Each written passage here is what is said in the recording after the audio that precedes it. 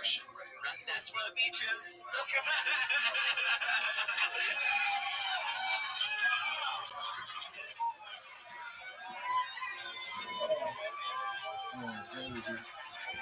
Got a real fucking attitude tonight, buddy. Hard. It's a fun show. Swing of the juice, just shoot shots at everybody, every which direction, just attacking. It's kind of to your left, to your right, everyone around you. When did the Jews start firing off missiles like this? Every fucking. I feel like we should help you with some of these. We should, perhaps, as true Americans, we should give you some weapons for you to fire off, and then you can just say what we give you. You're funding it, dude. You're right. You guys are making this happen. You are right. So you're at the beach. Is your girlfriend Jewish too? No, she's Christian. Oh my God. Yeah. Wow. Do you ever talk about how your ancestors killed Jesus? Oh, we sometimes do role play. Yeah, she's Jesus and I'm everybody else. Wow. Incredible. Absolutely incredible. Well, fun times, Jack. You got the show started. Congratulations. Welcome. You did it again. Golden ticket winner, Jack Shaw. And it has begun. And now we go to the bucket. This is where things get interesting. This is it. We're going to meet at this first bucket pool all together. Make some noise for Jesse Saldana. Jesse Saldana, perhaps.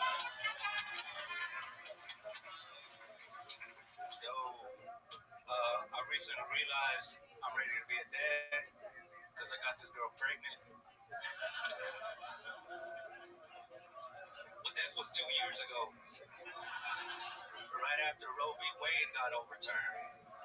And she was like, I'm pregnant. And I was like, well, we only got one choice, I guess.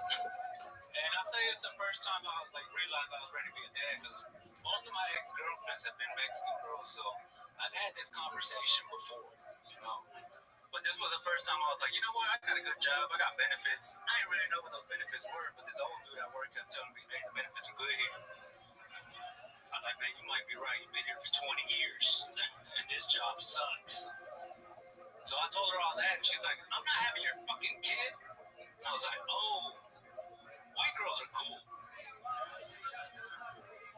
And I live in Austin now. I've been telling people I moved to Austin for comedy, but the truth is, I just wanted to find a white girl who likes the same drugs I like. Okay, Jesse Saldana. Just stopping. Welcome, Jesse. How long have you been doing stand-up? 8 years. 8 years. Wow. Where at? San Antonio? Houston. That was my next guess. Yeah. Same shit. Absolutely. So what is it that you do for work? I'm in sales. I sell showers. You sell showers? I go to old people's houses and tell them they need a new shower. Just a different version of a pyramid scheme. Okay. All right. Is there something special about your showers? They're cheap to make, expensive to sell. Okay. Pyramid scheme. Okay. I don't think you know what a pyramid scheme is. Oh. I forgot. I'm supposed to tell my friends to sell showers with me. And then I get commission off of their sales. Okay. There you go. Now it makes sense. So let's talk about it. Jesse, what are the drugs that you like to do? Weed and mushrooms. Okay. Yeah, Mushrooms. You do that every day? not mushrooms. Right. You smoke weed every day? Oh, yeah. Okay. You do this while selling showers? After, you know what I mean? Okay, yeah, I know what you mean. Yeah. As you told me, yeah, I know exactly what that means. It's Smoking such a weed after tough work, day. yeah, I got that. Like a normal person. Yeah. You could conceivably do both. You could get high and then sell showers. You think it would mess you up a little bit? Yeah, it's hard to talk to old people when you're high. Speak for yourself.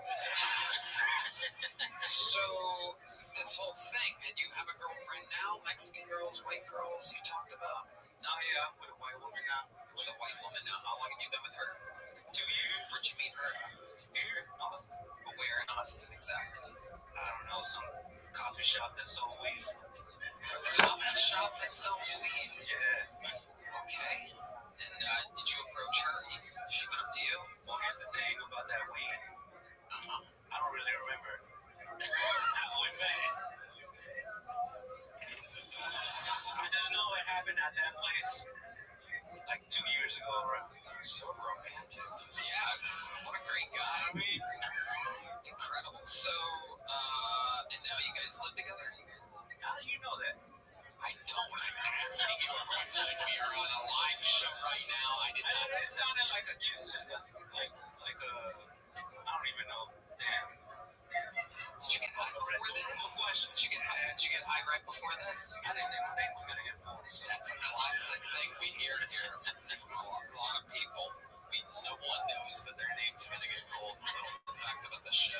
different show if they did. That whole bucket would be pointless. I would have been ready to do 1 minute. Yeah. And instead you did 56 seconds and stopped talking completely. Yeah. So 8 years in the business, was that like your best material, you think, or is that like some new stuff you're working on? That's just the shortest. I tell a lot of stories. Yeah. A lot of stories, huh? A lot of stories. Long setups.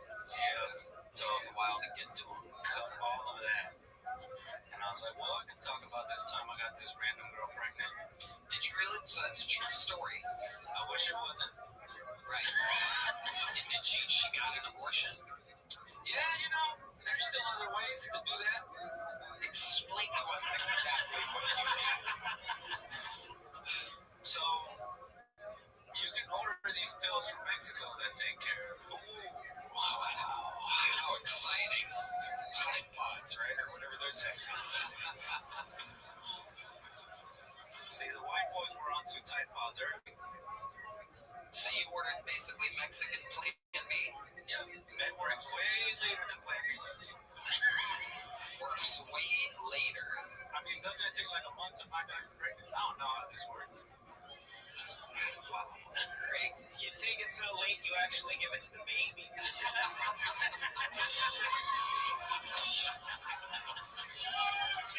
That's a Mexican plan. Plan C. Yeah. Plan C means you're keeping this. And no.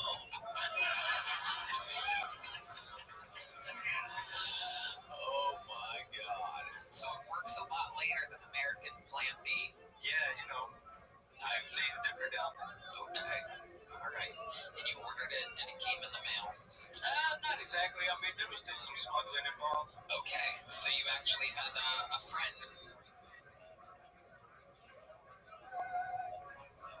And there's someone go get it. I didn't know that guy, but met in a parking lot, and I was like, man, this feels like old drug deals. It feel good. Probably was. Do you know exactly what it's called? It's like fentanyl. I don't know what it was. Like, she's white, she found it. You know, Okay. white girls are good at finding pills. And this current girlfriend of yours, she's white. Oh yeah, but she's not like that. When you say she's not like that, what do you mean exactly? She's not white trash.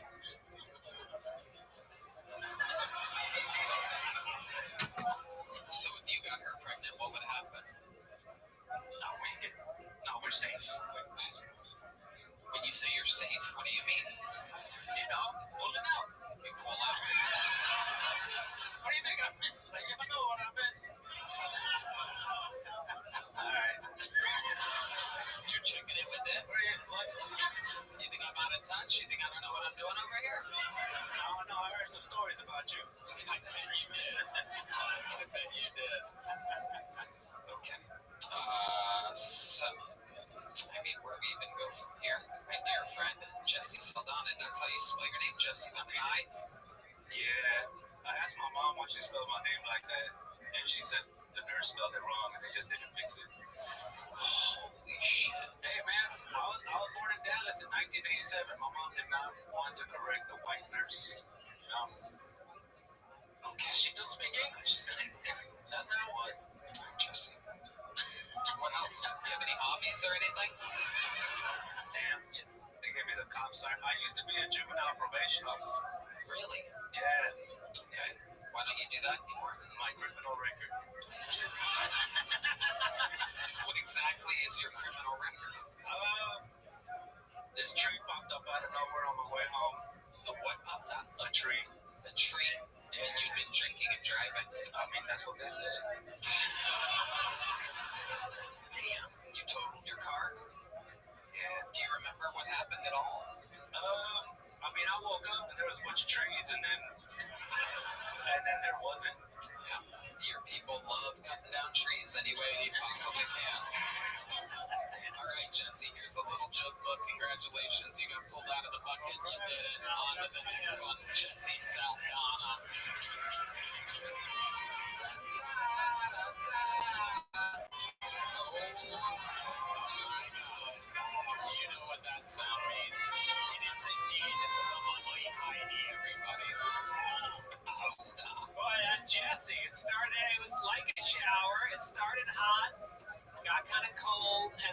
right down the drain. Yes, it did. Real fast. Some people are hyper aware tonight. They seem sensitive tonight. But Jesse and Jack Shaw on the defense, ready to go. Did you guys understand what I was talking about? How does he not know what I mean? You don't know? Everybody's like, no. That's gotta suck. All right, your next comedian out of the bucket goes by the name of Alex Hurtline or Hurtline. Alex.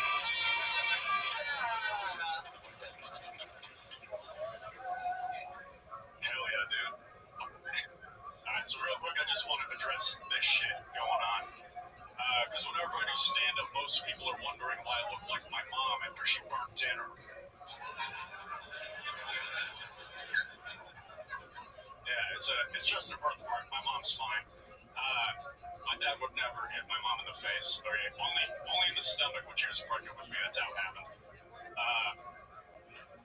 Yeah, but when people find out it's a birthmark, they usually hit me with something like, "Pardon me, Zuko.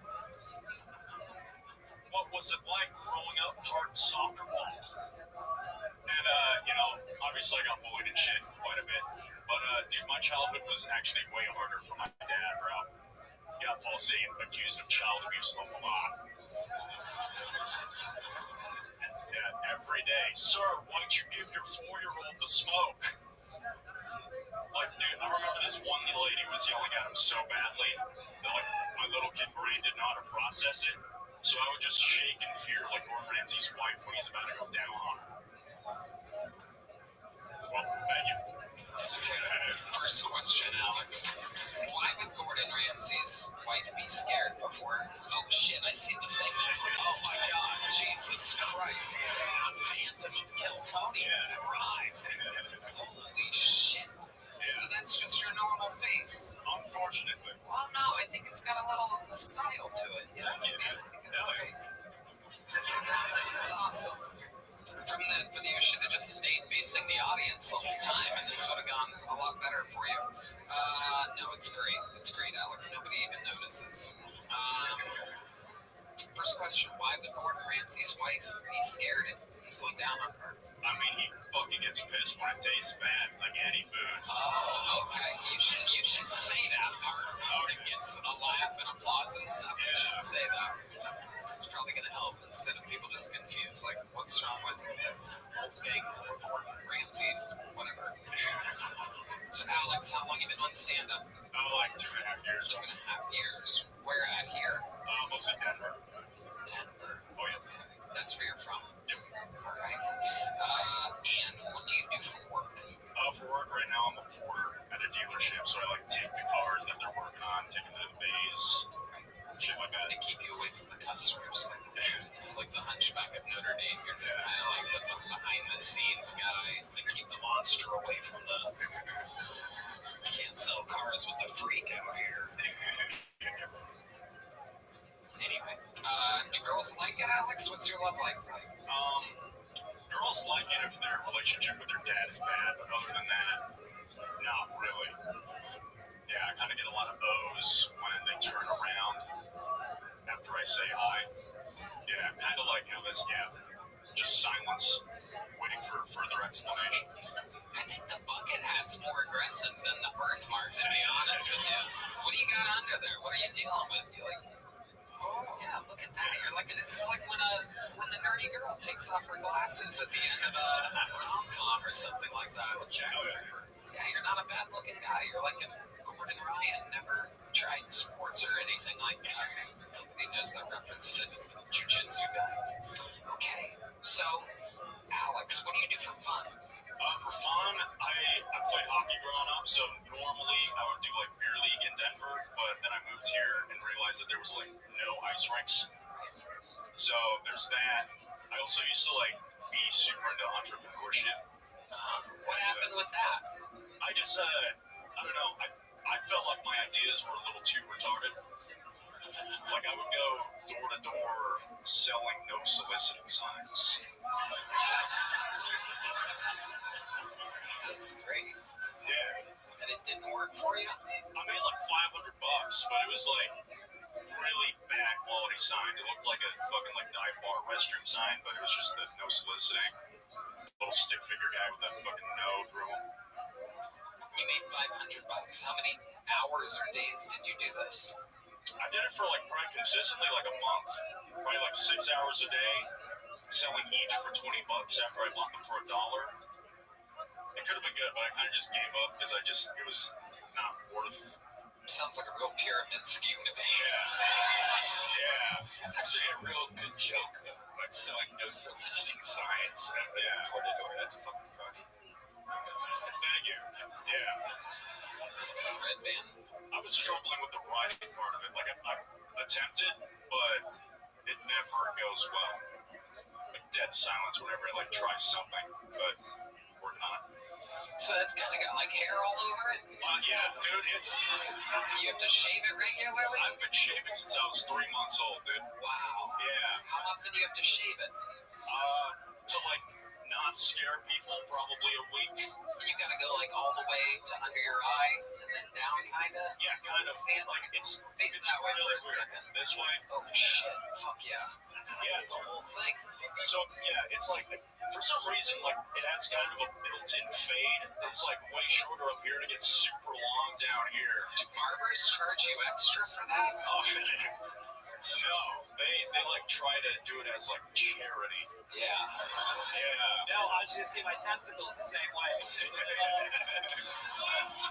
But have you considered this? Just a thought, just spitballing. You're a hockey player. Have you ever just told a woman, I got a black eye, and then hope that after a few weeks she likes you enough that you go, by the way, it's permanent? I tried once in high school, and she got weirded out that it just stayed there forever. Yeah. But I mean, yeah, I don't know. They usually like get more freaked out by the hair. It's almost like they don't even notice like the genuine, obvious dark spot. Have you thought about growing it out, braiding it? Dyeing it red, attaching an eyeball, slightly. It doesn't like no bullshit. It takes so long, like towards my eye, to like actually get white. It takes like 2 months. I've tried. Interesting. Yeah. And what's underneath there? Is it firm? Is it soft? Oh, I thought it was cancer. It didn't used to always be like pregnant. When did that start? Like when I was 20, roughly. How old are you now? 23. Wow. Okay. So there's still time. There is. Interesting. I wonder what our friend Dr. Pimple Popper would say about that. Can you get laser hair removal from that? Like, yeah, I actually spent like the first 5 years of my life going to like a laser removal doctor because this shit used to be all the way down to my mouth, and if I didn't get it like fixed, I wouldn't have been able to eat without biting my face. This is absolutely unbelievable. A lot of people say that this show just has a bunch of handicapped, creepy people on it. Then here comes fucking half a monkey boy walking out. Incredible. Did you get bullied for it a lot as a kid? Oh, 100%, yeah. What's the meanest thing anybody ever said to you, or how did they negatively affect your life? Let's relive it real quick in front of millions of people. So I'm trying to think of like the best one. Chocolate chip cookie got to me. Oh, yeah, that's a rough one. That's the monkey noise from 45 seconds ago, everybody. Chocolate chip cookies, a rough one, yeah. It is brutal. Yeah. And then another, it was like, oh, he's such a pussy and avoids fights because if he got hit in his other eye, he would look like a raccoon. That was a banger. Yeah, that's a banger. It really is. I'll tell you what, here's a medium-sized joke book. Hell yeah. There you go. Alex, Heartline. Hell yeah. There he goes. One more time for Alex, everybody. This podcast is sponsored by Talkspace. You know, it can be challenging to find and meet a therapist that's the right fit. From personalized treatment to meeting online, from anywhere to the ability to text your therapist at any time, Talkspace, the leading virtual therapy provider, makes getting the help you need easy, accessible, and affordable. And so I tune to our senior mental health correspondent. Tony, I think Talkspace is providing some of the best mental health treatment out there. Talkspace therapy and psychiatry are covered by many insurance plans and employers, including TRICARE for active duty veterans and their dependents. Most insured members have a zero copay. Copay, what do you say? You can easily sign up online and get paired with a licensed therapist that is the right fit for your needs, typically within 48 hours. So, you can also switch providers at no extra cost. Interesting. Talkspace makes getting the help convenient because you can take your appointments from the comfort and privacy of your own home. And as a listener of this podcast, you get $80 off your first month with Talkspace when you go to Talkspace.com/Tony and enter promo code SPACE80. That's SPACE80 to match with a licensed therapist today. Go to Talkspace.com/Tony and enter promo code SPACE80 now. It's a real freak show so far. Here we go. Let's keep it going. Make some noises a minute uninterrupted for AJ Iglesias. AJ Iglesias. What's going on, guys? My name is AJ Iglesias. I know that confuses some of you because my face says Trump supporter, but the name says ICE Detention Center. What an awkward ICE raid that's gotta be. They knock on my door, they open it up, and I'm like, hey, what's going on, man? But sir, he's white. And like, I still get arrested, not because I'm Mexican, because they found the mushrooms on my coffee table, you know what I mean? Honestly, like, the only way a guy like me gets any work nowadays is if I like stand outside of the Home Depot and pray to God somebody needs a half pipe built, you know? I don't just do half pipes, I do stairs too, man. Confuses all my jobs, man. It's fucking awesome. Like, I work a lot of labor jobs. They think they're getting some hard-working Mexican, and my big dumb white ass shows up like, hey, what's going on? Can I vape in here? Is that cool with you guys? Or nothing? Just, all right, cool. Yeah, most definitely. You guys are fun, man. I like you guys. This is really cool. Fuck, that's my set. My name's AJ Iglesias. Thank y'all so much. AJ Iglesias. Am I saying that right? Iglesias? Oh, the H is silent. The H is silent? The first letter of your last name is silent? So you go by Iglesias? Yes, sir. Okay. Different than Iglesias. Right? Yeah. No, it's not Iglesias. It's Iglesias. But like, I try not to say it with an accent because people are just like, are you 100% Latino? no, I'm half. My dad's Mexican. My mom is very white. Yeah, very white. That's incredible. So are they still together? No. Why do you think I'm up here? Oh yeah, that makes sense. How old were you when they separated? I was 7 years old. Okay. Yeah, you are. D-Manus is laughing at me like, fuck you, I love divorce. Yeah. He's just happy that he couldn't see the last guy's face. Oh, shit. So, AJ, let's talk about it. How long have you been doing stand-up comedy? I've been doing stand-up comedy like off and on for the last 9 years since I was about 19. Wow. Yeah. 9 years. What do you do for work?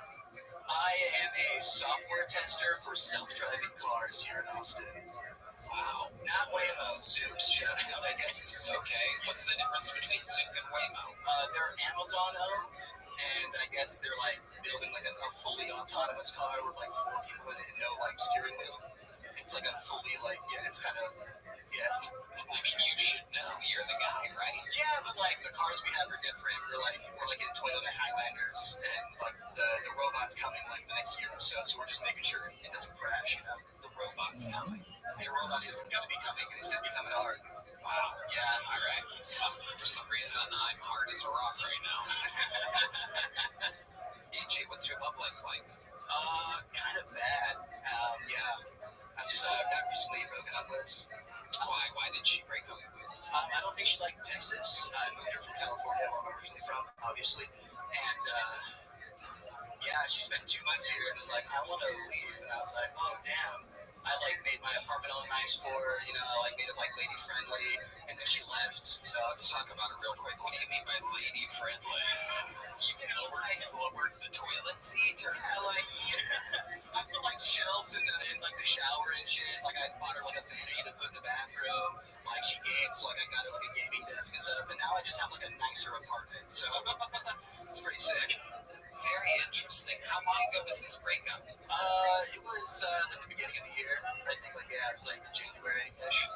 She went back to California. California and doesn't talk to you at all anymore. She still does talk to me, actually. So you guys have like a kind of a long distance thing going on? Not really at all. Like, I think she doesn't even like Matt, and so those are all love the ego. That's the type of woman that would move back to California. A lesbian. Yeah. It takes a real lesbo to leave Texas for California. She's right now at a Starbucks in Silver Lake, surely. Sitting next to Jack's angry Jew dad. While he scoffs at the lesbian antics. So, you thought that a woman would like shelves in a shower. It's funny how this episode's kind of like all repeating itself. Nice. Okay. So shelves in a shower, a gaming desk. Well, it's just like a regular desk to sit there and some stuff. When she left, what made you think that she's a lesbian? Can you explain? Oh, she told me. Wow. Yeah, like, I went to go buy her a bong because she likes to smoke weed. And I got, like, bought her a bong and, like, some candy that she likes. And then she's like, I like women. And I'm like, sick. Yeah, it's never good if you buy your girlfriend a bong and she just sits on it. It's never a good sign. It isn't. It never is. So, did she ever try to, did you always have long hair like that? Yeah, no one for the last, 2 years or so. Did she ever try to, put your legs over your head and eat where your pussy would be? Did you ever get hints that she was into lesbian type of stuff in the bedroom? She liked being on top a lot, so, maybe that could have been a sign. Yeah, that's about it. She did try to eat my butt pussy, which I was a little offended that she didn't want to, but then again, Makes sense. it would make sense, yeah. Yeah. I had a good time down there. Did you try to, have another girl come into the bedroom? No, she kind of just dropped the news, and she's like, I fly out in 2 weeks, and that was, the most awkward 2 weeks of my fucking life. Because I live in a studio, so we're, on top of each other, literally. Yeah, she's on top of you. Greg Fitzsimmons. Well, there's a lot to unpack. I'm still getting over it. There was a guy up here with a hairy baseball on the side of his face. That guy, and I feel a little distracted. Yeah. But We're punching people in the face if they do bad today. Oh, it's a whole new episode. A whole new level of guilt. would you consider going under the knife to get this woman back and becoming a woman? Or cutting off your dick and adding the rest of the tits that you have on your chest? I feel like this is enough, I thought. Yeah. I like having a dick. You're really awesome. Yeah. So, I didn't think of that, no. And what about the hair that you have all over your t-shirt at the back? Is that you're covered in your own hair? I know, it's crazy. Do you think the grooming might have had something to do with it? Probably. Yeah, I'm like a cat, so she was just finding hair all over her, you know what I mean? So, You have a cat? I don't. It's just me. She does. Yeah. What's a fun fact about your life that you think makes you different than other people? God, the only fun fact is people don't believe I'm Mexican. That's part of my stuff. Do you ever communicate with your dad? I do. You guys are, talk on the phone? Oh, yeah. He's still in California? No, he just recently retired early. He sold his house in California, bought an RV, and he's touring the country right now, just Avoiding. Nice. That's what that's called, everybody. Just touring the country right now. Retired and touring, just on the run. Yeah. Okay. All right, AJ. Well, fun times. Here's a medium-sized joke book, buddy. There you go, AJ Iglesias, ladies and gentlemen. Good news. We have a special treat for you, everybody. Got through a few wild bucket pulls, and now it is time for one of the greatest golden ticket winners in the history of the show. She is from Nashville, Tennessee. She is an absolute savage, ladies and gentlemen. Make some noise for the great and powerful Fiona Colley, everyone.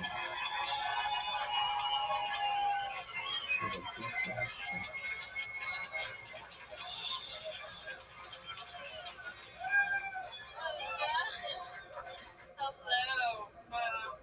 I just got back from France. Look, little brother. Yeah, I love Yeah, you little over there. brother. No, it was pretty funny. I got there and I had to Uber from the airport to the hotel, and my fiance was with me, and our Uber driver was like this really hot French man. Okay, and I thought he was hitting on me. And I was really excited to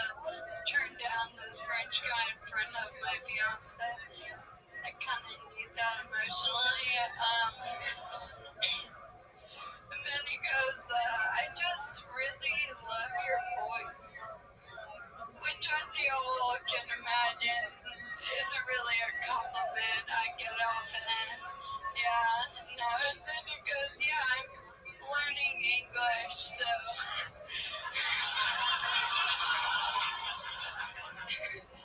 you talk so slow, it's so helpful, and like, y'all, I am already humbled, you know what I mean? Like, God took care of it, I don't need this man. My point is, Duolingo can suck my dick, and Duolingo can suck my wee-wee, or what? Fiona Collie. There you go. That's how it's done.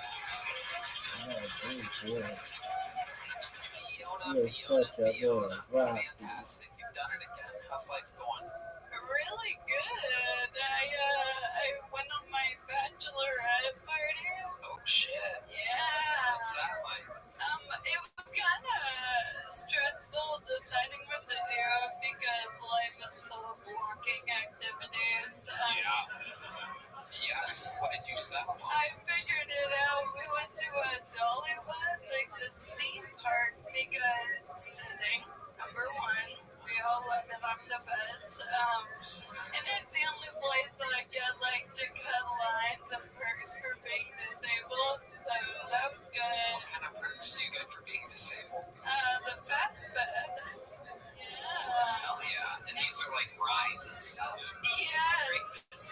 Just the cruel irony that they call it the fast pass.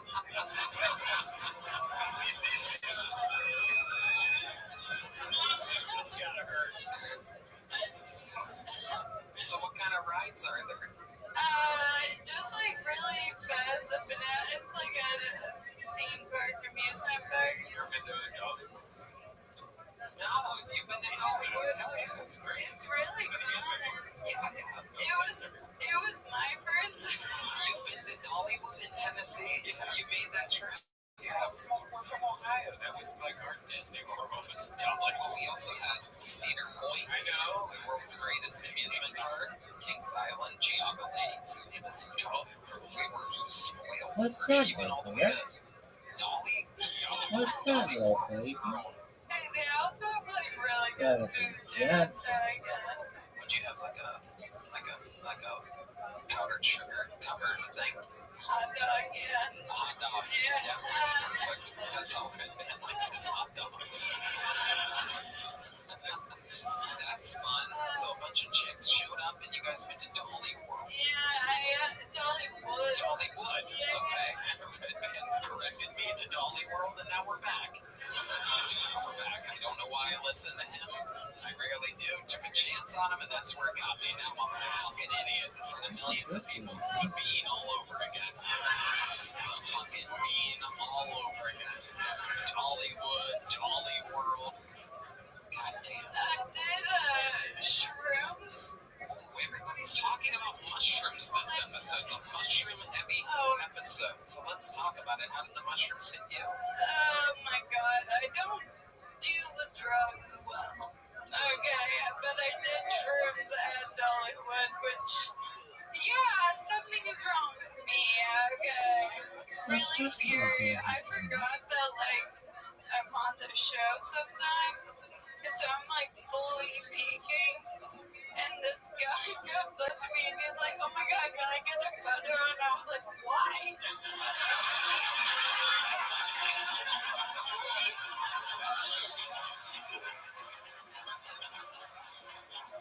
Yeah. Oh, that's so fun. My friends had ratted me out.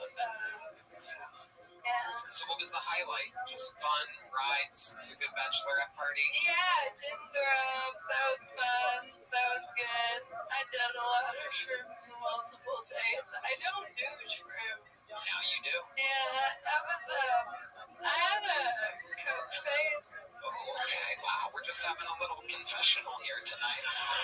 Tell us about this coke phase. What was that like? It was in college of my, like, walker era. Okay. The old speed walking. I did coke for the first time, and I'm not fucking kidding. I started doing cartwheels. Oh, And wow. I could, like, run by myself, and I was so convinced that this was, like, the most modern medicine. I told my neurologist, I was like, you gotta try this shit, okay? It's unbelievable. That's amazing. Yeah, and he was like, no, that's like really cool, but you have a heart problem, so... Imagine that was the cure. And Jerry Lewis shows up with a pound of coke and to all the kids, they just all get up and start fucking dancing.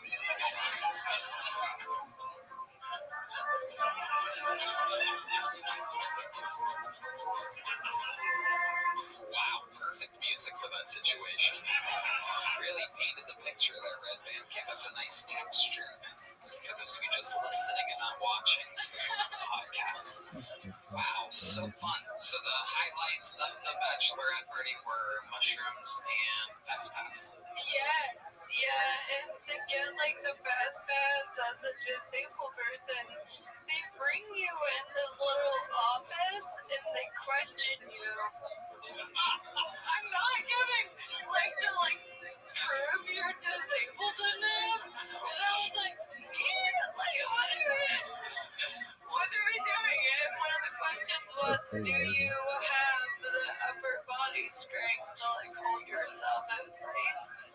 And I was like, that's fucking cunt. Like, of course. Like, what a dumb fucking question. I did not. Okay? I almost died on every ride. Yeah. A lot of slippage. I had to go back and apologize to her. I don't remember because I had a concussion, but like... You're so funny, Fiona. We love you. Another new minute from Fiona Cawley, ladies and gentlemen.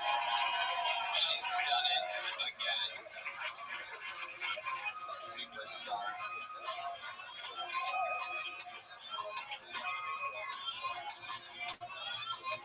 How about a hand for Heidi, everybody? Isn't it something? A perfect human specimen.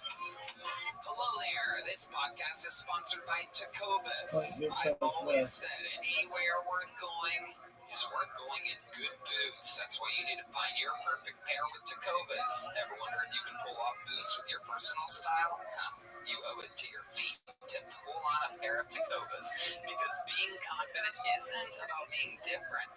It's about being yourself. You can find comfort in the traditions of the West and confidence from making it your own. Tecovas even offers professional grade work boots that will bring comfort and timeless style to the job site. Yeah, Tony, I love my Tecovas. They're the most comfortable boots I've ever worn, period. Beyond boots, Tecova also offers a wide selection of men's and women's apparel, bags, and fine leather goods. They even have slip-ons and sandals. Plus, with Tecovas Best in the West guarantee, you get free returns and exchanges for 30 days. Right now, get 10% off at tecovas.com/KillTony when you sign up for email and text. That's 10% off at tecovas.com/KillTony. Tecovas.com/KillTony. See site for details. Tecovas. Point your toes west. Alright, back to the bucket we go. I gotta say, this looks like one of the most fun names I've pulled in a long time. I know a good name when I see one. Ladies and gentlemen, make some noise for Sir Winston Nichols, everybody. Sir Winston Nichols. Oh, yes, let's go. Oh, baby.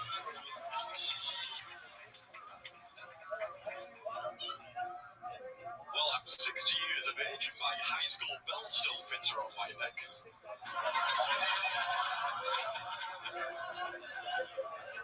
I try to stay in shape, just like the teenage girl next door. She's one of those teenage girls who likes to go jogging at 5 a.m. in the morning. Well, 5:22 this morning.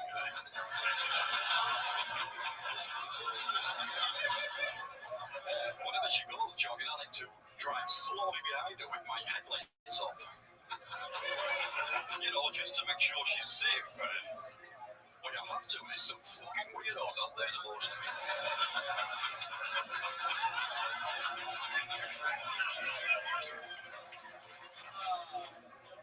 I've been reading this Die Hard book and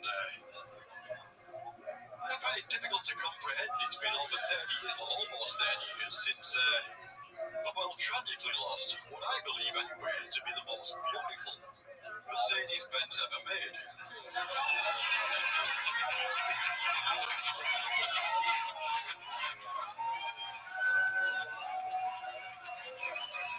Thank you. My name's Sir Winston Pickles. You've been wonderful. Sir Winston Pickles, let the fun begin. Holy shit. I love everything about you, Sir Winston Pickles. Welcome, welcome, welcome to the show. I genuinely laughed throughout your entire set. That was amazing. How long have you been performing on stage? 10 years as a clown, 6 years as stand-up. Okay. Okay. So the last 6 you've been doing stand-up as a clown, but 10 as a clown. What were you doing the first 4? You don't seem like you'd be very good at children's parties or anything. There's still a few of those missing there.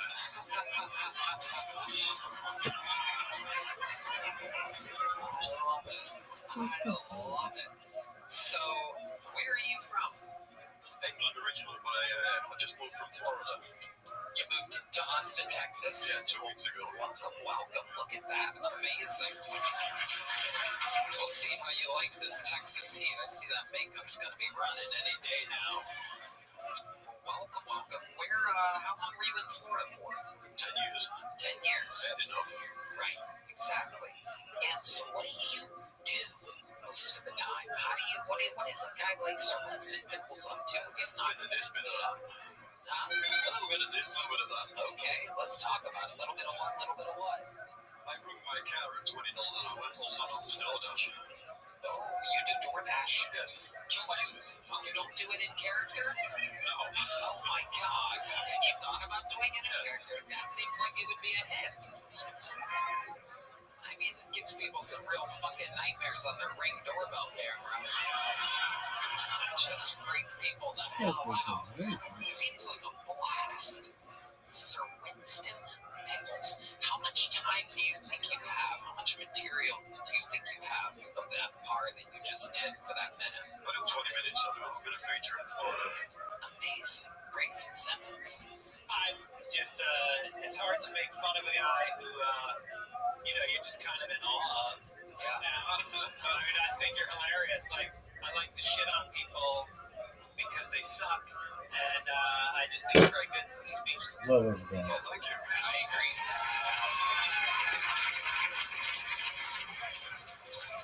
I agree, Sir Winston Pickles. I like your style a lot. In fact, I think, why don't you just do a little more time? Why don't you do another minute or 2? I want to hear more of Sir Winston Pickles. You guys want to hear some more material from Sir Winston Pickles? I mean, I'm just going to let you take over, Sir Winston. Feel free to shoot a fucking 20-minute special right now. 1 second. Can I get can we do the solo light on Sir Winston Pickles? Yeah, let's do that.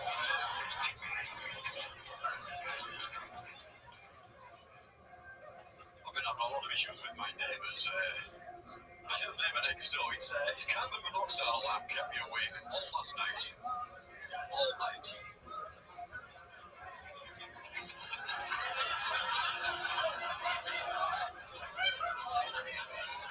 Of course, I confronted him about it the next day. I knocked on his door, said, "Trevor, are you coming out? What's going on last night?" No answer. No. That's a dick no bloody, sir.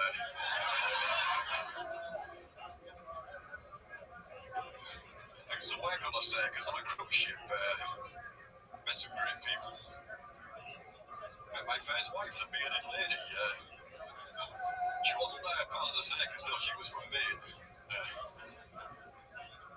Thank you. Met a great guy, the human cannonball. Great guy, do anything for anyone. Always went the extra mile. Actually, that's how we lost him at sea. There's no finding him either because he was a midget. I'm sorry, we can't use that word, no, can we? It was a midget.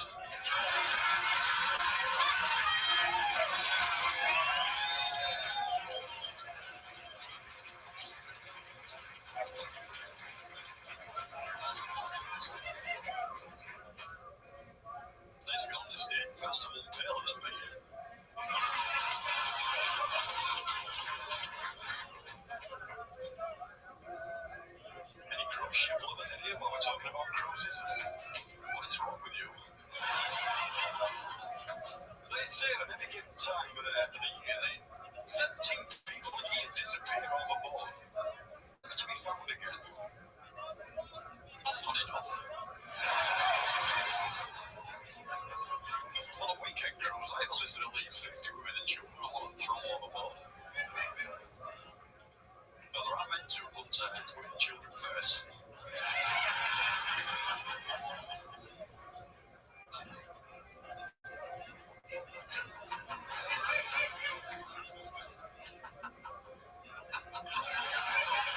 So Winston Pickles, I have some more questions now. Amazing. It's fun to just sit back and watch someone do comedy for a little bit. I like your style. You're so different than everybody else. Did you work on cruise ships for a bit out of Florida? No, that was a big lie. Oh, okay. Let me ask you this. Have you met any are there people out there, like women that have clown fetishes? Is that a thing? Have you noticed that? I have a few. I try to stay away from them. They're fucking weird.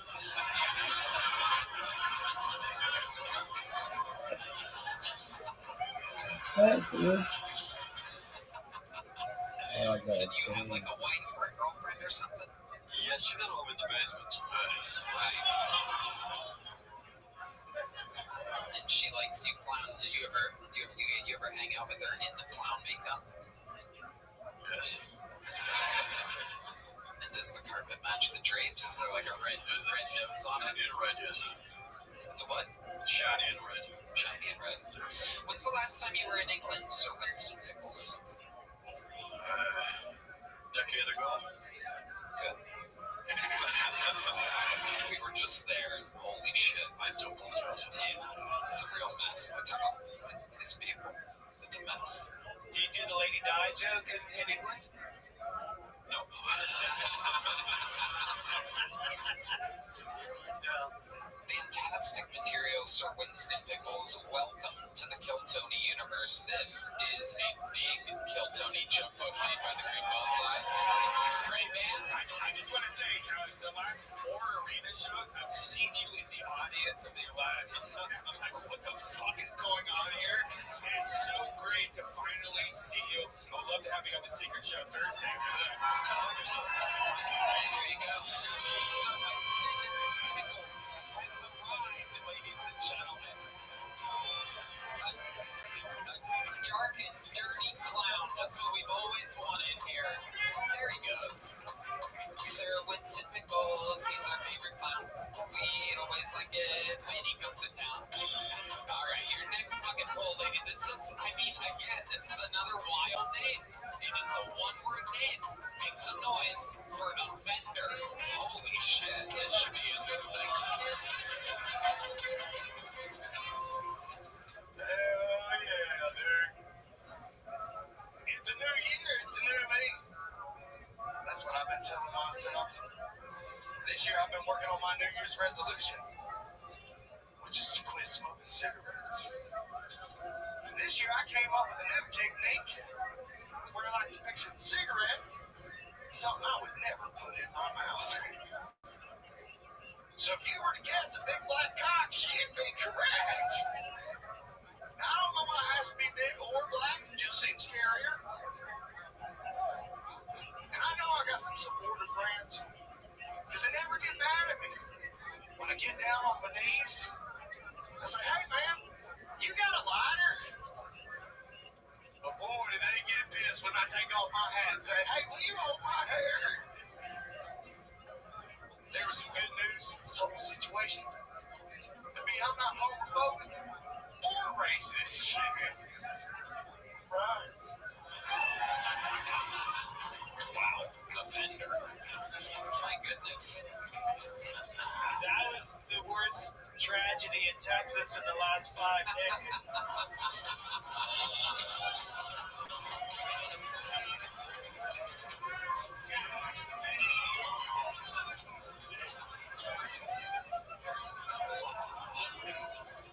Offender. My God. Somebody. What the hell was that, dude? It's tough to follow Sir Winston Pickles, isn't it? Some you lose some, you know.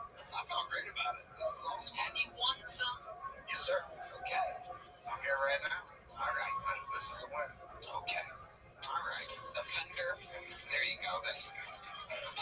back like opportunity. Doesn't matter what you do with it, but you did get pulled out of the bucket. Tell us about you. What the fuck was that? Let's start there. You've been working on that? You've been running that at open mics? Gets laughs? Yeah, it kills. Really? It does. I don't want to sell it now. I mean, if it sucked, it sucked. I'll work it. I'll get better. Fender, what's going on in your actual life? Let's talk about it. Tell us about you. So I live on my short bus. I travel around Austin. I do nothing but comedy. I've been hosting now. I've been here for 6 months. This makes 312 mics that I've done since moving here. Wow. I've done it in Nashville. I went to New York just to test the grounds before you guys go to MSG and understand how the subways work. What is this like? Wow, you're ready to bomb on every level. No, sure. Absolutely incredible. Wow. It's all right. I love it. That's how it goes. Yeah. You're paying your dues. 312 open mics. What's the worst it's ever gone? Describe it to us. Well, apparently right now. But that's seems to me, I'm disappointed with that, but I feel like I just got off the pool when I saw it too, so maybe I need to work harder and better. Okay, this is going nowhere. No, I mean, ask me anything else. What do you want? I just asked you what's the worst an open mic's ever gone for you. This isn't an open mic. You're in the millions of people right now. You are correct. Uh-huh. I had a mic that I was hosting. This is true story. Just happened last week, and some people came in, interrupted the bar show. And so as the host, I tried to bring them back. And I told these people that this was not a movie theater. They didn't like that. That was not. When you say you told these people, what do you mean by these people? Can you describe them? They were nice people. Yeah. They like rap music. Okay. Yeah. Fried chicken. Okie dokie, that's enough. We got it. All right, Offender. So, you've been on the show before, right? One time. Your name was different then. No, it was Offender. It was Offender. That's right. With It's all coming back. Kill Tony bingo board tattooed on his thigh. You do have a Kill Tony bingo board and tattooed to your thigh. I do. This is our fan base, everybody. If you're wondering if you're sane or not from loving this show, this is the guy that has the. Have you ever seen The Rock that goes with the Cam Patterson shirt? No. You've never seen it here. It's okay. I'll just hand it to you. It's fentanyl. Okay. All right, Offender. You already have a little joke book? I have a big joke book. I gave you a big joke book. Yes, sir. What the fuck did you talk about possibly in that interview last time in which you got a big joke book? I had been to prison. Okay. I had been to prison. I know prison had an effect on me, though. Especially when it comes to women. Okay. So now instead of buying them flowers, I just give them money. Okie dokie, Offender. Here's a little joke book to go with the big one. Here you go. Boom. There, take that. There you go. Offender, everybody. I am offended. All right. Wow. Sometimes it just gets a little fucking sad in here, you know what I mean? Make some noise for your next fucking hole, Sonny Castillo, everyone. Sonny Castillo.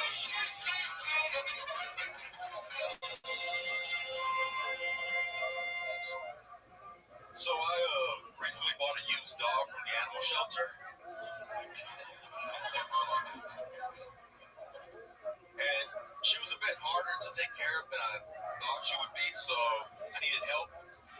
So I went and got a used girlfriend from the woman's shelter.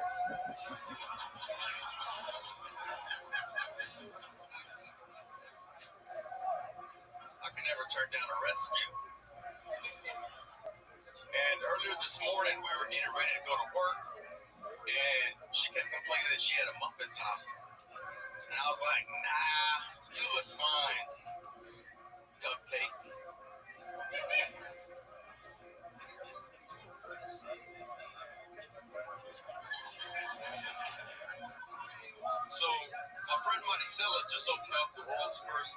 ice cream parlor. She calls it Monty Cones. Thank you. Sunny Castillo. Welcome, Sunny. Is this your first time on the show? Yes, it is. Nice. How long have you been doing stand-up? About 14 years. 14 years. Where at? San Antonio? No. Yes, Austin. I haven't really left Texas. Mostly around here. I'm sitting around here. Okay. Austin, Houston. What do you do for work, Sunny Castillo? I work at a courthouse. Okay. What do you do at the courthouse? We call people that have warrants, and we try to help them to avoid being arrested by police. We're like the good guys. So you try to call them in? Yeah, it's easy because a lot of them are my family members. Very good, son. I like that. Yeah, we know a lot of Castillos. Big family you got. Yes. I actually have over 80 first cousins on my dad's side. Wow. So we might be related. Look at that. 80 cousins. You might be related to these two as well.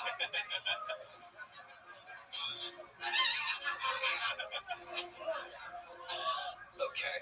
Sonny, what do you do for fun? What are some hobbies of Sonny Castillo? So I used to do photography, and during the pandemic, I started doing action figure photography, and so I started doing action figure reviews on YouTube. Wow, Red Band is hard as a rock right now. That's absolutely incredible. Action figure reviews on YouTube. Is that taking off kind of? Is it getting popular?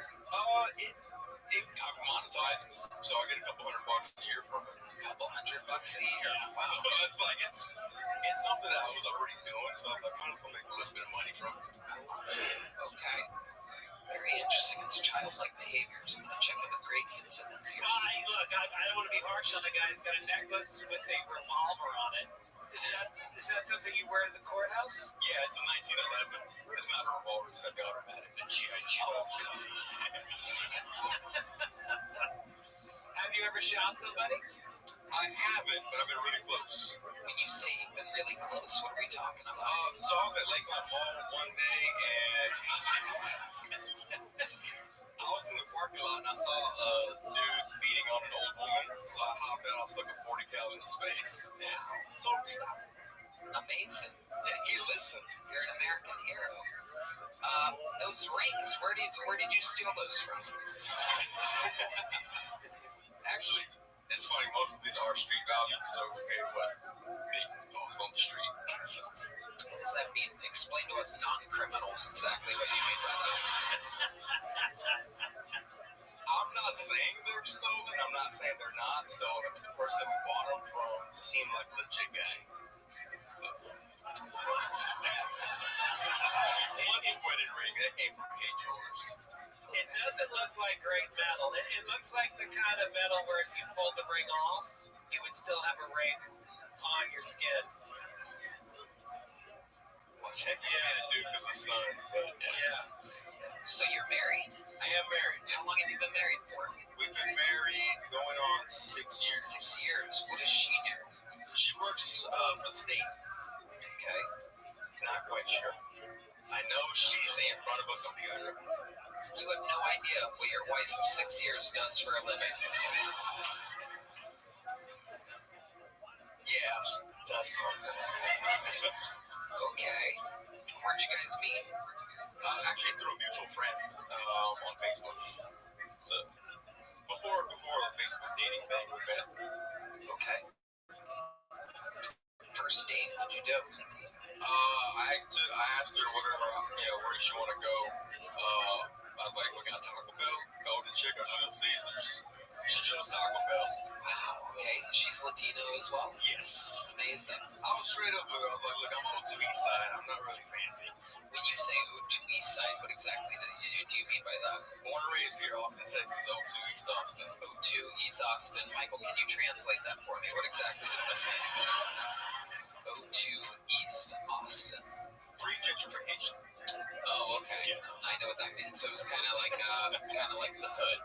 Yeah, you could say that. I mean, most people do. And what do you think about your lovely city nowadays? Are you one of the complaining locals that says it was better back in the day? Like that guy with the monkey shirt and the hat over there?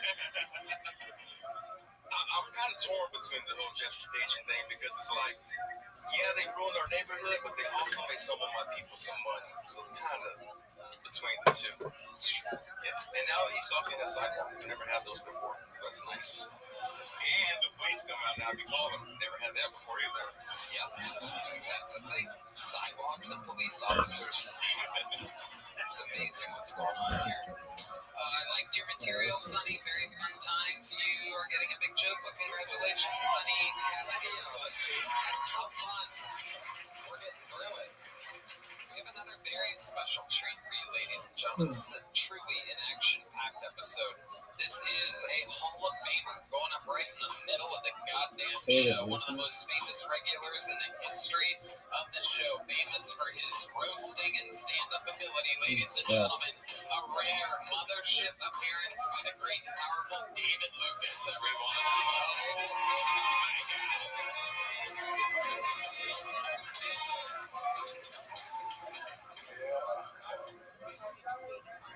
Oh, my A plane in India just recently crashed heading to England, and 176 Indians died.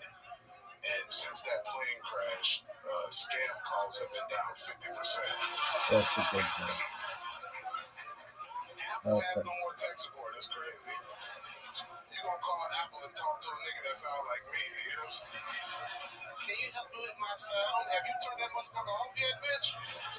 Turn it off and turn it back on. I can only imagine what that plane smelled like. God damn, bro. If I would have been driving that plane, I probably would have crashed into the nigga. No. When it crashed, it probably smelled like somebody was barbecuing a goat. They're like, who was barbecuing a goat?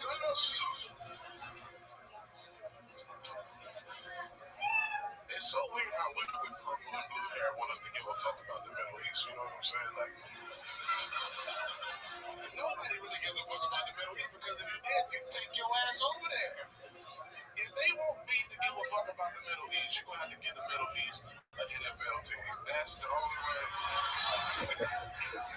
Let's fucking go.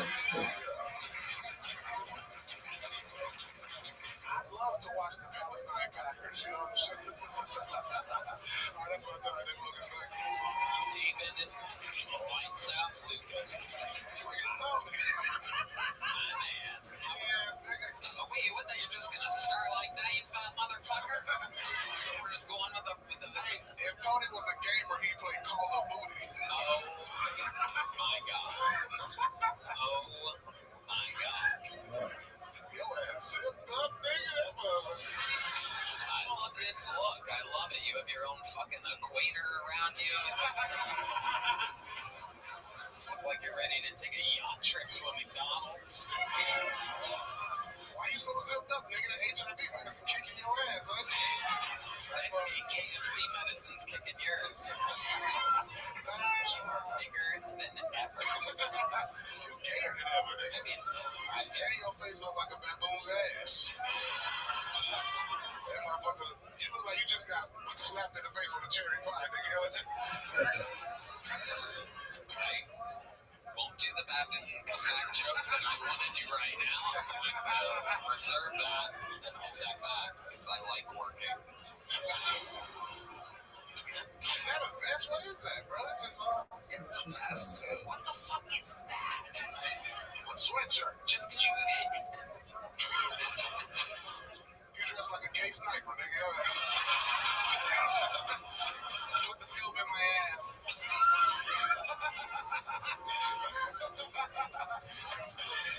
I love this new look, though. You look like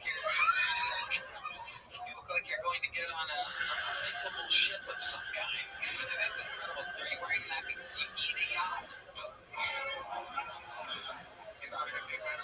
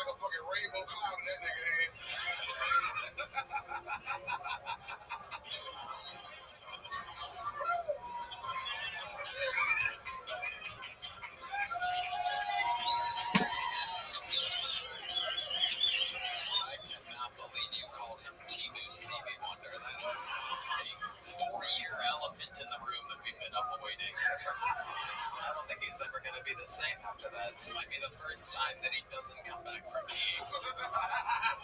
Oh my God. Hell yeah. Back to you, Stevie Wonder Bread over here. Have you been, it seems like you're losing weight. Is that Yes, and I've been working out. I got a personal trainer now. you do? Yeah. What type of workouts does he have you doing exactly? A lot of ass stretches. Eating? What are you doing? You do penny shoots out the ass. You get 45 penny shoots. What the fuck is that? What type of workouts are you doing to lose the weight? A bunch of bullshit, man. I fucking hate it, bro. Every time he be like, we got 2 more seconds. I be like, nigga, I'm about to eat. I hate working out, dog. I don't want to take the glutide shit. Yeah, But I'm working out. Yeah. that's good. It's just eating less. That's pretty much it. This is so good. Greg, it's been a while since you've seen David Lucas. You look great, man. What's up, Greg? Yeah. You don't. You look like you just got bit by a vampire. Thank you. You got 2 holes on the side of his neck. Hey. Holes on the side of your neck. You need a blood transfusion. He's showing a lot of AIDS jokes around today. You look symptomatic, nigga. Yeah. Anything I say, you got it. Yeah. Heartburn, chest pain. Whatever it is, I take a little and drop some weight. Take just a hint of AIDS, a couple drops of AIDS. We've got AIDS. David has cool AIDS. I don't even got one for Tony. I don't know. What's that thing? What happens if you pull that heat out? Do you fill with more air? If I pull it, I'm going in the air, nigga.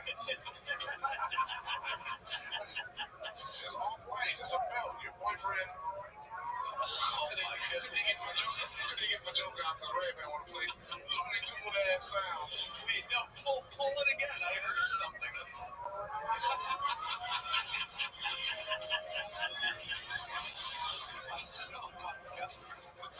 Oh my God. David, what else is going on? You want to plug something? Man, I'm on tour like a motherfucker. I'm everywhere, bro. Tickets at DaveLucasComedy.com, bro. Next year I'm doing Red Lobsters all around the country. yeah. Nigga, you performing at HIV clinics in Jumbo. All the rainbow houses across the world. You know what's crazy? In the city. So when me and my family moved to Macon, Georgia, bro, there was this thing for gay niggas called the Rainbow House. And they would house gay niggas with HIV, bro. And then you know one time somebody, a crackhead, broke into that place to try to do something. You know the word, I don't want to demonetize y'all. Rhymes with break. Oh, okay. So a crackhead went in there trying to rape an HIV person. But he didn't know it was an HIV house. Oh, shit. Yeah. That's real talk. It's called a Rainbow House. It closed out after that. Wow. Did the guy get AIDS? I don't know, but he sued the city, nigga. That's crazy. Isn't that interesting? Yeah, it's so weird for criminals, bro. You can sue for anything, bro. You can probably sue because you turned out gay, nigga. You know what I'm saying? You can sue the city. The little smoke alarm trying to change the batteries over there. That's his vape pen making that noise, everybody. The battery in your vape pen. Want me to tell you something about smoke alarms, bro? So, Are you looking at your... No, are you looking at your blood pressure right now? What's going on? So no, bro, I got a new place in Austin, bro, and brand new out. And I was in there one week. I was in there 1 week, and I went to buy smoke detectors at the Home Depot. And the next day, my smoke detectors were beeping. I think they sell niggas beeping smoke detectors. It was brand new and it was already beeping. I didn't need to change no batteries. It's crazy. It's racist. I don't know a nigga without a beeping smoke detector. That's crazy. Are you sure you didn't just have something that you left in the microwave without opening the door? I wasn't trying to alert you. You are guilty of a great many.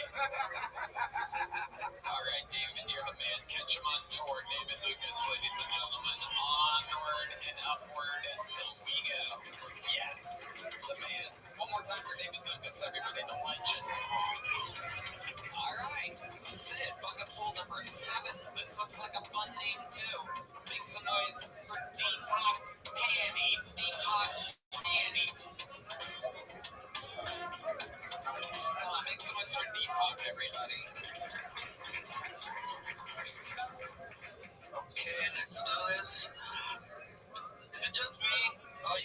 also feel like Hollywood makes slavery movies once every year.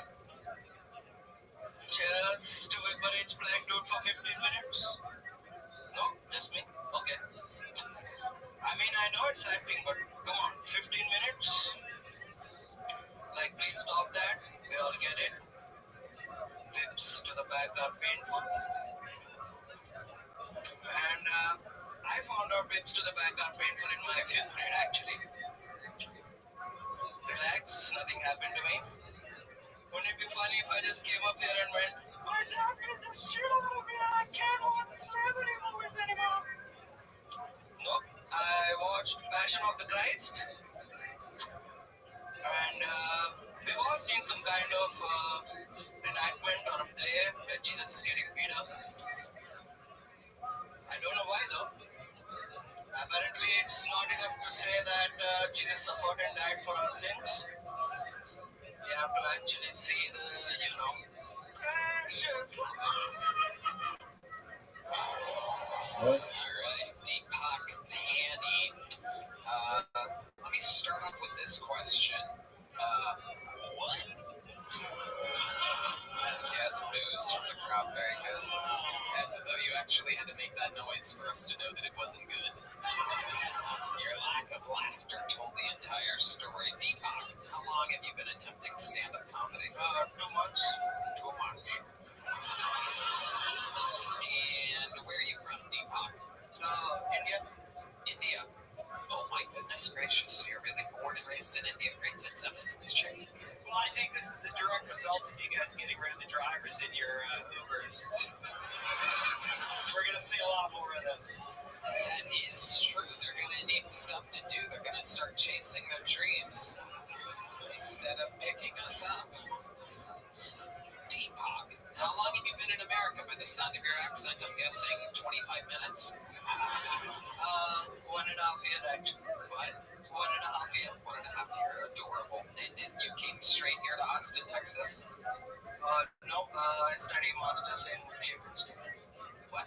I study masters in Cleveland State. You got your master's degree in Cleveland No, State? I'm still. You're still studying. What are you trying to major in? Hopefully English. You can guess it actually. Computer science. Computer science. Wow, Deepak, don't you guys just automatically come with a master's degree in that? Are you teaching that class? Cleveland State. Okay, so what do you plan to do once you get a computer science degree from Cleveland State? Gotta get for D-Madness coming in. He's back! What do you plan to do with your computer science degree? No idea. And how is Cleveland for you? What made you pick Cleveland, Ohio, of all places? Dilapidated city. Couldn't get anywhere else. Okay. Were you not a great student? Nope. Then why were you not a great student? Very rare for an Indian boy like you to not be a great student. So I was kind of good till my high school. Fell off. You think you have like a learning disability? Perhaps you have What'd you say?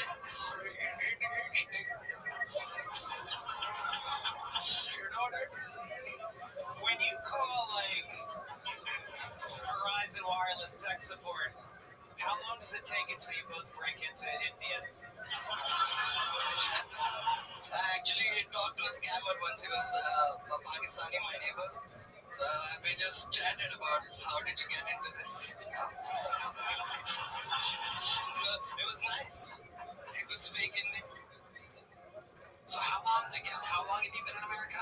1.5 years. 1.5 years. And what are some things that you find shocking? Like what is super different here than India? Toilet paper. Toilet paper, yes. That's a big one. Explain to us when you're sitting on a toilet and you've got number 2. What exactly do you do with the toilet paper? How many pieces do you think you use? I just bought a handheld bidet from Amazon and just. I think you lost a piece when you sit on a toilet. Not hover over like a drone. So you have a handheld bidet? My ass got chapped like a month or so. Your ex got chapped? My ass got chapped with the toilet paper. Right, it got chapped. Can't do it. Don't do it. So you have a handheld bidet that is hooked up to your toilet directly? Yeah, it just takes some plumbing. Takes some plumbing. Yeah, no doubt about it. And so you kind of like, do you go from the back side with that, or do you go in between and up missionary position, or do you go doggy style, or do you... It's hard to ask questions. It's hard to find new questions in 12 years of this show, but somehow, goddammit, we managed to do it. Explain to us the exact hand position of this. I think everyone goes front. Can't do it like this. Do you look at the toilet afterwards and see some shrapnel, a little disaster area, perhaps? Butter chicken. I just do. Butter chicken's not that popular in India, actually. It's kind of sweet for us. But I just do one flush, so everything's there when I see it. Okay. Deepak, what's your love life like? You have a girlfriend? Nope. No? Have you been on any dates since you've been to America? Nope. Not a single date? Nope. Have you kissed an American girl? Nope. Do you want to? Nope. No, you don't want to. Very interesting. Are you into specifically only Indian women? Nope. This might kind of sound gay, but I can't do one night stands. What about one night stands? Can't do it. You can't do it. You want to fall in love with somebody. No, not that. I just want to know the person before I show them my dick. Wow. Okay. And where do you think you get this from? Is this something your parents taught you, or religious, or something? No, but I just kind of figured it out. Have you been with a woman before? Are you a virgin? No, been with many. You've been with many? Is that what you said? Yeah. Okay. Is that a big deal? What? Is that a big deal? Is that a big deal? Sorry, go on. I mean, you've been with many women. Is that expensive? Does that add up? For them. I love it, Deepak. What's an interesting fun fact about you that you think makes you different than anybody that's ever been on this show before? I started doing comedy because I think comedy is dying right now. You think it's dying right now? Okay, that's a very interesting take. There are no more Dutch stand-ups, Billigs, Cousins, you know. They're just a bunch of people I see in the open mics trying to be cool. Retard this, retard that. You're gay, I'm autistic. Okay, So, you know, I guess, Deepak. the real ones here. What? I don't really get it, Deepak. I'm gonna get you out of here, Deepak. Have you thought about taking a plane from London back to India? Here's a little jigsaw. Oh, jeez. There he goes, Deepak. Handy, everybody. Just a little warning, there may be a suicide bombing outside after tonight's show. Just a little something to keep an eye out for. How about a hand for Heidi, everybody? All right.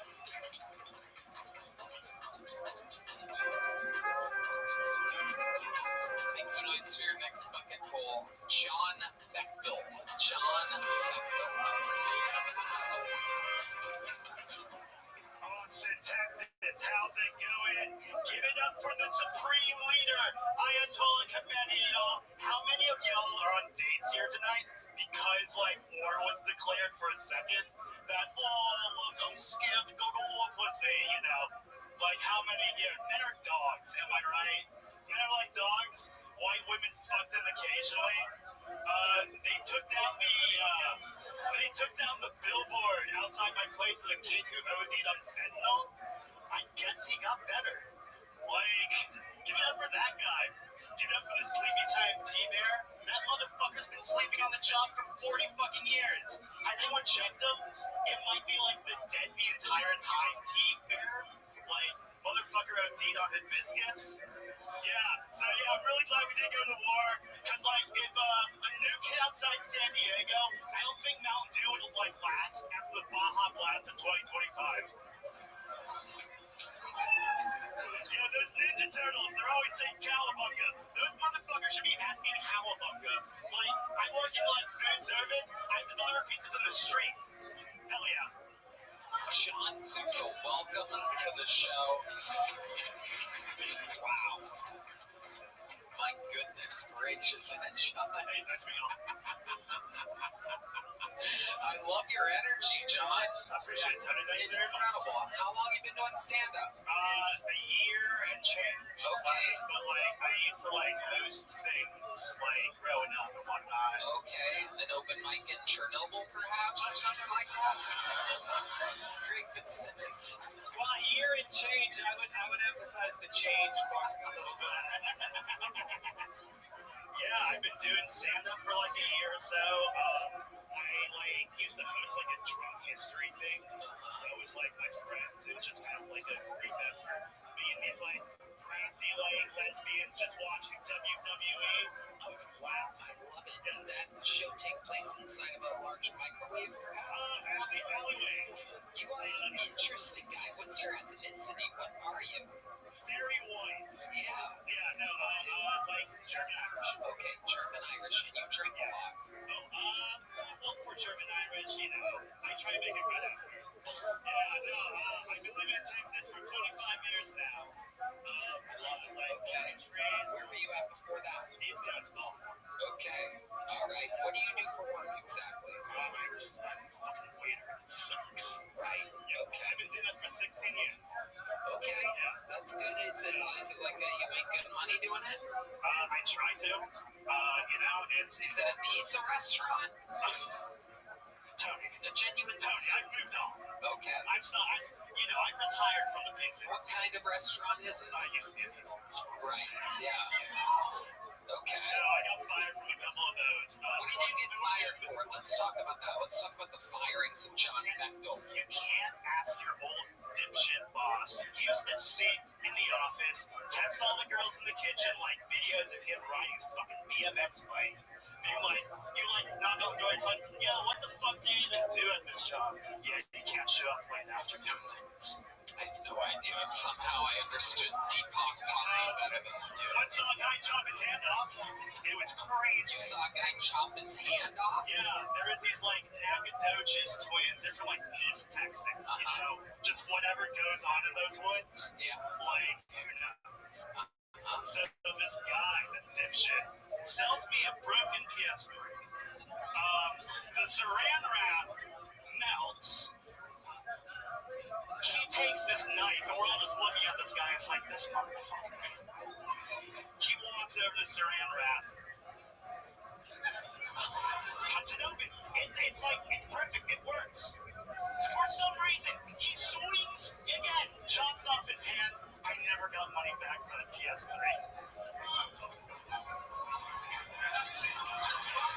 How's it going on in Texas? Get out for yourselves, y'all. John, have you ever been arrested before? Actually, I have. Yeah. Once. Okay. Once. What was that? It was April 18th. April 18th, 2013. Look it up, y'all. You're not going to tell us? It's the night the Boston Bombers got caught. So I'm watching that shit in the drunk tank.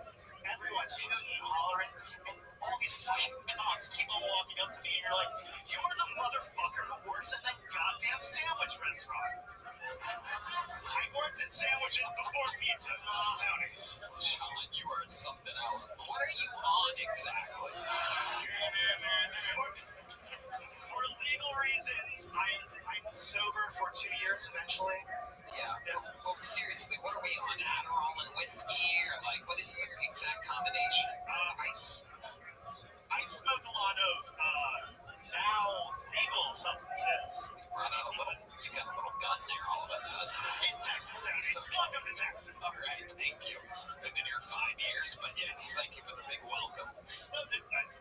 Hey, welcome. What are you on? That's the question. Oh, I smell that Halloween. You smoke a Halloween, but where do you get this energy from?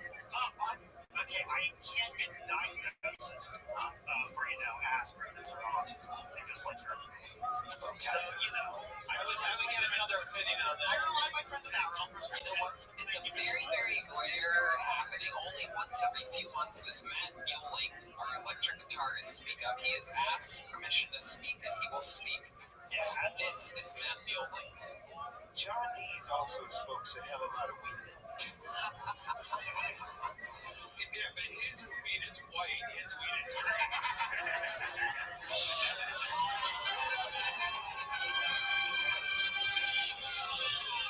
John, here you go, buddy. Here's a little joke book coming at you. John Bechtel, ladies and gentlemen.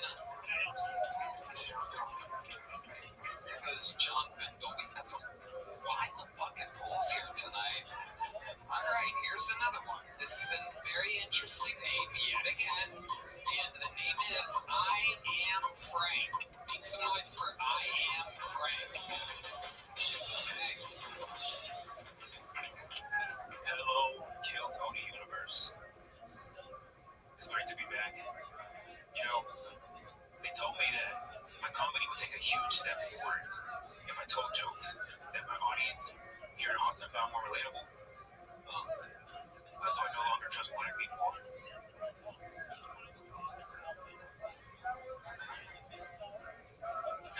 Why are their pants all low? No, relax, folks. It's only jokes. It's only jokes, and that joke is funny.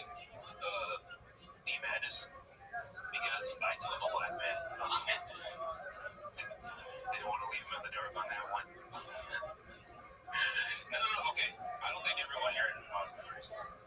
It's hard not to feel that way when you've seen the things I've seen. Someone called me the N-word in traffic. Yeah, I cut him off, but he got unusually perturbed. Started yelling slurs. So he even threw banana peels at my car. That's when I said, I will never play Mario Kart online in the city again.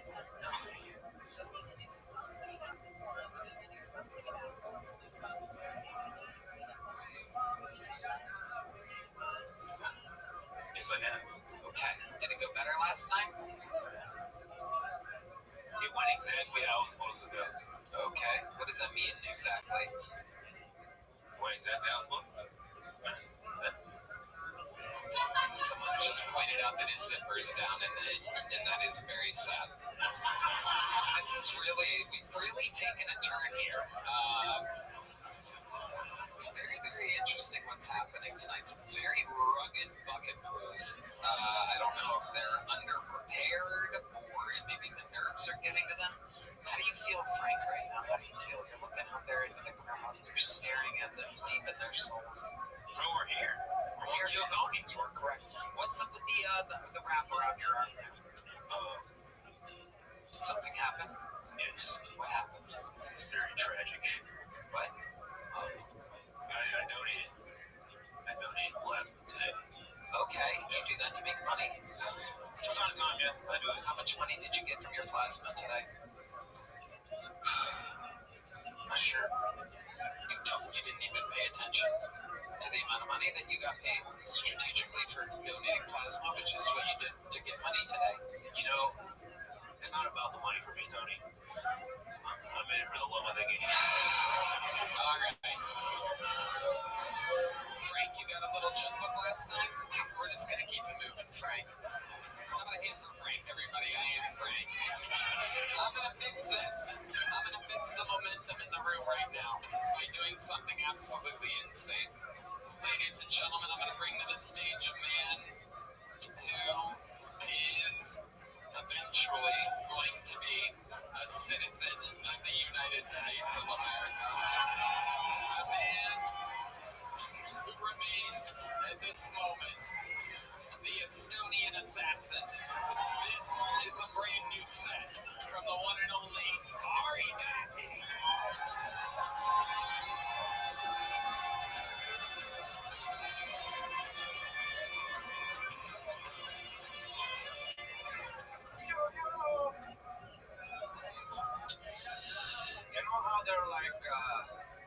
diversifying all the movie franchises now. They're making like a gay James Bond. He's gotta suck so much dick to get those passwords. They're doing Taken, you know, Taken with Liam Neeson. They're doing one with a black dad.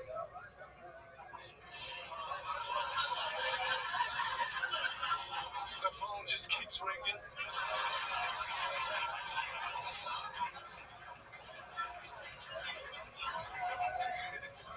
Sorry, baby. Had to make a stop. Feminists are upset.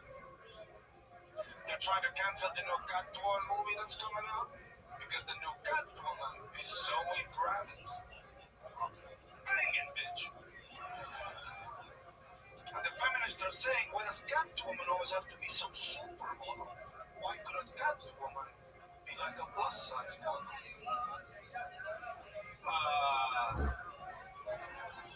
She needs to climb. You ever see a fat guy?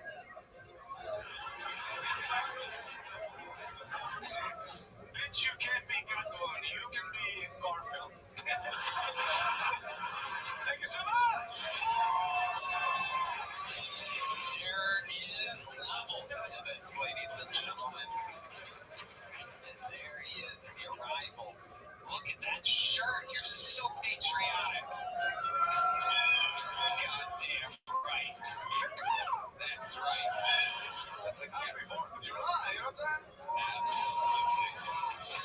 I'm so excited. It was my first Independence Day. And tell us what did you do? How did you enjoy it? Well, it was just fun being in a country where I can celebrate victory for once.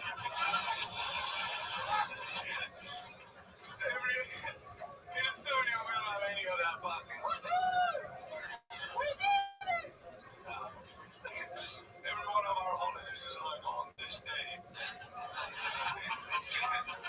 50,000 men, women, and children taken against their will. We got fun. Estonia gets historically kind of bullied by the bigger countries around it, huh? Oh yeah, we're tiny. Uh-huh. It's hard.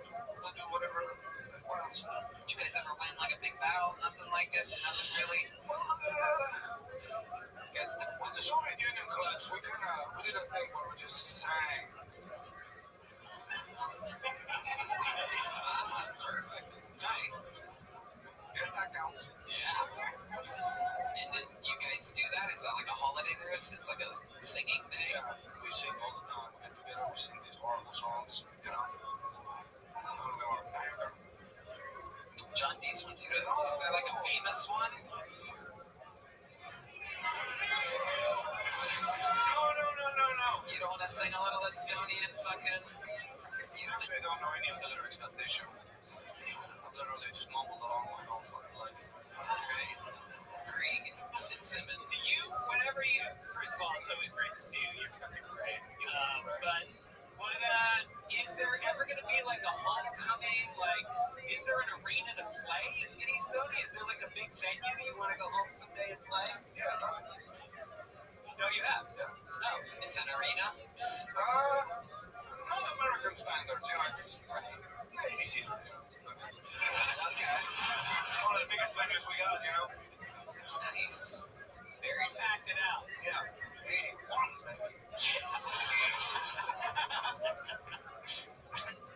What do you like to do when you go home? Sauna, you know, dig down sauna. I go to the bog, you know, you ever been to a bog? What's a bog? Bog. A bog. A bog. What's a bog? You know what a bog is? Nobody knows what a bog is. It's like, also, yeah, see? Oh, a bog. No, it's a bog. Yeah. Okay. It's like, yes, not springs, but it's a dirty little spring. It's a dirty spring. Okay. But it's quiet, you know. Not a lot of ethnic people, it's serene. Nobody talks too loud. Like Shrek. Headphones. It's like Shrek. Like Swamp. Like, Yeah, Shrek. That was a big movie for us.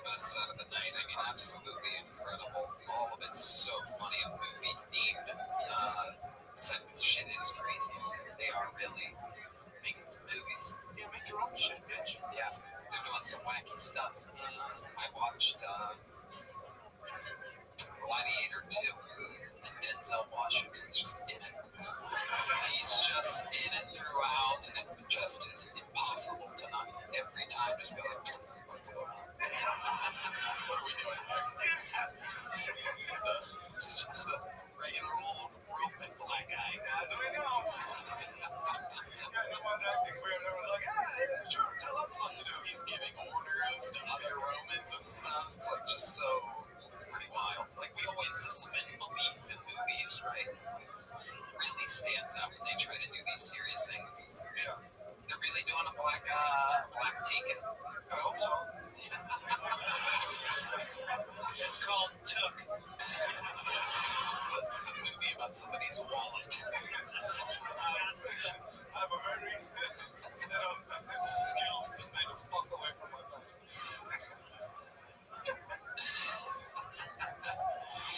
Very fun. Well, Ari, I mean, you absolutely fucking just destroyed. You did it again, Ari. Ladies and gentlemen.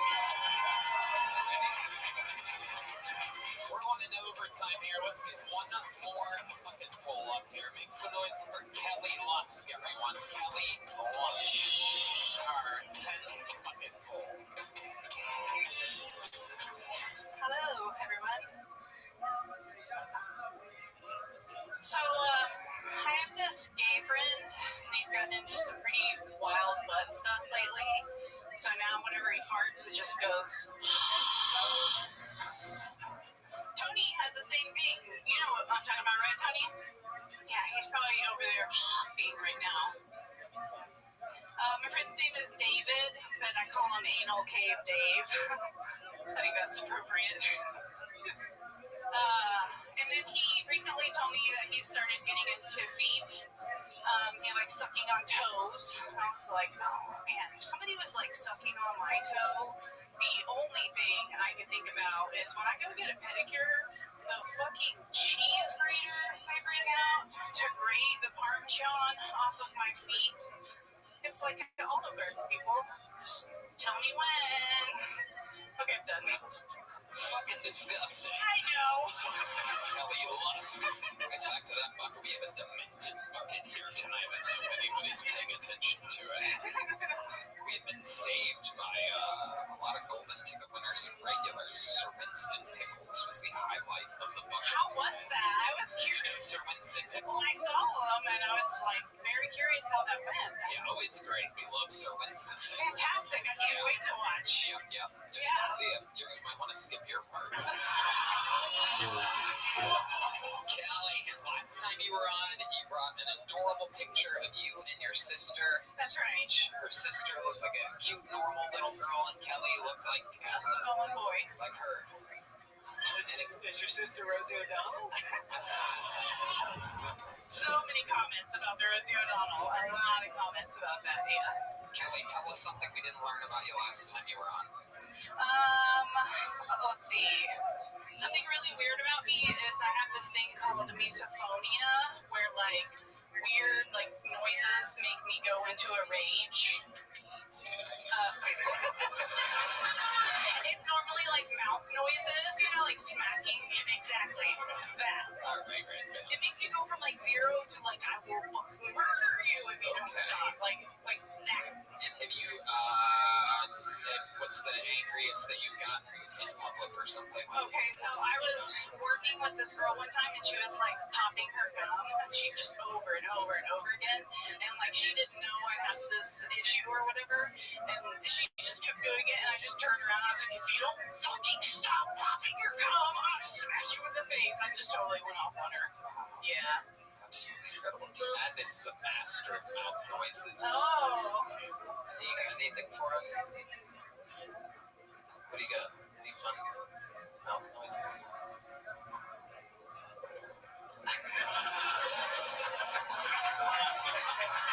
There you go. Alright, Kelly, we're gonna keep it moving. There goes Kelly Lusk, your final bucket pull of the night, ladies and gentlemen. There she goes. Thank you, Kelly. And now, I mean, what an episode. What kind of episode has Jack Shaw, Fiona Cawley, David Lucas, Ari Maddie, Sir Winston Pickles? Who could forget some of the lowlights tonight? Offender, Sonny Castillo, John Bechtel. I am Frank was very sad.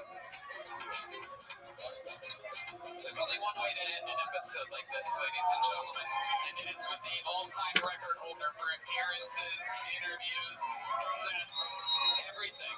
The man has done it all. God's favorite comedian, a man that they call the Memphis Strangler, the Vanilla Gorilla, brought to you by Nicked and Open Bone, the Nicked Nuisance, It's the Open Phone Opus. Ladies and gentlemen, this is the Big Red Machine, William Montgomery.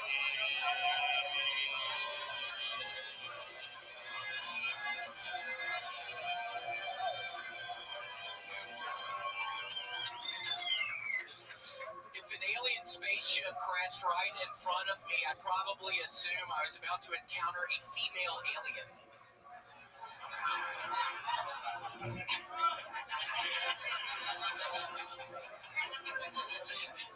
I found out recently Michael Jackson had my favorite amusement ride, the Zipper, in his Neverland Ranch. You know how awesome it would have been to go there as a kid?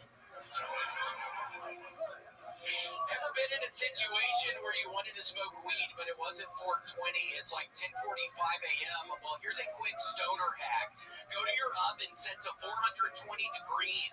Doesn't matter if you don't have anything to cook. And then when you're done smoking, you're like, I want to keep smoking. No problem. Keep your oven at 420. Saddest thing was standing in line at Dollar General and out of nowhere turned gay. Okay, I turned gay, Tony, at the Dollar General. Well, why? Why would you do that? I was at the Dollar General. Isn't that what happens? People just turn gay. I thought people just turn gay. But why? Why would Born that way? Why would they? People are just turn gay. Why would they turn gay at Dollar General? Because I'm at the Dollar General, standing in line. I'm thinking, I don't know, but that's just where I turn gay. So my story in my head, that was what it was. I just turned gay. What were you getting at the Dollar General? What do you like to shop for at Dollar General? Hawaiian Punch. Ooh. Yeah. What else? What else do you like to get at Dollar General? Marshmallows. Ooh. Yeah, I love marshmallows, Hawaiian Punch. Okay. What else do you get at Dollar Cream spinach is always good there, the cans. Ooh. All right. Milk, 2% milk. Okay. Maybe a toy or something? I don't know, Tony, but yeah. What kind of toys? What kind of toys that you bought at Dollar General? Oh, man. You get the little Legos. This guy doesn't want to hear about any of it, Tony. The shit. It is such an odd time to use the restroom. Is that your husband, sir? Oh, you wish. Wow. Doing a little crowd work over here. This guy's on fire tonight. I'm sorry, I'm on one tonight. I have to get my clogged carotid arteries, so I'm trying to live life to the fullest. I have 10 years.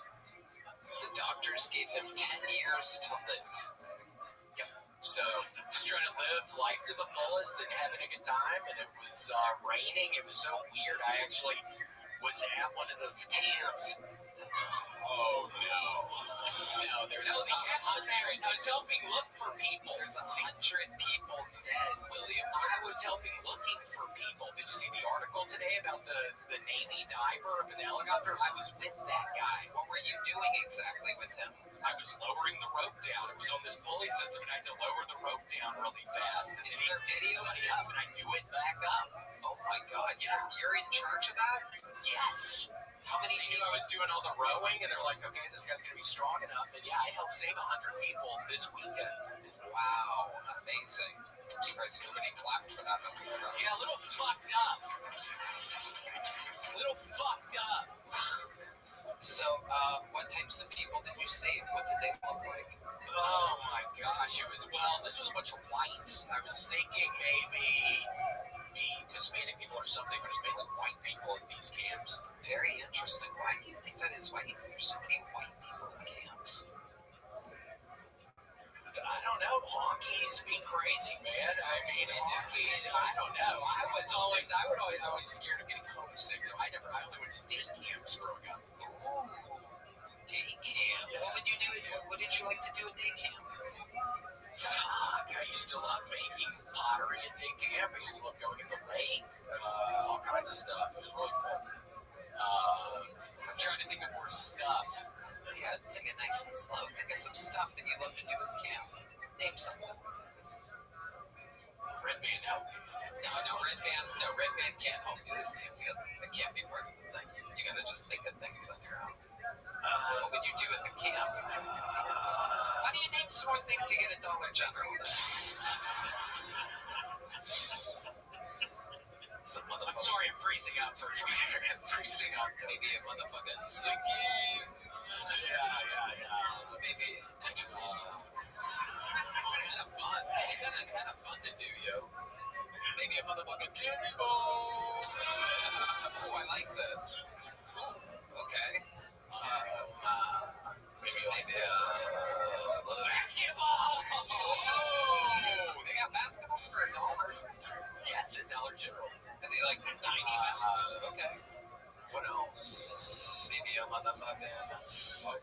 Snow White doll? No, not that, dumbass. God, you gotta really fucking butcher a fun thing Tony and I are doing together, dumbass. Fucking idiot. Maybe a motherfucking Marvel. A single Marvel. Bananas. Yeah, maybe an apple. These people are not entertaining. I'm sweating and You are. Your carotid arteries acting up. I know, my neck is constantly hurting now. Tony. It feels like my neck. It feels like I can feel the plaque in my neck. So. It's fun to be here, Tony. What else do you get at Dollar General? Shit, Tony. I mean, I've been getting a bunch of puzzles. Those puzzles. I know. I'm still stuck on one, Tony. It's been a month. What's the puzzle that you're stuck on right now? It has all these women's hands with different colored fingernail polish. Whoa. They're like grabbing stuff on a table, and it's like a couple lobsters, there's different seafood items, but the hands are hard as fuck. And the table's a white table, so it's just a really hard puzzle, so I'm about to call it quits. And I bought two more, so I have two more ready in the chamber, but I'm about to call quits on this one. You got puzzles in the chamber. I got two up in the chamber, Tony. Wow. You got puzzles in the chamber. Oh my goodness. What are the other puzzles that you have in the chamber? Well, I'm really looking forward to the one. It's somebody just opened a refrigerator. So it's a bunch of different foods in the refrigerator. What types of foods are in the refrigerator? Fuck, we're talking watermelon, Daddy! I don't know, sandwiches, all different kinds of stuff. William Montgomery has done it again, ladies and gentlemen. The red goat is thriving. Business is moving. The drawing for Ryan J. Ebelt is in. Make some goddamn noise for the great Greg Fitzsimmons. He's going to La Jolla, Pottstown, PA, Point Pleasant, New Jersey. Fitzstock.com, FITCDOG.com. Let's see what Chris Rogers drew up tonight live in house. Very happy. Look at that. How about one more time for the best damn band in the land, huh? Thank you to Nick's Nicotine Pouches and Open Phone. This was so much. Did you guys have fun tonight? So did we, right, man? Check out the Sunset Strip, sunsetstrip.atx.com. Love you guys. We love you guys. Thank you so much. Good night, everybody.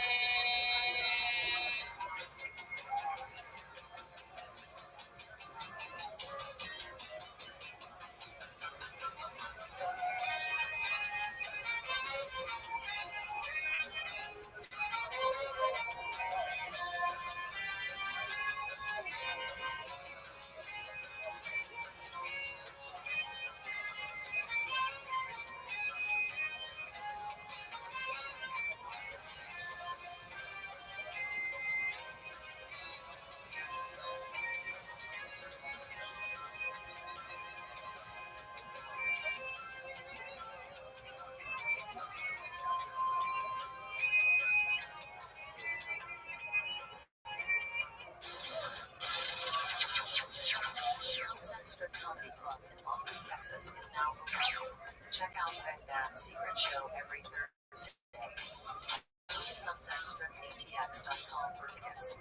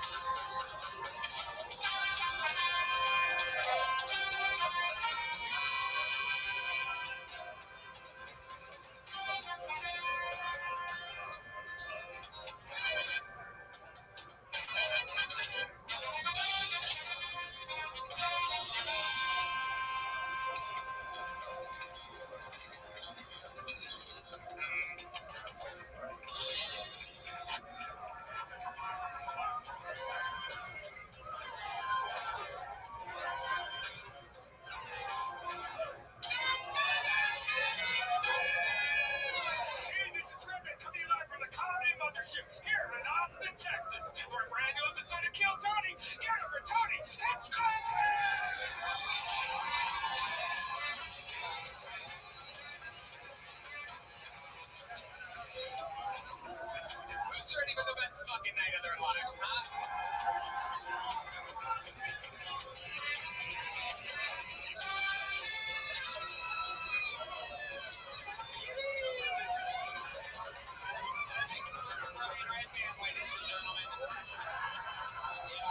And that is indeed keep it going for the best damn band in the land. Carlos Sosa, Raul Vallejo, Fernando Castillo, Nachos Belgrande, Cheesy Chalupa, Michael Gonzalez on the drums.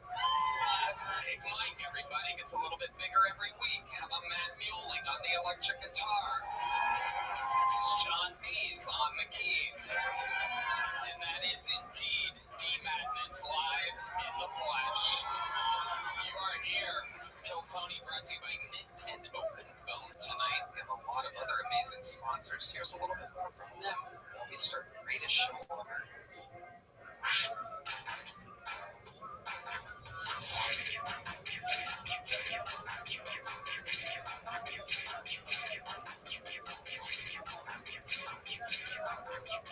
You guys ready to start tonight's show? Every single week, I book one or two of the funniest people in the world. This is a one guest episode because he's literally one of the best in the history of the show. For those of you that have been watching for the last 12 years, you will probably know that this guy is one of the record holders for all-time appearances as a guest on the show. I grew up on this guy, listening to him on Howard Stern. When I started at the Comedy Store 18 years ago, I realized, wow, without a doubt, one of the best stand-up comedians on planet Earth. 12 years ago when we started the show, he began as a guest. He's back tonight. Ladies and gentlemen, let's see how loud this place can get for the great and powerful, great Phil Simmons, everybody. One of the best.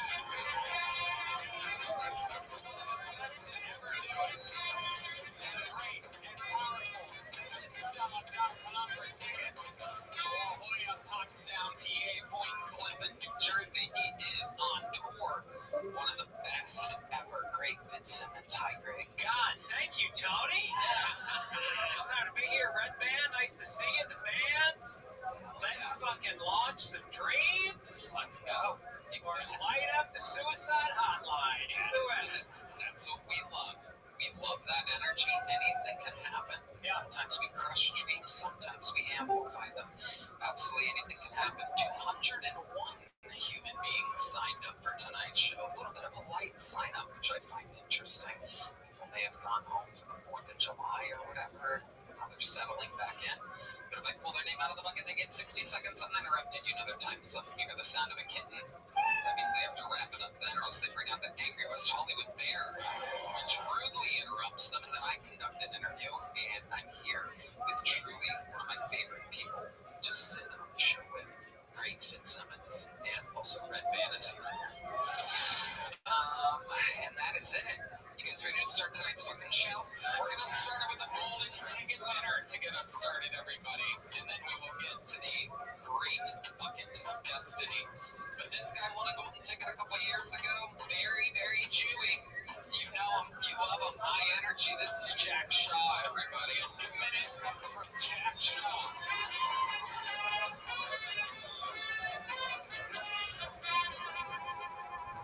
My dad's been really struggling with trans pronouns, but he finally got it right, dude. He said, I hate them. I was like, fuck yeah, dude, good job.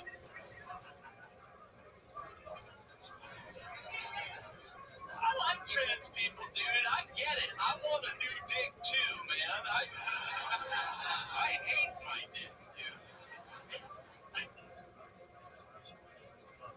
I went to a drag show for the first time. Oh my God, it was amazing, dude. I saw a lady put her foot in her butthole.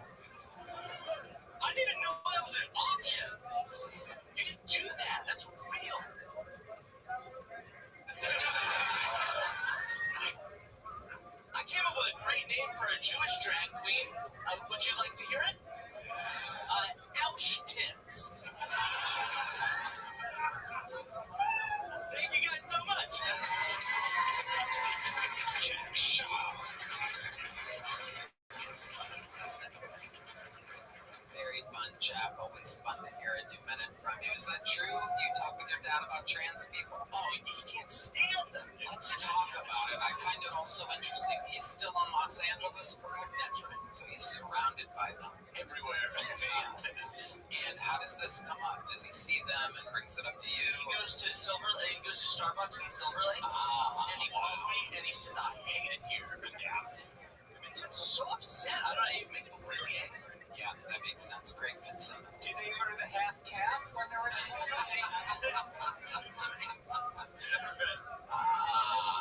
Why do you think your dad goes to the Starbucks in Silver Lake? He likes just regular old Starbucks of all the coffee shops around there. He stands by Starbucks. Yeah, he loves it.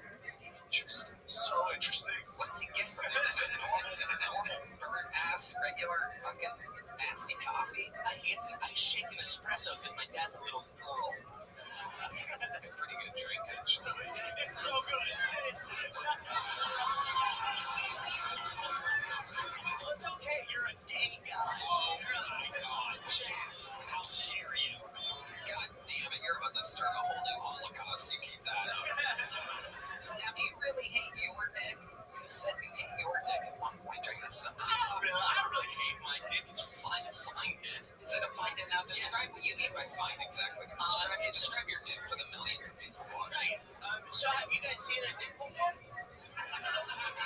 It's sort of like that. I feel like if you had a nice dick, it would be the only really good part of your body. You just sort of mushy. And I don't mean that in a mean way. You don't mean that in a mean way? It's like we're going after us tonight. Yeah, dude, you look like you have AIDS. Oh my gosh. Shut up. Oh my God. Let's just say I hang out at a Starbucks and Respect your elders, Jack Shaw. Oh, he's so old, though. Oh my how goodness. old am I? So old. That's it? Yeah, that's it. Wow. How old are you? 59. Holy shit. Yeah. I was gonna say like 72. Oh my God. Jack, take it easy, I okay? know. I'm sorry. It's tough coming from a kid who dresses like he's in 8th grade. Like this.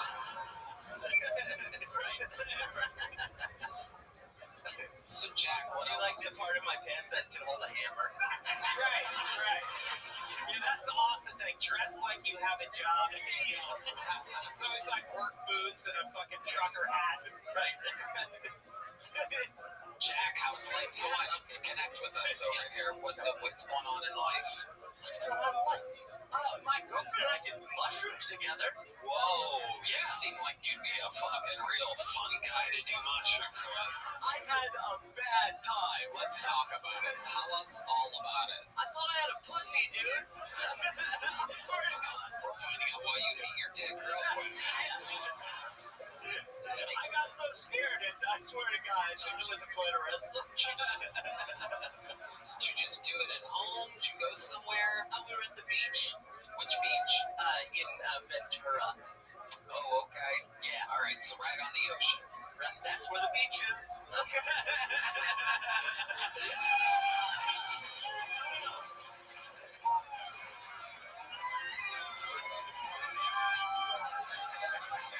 You got a real fucking attitude tonight, buddy.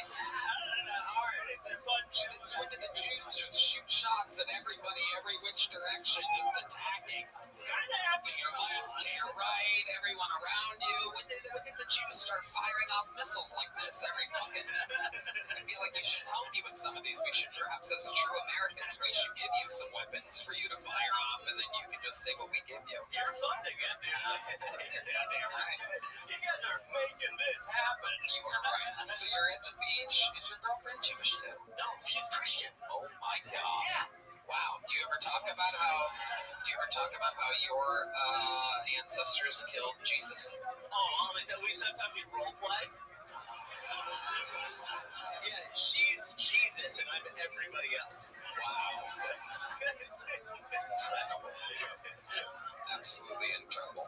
Well, fun times, Jack. You got the show started. Congratulations. Welcome. You did it again. Golden ticket winner, Jack Shaw. And it has begun. And now we go to the bucket. This is where things get interesting. This is it. We're going to meet this first bucket full all together. Make some noise for Jesse Saldana. Jesse Saldana, perhaps. Yo, I recently realized I'm ready to be a dad because I got this girl pregnant. But this was 2 years ago, right after Roe v. Wade got overturned. And she was like, I'm pregnant. And I was like, well, we only got one choice, I guess. And I say it's the first time I realized I was ready to be a dad because most of my ex-girlfriends have been Mexican girls, so I've had this conversation before, you know. But this was the first time I was like, you know what, I got a good job, I got benefits. I didn't really know what those benefits were, but this old dude at work kept telling me, hey, the benefits are good here. I was like, man, you might be right. You've been here for 20 years, and this job sucks.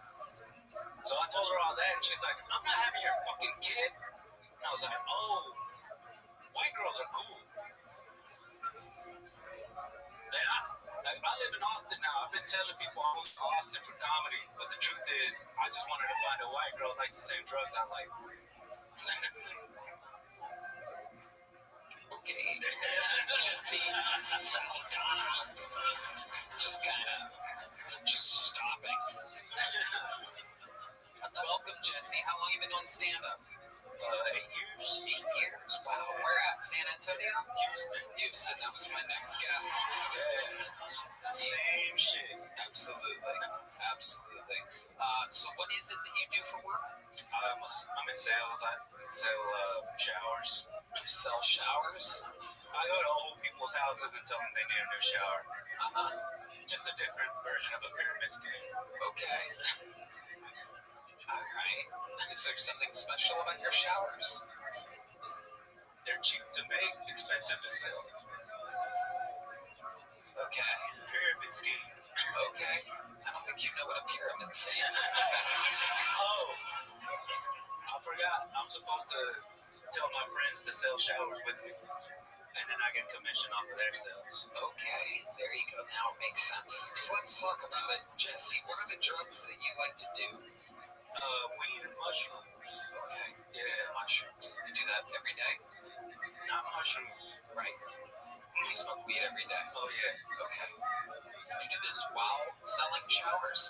After. Okay, yeah, now I know what you mean. Yeah. As you told me. Yeah, I know exactly what that means. Smoking weed after work. Yeah, I got that. Like a normal person. Yeah.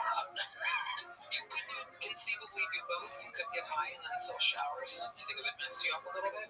Yeah, it's hard to talk to old people when you're high. Speak for yourself. So, this whole thing, and you have a girlfriend now, Mexican girls, white girls, you talked about. Yeah, I'm with a white woman now. With a white woman now. How long have you been with her? 2 years. Where'd you meet her? Here in Austin. But where in Austin, exactly? I don't know, some coffee shop that sold weed. A coffee shop that sells weed? Yeah. Okay. And did you approach her? Did she come up to you? Well, here's the thing about that weed. I don't really remember how we met. I just know it happened at that place like 2 years ago, right? So romantic. Yeah, what a great guy. I mean, incredible. So, and now you guys live together? how do you know that? I don't. I'm asking you a question. We are on a live show right now. I did not. It sounded like a Jesus, but like I don't even know. Damn. Did you get high before this? Question. Did you get high right before this? I didn't think my name was gonna get cool. So That's a classic thing we hear here from a lot of people. No one knows that their name's gonna get pulled. Little fun fact about the show: it'd be a whole different show if they did. That whole bucket would be pointless. I would have been ready to do 1 minute. Yeah. And instead, you did 56 seconds and stopped talking completely. Yeah. So 8 years in the business, was that like your best material, you think, or is that like some new stuff you're working on? That's just the shortest. I tell a lot of stories. Yeah, The stories, huh? a lot of stories. There's long setups. Yeah. So Takes a while to get to them. cut all of that. And I was like, well, I can talk about this time I got this random girl pregnant. Did you really? So that's a true story. I wish it wasn't. Right. And did she got an abortion? Yeah, you know, there's still other ways to do that. Explain to us exactly what you mean. So, you can order these pills from Mexico that take care of. Wow, how exciting. Tide pods, right? Or whatever they're saying. See, the white boys were onto Tide Pods early. So you ordered basically Mexican Plan B? Yep, it works way later than Plan B does. Works way later. I mean, doesn't it take like a month to find out you're pregnant? I don't know how this works. Wow. Great. You take it so late, you actually give it to the baby.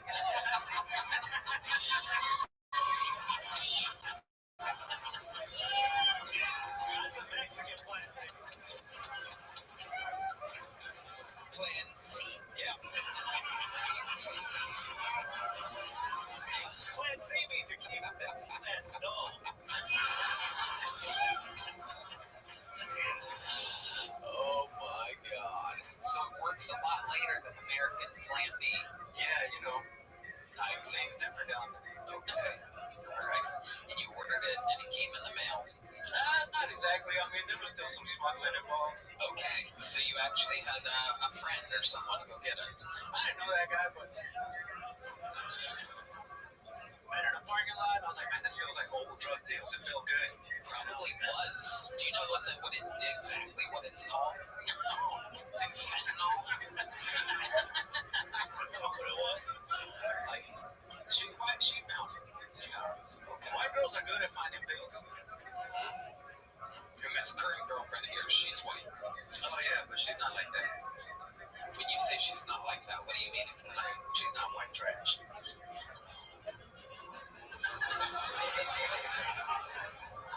So if you got her pregnant, what would happen? No, we're safe. When you say you're safe, what do you mean? You know, pulling out. You pull out. What do you think I meant? Like, you know what I meant? Alright. You're checking in with them? What? Do you think I'm out of touch? You think I don't know what I'm doing over here? Oh no, I heard some stories about you. I bet you did. I bet you did. Okay. So, I mean, where do we even go from here? My dear friend, Jesse Saldana. That's how you spell your name, Jesse with an I? Yeah. I asked my mom why she spelled my name like that, and she said the nurse spelled it wrong and they just didn't fix it. Holy shit. Hey man, I was born in Dallas in 1987. My mom did not want to correct a white nurse. You know? Because she don't speak English. That's how it was. Hi, Jesse. What else? Do you have any hobbies or anything? Damn, they gave me the cop sign. I used to be a juvenile probation officer. Really? Yeah. Okay. Why don't you do that anymore? My criminal record. What exactly is your criminal record? This tree popped up out of nowhere on my way home. The what popped up? A tree. The tree. And you've been drinking and driving? I mean, that's what they said. Damn. You totaled your car? Yeah. Do you remember what happened at all? I mean, I woke up and there was a bunch of trees, and then there wasn't. Yeah. Your people love cutting down trees any way you possibly can. All right, Jesse, here's a little joke book. Congratulations, you got pulled out of the bucket. You did it. On to the next one, Jesse Saldana.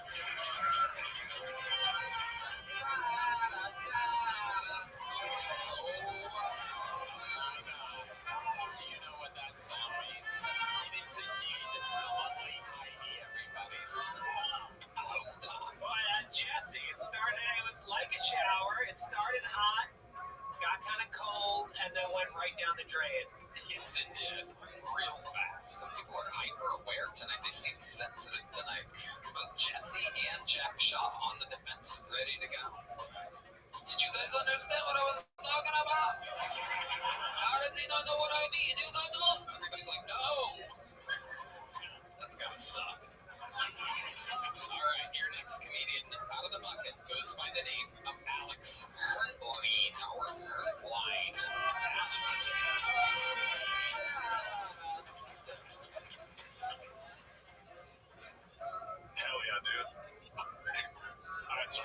just want to address this shit going on. Because whenever I do stand-up, most people are wondering why I look like my mom after she burnt dinner.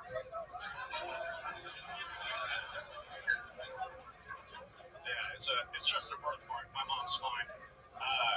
My dad would never hit my mom in the face. Okay, only in the stomach when she was pregnant with me. That's how it happened.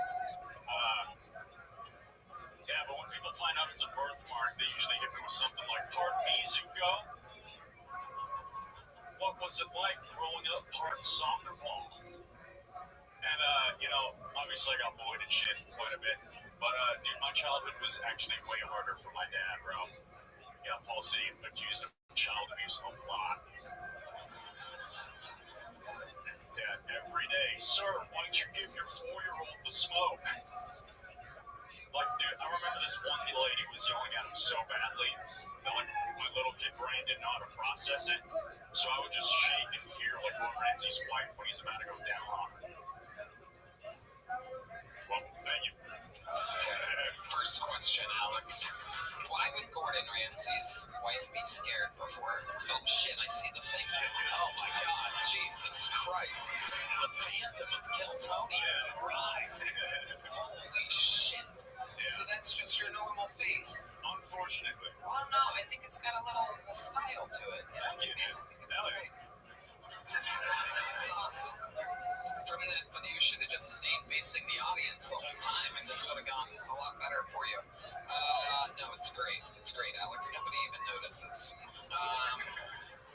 First question, why would Gordon Ramsay's wife be scared if he's going down on her? I mean, he fucking gets pissed when it tastes bad, like any food. Oh, okay. You should say that part. It gets a laugh and applause and stuff. You should say that.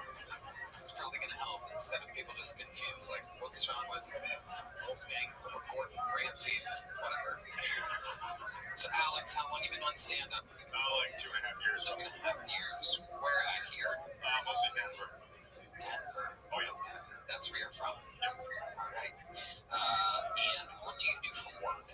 For work right now, I'm a porter at a dealership, so I like take the cars that they're working on, take them to the bays, shit like that. To keep you away from the customers, like the Hunchback of Notre Dame. You're just kind of like the behind-the-scenes guy to keep the monster away from the. Can't sell cars with the freak out here. Anyway, do girls like it, Alex? What's your love life like?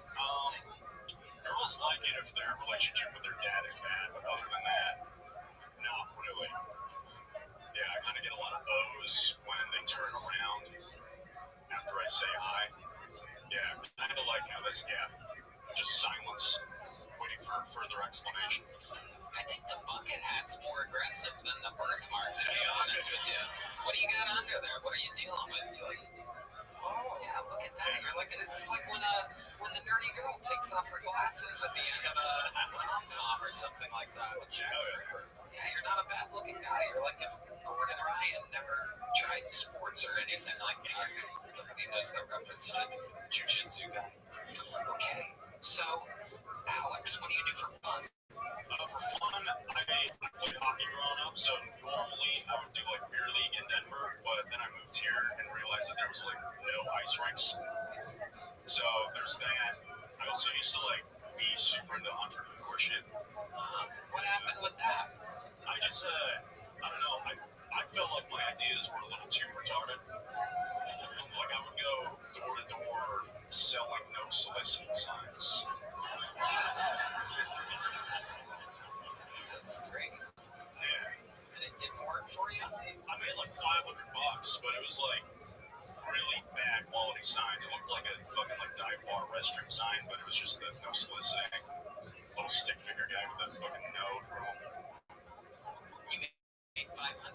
How many hours or days did you do this? I did it for like pretty consistently, like a month, probably like 6 hours a day, selling each for $20 after I bought them for $1. It could have been good, but I kind of just gave up because it was not worth.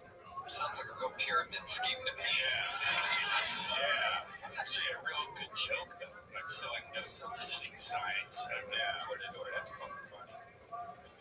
Thank you. Yeah. Red band. I was struggling with the writing part of it. Like I attempted, but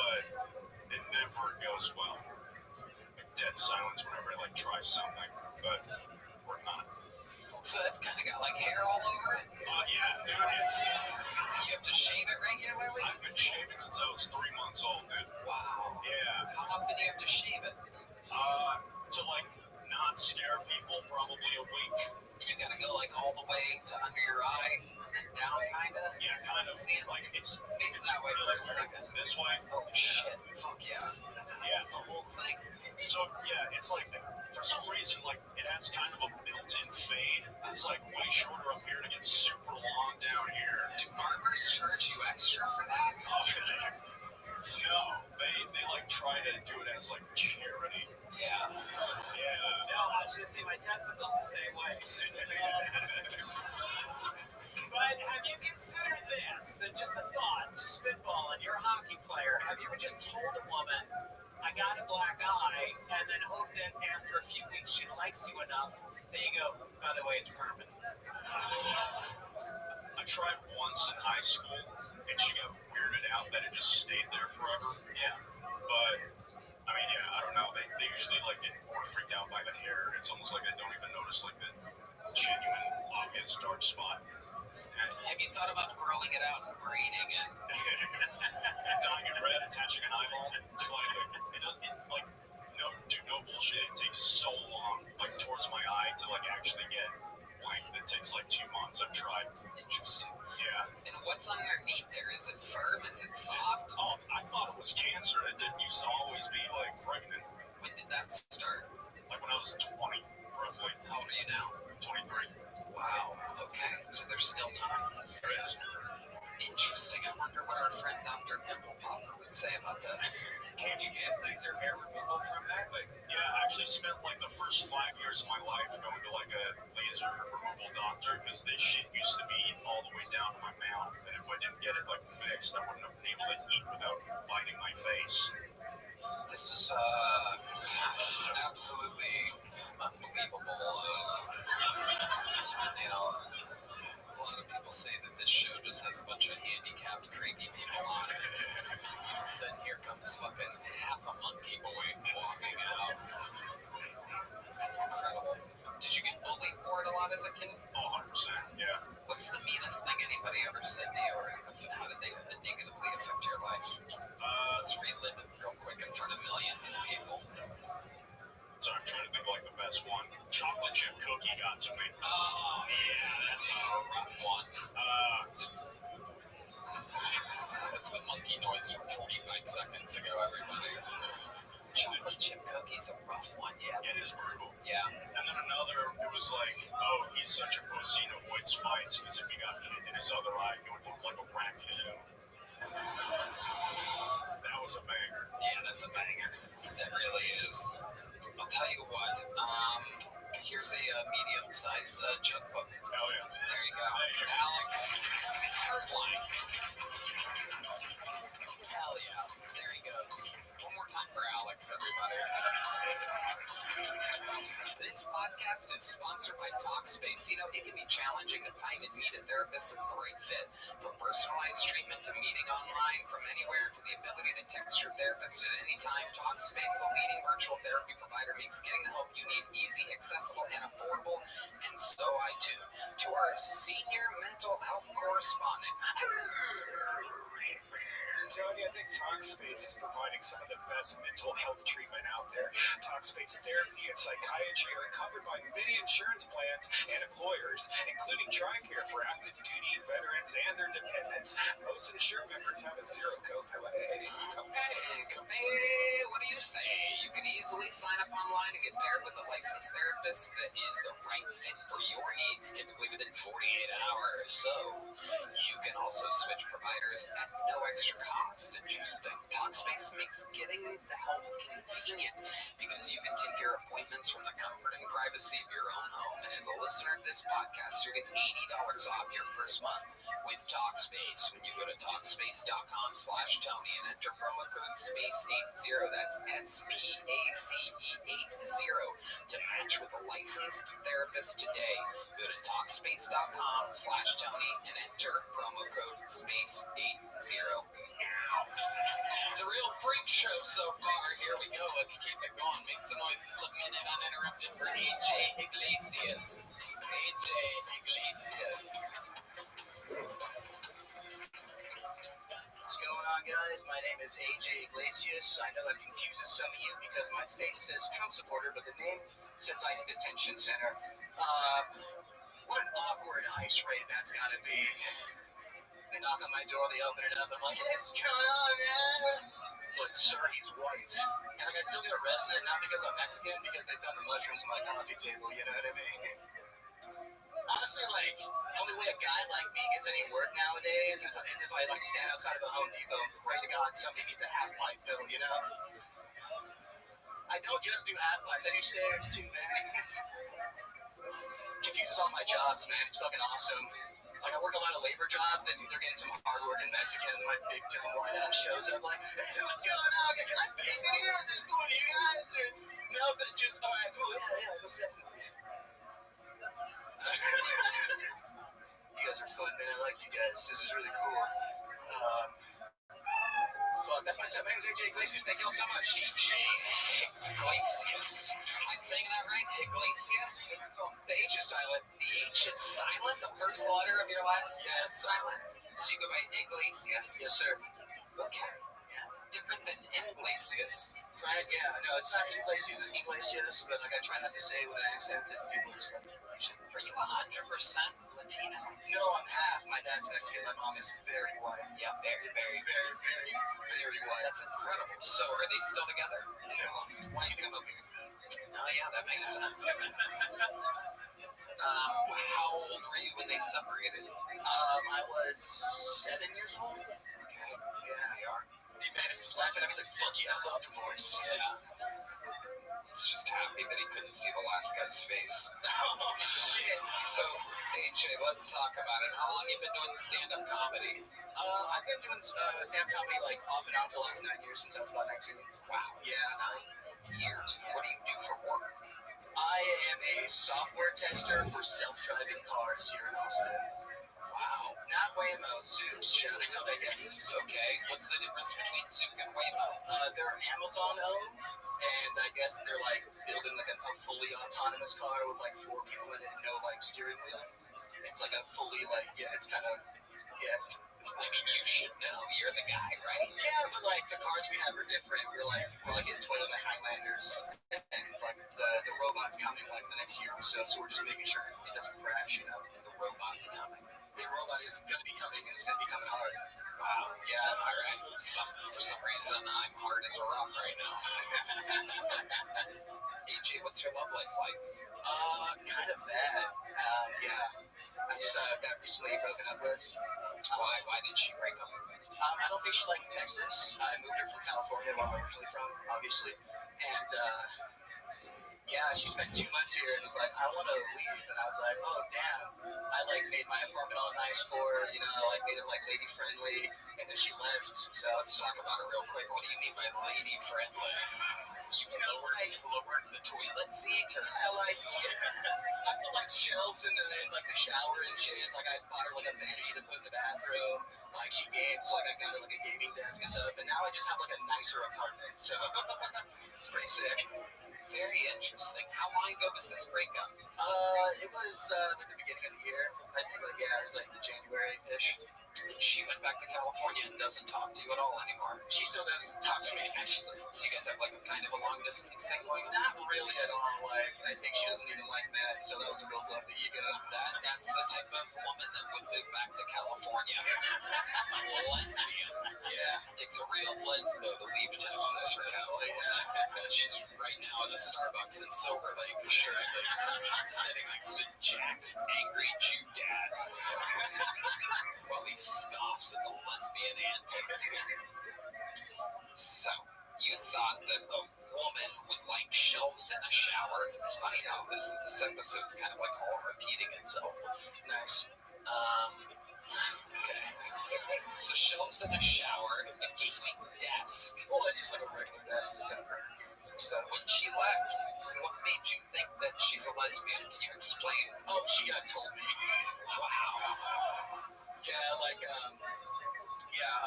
I went went to go buy her a bong because she likes to smoke weed. And I got like, bought her a bong and like some candy that she likes. And then she's like, I like women. And I'm like, sick. Yeah, it's never good if you buy your girlfriend a bong and she just sits on it. It's never a good sign. It isn't. It never is. So did she ever try to did you always have long hair like that? Yeah. No, for the last 2 years or so. Did she ever try to put your legs over your head and eat where your pussy would be? Did you ever get hints that she was into lesbian type of stuff in the bedroom?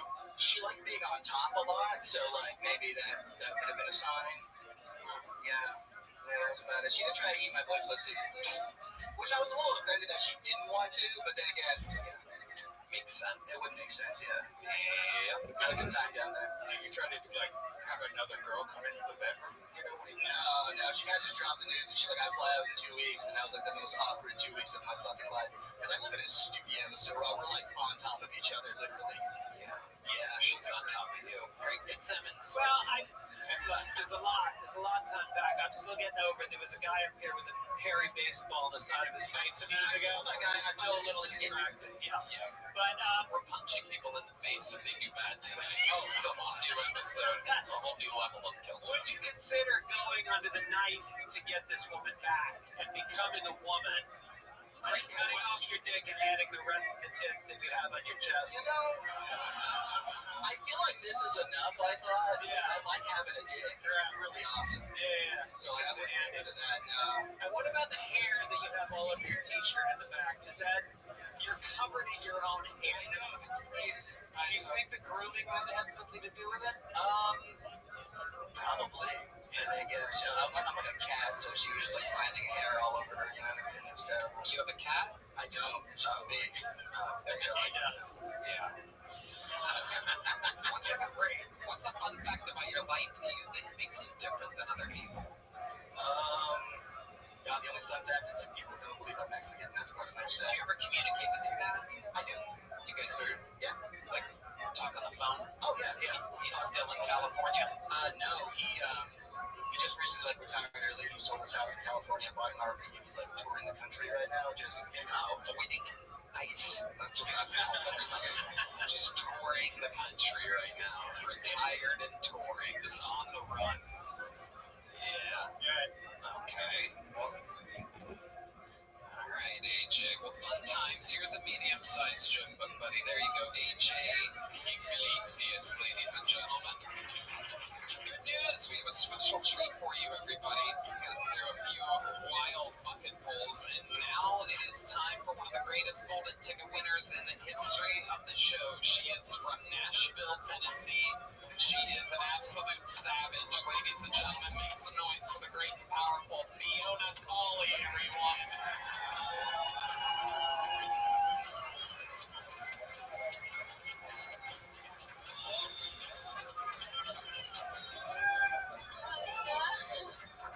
Hello. I just got back from France. Yeah, they let me over there. No, it was pretty funny. I got there and I had to Uber from the airport to the hotel, and my fiance was with me, and our Uber driver was this really hot French man. Okay, and I thought he was hitting on me, and I was really excited to turn down this French guy in front of my fiance. I kind of need that emotionally. And then he goes, I just really love your voice, which as you all can imagine isn't really a compliment I get off of that. Yeah, no, and then he goes, yeah, I'm learning English, so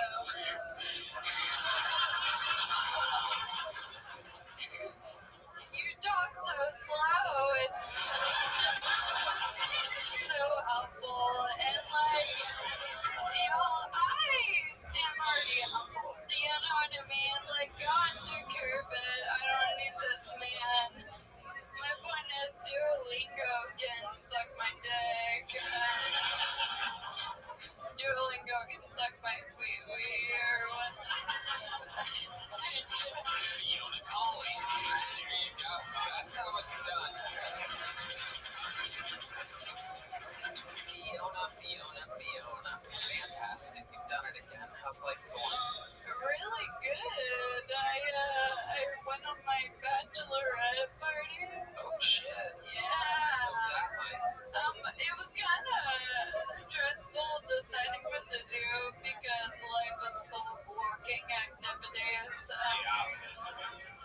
So what did you settle on? I figured it out. We went to a Dollywood, like this theme park, because setting, number one, we all love it. I'm the best. And it's the only place that I get like to cut lines and perks for being disabled. So that was good. What kind of perks do you get for being disabled? The fast pass. Yeah. Hell yeah. And these are like rides and stuff? Yeah. Great facilities. Just the cruel irony that they call it an ass pass. It's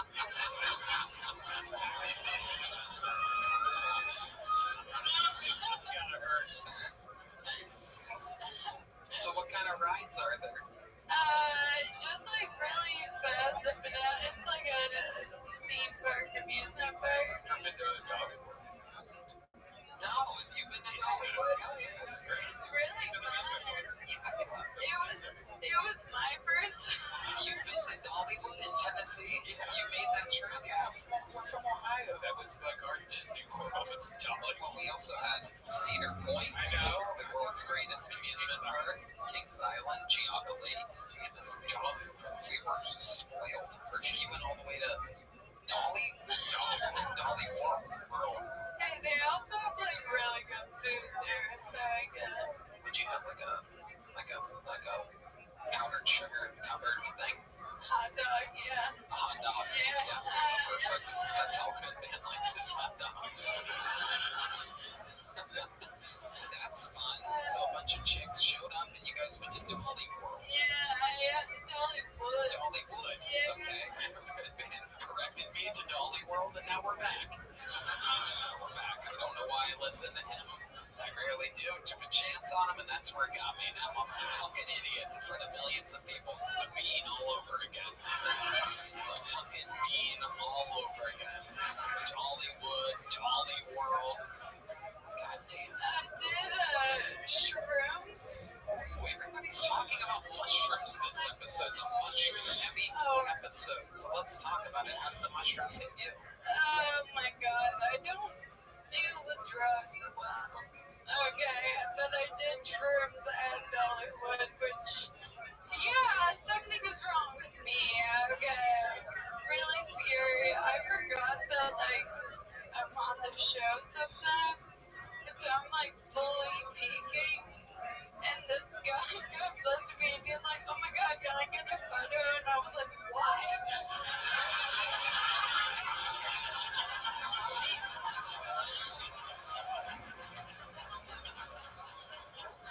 Yeah. That's so fun. My friends had ratted me out. Yeah. So what was the highlight? Just fun, rides, it was a good bachelorette party? Yeah, didn't go up. That was fun. That was good. I did a lot of shrooms on multiple days. I don't do shrooms. Yeah, you do. And that was, I had a coke phase. Oh, okay. Wow, we're just having a little confessional here tonight. Tell us about this coke phase. What was that like? It was in college in my, like, walker era. Okay. The old speed walking. I did coke for the first time, and I'm not fucking kidding. I started doing cartwheels. Oh,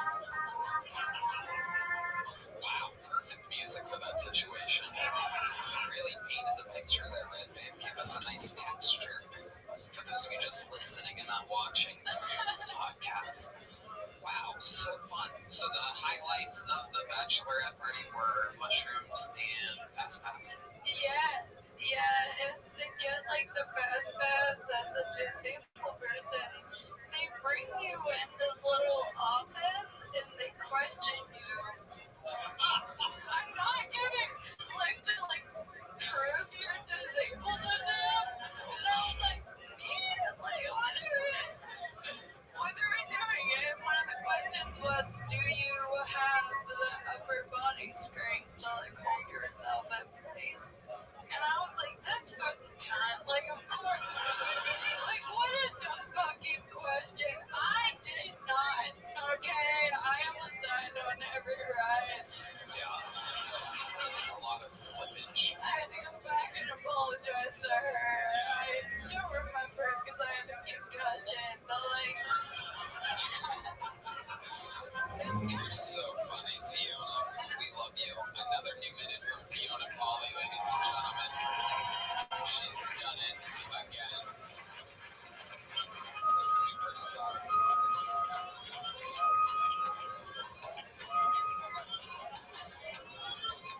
How about a hand for Heidi, everybody? Isn't it something? A perfect human specimen.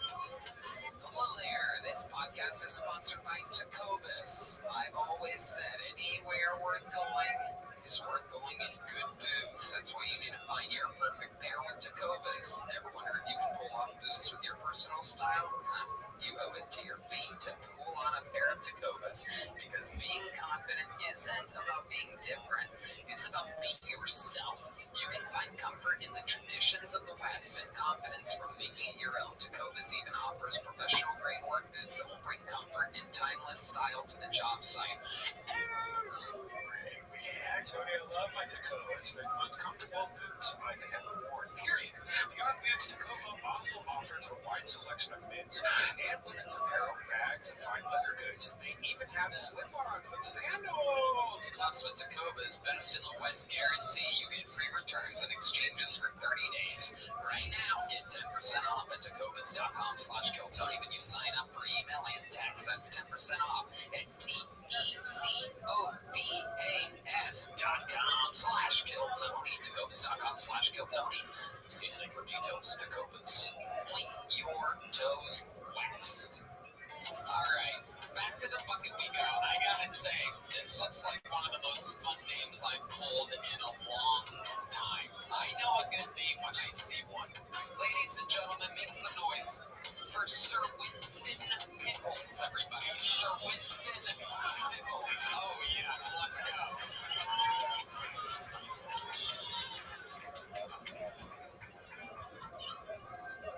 Well, I'm 60 years of age and my high school belt still fits around my neck.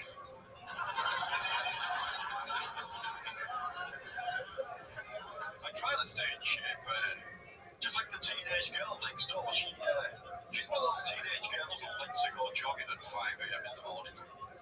Well, 5:22 this morning.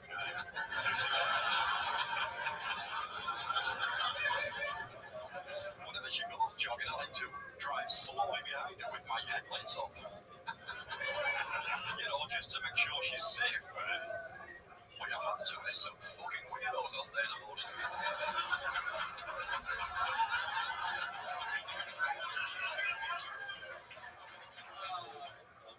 I've been reading this Diana book and I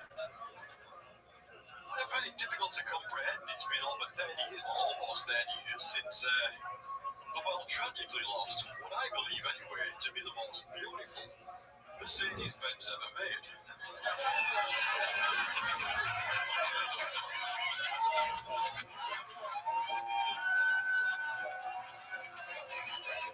Thank you. My name's Sir Winston Pickles. You've been wonderful.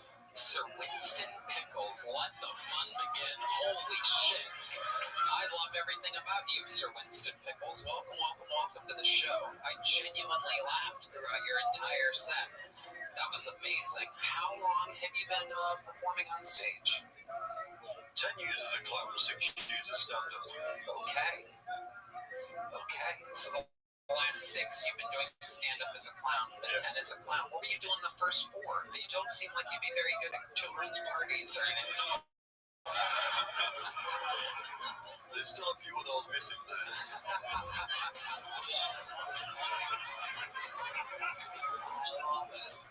love it. So, where are you from?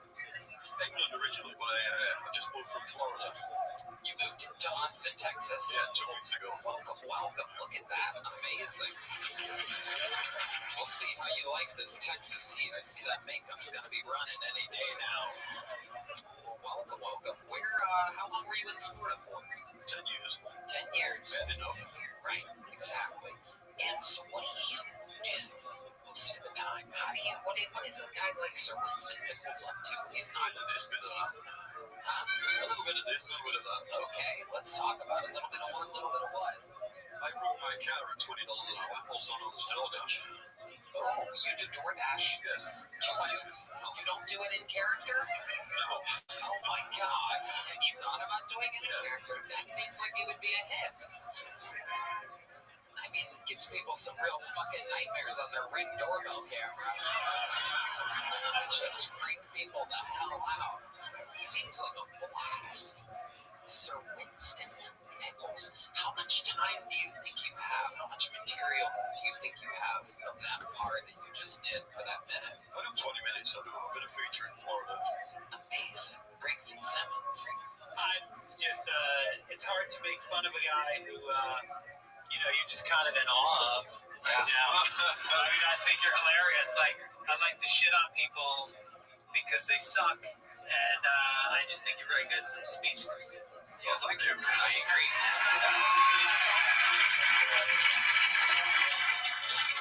I agree, Sir Winston Nichols. I like your style a lot. In fact, I think, why don't you just...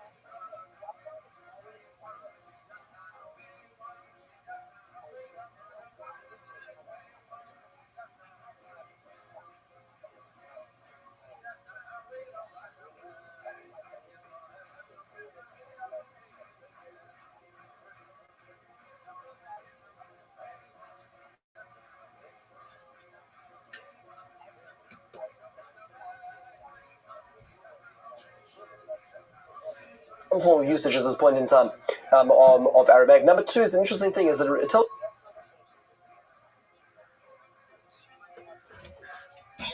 tells you a bit of an interesting relationship between the Jews and the non-Jews. This question is already leaning in the direction of assuming not good, right? Do you have permission to excommunicate such a Jew? This would never be a question asked in England at this point in time. Okay? Actually, in fact, at this point in time, I'm trying to remember when the Jews arrived in England. I don't think the Jews were in England, but let's say a century or two later when the Jews were allowed into England, the only way the Jews were able to survive was as moneylenders. That was the only trade that they were allowed, and because the only trade they were allowed, therefore they were all slandered as these terrible money launderers and these wealthy people who are gaining on behalf of society. Under Islam, it's a very completely different picture at this point in time, which is a fascinating point to ponder. So here's his answer. He says the following. He says, "Hechin chazina deribis degoy kilo." Hechin chazina. This is what I would suggest. Said Sadia Gaon. 1 second. Yes, okay, I'm just getting into it in the actual text in front of me. It's a little easier to see this one. Here we go. He says, Deribis Degoy Killa Veleka Leshamute Derachmana Lo Aser the boy writes on the Mitzvah Deribis Degoy. Look, the Torah didn't explicitly outlaw it, so you can't put a person in excommunication status for that. It says don't use interest against your brother, and there is an ability you can, if need be, to take usury to take interest from a non-Jewish loan. By the way, this is not seen in terms of where you put the default. Does that mean to say that we're allowed to take advantage of other people, or in the Jewish system they've got to take it out? Means then what's the default? Default loans are that loans have interest. That's how you earn money. Money and time are worth money or worth something. So the Jews are given a dispensation out. Does not seem doesn't mean to say that you shall go take advantage of non-Jews. It means to say that the normal system of the world is in place when in relationship to a non-Jewish loan. He says, and he goes on to quote a Gemara, and he says, a person who's careful about the matters should not loan to a non-Jew with interest. That's what he suggests. He goes on to say, based on the Gemara, which he quotes in Balmitzia, that the Gemara concludes by saying, "Latanya Rishon by Yochai Omer, Kol sheyesh loy ma'os umalvi osam beloy beribis, shaloi beribis, olava kazuv Omer kaspoy lanosan beneshech." A pasuk in Tehillim describing a very special or pious individual is a person who never uses interest, and he goes on to say, he is not even giving usury to a guy, to a non-Jewish person. This is very fascinating because this is indicative, first of all, of the types of questions he gets, contract questions, death and inheritance questions. This is embedded among them, and the question he's answering over here is also indicative of the type of times that he's dealing with as well. Very fascinating, an aspect of Rav Sadia which is not usually actually focused on at this point in time. If we go further, let's take an interesting look over here. Happens to be that Rav Sadia is one of the earlier people who actually produces a text of the Siddur that we have today. So this is one of the earlier origins of a Siddur, although we know that the prayer service, the structure has been there, but actually to have a book itself, we don't see that until really these times, the late part of the first millennium. And here's an example of what his introduction to it is. So let's just take a quick look at what he's talking about over here. And you'll notice on the right-hand side, it is written in. That's Arabic. That's Arabic. Arabic in Hebrew script, because that's what the populace are reading right now. And the translation is on the left, meaning to say the original was on the right, and the translation is on the left. That's the Hebrew. So those of us in the room who are proficient in Arabic, feel free to try the right side and tell me if I mistranslated it. But in the meantime, here is the reason why he decided that it's important to write a siddur. It's a very lengthy introduction. This is a more practical part. He says the following.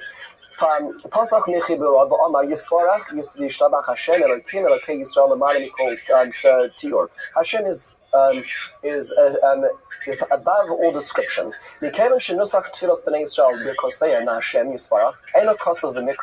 Since we cannot find in our actual scripts the prayer service itself and the actual words we say on a daily basis thrice, he says, therefore, as many aspects of the Torah not written in it. Coming back to the notion that the Torah is tradition and written, right? This is an example of tradition. Okay? Therefore, it's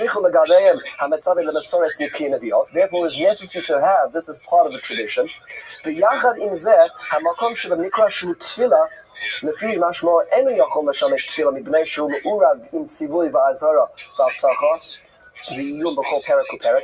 And the tefillos that we do find in the Torah are so entrenched in a particular situation that you can't really extract them just wholesale and use them.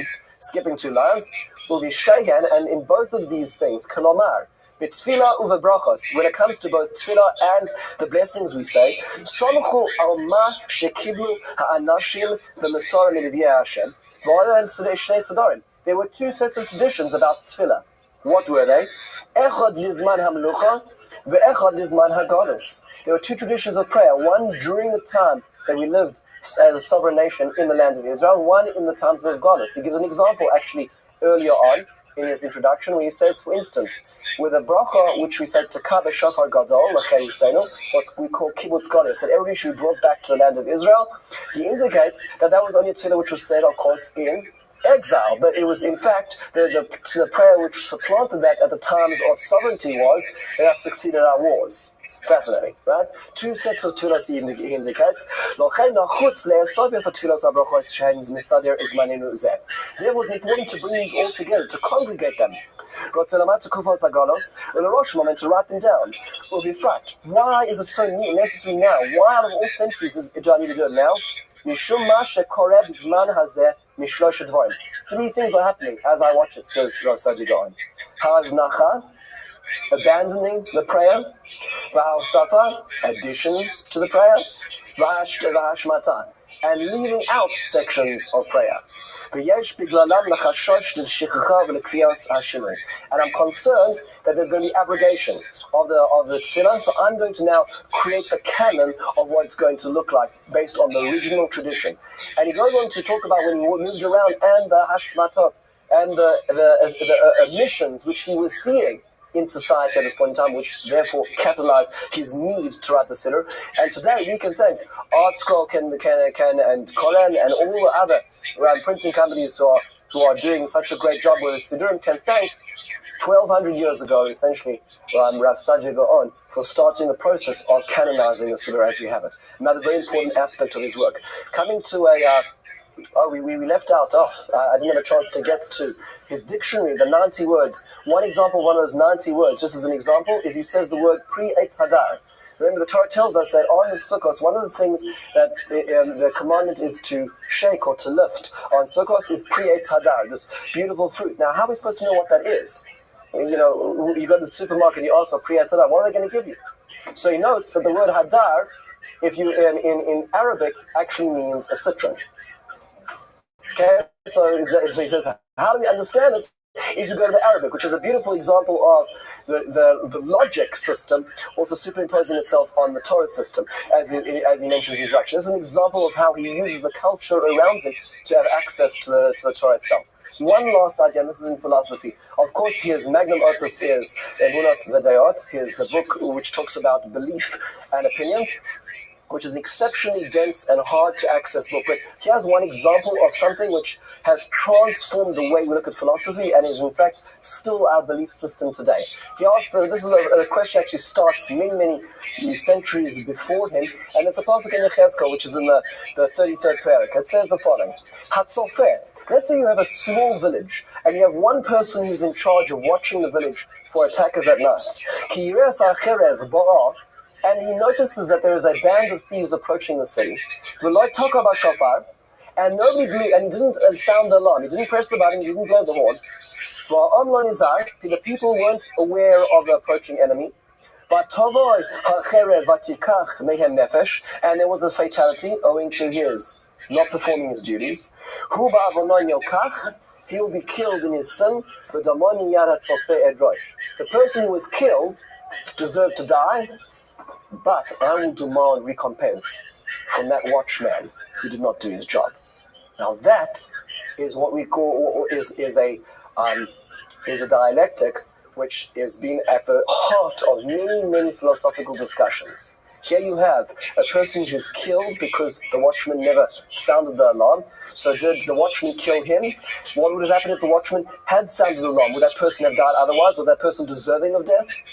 How do you look at God's plan and your involvement in it? What happens if he'd woken up, he'd had a coffee that night, and he blew the horn, and then the person had been saved? So would the person have died otherwise? That's the question which has been plaguing us for centuries. Here's the simple explanation. Rav Sadia Gaon says in Emunat Tadeus himself, in the fourth Ma'amar, in the fifth paragraph. He says the following. V'shalim, people ask me, Im hoisa mesiras ha'adam la'ariga acher am echad b'maaseh haboreh. So let's say a particular individual has a spiritual X on their head. Rachman litzlan. They've done something which has now crossed a red line. So in God's books, that person is walking dead. Or they deserve some sort of form of challenge from God. So what happens when you have a particularly evil individual comes along and does the job for God? Right? They perform a mahadran operation of God in this particular thing, like Jezebel, and she kills all these prophets. So, so who do we attribute it to? We say, look, at the end of the day, the person must deserve death because they died. At the end of the day, she pulled the trigger, right? So what do? Where do you lay blame? And these are the words of Rav Sadia Gaon, which essentially have become entrenched in our philosophical underpinnings, which are disputed by some commentaries like the Orach Chaim later on, but this is really mainstream Jewish tradition, that is. We say, says Sadia Gaon, Ki amaves ma'aseh Hashem, death is God's department, va'retzach ma'aseh haresha, but murder is human's department. That's a fascinating dialectic. Death is God's department, and murder is the human department. He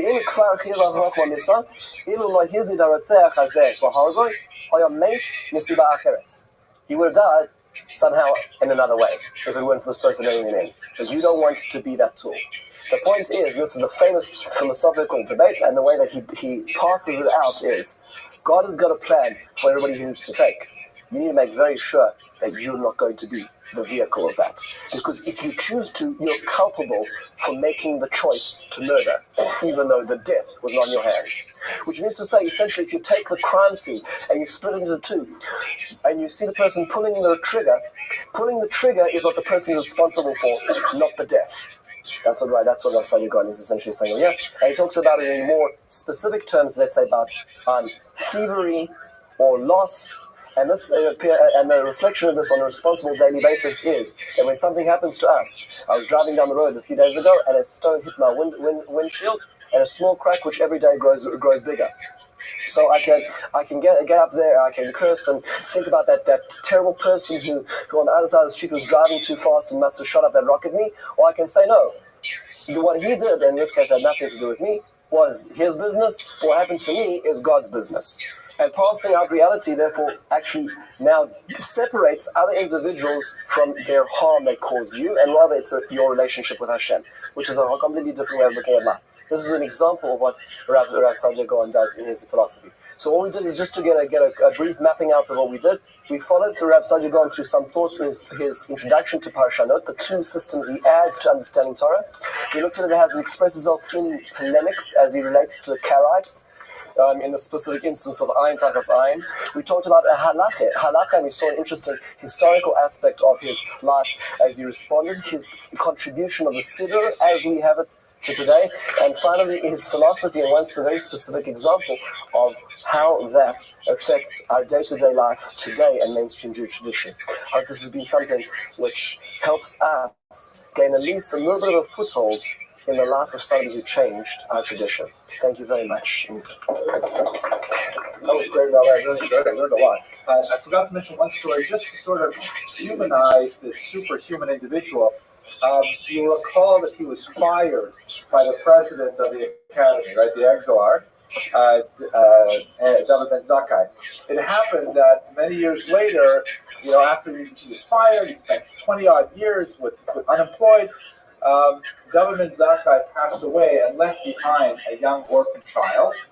And Rav Sadia Gaon took the child into his own home as his adopted son. And so even though he could have had tremendous bitterness against David Ben Zakkai, he nevertheless showed tremendous kindness to his son, who grew up being very devoted to Sadia Gaon. That's beautiful, and that really is so.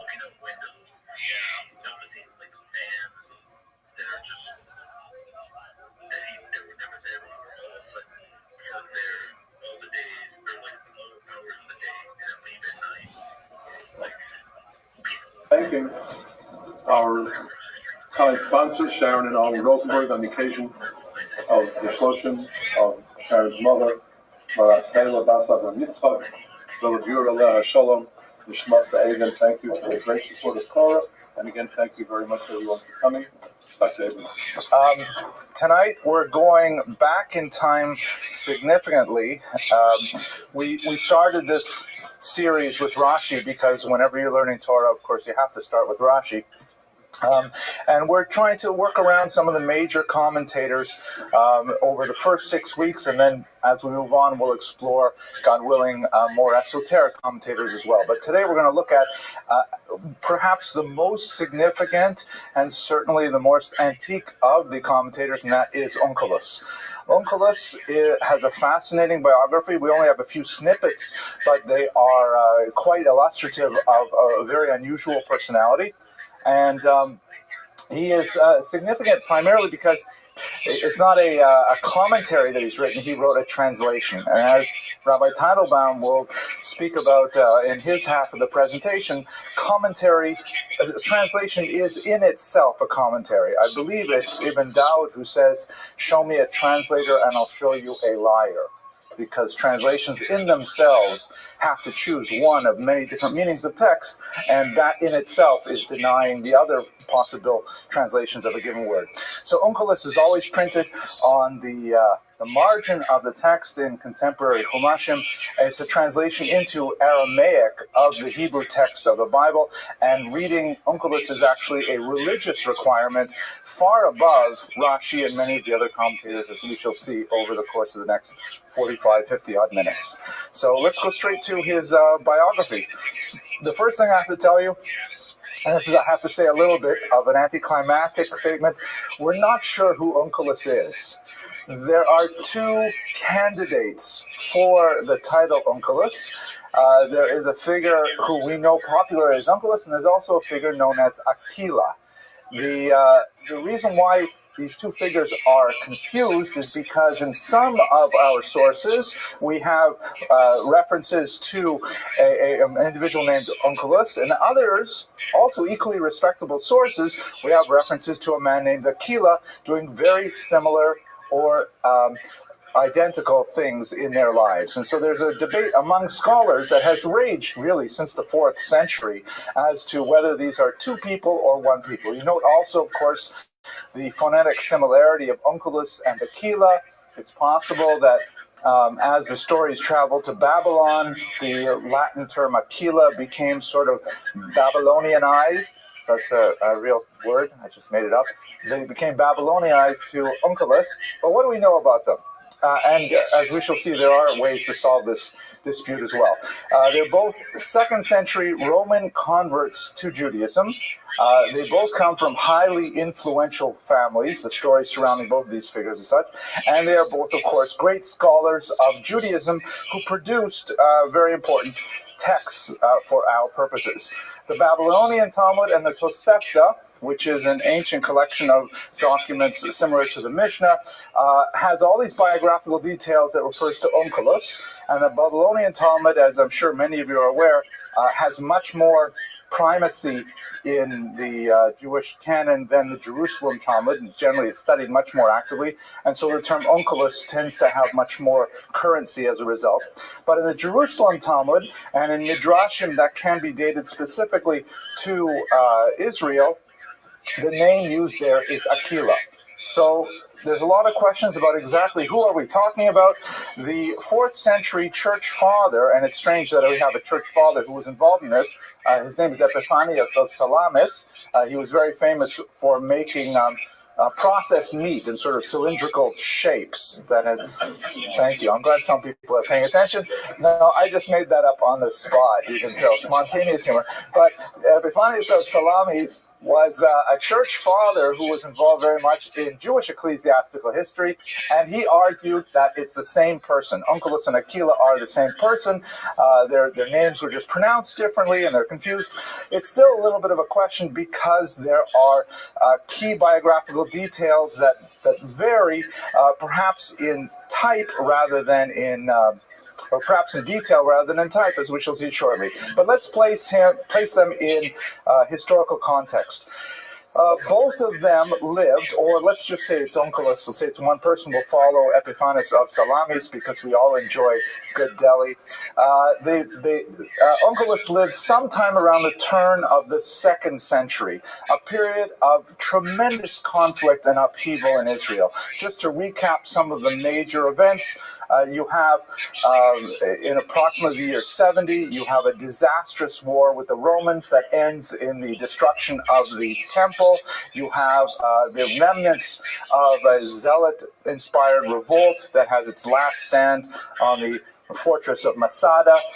You have in the year 135, more or less, another upheaval, another Roman-Jewish war, this time led by Bar Kokhba, that also failed and resulted in phenomenal reprisals from the Roman government under the Emperor Hadrian. It is to this period, the Hadrianic persecution, that we have the story of the Asara Huge Malchus, the 10 martyrs of the state that we read on Rosh Hashanah and Yom Kippur, the Eila Ezkra, Rabbi Akiva's death, and so on. So a really terrible time. We also have phenomenal messianic upheaval. The most significant in the Jewish tradition is, of course, Bar Kokhba himself, who was Bar Kokhba was widely regarded as actually a Mashiach, the Mashiach Yisrael. Rabbi Akiva himself felt that Bar Kokhba was definitely the Mashiach. His colleague said to him, Akiva, your grass will grow from your cheekbones before Bar Kokhba is the Messiah. A very cold statement, which in fact turned out to be the case because Bar Kokhba was defeated by the Romans. We also have another fairly significant messianic movement that did not create such a huge ripple effect in its time, but ultimately was much more powerful, and that is, of course, the messianic movement surrounding Jesus somewhat earlier in the 1st century. So this is a period of phenomenal upheaval, tremendous danger for the Jewish polity, and huge risk for the complete disappearance of the Jewish people as a whole. So, turning to Onkelos himself, according to one version of the story, he was the nephew of Titus, or Titus, shown here. Of course, he is the general who destroyed the temple itself. In this coin, you see how he, as a Roman soldier, standing over a Jewish soldier who was forced to kneel. This coin is from the year 79. He's also associated with the famous Arch of Titus that commemorates this battle against the Jews and the ultimate subjugation of Israel. And I'm sure you've all seen this very famous bas-relief that is actually sort of on the inside corner here that shows purportedly Jewish slaves taking the menorah and under Roman standards off to the Vatican, where it will be, according to some legend, hidden away forever. Hang on, I'll take questions at the end, okay? So this is, according to one version of the story, Titus was his uncle, definitely a very high-level person related to Vespasian, who would become the emperor. According to the other version of the story, his Midrash Tanchuma says that his uncle was actually Hadrian himself, the emperor that persecuted the Jews so severely in the middle of the 2nd century. As the story goes, he went to Israel and was so impressed. He was at the wall, and someone went up to him and asked him if he'd like to spend Shabbos, and he ended up getting mekareved into or Sameach Esher Torah Chabad, the whole thing, and he ended up becoming a ger. There's a fascinating story that I rather enjoy that is recorded in Maseches Avodah Zarah. I was thinking of maybe reading the whole thing through to you, but basically what happens is he becomes converted, and his uncle, whether it's Titus or whether it's Hadrian, very upset with him. This is what they call in Latin ashanda, that he should, ashanda for the Yud, so they send a battalion over there to try and bring him back. And the battalion ends up talking with him, and they're so impressed with everything that he does that, in fact, they decide to convert too, and they stay there. And so he sends another battalion, and the same thing happens. In the third battalion, he says to them, whatever you do, don't speak with Onkelos. You can't engage in any conversation, but don't speak with him. And as the story goes, it's not exactly the way it appears in the Gemara, but they walk straight into the Beis Medrash, they pick him up, they walk him out of the Beis Medrash. As he's walking out, he touches the mezuzah. One of the Roman soldiers says, "What's that?" And it was all over. I've all heard that joke. But anyways, these are the kind of stories associated with him. There is also an interesting censored account in Gemara Gittin, which is quite fascinating. In the 13th century, not really for our discussion today, but in the 13th century, the church, thanks to the intervention of some Jewish converts to Christianity, the church discovered the Talmud and engaged in quite active study of Talmudic texts and also engaged in heavy interference with the publication and dissemination of the Talmud. Within a couple of centuries, as printing became popularized, the church was also very involved in controlling the actual texts that would be published as Talmudic. So Jewish publishers tended to engage in heavy self-censorship so that these documents would pass the censors' evaluation and they would be able to be published. And so that means there's a whole bunch of material that is missing from our traditional Talmudic texts from about the 13th, 14th century onward until the 20th century. And among those texts, by the way, are preserved in Talmuds that are studied in Muslim lands, and many scholars are able to, bring them back and put them into modern Talmuds or into collections. Anyways, one of those, the kinds of things, by the way, that would be removed tended to be anything that smacked of criticism of Christianity, the biography of Jesus, Rome in particular, anything associated with Rome. It could have been talking about pre-Christian Rome, doesn't matter. The Jewish printers would say it's safer just to take that whole section out. And one of the sections that they took out dealt with Onkelos' own thought process as he was contemplating conversion to Judaism. According to the version that was removed from Gittin, he had kind of a seance and communed with the dead spirits of Bilam and with Jesus and one other famous figure who I can't recall. And he asked them, what's going to happen if I convert to Judaism? And they all said, that's good. It'll be fine. If you become Jewish, the Jews are on the right track and so on. And after communicating with them, he decides to, in fact, become Jewish. Fascinating, and you can see why the Jewish printers will remove that section from the Bible. Titus, the third one. Thank you, Titus. See, this is a very high, Boaz, you're paying attention here? This is like a really high-level class. It's scary. The Roman Empire, we also have to place the context of the tremendous pressure that Onkelos must have felt by joining this strange people under these conditions. I just want to take a minute to give you the contextualization of anti-Semitism. I really would like to speak a lot more about this, perhaps maybe Tisha B'Av or something like that. We're going to have a longer discussion. But scholars have basically identified 4 distinct ideological periods of anti-Semitism. They're all really quite different. I'm going to give you all 4 right now, but we'll speak a little bit longer about the Roman period in particular. The first period of anti-Semitism is generally known as classical xenophobia. The word xenos in Greek means stranger. Xenophobia means fear of the stranger, fear of the different. And the Jews were clearly a highly distinctive and unique people in the ancient world, and as a result, a lot of hatred was directed to them. We'll unpack that after we go through the next 3 very quickly. The second period is early Christian anti-Judaism, and this really evolves in the early 2nd century till about the turn of the millennium. This is essentially a dispute between religious movements. It is born out of the unique mother-daughter relationship of Judaism and Christianity.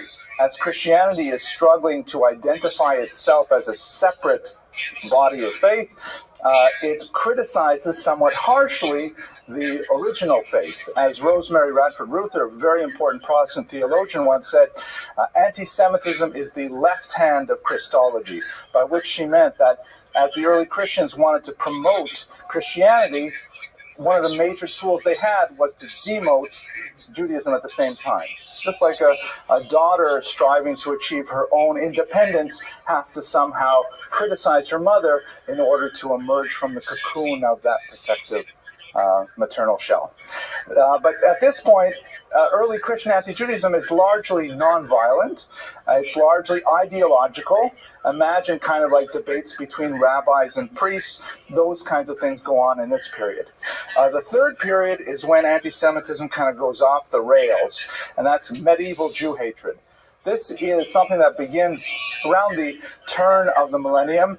It really gets a lot of energy with the 13th century, and this is where certain beliefs that are just completely pathological, the idea that Jews drink Christian blood, that Jews engage in vicarious crucifixions of an imaginary Jesus once a year on Passover, all kinds of bizarre folk ideas sort of imported into anti-Semitism. It becomes much more violent.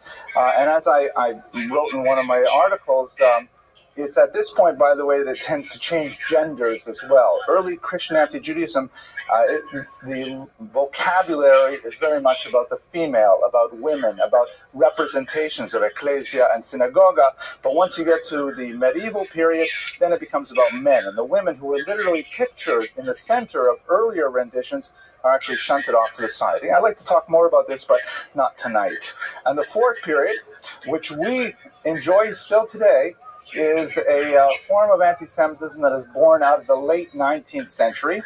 And anti-Semitism as an ideology is quite fascinating because it's somehow like a virus, is able to adapt itself to the unique climate of its host. And it's able to find those kind of like tags to affix itself as a cancerous growth. I'm sorry to use so many medical metaphors when there's so many medical doctors in the room, but the idea is the virus is able to adapt to its circumstances under very uncanny means. So, for example, as religion declines with the Enlightenment, let's say 17th to 18th century, and all of these ideas of like, deicide killing of God and of,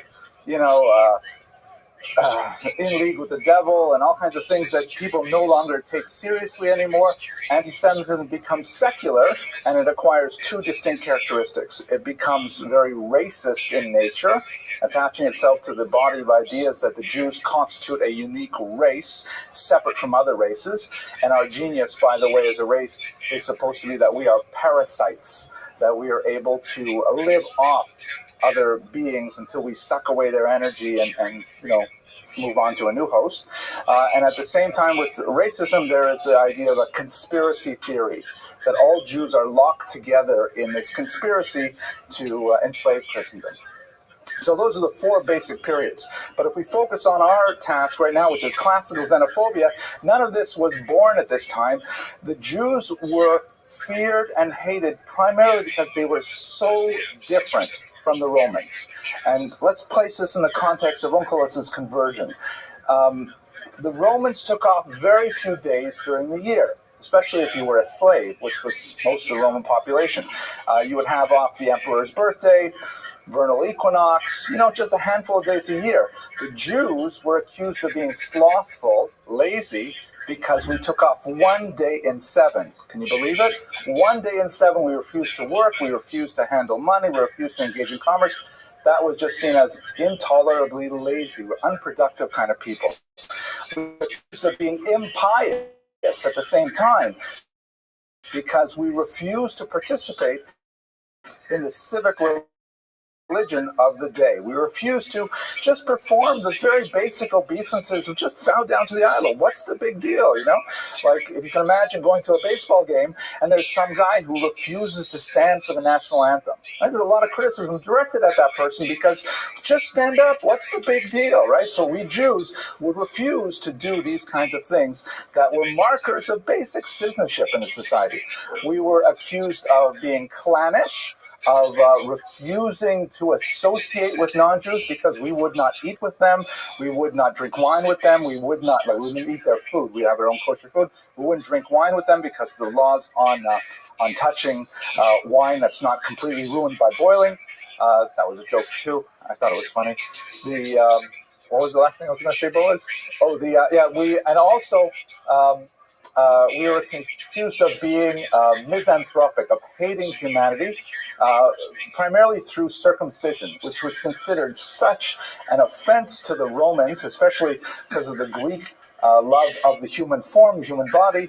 You know, all right. So imagine this is the kind of environment in which Onkelos converted.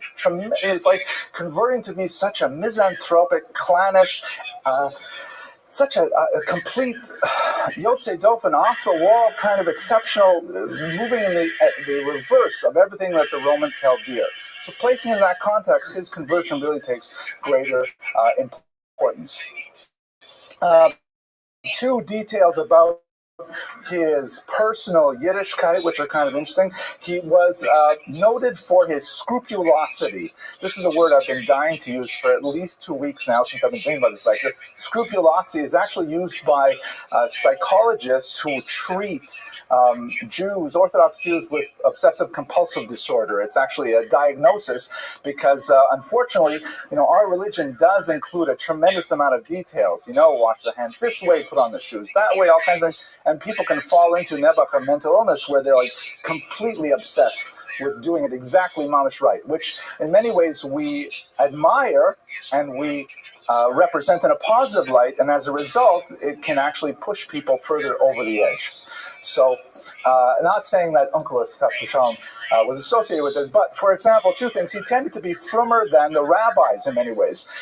He was noted for eating all of his food al taharas hakodesh, meaning he would eat it with the same stringencies as if he were a kohen serving in the temple, meaning he would not allow any food that had even normal defilement that could be consumed by a regular Jew.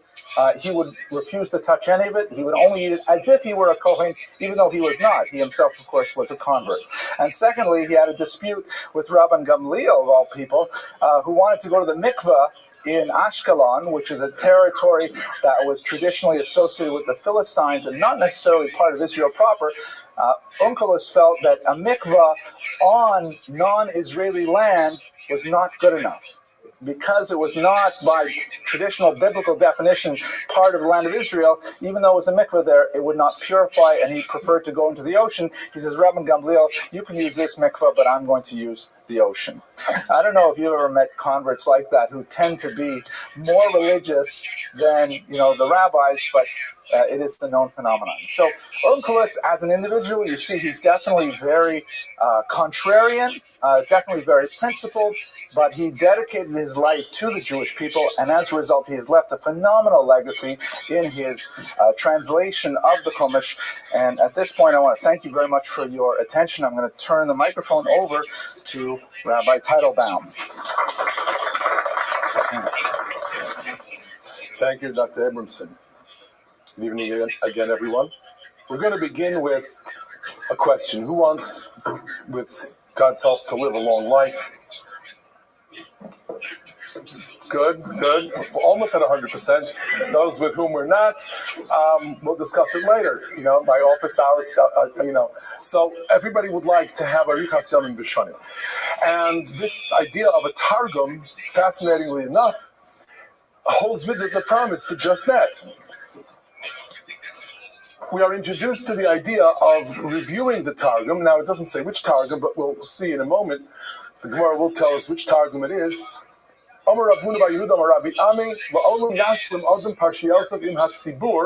We should be complete in reading all of the Parshios Imat Tzibur, meaning week by week with the Tzibur, the parsha of the week. Shnayim Mikra, ve'echad Targum. Afilu HaTorot v'Divan, which may not necessarily have a specific Targum attached to them. Shakol Hamashlim Parshiyos Avim HaTzibur, Ma'arichim Lo Yamav Ushnosav. It's going to grant us long life. It's seemingly a part of Talmud Torah to such an extent that it's included in the promise of L'man Yirbu Yemechem V'mei V'nechem. It's part of that promise that HaKadosh Baruch Hu says, and that we believe in, we daven, we say, Kihem Chayenu V'orech Yameinu. That's what we will fill our days with, and then they will be long days and blessed years. Now, we have to understand that the idea of doing this, Shnayim Mikra Echad Targum, needs to be understood on two levels. Why the number 3, and why the Targum specifically? Can we fulfill this with any translation or any compilation of commentary? We'll get to that, but let's just focus in on the idea of the 3. Shnayim Mikra Echad Targum. Twice the text, once the Targum. The Maral of Prague says, "V'yashlama ki matzinu sha'atorah nitna b'har Sinai v'nishneis b'al moed v'nishtal sheba'arvos Moav." He says, look, the Torah was given at Sinai, and then it was taught all over again, and then in Arvos Moav, hayabeir haTorah k'dichsiv ha'ol Moshe be'eres haTorah. So that's why we have this idea of Shnayim Mikra Echad Targum. The implication of this already is that some kind of a Targum existed even then. That the Targum has origins that go back to the generation that was the Yotzei Mitzrayim and those who came into Eretz Yisrael. How do we know what it is that we mean when we say Targum? That it is our Targum Uklis. So the Gemara in Maseches Megillah says, Omer Rabbi Yirmiyah, V'isem Rabbi Chia bar Abba, Targum Shal Torah Uklis Hager Omro, Nipi Rabbi Eliezer, Rabbi Yeshua.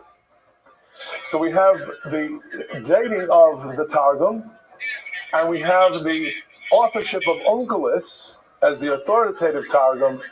Of course, we know that Rabbi Yeshua and Rabbi Eliezer ben Hyrcanus were, of course, in the generation immediately after Churban Bayis Sheni. Now, the Gemara goes on to discuss, well, we have rayas, we have proofs that this was even more ancient than anything that could have been taught by Rabbi Yeshua and Rabbi Eliezer in the first century, end of the first century. And the Gemara says, you're right, this is Sinaitic in origin. But Shakchum, it was forgotten. The Chazru, the Yisudum, they were forgotten. And then Onkelos Hager once again brought back somehow the ancient understanding, translation, interpretation of Torah that had been with us, that was extant in the time of Hoil Moshe Be'eres HaTorah. And the question is, how do you do that? Now, some of us can't remember what we ate for breakfast, what we ourselves ate for breakfast. How does Onkelos Hager come back with what was the original Targum in Aramaic of some 1,400 plus years, 1,500 years ago? Ruach HaKodesh. And that indeed is an interesting answer. Ruach HaKodesh in the times after Churban Bayis Sheni, in the days of the Tanoim. Well, there's an interesting Zohar that gets a little bit of a pump from the idea of saying that, yes, must have been some kind of a Ruach HaKodesh, where the Zohar dates Onkelos to Hillel and Shammai. They should rest in peace. Hillel and Shammai, the Hachi Amru LaUnkelos, V'le Ada'u Le Mila Da'iraisa Ad Itgazar. They basically refused to teach him any Torah until he had bris milah. So we know that there were these famous stories of Gerim coming to Hillel and Shammai and saying, I want to become a Jew. One of them was Onkelos. That places Onkelos, of course, much earlier, turn of the 1st century, well within that period when Ruach HaKodesh, Holy Ephlaitis, was amongst us and the spirit of Kedusha obtained amongst the Jewish people. Beis HaMikdash was still Kayim. Now, we were mentioning earlier, as Dr. Abramson said, that there's a question about what exactly is Targum meant to be. So it's Onkelos' Targum. That's what we have to read twice the text, once the Targum. What is it? Is it a translation? Is it an explanation? Is it both? And what do we do practically if we don't understand the Aramis, if we don't understand Aramaic? Halakha and Shulchan Aruch, Halacha Beis, in Lamad HaParsha B'Perish Rashi, Chashuv Kimo Targum. V'Yirei Shamayim, Yikra Targum V'Gam Perish Rashi. This is the Tours Psak, codified by the B'Tz Yosef, originating with the Tours' father, the Rosh. Rabbeinu Asher, the great 13th century decisor of Jewish law, laid down a fantastic idea and said, you can't understand Targum, do the Rashi. And that means that the Rosh understood Targum to be far more than translation. Obviously, if you're replacing Targum with Rashi, and Rashi is the farthest thing from translation, obviously Targum has in it so much more depth and has a wealth of information. It is not just translation, it's a compilation of meaning and understanding, and that therefore, if we cannot access it, Rashi might be a replacement. Now, there's an important Taz, the Turei Zahav, who says to us, quoting again from the Tur, "V'kasa b'Tur avol im kara b'shar la'az," if you use any other language, which would be the most natural thing to do. English translation. Lo yatsa. You're not able to do Shnai and Mikra V'Echad Targum by reading the Chumash, and then English. Not even Art Scroll. That's not even English. Sorry. I didn't say that. Yeah. I mean, you can't use any other language because obviously there's a Ruach HaKodesh aspect. You can't replace something which has, first of all of the holy explanation, like a Rashi's bringing of Medrash, bringing of the Gemara, all of the holy tradition of what the Pasuk means and what's entailed in understanding the message of the Pasuk. And second of all, in terms of just looking at it as simple translation, if one is Ruach HaKodesh, nothing can replace that. Nothing can replace that. We've begun to discuss this challenge of the Aramaic. And it's important to note that early Rishonim conceded that we have a problem with Aramis. They discuss how clearly there were communities, as we read in the Gemara, every Shabbos, the layman was a pasuk, and then a targum, a pasuk and a targum. The cholent, almost as hot, maybe a little cooler, because you would have every pasuk translated by the meturgim. There was a metargim for every pasuk. What happened to that? What a fantastic idea. Don't tell me that instead the rabbi gives a speech, because we would much rather hear from Onkelos than from the rabbi. The answer is, V'nira, shehem hoyu regilin lefarish lahamon ha'am shehoyu medabrim aramis. It was done because the people understood Aramaic. But for us, mato eles b'targum, we're not going to read it publicly. And then he says, "Ve'ein lomar nilmod mehem lefarosh la'am b'lashon sheyavinu." Do not suggest, well then let's read the pasuk publicly out loud from the Torah, and then have someone explain it in whatever language we understand. Again, the Yeshloma Targum Shani Shenitkan Beruach HaKodesh. So you have here the Rishon, the Tur, saying to us, look, that's what the Gemara ultimately means. We understand the Gemara Megillah, which we saw earlier, Chazru v'Yasdum, that Targum Unclus is that which is based upon the original Sinaitic Be'er HaTorah of the Midbar of the Yotzei Mitzrayim.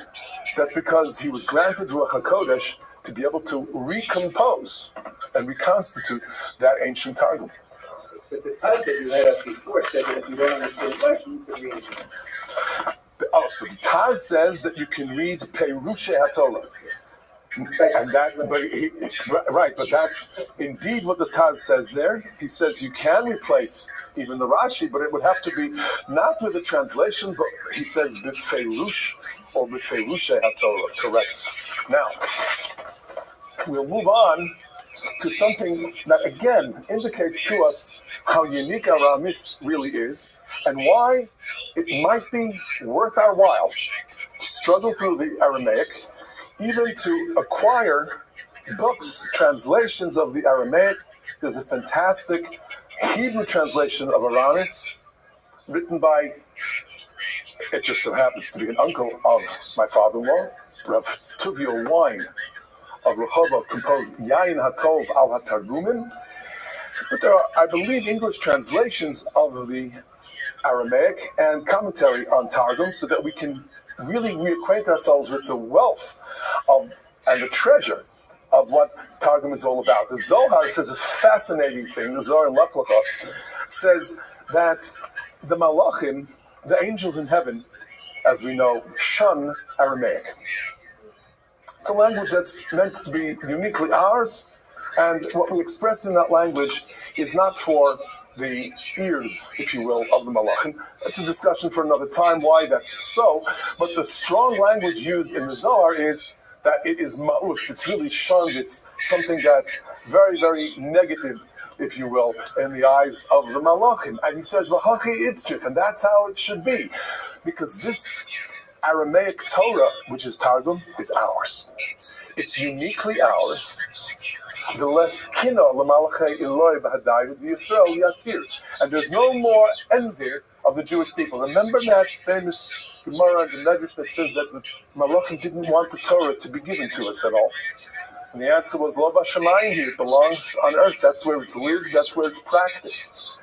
And yet the Malachim are envious. So we have not only the practice of Torah, but the study of Torah in a language that they will not be envious of. So that it is uniquely ours in its study, let alone in its practice. And that study, that is uniquely the Jewish study of Torah, that is here on earth, and that is sanctified by the Jewish people in a way that the angels in heaven cannot study, cannot sanctify Torah, is the Aramaic of Echad Targum. Let's take a look at one of the great accomplishments of the Targum. The Rambam in Mor Nevuchim makes a point over and over again, telling us how incorporeality, the fact that there is no physicality to the God of Israel, that we believe in a omniscient, all-present, all-knowing Makomo Shel Olam, that is the fill of the universe, that the universe takes up a small physical space within the greater non-physical truth that is HaKadosh Baruch Hu.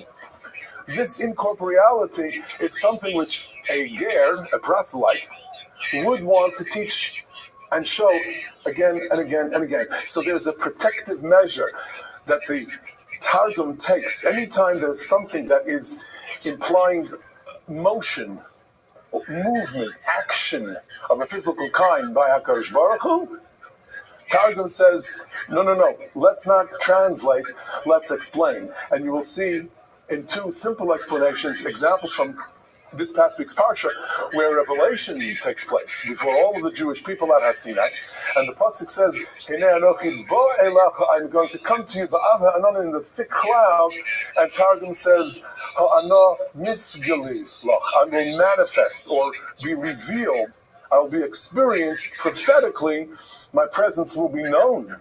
But it doesn't say I'm coming, because that kind of a movement, that's a human anthropomorphism that the Unclus would not even abide in his translation. So it's not a translation. It's a very important kind of explanation, and one pointedly aimed at precluding us from making any kind of mistake about that which he saw all of his life. He doesn't want us to make the kinds of mistakes all the people around him used to make. There are gods that you can imagine, that you can talk to. There are gods you can see. The pantheon of gods, gods you can bow to, gods you can embrace and kiss. No. That's not the truth. That's not the reality. And he's trying to show that again and again. There's another example in the very next page. Ki bayom hashlishi yered Hashem le'enei chol ha'am al har Sinai. The day of Matan Torah will be a day when God will come down, from the top of the mountain. Yiskele Hashem le'enei chol amo al Torah de Sinai. There is no coming down. There is going to be revelation. There's going to be the vision that we will all have, the experience of Matan Torah. But Onkelos is very protective, the Rambam says, of making sure we don't get any of that wrong, so we have an understanding of the truth of HaKadosh Baruch Hu being Hashem Echad. There are halakhic implications of what it is that's written by Onkelos.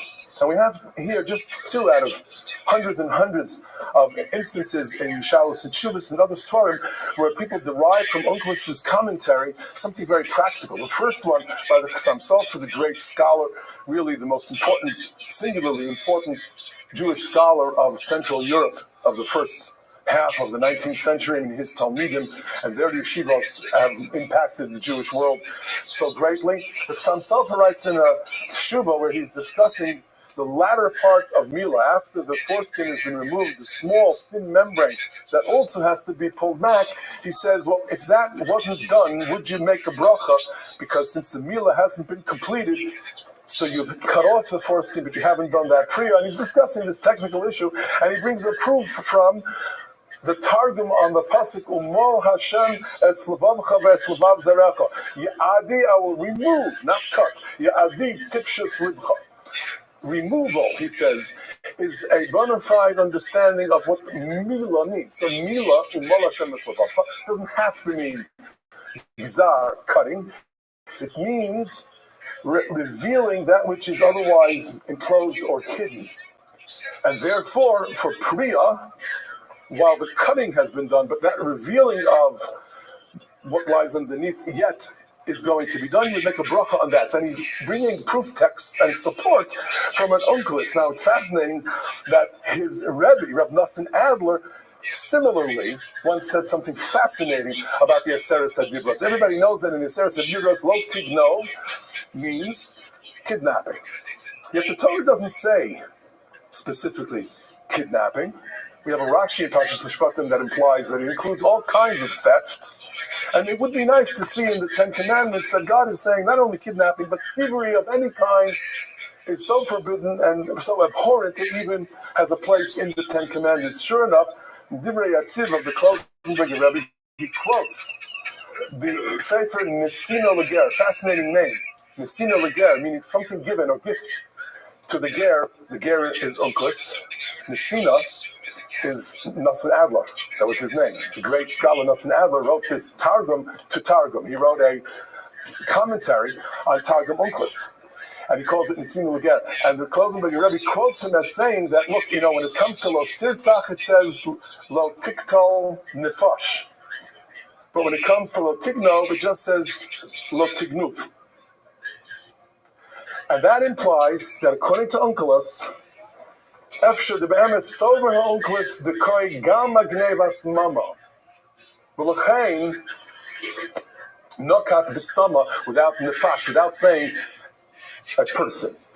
He doesn't say theft of a person. He just left it at theft. When it comes to lo tirtzach, homicide, he added nefash, the murder of a person.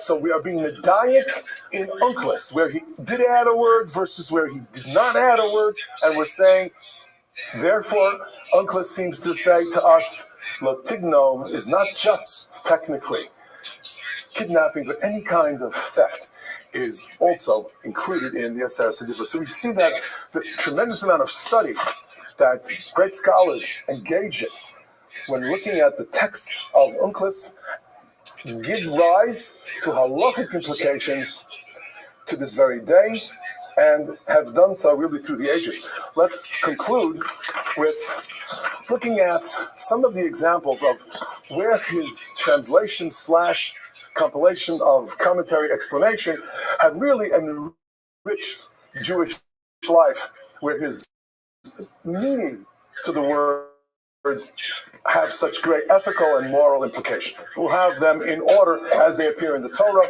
This is probably the most famous of them all, where in the creation of man, the Torah says, "Vayihi ha'adam lenefesh chaya," and man was this living being.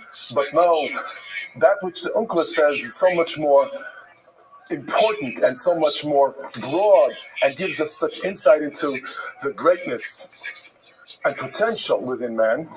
V'haves ba'adam l'ruach mimalula.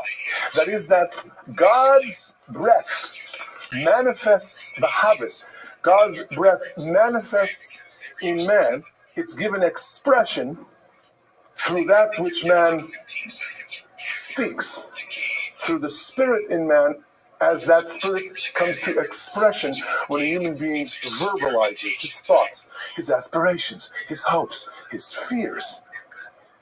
And that is one of the most important of all of Unclus's translations, obviously explanations and interpretations of Torah. We'll look at another one that comes from this week's Parshas Mishpatim, where the Torah says, if you see your enemy's chamar, your enemy's donkey, it's breaking down under its tremendous burden, and you need to help the animal, this beast of burden, and the owner of the animal is an enemy of yours. You would desist from or refuse to help this fellow Jew just because you've got some kind of a disagreement with him. Azov to azov, emo, help again, make sure that the person and the person's animal can be reloaded and safely on their way. Says the Targum something fantastic. You know, in modern Hebrew, if you have some kind of a complaint, and you keep airing the complaint, and you're complaining, mitlonim. When somebody wants to tell you stop, what will they tell you? Azov. Leave it alone. Tafsik means stop, but to leave it alone means let it go. Azov. So here you have the source for that. You see, because Azov, according to Targum, in this pasuk means Nishbak tishbok, leave alone mad v'liboch Alohi. Let go of what you have in your heart. Let go of all of that old, contentious, and negative feeling you have in your heart. Whatever it is that you harbor against your fellow Jew, let it go. And help him. So that we have a completely novel interpretation of the pasuk, but one that addresses the fact that you really don't like this guy, and you really don't want to help him. And when the Torah repetitively says azov to azov, Targum says, because it doesn't just mean to help, it means azov, let go of, release all of the negative feelings you may have, the resentment that you have, and then Tazov, go help him.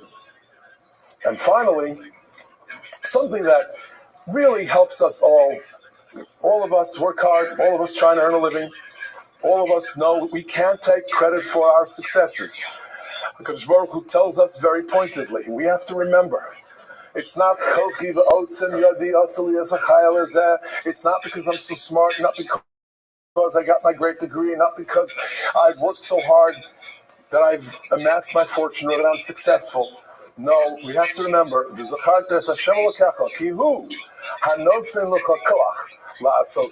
because he is the one who gives you the ability, the energy to succeed, to valiantly succeed. Now, you might not be able to read readily into this and say, well, how about somebody who's in business and applies his great mind and his business acumen and manages therefore to succeed, or practices his or her profession with proficiency, and where in the pasuk does he who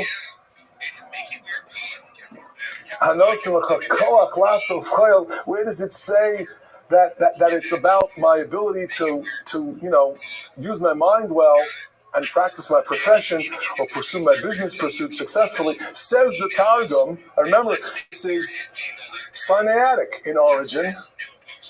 The Ruach HaKodesh in the 1st century or 2nd century says Unkelis, Arehu, Yahev Loch Eitzah Lemiknei Nichsin. The Eitzah, meaning the ideas, the thoughts that allow you to move on to acquire what you need in life. Lemiknei Nichsin means to buy what you need, to acquire what you need, to succeed in your business, in your profession. You know what that comes from? The Eitzah comes from the higher intellect that's granted the Chachma Bina Das, the Dea Bina Vahaskel, that you daven for in Shemona Esrei, when it's provided by HaKadosh Baruch Hu, that's where and how we can succeed. So we see just from these examples how rich and how important some of the commentary of Targum is, let alone how important it is to recognize it as a basic translation of Chumash, but the accessibility combined with the broad interpretation of Torah that's presented to us through Targum gives us an understanding of how great and important Targum really is and why we try to access it and must try to access it in spite of it being an Aramaic. If the people in the Midbar could do it, we can do it too. Thank you.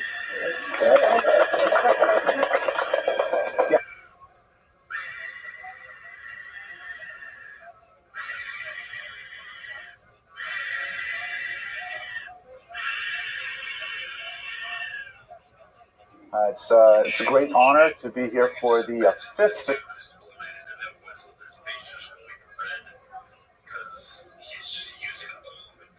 installment, the penultimate installment of the Letters Flying Free. Oh my gosh, the Rebbitzin is here. Did I see the Rebbitzin over there? I just scanned it. Oh, now I'm in trouble.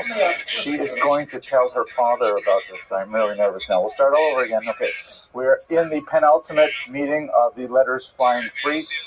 I sent out an email, if you're on my constant contact list, to get a survey of what people thought of this series and the series we did in Brooklyn to get a sense of how we can improve. Because God willing, we will move forward with this. There seems to be a certain groundswell of enthusiasm for these subjects, but we want to do it wisely and in a way that meets the needs of our viewing audience, both live and on the internet. Rabbi Teitelbaum has prepared an absolutely fantastic shiur for the second half of this hour. So I'm going to speak really quickly to give him maximum time because he's really going to take us deep into the ideas of the Ibn Ezra in text, and I think it's going to be quite fascinating. I'm actually recycling a class that I gave about 2 years ago, which was sponsored by the Hermes, and I believe they're members of this shul, so it's ironic that we get to reuse their original sponsorship when I was in Bell Harbor. Our topic for today is the incomparable Abraham Ibn Ezra, who was a phenomenal individual with tremendously complex life, a life of great sadness and tribulation, and a life of genius and exceptional achievements in Torah scholarship in particular. I think one of the most fascinating things that I take away from his life is the fact that the Ibn Ezra that we primarily know as Jews, and we are the people who study him most of all the various fields of inquiry that he inspired, from poetry to astronomy to mathematics to linguistics. He really only began his career as a Torah scholar, as a publishing Torah scholar, when he was about my age, when he was in his 50s and he was exiled from the Iberian Peninsula. At that point, he had to change careers quite late in life, and it was only then that he really explored his genius. As we discussed a few weeks ago, when we were looking at Sadia Gaon, he had to get fired from his job as the Gaon of Surah in order to start writing, and ultimately it was his writing that made the greatest contribution in life. I'm reminded as well of a role model in my own life, Rabbi Dr. Lander Zatzal, who only started Touro College when he was 54 years old, and it's become such a massive enterprise, and it's affected the lives of so many tens of thousands of people. There are these people like that, Ibn Ezra's, who are able to change their lives midstream when other people are started looking down towards moving down to Boca or something like that. They're thinking about what else can I achieve. And Ibn Ezra is such a person. He lived a life of tremendous penury, and he complained about it with some eloquence. So I'll share with you, for example, one poem that he wrote. These are translated from the original Judeo-Arabic. Unfortunately, I forgot the name of the translator, and the other, I'll write it when I put this on the web, the exact translator. But he writes a poem called My Stars. On the day I was born, the unalterable stars altered. If I decided to sell lamps, it wouldn't get dark till the day I died. Some stars, whatever I do, I'm a failure before I begin. If I suddenly decided to sell shrouds, people would suddenly stop dying. Right? So he definitely had a very kind of pessimistic, dark view of the universe that seems to pervade much of his writings, although not universally. We'll see how that is. Now, what was he doing for a living? What was so difficult about his life? He was what we would call in Yiddish, in many ways, a Luftmensch, a man who lived on air. And this is a term that really is better applied to 19th century Eastern Europe. And it refers to people who somehow eke out a living without any clear sense of what their revenue stream really is. In medieval Spain, in the golden period when he lived, he was a professional poet, and he would, compose works of poetry, which was hugely in demand in Spanish culture, Arabic Spanish culture. He would compose, what they would call a boast poetry, in which people would compose, these poems that celebrated their business acumen or their military strengths or various achievements in their life. He would have composed curse poetry that was used as an imprecation against people you didn't like, and this was like a business. This was kind of like graphic designers for the internet today. He was a poet for hire who do these things. But it's a difficult job to have, because once you write the poem, it's over. You get paid once, and then you've got to write another poem. You can't use the same poem again because they were in circulation. It was part of the culture to repeat poetry. We happen to live, it's sad, in America in the early 21st century. We live in a very poetry-debased society. We have very little poetry in circulation. I spent some time with Boaz, my son, who is not here, by the way. I really have to give it to him. He and I just spent some time studying The Second Coming by Yeats, and it was fascinating to actually walk a young mind through the meaning of that poem. But we are bereft of these things. I'm sorry for going on like that. Anyways, he eked out a career as a professional poet, and he was essentially going from wealthy person to wealthy person to try and flog his wares, and he'd make a sale every now and then. Here's one of his poems in which he describes what it's like. This is called The Patron, which is referring, of course, to his supporters. When I come to the patron's house early in the morning, they say, he has already ridden away. When I come in the evening, they say he has already gone to sleep. He either climbs into his carriage or climbs into his bed. Woe to the poor man, woe to misfortune. Right? So you get the sense that for most of his early adulthood and his middle age, he was a person who just managed to live on the sidelines. Definitely a huge Talmud Chacham, definitely someone who was very conversant with Torah scholarship, but not publishing. He didn't have the personality really to be a community rabbi. He was kind of irascible and difficult and sometimes a little bit pugilistic. These are not characteristics that we admire in community rabbis in general. We want them to, find ways to make pshara and shalom. He was not that kind of a person. And so this was his life. For reasons that are not entirely clear, he ended up fleeing the Iberian Peninsula when he was about 50, perhaps exiled. He was very well connected. In fact, he was married into the family of Yehuda Halevi, but his son Isaac apparently moved out to the Middle East and converted to Islam, which was a huge shock for him. There's some debate over exactly what happened. It's possible that Ibn Ezra even sat Shiva for his son, although the dates and the documents that support this are still under dispute. At any rate, Possibly the reason why he left, we don't exactly know, was the expansion of the Almohads. It's a very extreme form of Islam that chose to move away from the traditional tolerance of dhimmi, of Jews and Christians as people of the book, towards a more intolerant and demanding form of Islam that would not brook the presence of non-believers in their midst. Maimonides, of course, would also flee the Almohads and make his way across the coast of North Africa to Egypt. In the case of the Ibn Ezra, he would actually make quite a tour of the Mediterranean basin, all across the coast of North Africa, into the Italian peninsula, and well into continental Europe, trying to put together a livelihood living in great straits. During this time, it became clear, this is his period of wandering and also his period of greatest creativity. He found that he could no longer make a living as a Judeo-Arabic poet in Christian Europe. You know, it's surprising, right? Because they're not speaking Arabic, and the culture of Christian Europe does not have the same respect and admiration for poetry that the Muslims did, and so he had to switch careers. He could not be a pulpit rabbi. He could not be much of a teacher. He didn't have that kind of patience in his personality, so he took to scholarship. And he would sell his writings.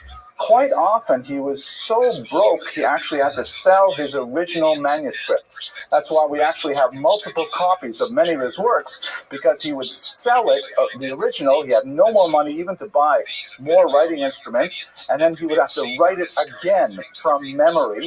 And so the second version usually tended to be quite a bit bigger and quite a bit more expansive. But this is the kind of living on the edge that he enjoyed during the period of his greatest creativity.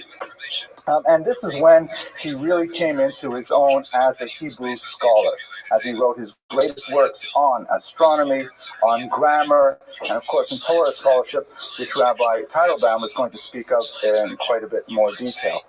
I'm not going to go into it in much discussion here at all, but I will say that the Ibn Ezra's commentary on the Torah is uniquely fascinating, and it provides tremendous ground for future exploration by scholars like Spinoza and eventually the 19th century biblical critic Wellhausen, who saw in his rationalist approach to the Torah the possibility of much larger ideas that were definitely contrarian to the Orthodox point of view. In fact, the Ibn Ezra's point of view is pretty much the maximum extreme you can go and still remain b'toch ha'machane, inside the camp ideologically, as we shall see in the second half of this hour.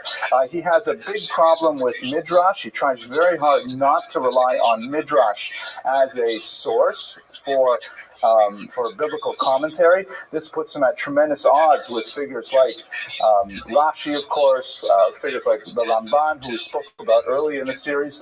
And it's a unique approach to Torah that is really unparalleled by anyone in his generation.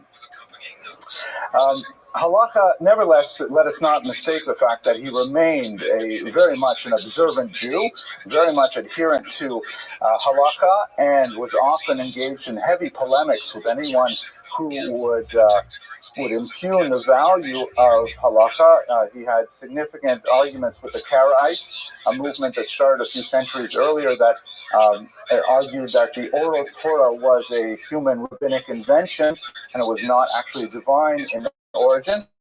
But his approach against the Karaites and his rationalist arguments proved to be extremely useful to Ramban later when he had the dispute that we discussed earlier in this class, because these rationalist arguments could communicate across cultures and could be used in a disputation with the church. So his approach to these things was exceptionally significant. So to try and wrap up and give you a sense of his life as a whole, and also to give plenty of room for the in-depth text that we will be studying shortly, we should understand him as essentially a poet who had to make a major transition from that way of life to becoming a scholar. Without having an official position of any kind, he was forced to eke out a living as an independent scholar, composing treatises which he would later sell, often right down to the original copies. But nevertheless, he gained quite a bit of wide circulation with these things. He was canonized as a commentator. We have him on the page of Mikraos Gedolos, but his opinions, nevertheless, are quite a bit on the extreme of the Orthodox spectrum. His extremist opinions had a tremendous impact on later thinkers.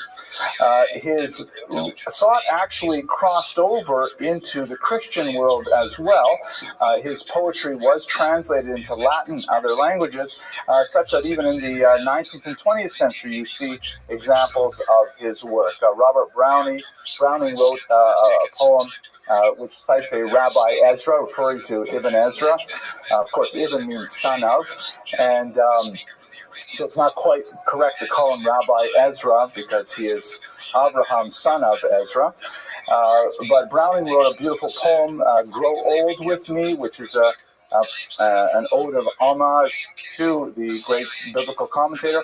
And in fact, even John Lennon in our own times wrote a song that was based on Browning's poem, which later goes back to the Ibn Ezra. His work in astrology, which I can't possibly comment on with anything intelligent, was nevertheless recognized by scholars of that field as being something quite significant. And if you look over here, there's actually a crater on the moon. Next time you look at the moon, just pay attention to this little red spot here. You can notice it if you look very carefully. You'll see there's a red circle around it. And this is called the Ibn Ezra crater. Here's a close-up of it that is specifically named after this 12th century scholar in recognition of his tremendous achievements in the field. Okay, so I've compressed my remarks because I think it's really important that we study the text. We have a lot of great text to come, and I'm going to turn it over at this point to Rabbi Teitelbaum. To look at Ibn Ezra's magnum opus, which is his Parish on the Torah,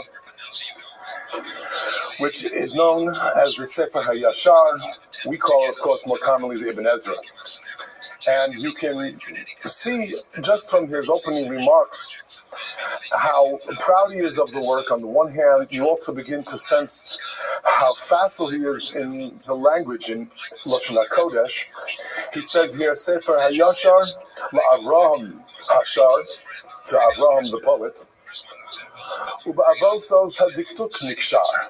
He says that all of my writing, all of what I will be presenting will be bound by ropes of grammar. So from the onset, he is making it clear that he is going to be a literalist, if you will. Ube'ene hadas yichshar.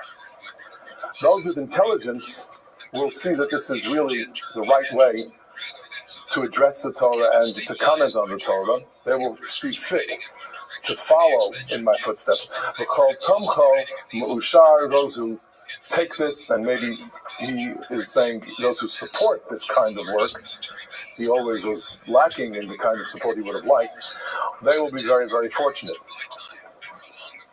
We are going to continue to look at his Hakdama. What he does is introduce his parish by first describing so many of the other paths that he says are incorrect, describing the paths that he will eschew, that he says these are not the ways of proper parish on the Torah.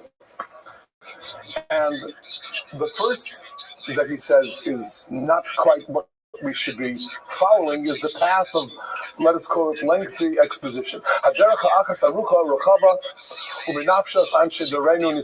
way, all of his Hakdama is written in poetic rhyme. Beautiful, beautiful Ivrit, or Lashon HaKodesh. He says that it is very long and long-winded, and most people can appreciate it and gain from it. He says, if truth and what we're trying to arrive at is that bullseye, that point at the very center,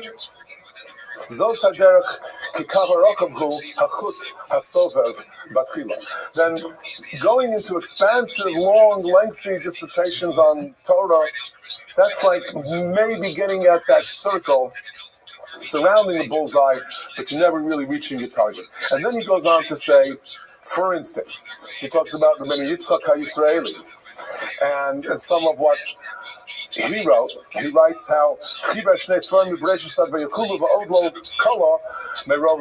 words, he wrote treatises and barely got through much of the Torah at all. He then criticizes Rabbi Tzadigon. So he obviously has great respect for Rav Tzadigon, but he says Rav Tzadigon also in his parish follows this long-winded style without really explaining the pasuk, its true meaning, its basic meaning. He gives an example of Perish Yehi Ma'oros, Hichnis Deos, Acheros, L'das Hamidos Haniskaros. He talks there about all kinds of issues about the celestial bodies, things that are not pertinent to the explanation of the pasuk itself.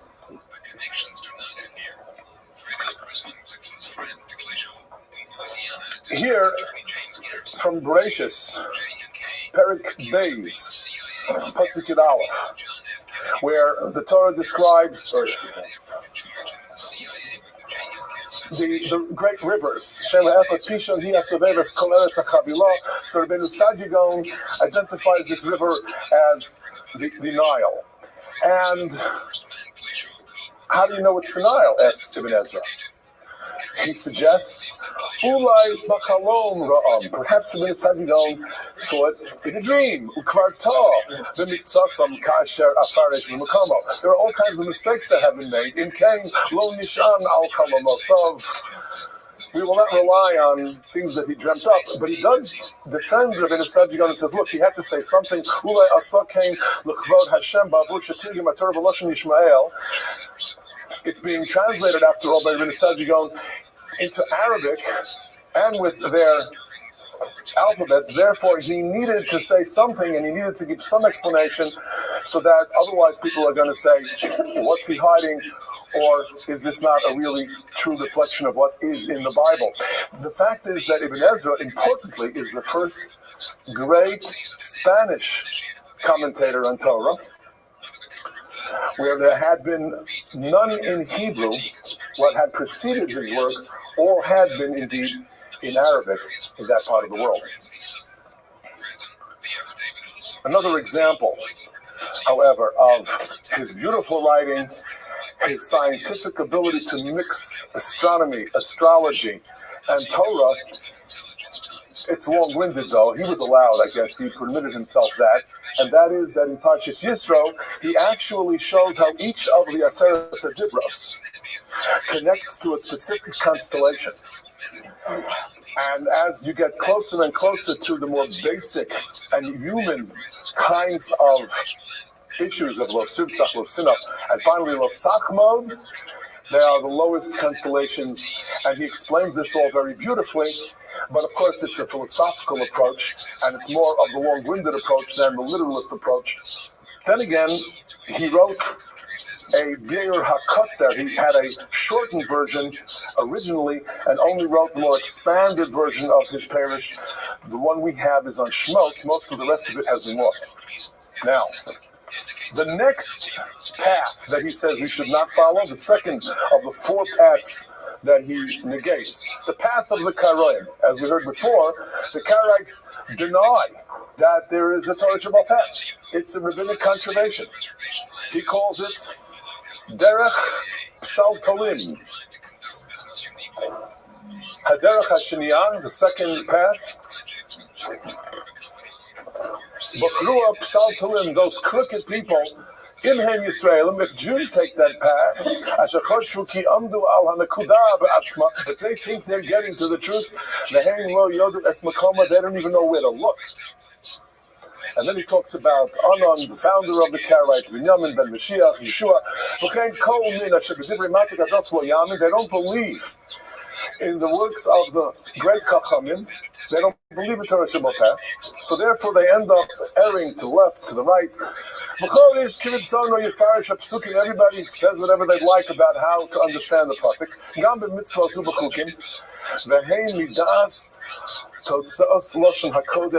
And they don't even know Hebrew. So here you see him really saying how important it is to have a real good grounding in Ivris, in Lashon HaKodesh, in Hebrew grammar. Otherwise, you can't possibly come to understand the Torah. But you also see here how he completely and utterly rejects those who would say that, no, we have to just study Torah Shebachsav, and Torah Shebal Peh is not something that's divinely ordained. You here see that he was an absolutely believing Jew in every way. Torah Shebachsav, Torah Shebal Peh.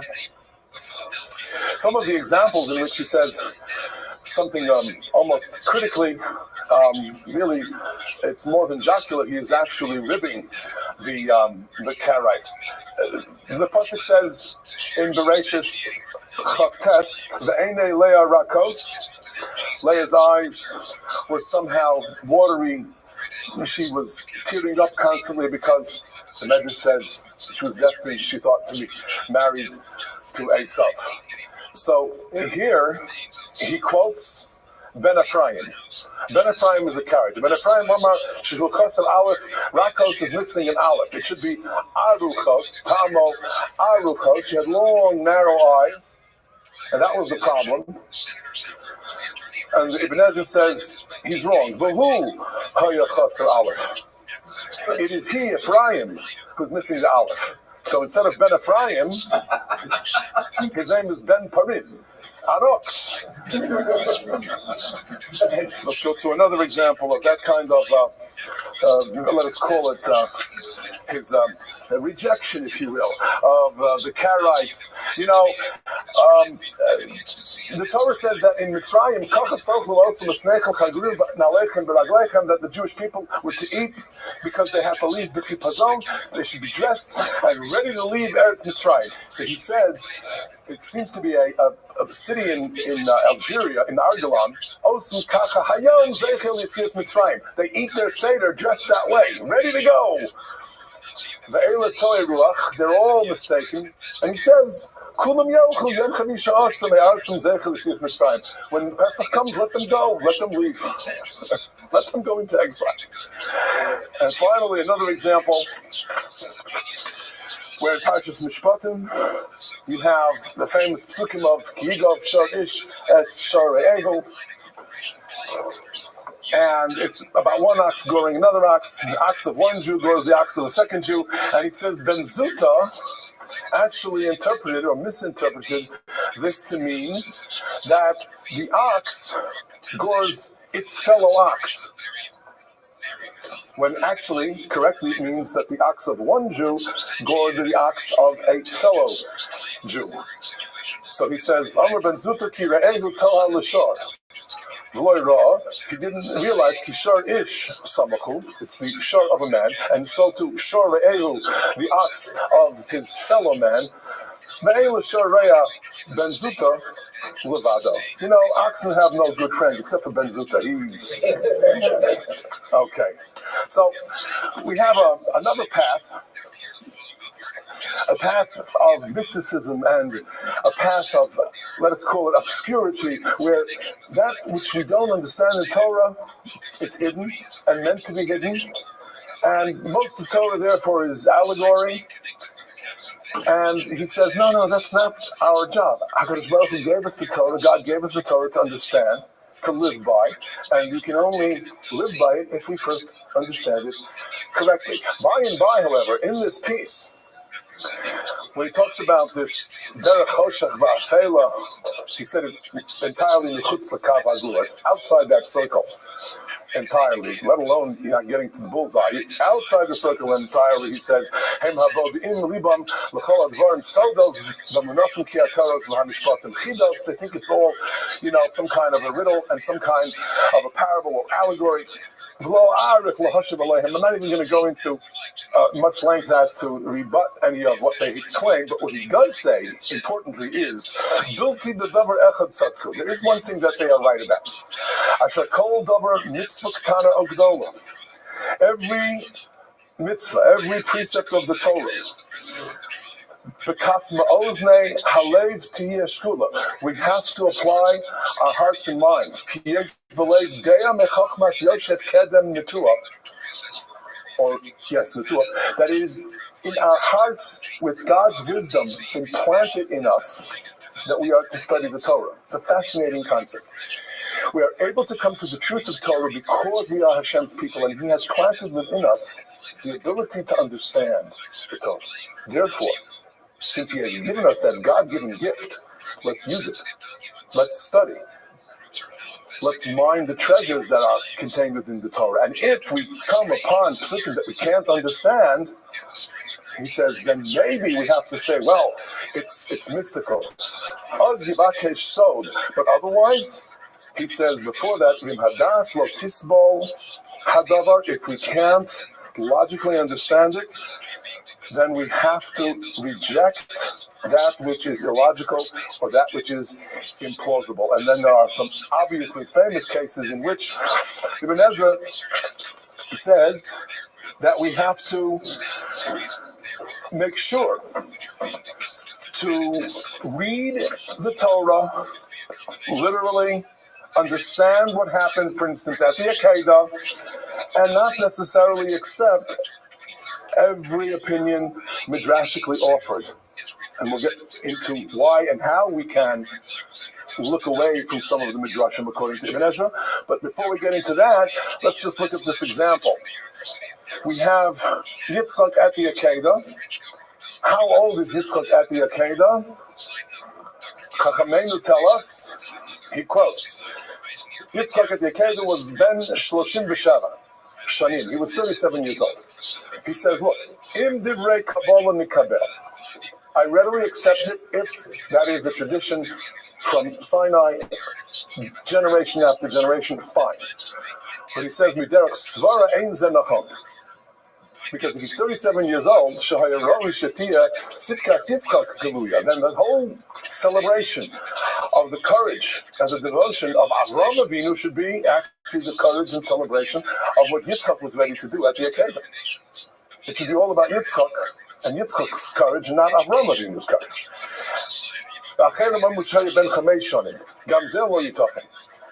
Can't be he was 5 years old, because it says in the Torah, the Torah says that it was Yitzchak who carried all the wood. He's 4 or 5 years old, how could he have carried the wood? So this is all a very logical approach, to which he says it must be that ultimately he was Karov Liyud Gimel Shanim. That's a heck of a way to prepare for mitzvah, to go to the Akedah. But he was young enough and innocent enough to therefore follow, strong enough to carry the wood, but not old enough to be given all of the credit for that kind of self-sacrifice. Another example, famously, and Rashi quotes this, Medrash, Atzei Shittim, the great wood used for the crushing of the Mishkan. Yaakov Avinu planted them in Mitzrayim, Chachamenu tell us, and told us, when you leave Mitzrayim, you'll need these for the construction of the Mishkan. Take them with you. And Ibn Ezra asks, but how could the Mitzrayim let them go, ostensibly to worship their God for 3 days? Why are they taking all this lumber with them? As an example of how rationally, Ibn Ezra says, it just doesn't really make sense. He says perhaps there was some kind of a ya'ar, some forest, some area near Har Sinai, where when they arrived, they were able to cut these trees. And that's how they had the crushing, the great wood beams that comprised the walls of the Mishkan.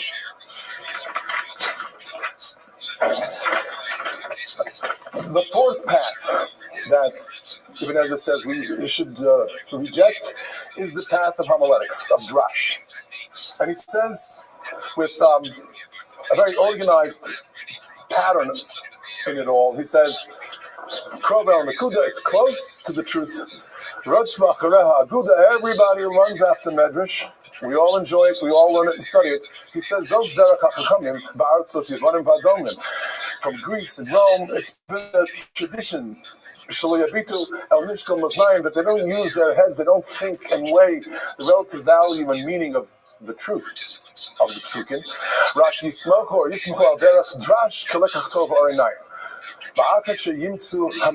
Number one, once you have these midrashim in Sifrei HaKadmonim, why repeat it? If you have it in Medrash, leave it there. If you're going to write a commentary on the Torah, don't just repeat what the Medrash says. That's number one. V'yesh drash hefek drash. He said, secondly, you have so many contradicting midrashim. If you're going to use Medrash to arrive at the truth, well then what's the truth? And one Medrash says one thing, then another Medrash says another. And finally he says, v'yesh lo sod v'einonu mefurish. And so much of it is so hard to understand. It's mystical anyway. He uses an example, the famous case, the drash, Torah Kadma, Alpine Shana Kadma. Torah existed 2,000 years before the world. If there's no world, then there's no physical matter. If there's no physical matter, so then there's no time-space relationship. How can there be time? How can you say 2,000 years if there was no universe, if there's no physical world? He asks. That's just one example. He goes on to give a number of examples. And of course, this was something that, let's just say, it stirred up the ire of some of the commentators.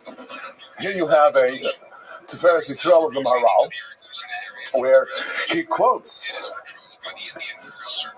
how Ibn Ezra criticized the famous drash about why the Torah begins with a beis, Bereshis, because beis is the letter of bracha.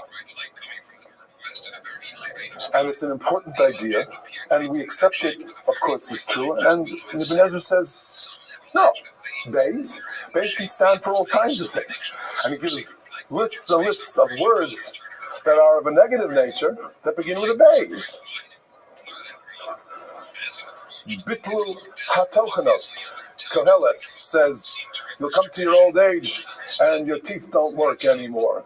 So it's with a beis, bitlu hatochanos. Does that mean that beis is such a beautiful, wonderful letter? Bal Yida'um. Bal Yida'um means that nations of the world, people don't know, don't understand. They'll be bereft. So the beis isn't such a wonderful letter, is it? Says the Maharal, Ubavadai, Harav Ibn Ezra, Bal Yida'um. He says, one who didn't know was Ibn Ezra. Bal Yida'um Divrei Chachamim Hanemonim. He says, because Ki Divreihem Heim Emes B'Chachma. Hu Lo Haven. He did not understand Divrei Chachamim. So there's tremendous criticism that Ibn Ezra invited by being so adamant about not following drash, not getting involved in it, not basing our religious life, and not getting so involved with it, not just in commentary, but in philosophically guiding our lives based on so much drash. Ibn Ezra, was not one to really feel that's the way we have to build and construct our culture, our religion. Pru'uravu, we take it that the Torah says that it is a mitzvah. In the meaning of mitzvahs, that's another area, by the way. He did not say that we are bound to believe that there are exactly 613 mitzvahs. He says that Pru'uravu is actually just a blessing. Milas Pirdi B'Rivya B'Adam Brachahi. Kemo V'Brias HaMayim. Rak Hi Mitzvah Ha'etikuha Kadmonenu. Zichronim L'Vracha. Rather, it is written as a mitzvah by our rabbis. V'samu zeha pasuk zecher l'dovet. This is a typical Ibn Ezra in that he says, look, the literal interpretation of the pasuk is not, we have a commandment, be fruitful and multiply, have children, but it is a mitzvah. If rabbis in the Talmud say it's a mitzvah, then it's a mitzvah. But they have that by tradition. It's not because the Torah literally said so. Another example, the rehabilitation of Nimrod. What kind of a person was Nimrod? he was a very, very negative person. He used his powers to threaten mankind, not just Avram Avinu, but it was Amraphel. He is Nimrod, and he was Hechalios Gibor Ba'aretz. As Rashi says, he was doing whatever he could with his Gevura rebelliously against the will of God. Well, according to Ibn Ezra, he says, Hechel Laharos Gevuros B'nei Adam Alachayos, Ki Haya Gibor Tzayid. He was a tremendous hunter. V'tam L'fnei Hashem doesn't mean against God. It doesn't mean that he would say, I'm powerful, God is powerful, maybe I'm more powerful, as you might wish to interpret it. He says, Shahaya Bona Mizbechos, Umala Osam Hachayos, Olol Hashem. Nimrod captured animals and brought them on a Mizbeach. He offered them up to God. V'zeh derech hapshat. That's the truth of what the Torah is saying to us about Nimrod. V'hadrash derech hacheres. The drash, that's a different path altogether.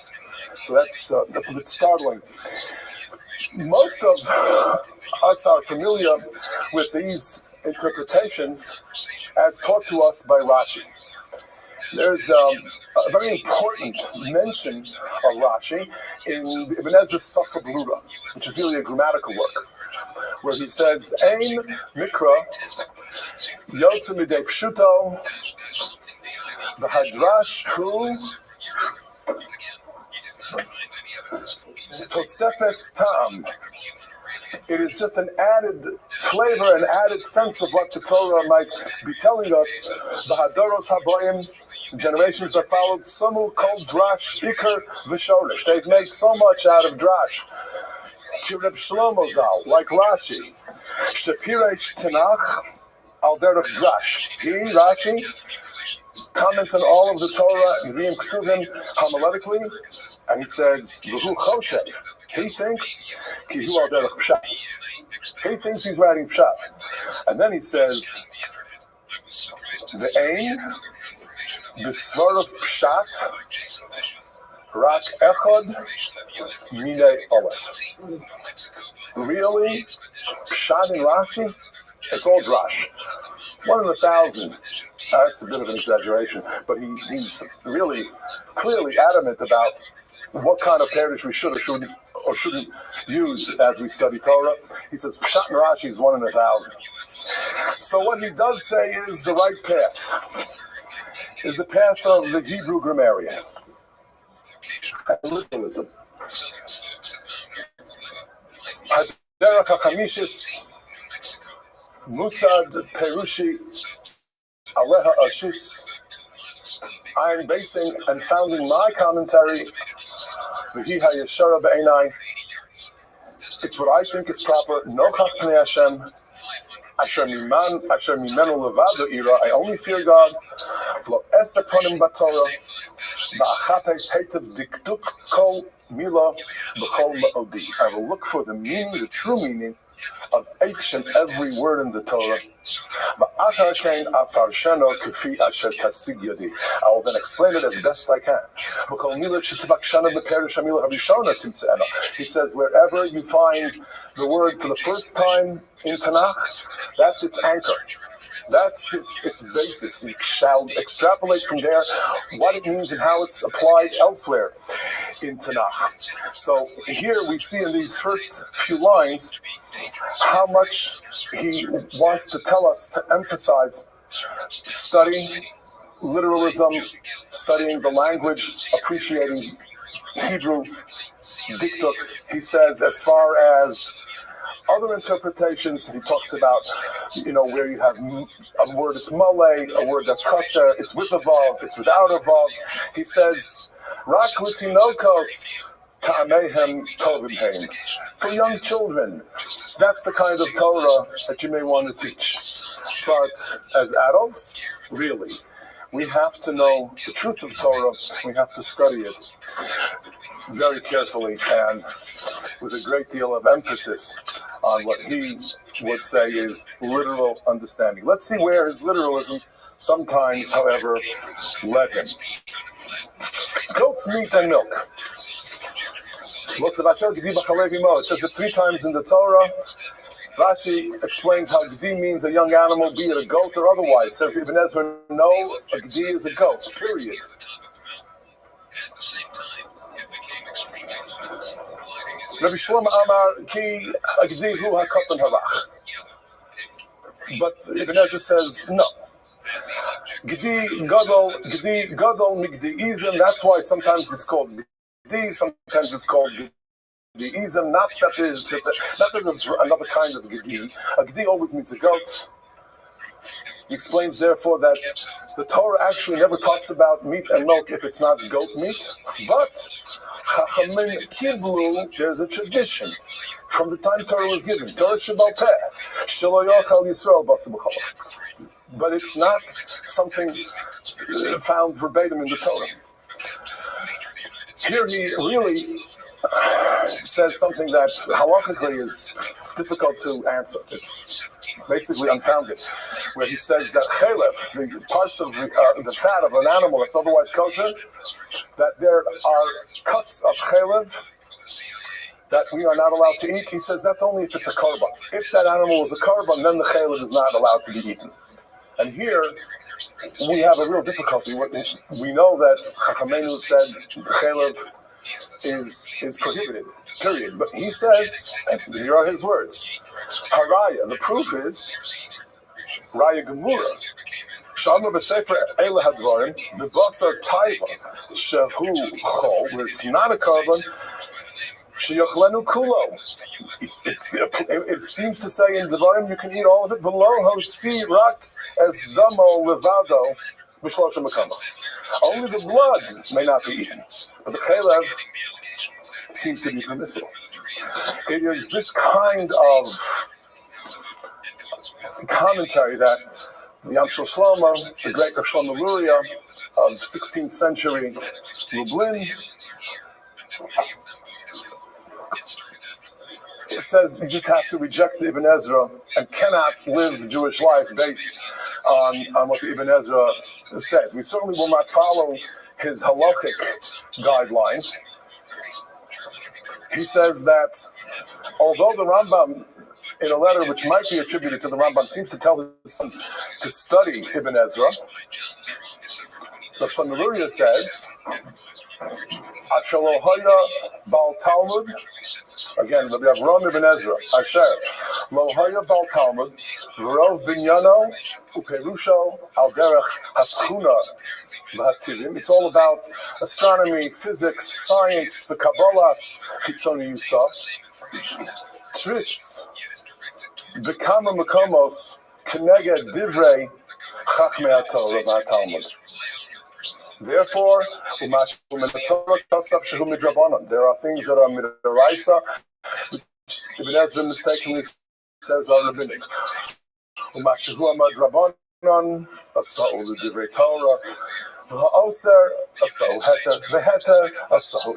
he has tremendous problems with Ibn Ezra. He was not alone, but he was very vociferous. This is in his introduction to his Yamshel Shlomo on the Maseches Kun. A final example of this literalism, and one that's a bit shocking.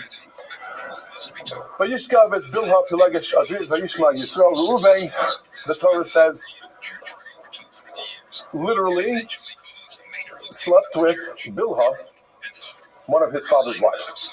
And of course, we understand it to have been as heinous a crime as that, but it was that he had moved the bed of Yaakov out from where he had gone to Bilhah, Rachel's Pilegesh. He wanted, jealously, that his mother, Leah, should now be the preferred, beloved wife of Yaakov.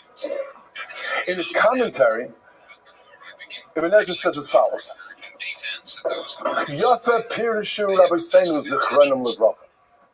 They commented and they did a beautiful job on explaining or in explaining what it is that happened. Quoting from Mishlei, one who covers shame is clever. Meaning that what happened actually was quite shameful, and Chachamenu are covering that shame. In his Yesod Mora, where in his philosophical work, Yesod Mora, which is a very important work and deserves shiurim unto itself. Here, when describing the greatness of Yaakov Avinu, he says, Kikasher Ba'el Beisel, Omar, Hasiru Esalehan Echar, he left his flocks, his bodeg lavod Hashem. He became the holiest that Yaakov ever became upon his return to Eretz Yisrael. V'lo shachav in Isha, he no longer had any more children, lived with no one of his wives, Kirachel Mesa, v'chulala Bilha. And Bilha had been violated. Therefore, the Torah says, Al Ken Ksiv, in the next pasuk, Vayihiyu b'nei Yaakov shneim asa l'hodia shle'shachav in isha acher kach Al Ken lo hoylid oid. The Torah's point is that he really had been with Bilha. After that, Yaakov said, I will not be with Leah's concubine, not with Leah either, not with Bilha, because she has been violated. And so he has 12 sons and no more. That's Ibn Ezra's literalist approach to those psukim. Ibn Ezra's legacy, as we heard earlier, includes how some have tried to, if you will, adopt Ibn Ezra to their cause. Most infamously, Baruch Spinoza, the great 17th century rationalist, claimed that the Torah was not of divine origin and claimed that Ibn Ezra had said as much. Shmuel David Lutzato, Shadal, defends Ibn Ezra, does a beautiful job pointing out that it is not true. Kilo Moshe Kosav Sefer HaTorah. Hine MST, Rabbi Avraham ben Ezra, Ramaz Derech Sod, he mentions in a very oblique way, Kiyesh b'Torah k'tzas mikraos nosafim achrei mos Moshe. Yes, he says that perhaps certain psukim, Haknani os ba'aretz, the describing of the bed that old Melech HaBashan had and where it can still be seen on display. Perhaps there were psukim added, perhaps, the Ibn Ezra said. But otherwise, the fact that he adds to the last 8 psukim of the Torah, where Rabbi Yehuda or Rabbi Nechemiah say that was written by Yoshua, Ibn Ezra says it's 12 psukim instead of 8 psukim, says Shadal, this is all not in any way to say that the Torah is not of divine origin. He says, "Im hayabaliba shesefer haTorah lo Moshe kasmo lo chaser takbulos haya Ibn Ezra lirmos machshavto kimoshehi." And so he says, "Chalila," to say that Ibn Ezra can be used to support the likes of heretical Baruch Spinoza. And that's a very important point, because what he did that way, Shadal, was make it clear that with all of the controversy swirling about Ibn Ezra's literalism, he was a God-fearing, faithful Jew with complete and abiding respect of Chachamenu and of Torah Shebaal Peh. Yes, it was a nuanced view in which he would say, look, there is Midrashay Agadah, which we do not have to take at face value, and there are Midrashay Halacha, which we will always take literally and follow completely, because that's what HaKadosh Baruch Hu expects of us. And finally, I just want to point out that another great expression of how Ibn Ezra, say what you will about him, is a force to reckon with. We've been studying the Hakdama of Ibn Ezra's commentary. Let's look at the Hakdama of Nachmanides, of Ramban's commentary, where he's praising Rashi. He calls him Lo Mishpat HaBachora, B'dvar Behege B'Havasan Eshke, etc., etc. He does not discount Ibn Ezra, though. He says, "V'im Rabbi Avraham ben Ezra tihiyalanu tochachas megula." We will openly disagree, and even vehemently so. V'ahava misutares, or misutara. But we will also keep love, if not necessarily always expressed, but we harbor a great love and appreciation for what Ibn Ezra has done and what he leaves us in his masterful commentary, having us understand Torah and its language with so much more depth, with so much more clarity. That is the legacy then of Rabbi Avraham Ibn Ezra.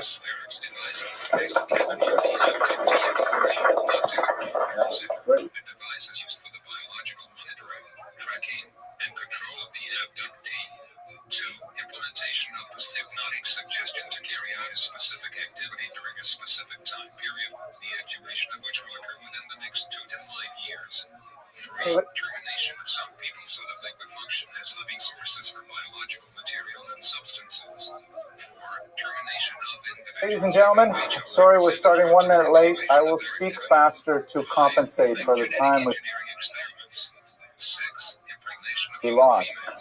Tonight's talk is really fascinating. I think a very unusual figure named Rabbi Levi ben Gershon, known by the Latin term Gersonides, or son of Gershon, as we've seen with Maimonides, Nachmanides, and so on.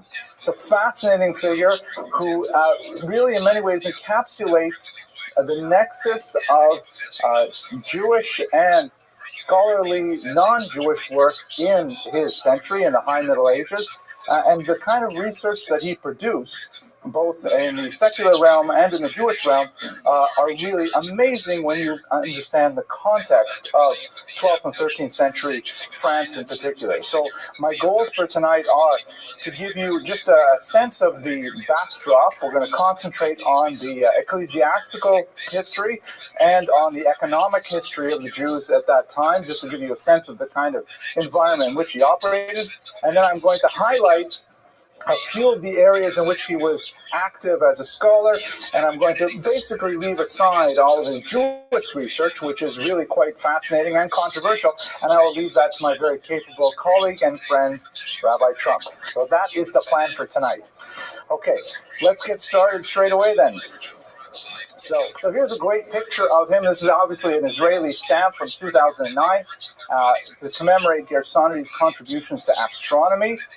And he is associated with the development of this interesting navigational instrument called the Jacob Staff. I did a little bit of reading on Wikipedia to figure out what exactly is a Jacob Staff, and I'll explain it to you when we get a little further into this talk. But basically, it's a really fascinating navigational instrument to measure distances using solar bodies and a few other kind of cool things. So his years, 1288 to 1344. That's like the high Middle Ages. It's the point of time in history when the church is at its peak. And I want to just really emphasize that because so much of our topic is going to revolve around that. One of the great struggles in the high Middle Ages is the conflict between the church and the state, between the church, the popes, and the kings. It's a tremendous amount of conflict.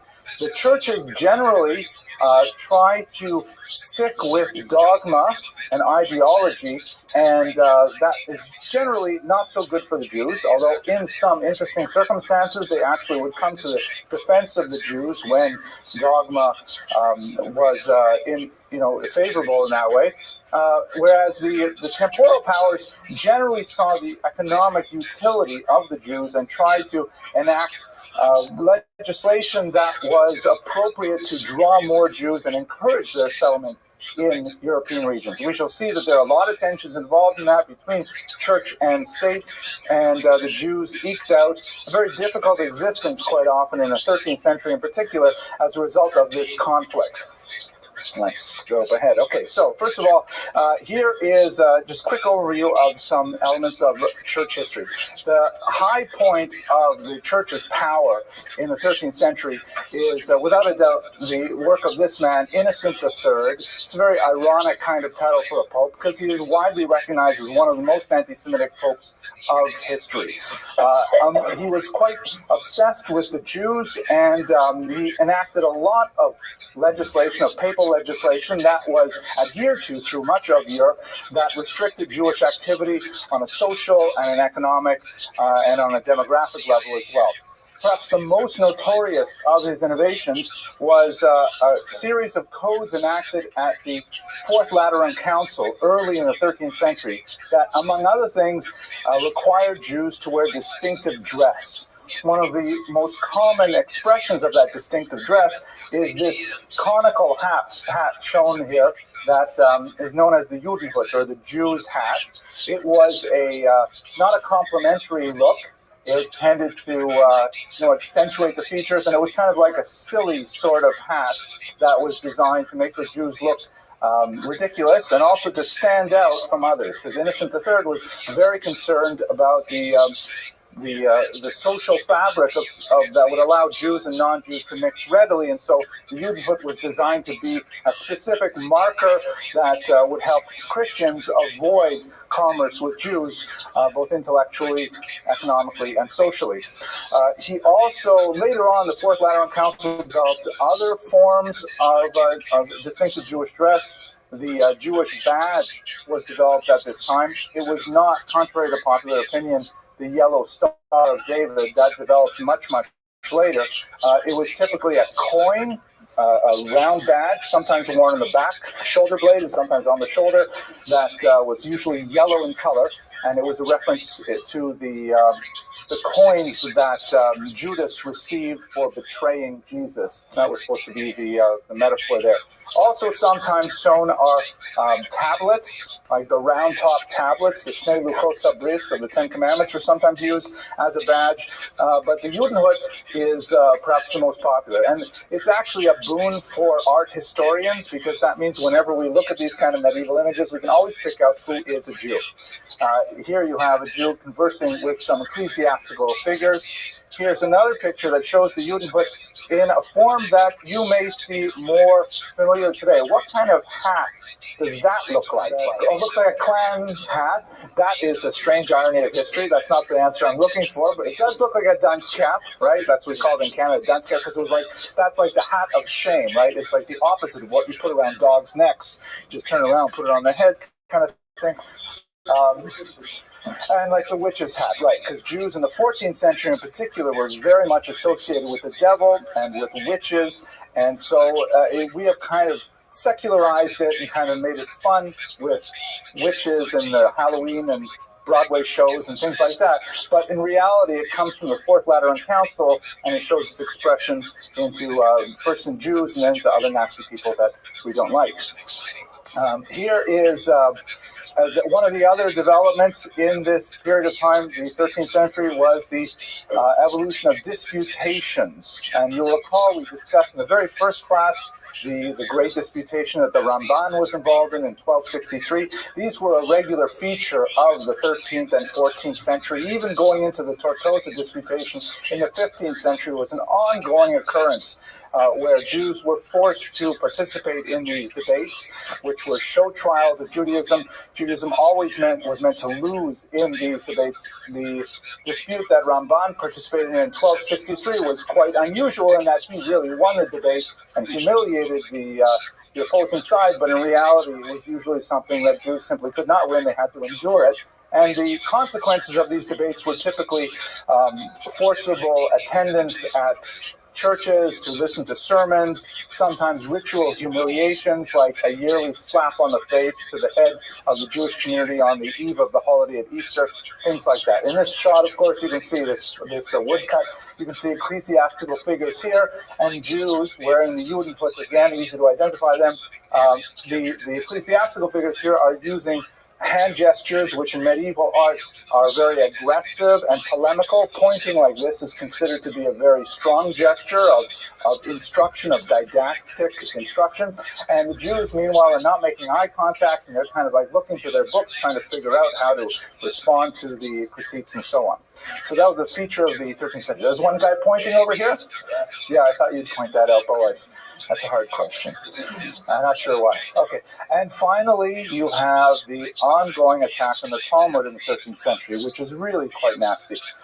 We haven't explored it too much in these classes, but In the early 13th century, the church, as it were, discovers the Talmud.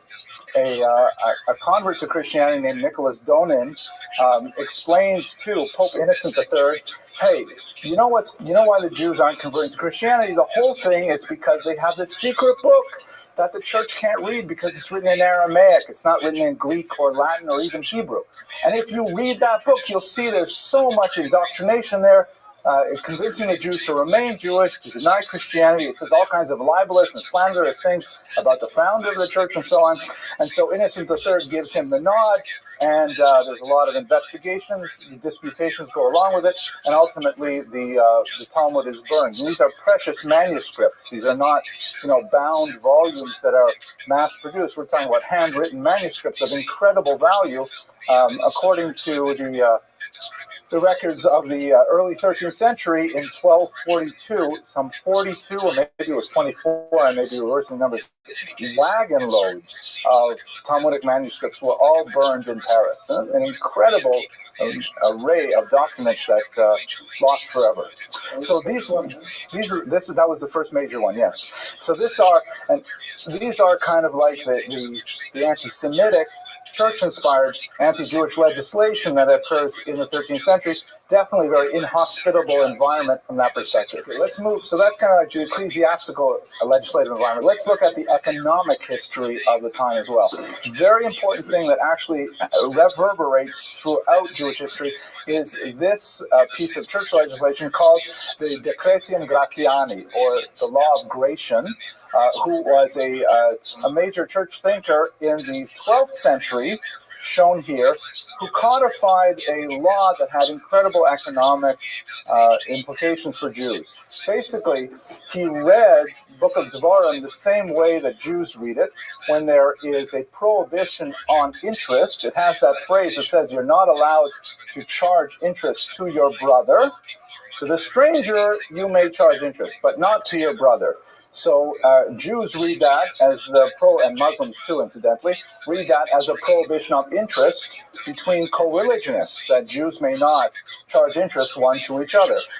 So he said, fine, but they may charge interest to Christians because they are not your brother, they're from another tribe, as it were. So Gratian said, fine, that makes sense for Christians too. Christians may now not charge interest on any loans to other Christians, but they may loan money to non-Christians and charge interest, and more significantly, they may borrow money from non-Christians and pay interest. Now, you got to realize, of course, that the only minority of any size in Christian Europe are the Jews. Everyone else is Christian. There are various varieties of Christians, and as you move further to the east, you have more pagans, really. But in continental Christian Europe, it's basically Christians and Jews, and there's nobody else. So the only people who are going to be able to engage in this kind of commerce are Jews. So while on the one hand, it sounds a little bit discriminatory in the sense that, the Jews were singled out for this one particular economic niche. On the other hand, it was suddenly handing the Jews a monopoly in an incredibly important aspect of the developing economy. Remember that in an agrarian economy that is just emerging from a barter-style economy to a cash-based economy, when you have the ebb and flow of expenses and income, you put all of your assets into the ground during planting season, and then you wait for it to be harvested in the harvest season. If you have some kind of you have to make a chasana or something in the middle, and you don't have any income coming in, you've got to borrow some money. Or in the case, there's many more examples of this, but at any rate, he handed to the Jews in the 12th century a monopoly on any kind of interest-bearing activity, which was huge. Jews took to it with alacrity. Let us recall, by the way, there seems to be a widespread belief that Jews were money lenders because they could not own land. It's simply not true. Jews could own land in many parts of Europe. There were only limited areas where they had any meaningful restrictions. The truth is, Jews did not want to own land. It was much more practical to be in commerce. Commerce is portable. You can do it anywhere. And that's very good, because if you're subject to an expulsion, you can take your cash and take it with you. You can't do that if you have, a massive farm and you're expelled from the country. You lose everything. It allows time for Talmudic study, because you can maintain banker's hours, and it's very profitable. And we're talking about interest rates that go from 30 to 50% in the medieval period. It's an extremely great way to make a living. It's intellectual work. It's not, physical labor. It appealed to Jews heavily. It also allowed Jews to be urbanized, because Jews are a gregarious people.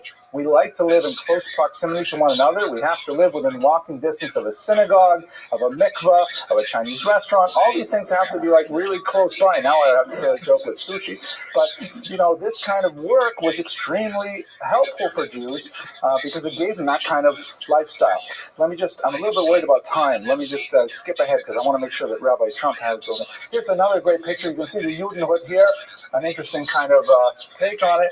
But in some of the medieval artwork, you can also see the distorted physiognomy of the Jews here. The pronounced nose actually dates back easily to the 11th century. And here they are counting coins. This is a Jew and a customer. Here's another customer dealing with the Jew, a big bag of money, or perhaps it's a pledge, I'm not sure. And here's one of my other favorites. This is a woodcut dating a little bit later. You can see here that the nobleman is coming to borrow some money. He's got his hand out extended. Anyways, here's the Jew over here. The artist obviously didn't know Hebrew, because he kind of put at the hem here this sort of imitation of what he thought Hebrew looked like. The Jew is seated and relaxed. He has a big bag of money here. Anyone recognize what this thing is here? An abacus. That's right. When I teach undergraduates, 18 years old, they're totally clueless. Boaz, I bet you had no idea what that was, right?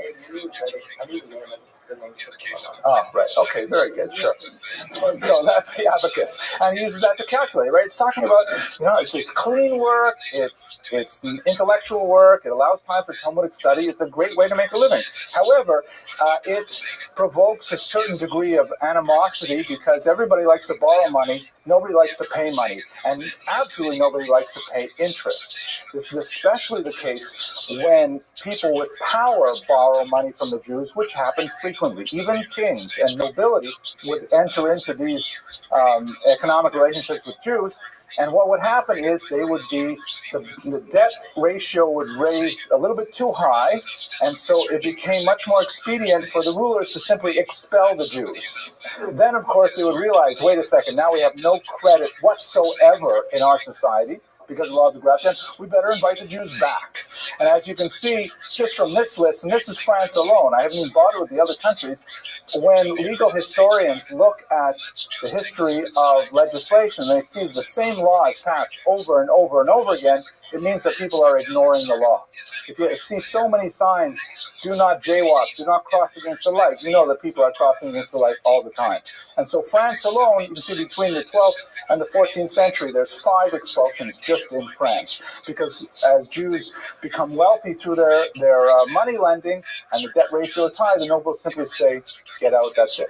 You also have the risk of peasant revolts from below, because Jews, especially as you move past the 14th century, when the Italian banking houses find ways around the law of gratia, then Jewish money lending tends to get much smaller. It's still quite pervasive, but Jews are, selling and buying generally, small implements and small amounts of money to peasants. Then you occasionally have huge peasant revolts, like the Khmelnytsky rebellion in the 17th century, for example, that are also quite devastating and also extremely violent as a result. Here's a map just to give you a flavor of what continental Europe was like vis-a-vis expulsions, and you can see they're happening all over the place. Smaller regional expulsions, temporary expulsions.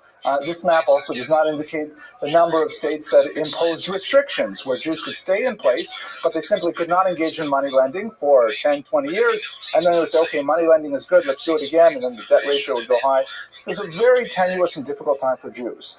And this is the period in which we have Gersonides active. The Ralbag is an acronym for his name, Rabbi Levi ben Gershon, but he's also known by the title Magister Leo de Banyol or Leo Hebreus. Banyoles is a place. I'm not exactly sure where it is. Anyone know Banyoles? I think it's in Spain, maybe, but Italy, maybe Provence. That sounds reasonable. And Hebreos means the Jew, obviously. Leo the Jew. The Magister is an interesting title. It indicates a level of learning that is recognized by other masters.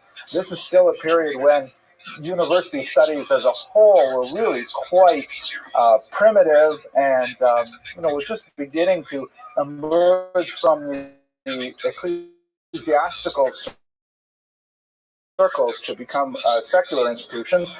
He was recognized as a genius by his peers in secular realms of study. In math, he wrote a very important work called Maaseh Choshev, also known as Sefer HaMispar, the book of the number, which was translated into Latin, and that's the way that we have it today. We apparently do not have the Hebrew original, but the Latin translation is De Numericus Harmonicus, on the harmony of numbers. Very poetic kind of approach to mathematics. He's also known as a very important conduit of philosophy, and this is a role that many Jews played in the Middle Ages because of their linguistic affinity for the Semitic languages. Aristotle was perhaps one of the most significant philosophers studied in the Middle Ages. The Rambam, of course, relied on him very heavily, referred to him as ha-philosoph. Rabbi Yonah said that Aristotle was one level short of Ruach HaKodesh, of divine inspiration, but Aristotle was often a closed book to Christian readers, until we have St. Aquinas in particular who brings him out. But many aspects of his work were not really widely studied at all, even in church circles, and Gersonides was an individual who borrowed them heavily and translated them to languages that people could read in Europe. He also relied heavily on the sort of crib notes versions of Aristotle that come from Ibn Rushd, also known as Averroes, who was a very important Islamic philosopher that translated a lot of Aristotle into Arabic that Gersonides could languages. Finally, he was also extremely well known as an astronomer. And here we get to this great Jacob staff thing. He invented this instrument, which looks deceptively simple.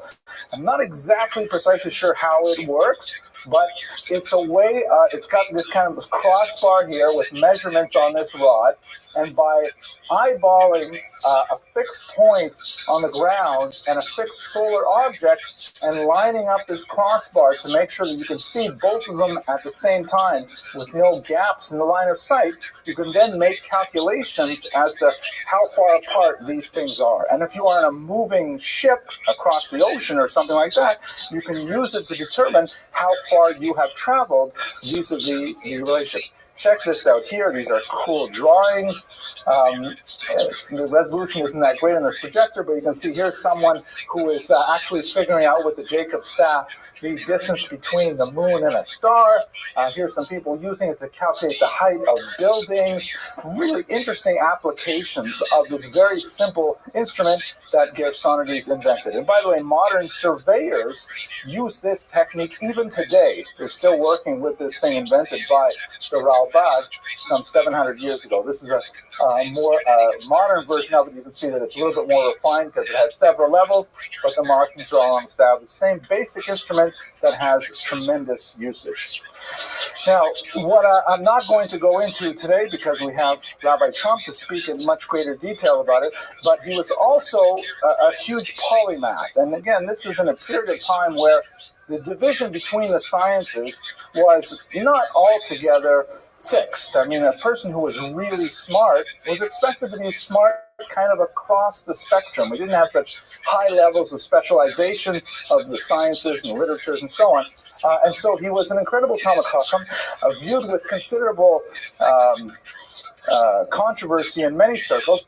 His most famous work, however, was this book, Milchamot Hashem, title that's used by many authors, The Wars of God, and it deals with a whole range of questions in Jewish theology, borrowing heavily from Aristotle and Averroes in particular, as we discussed. Okay, Rabbi Trump, you ready? Okay, so thank you very much for your attention. Let's turn it over to the real talent, Rabbi Trump. Okay, good evening, everybody. Welcome back to the second half of Letters Flying Free. And Dr. Abramson just walked out the room, so we didn't have a chance to get to wish him and Ilana Mazel Tov, and just their daughter's just engagement just a week and a half ago. It was very, very beautiful to be able to celebrate the Simcha for people who do so much to enhance our community. And we wish you and continued mazel and nachas from your children. And then I'll leave the comments towards the end then. Let's start at the beginning of it here. So what we see about the Rabbi, as Dr. Abramson had said, is the most remarkably varied individual. I mean, think about somebody who has the patent on an instrument which is still in use today, and is somebody who is on the bookshelf of almost every base level. You just have to think about the diversity of this individual. And what I'd like to do is explore a little bit of his thoughts in the next few minutes over here, just to appreciate how unusual an individual he was. So many times in our thinking and our thought process in Judaism, the Rabbi will provide a very important anchor for us on the rationalistic side of Judaism. And this is very important. I've had many conversations with many individuals over the time, and I found that there's a lot of people who are some Jews are very big philosophers, some Jews are big pragmatists, some Jews are big Kabbalists, some Jews are rationalists. And the Rabbi, along with the Rambam before him, provides a very important foundation of what Judaism is and means to a very important group of people and to what are called parts of every person's character. We're going to explore some of those together. I'd like to add one interesting thing I just came across in my readings today, actually, just last minute, about the Rabbi, to add to what Dr. Abramson had said. And that is that, interestingly enough, in one of his books on trigonometry, in fact, he actually, it was called De Sinibus Cordis et Arcubus. And I'm talking about a lot of the geometry of shapes. And he, in 1342, and he actually published it in honor of Pope Clement VI, which is very fascinating because after Pope Innocent and that terrible era, he actually had a very close relationship with the Pope Clement, and this particular Pope, as it happened 6 years later, was an individual who went out there and tried to defend the Jews against the latest craze in history, which was not the craze, a little later than that, the bubonic plague. So why did the bubonic plague affect the Jews, the Black Death? Because the Jews weren't as heavily affected for whatever reason. We had Tilas Yadayim, that we washed our hands. Whatever it was in history, the Jews were blamed for Black Death among everything else. And Pope Clement was in fact one of the ardent defenders of the Jews, and before that defense he had a close relationship with the Rabbi, whose brother was actually his physician, which is also a very fascinating historical record in terms of how much he contributed, just in terms of, as Dr. Abramson said, his personality and his gravitas in society. Let's start at the very beginning. There's so many different works that the Rabbi works on, and as we saw in the works of Sadia Gaon, it is incredibly organized, orchestrated, point by point. In fact, when he starts writing his introduction to the Torah, he gives you the rubric and the schema for his books, his later books. He says, well, I'm going to write, and he tells you point by point of what he's going to write. Very, very incredibly organized individual. So here we go. Let's start at the beginning over here. So the first thing we're going to start off over here is just an interesting aspect of psychology. Usually when you have an academic of such proportion, and certainly with the mathematical side of the brain, it doesn't often lend itself necessarily to the finesse or the soft understanding of the intricacy of emotions. However, I'd like to give you one example of just how profound an insight he has into the human psyche. He has where it starts. This is actually in his introduction to his Pirush on the Torah. What we've been doing over the last few weeks is been focusing on the Ralbag's introductions, because they are the introductions of these great thinkers, because it gives us a window into what they're trying to achieve. And he says an interesting thing in the middle of a very, very long introduction. He talks about a particular facet of his writings, which in fact is very infrequent in any other writer. You know, what he's about to describe is something we don't find elsewhere in a lot of writers. And here's what he says. I'm not going to read the whole thing, but he says, and behold, his skamli b'birenu, ze levaer hato elois, hamagios b'parsha, b'midos, b'vedayos, b'mitzvos. What he says is, I'm going to write, at the end of every section, that's the way he does it, I'm going to write a to'eles. A to'eles literally means an outcome, a positive message that we can learn from sections in our Pirush. Now remember, when he's going through the actual section in the Torah, he's very didactically analyzing words and context and meaning. But he says at the end of that, I'm going to write a section called Torah Nas, these lessons that can be learned. To the degree that I'm able to, I'm going to support them in Talmudic literature. So I'd like to give you an example just of one of these examples. This is why it's so beautiful. You can go through Pirush Rabbi as a regular Mefarish, as a regular commentator on the Bible. But then you can go to the end and have a completely different perspective on the same thing he already commented on because of these Talos. Here's an example. The context of this next excerpt is in Parashas Vayishlach. So here we have the beginning of Parashas Vayishlach. This serves, of course, as a very important metaphorically as well in terms of the relationships of Jews and Christians as well. Because remember, Vayishlach is the parasha where you have Jacob is returning from his exile in the house of Lavan, and he's going to now encounter his brother. And a lot of the parasha spends the time preparing on how they're going to interact with each other. So he says, I want to tell you something important about this interaction, and that is the To'eles HaRishon Huba Midas. The first one is a psychological insight. He says the following: if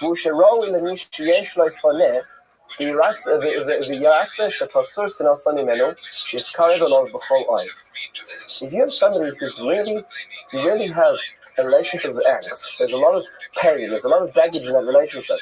He says, you know what the approach to that relationship should be? Is openness, submission.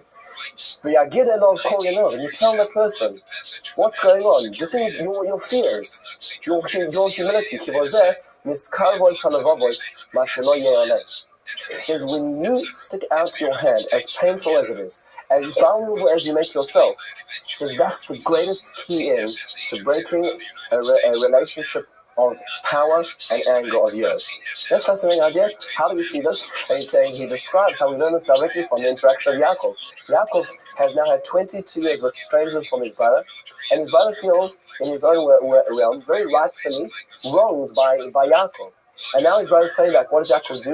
He extends himself. He makes himself vulnerable. He talks about his family. He sends him gifts.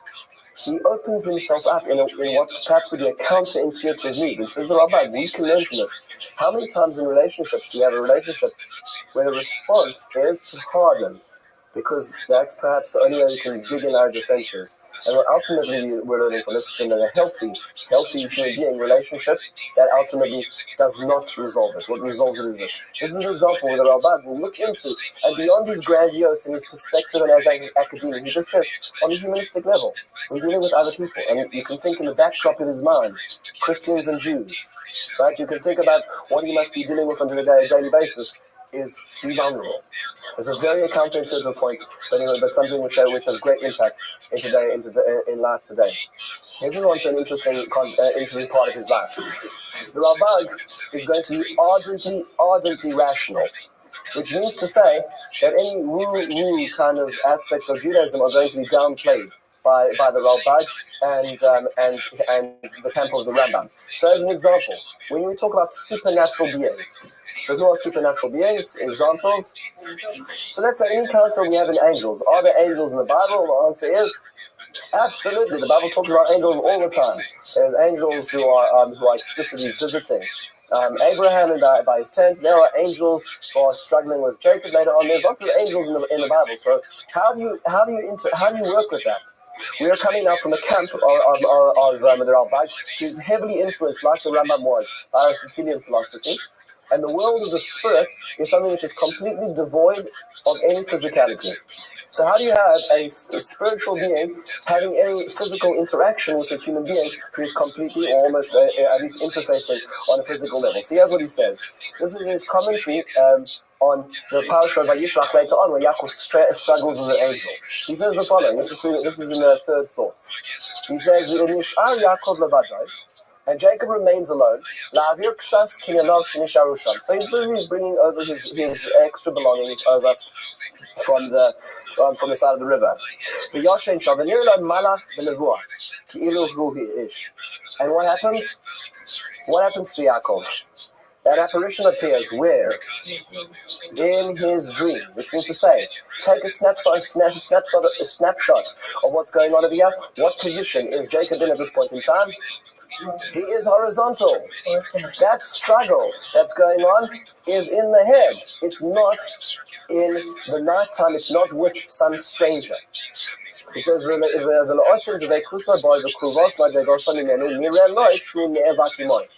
and the battle that he has with the spectre in his mind is so powerful. It is a struggle of the mind, a cerebral battleground. And then he goes on to say, we're not going to do this, and he says, so how is it that Yaakov the next morning was limping? After all, if he didn't have a real battle with him, with his angel, then so what's going on here? How did he develop so he goes on in a very logical framework. He says two suggestions. He talks about, that when people are, let's say, having a terrifying night and they feel like they're falling, he says you can measure that their muscles tense up as they are in that REM cycle, as they're falling, because it actually has physical symptoms to the psychological experience that they're going through. And he talks about other aspects of relationships of men and wife where psychology can affect physics, which is fascinating, because what he's saying is over here is that Yaakov woke up with a psychosomatic injury from a psychological experience. When we're in school, we're always drawing pictures. We're going to leave questions for any that's like that. When we go to school, what do we have? We always have the pictures, and there's this angel, and there's dust, and there's a struggle, there's wrestling from the Torah. Where do you know it? From Yaakov. But according to the Rabbi over here, the picture of Yaakov was he's sleeping in his bed like any other night, probably on the ground and sleeping bag at this point in time. He was on a journey, but it's not as we imagined it. The Rabbi over here is avoiding the interaction of a physical being and a spiritual being, and has reframed the entire situation, as the Rambam would do in this particular situation. Can you hold me for a second? Hang on to the question. I'd love to hear. I just wanted to get a little ground. As another example, so not only dealing with, let's say, supernatural beings, what about supernatural events? So I mean to say, so how do you view that? Now the Rabbi over here, having written books on trigonometry, on algebra, he is creating instruments to measure elliptical orbits. He is a man of the cold and hard. He is a man who understands logic, who deals with the here and now, what you can measure, what you can understand, and what you can and what can be calibrated. So how do you understand the world of miracles? So he has a very unique approach, which often serves as the foil to most of the later Mefarshim, including the Malbim, Rav Leibun, to Rabbi Abinel. Many of the people use the Rabbi as their foil, and he says that he has a very interesting approach. Here's the example we're going to take. This is his writing in Sefer Yehoshua, in the book of Joshua. Why would you expect it to find in the book of Joshua? What miracle of note occurs? Okay, so there's a few things we can note. There's a few miracles. One of the first major miracle that occurs is that the Jordan River dries up. There's an occurrence the Jordan River dries up and stands as a pillar, and the whole of Israel crosses the Jordan River. And this is the Rabbi jumps in, and by the way, he jumps in by Exodus as well, because it's the parallel thing. And he says a very fascinating and salient point. He says the following. He says, Shekfar Hishrishu is on the top line. Our sages invested into us the understanding that there's no new item in any equation which God sort of pulls out of the bag a rabbit out of nowhere. And so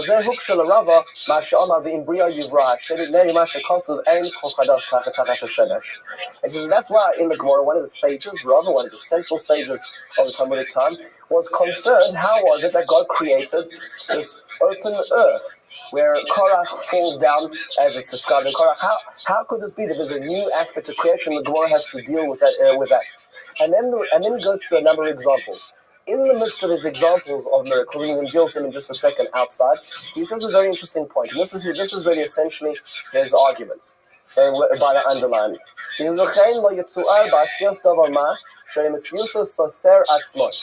God will never create a self-contradicting idea or concept in this world. What does that mean? So he says, for instance, God will never create a square where the diagonal is equal to one of the sides. Right? I mean to say that's a self-contradictory fact. God has set certain rules in motion, and although God did not call it Pythagoras when he created it, then he said that will exist irrespective of what will happen later on in reality.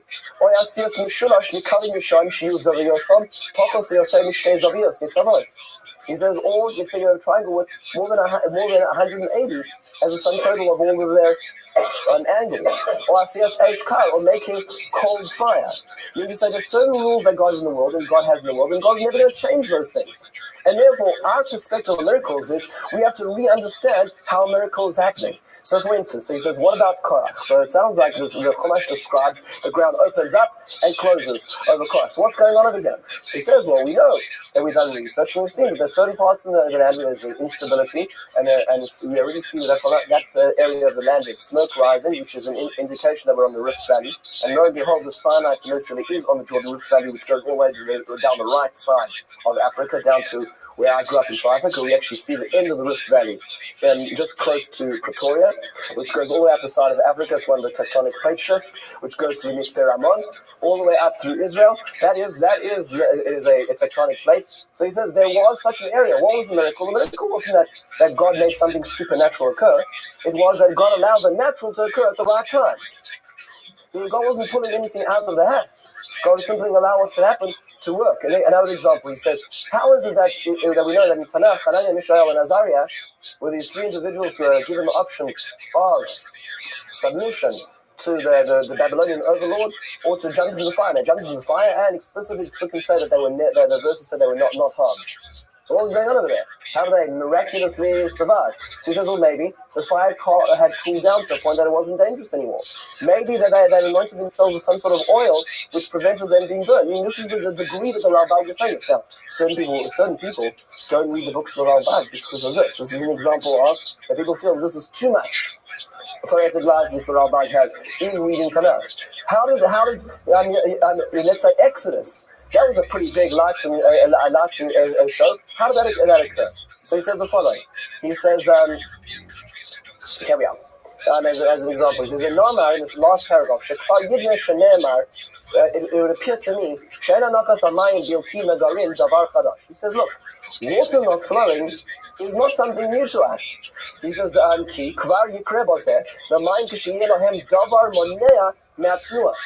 he says, look, anything, if water is not flowing down, it must mean there's something pushing it up. Right? So, for instance, he doesn't use this example, but when you're driving on the highway, the raindrops go up your windshield. Why? Because the inertia and therefore the wind speed is pushing them up the windshield, even though they're not flowing down it. So there must be something else there. Maybe God created the Moifes, the Avira Saloch Lamaim Geshem Safiri Av Moneh Hamayim Mahiridah. He said there must have been some sort of heavily pressurized mist that was pushing the water upwards at the right time. Right? Or is there He says,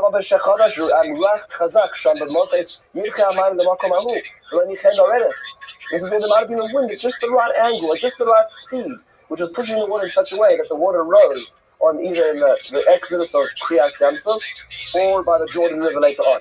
By the way, Jordan River is a little easier.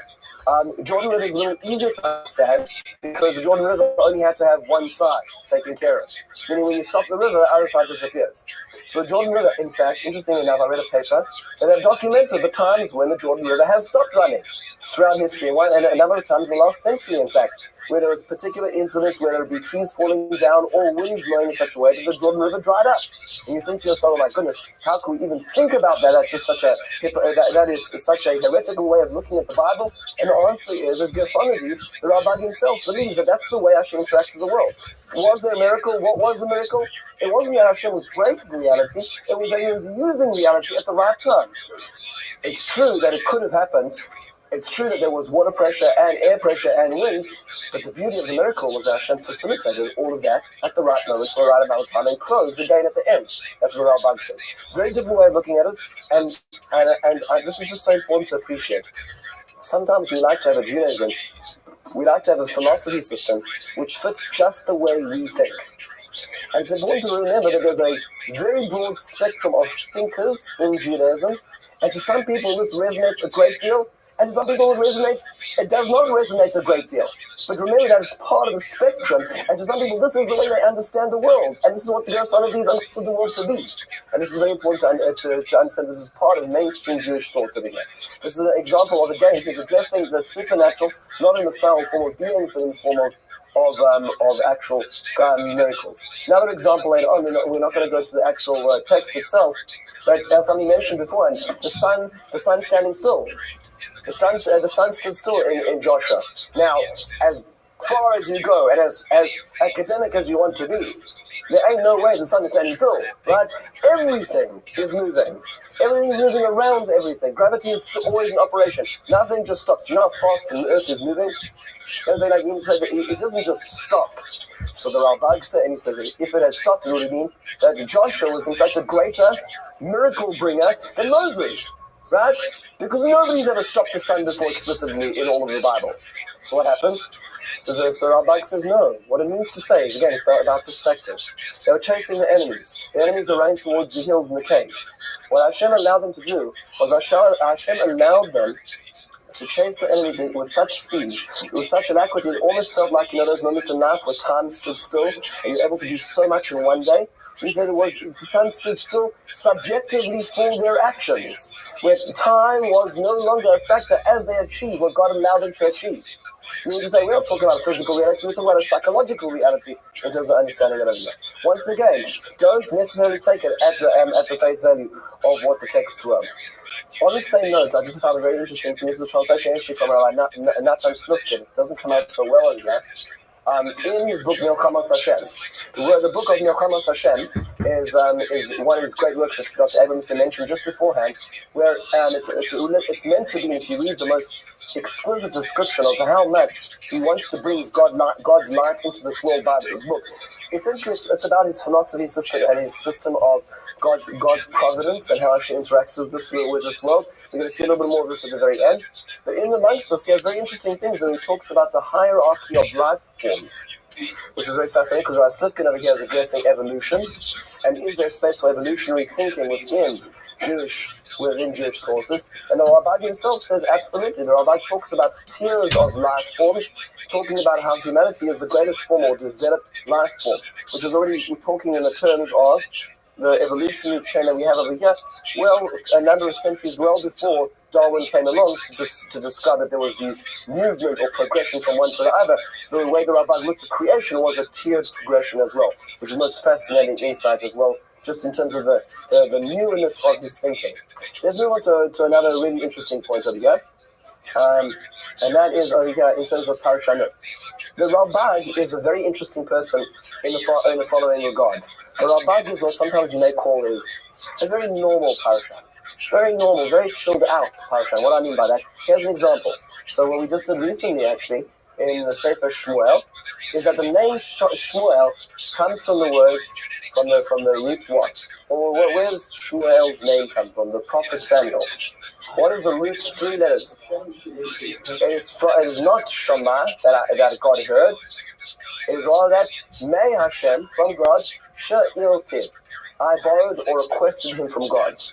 So the Rabbi says, if that's true, then what should his name be? His name should be Sha'ul, requested. That's the most direct expression of the root of the word Sha'ul. So the Imamar Omer, if somebody would question and say, Sha'ul, Rabbi, indicate, Shetikre Shma Sha'ul, Omar no like, Kilo Yadakta Kukorea Shemet Kolkach. He says, not everybody was being so medactic. That's what they meant. Right? It was figurative language. They meant it. It sounded good. Right? They know what it came from the word Sha'al. But his name wasn't Sha'ul, it was Shmuel. It was beautiful. What the Rabbi is essentially saying is don't make a castle. Don't make an enterprise on such a small deal. Because some things you can just let slide. You need to say the Rabbi is very much a linguist. But at the same time, just certain things, meaning just don't necessarily build the whole structure on this type of insight. Just as an example, there, he as opposed to perhaps the Ibn Ezra, would be somebody who would be willing to let certain things slide, which is actually a very unique perspective. Ethics and war, two more very fascinating points over here. As we get towards the end of this, and that is ethics and war. Happens to be that one of the very difficult for any we'll call the modern reader of the Bible has a lot of trouble when it comes to reading the descriptions of Israel going to war in the land of Canaan. Men of Canaan, they come in and they're told to obliterate man, woman, child of these 7 nations, without exception seemingly, which is really it's hard for the we'll call it the Western ear to hear. The Rabbi says something which is really just a very fascinating insight into this. And when reading through the verses, we're not going to do it now, but these are the verses in Sefer Devarim, in Perek Chav, in the 20th Perek, where it talks about the description of going to war. And it seems that the Psukim actually have two divisions. There's regular nations. When you're going to fight against a regular nation, let's say for land, then you offer them peace. When you fight against the 7 nations of the land of Canaan, then it's obliteration. The Rabbi goes out on a limb, and like the Rabbi Benel later on after him, says the most fascinating, interesting insight, and he says that no, the Torah means that every war that is fought has to have a peace offer at the beginning. Meaning to say, there is never a carte blanche for Jews to walk into the land of Israel and to totally decimate another nation.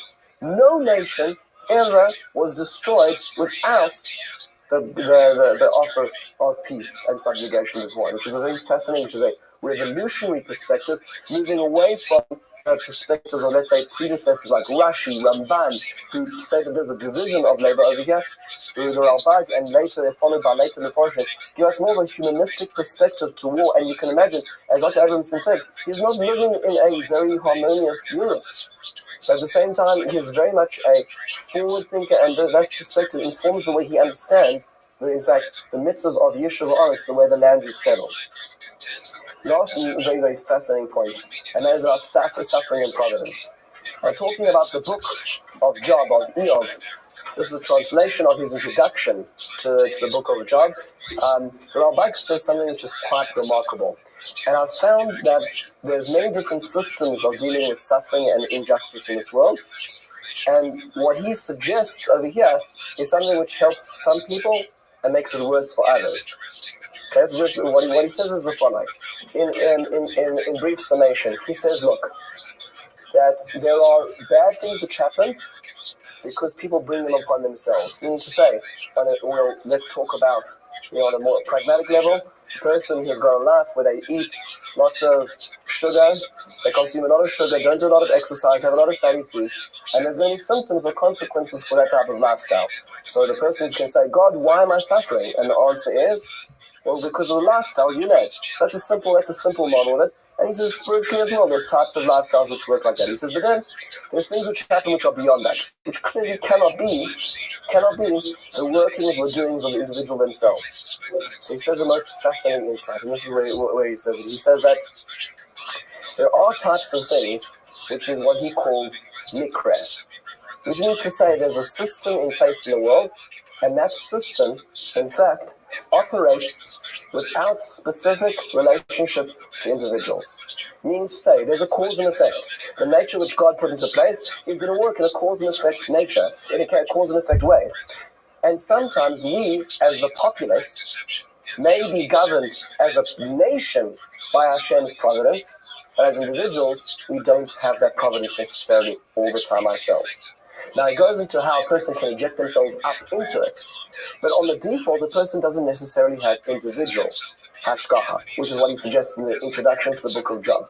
Which means to say, his suggestion over here, which is a profound suggestion, is that some suffering, some misfortune didn't have a target. This is what he's suggesting in the book of Job. This, to some people, is something which is most, in a certain sense, liberating. Which means to say that sometimes when things happen, it wasn't because I was bad. It wasn't because that was targeted and destined for me. It wasn't because that something I did was terribly wrong. It's the way it was.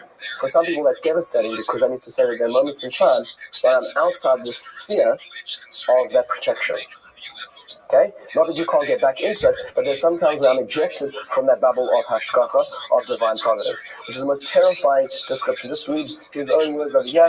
At the end, he says, in this way, it's possible to maintain the sublunar forms of existence whose survival depends upon the uniform elements found in the substances that compose them.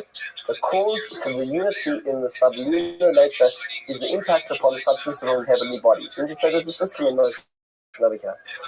From this standpoint, then you can deduce that such calamities strike us as pure chance. Wow, that's a very, very powerful point over here. Meaning this is, to me, is a fascinating point in the sense that this is the convergence of both philosophy mathematics and psychology all at once, where his perspective on the human nature of suffering, at the same time as the academic, we'll call the scientific side of how the world operates, and as well at the same time the philosophy of the rationalistic Rabbi, all converging into one point over here when he forms this.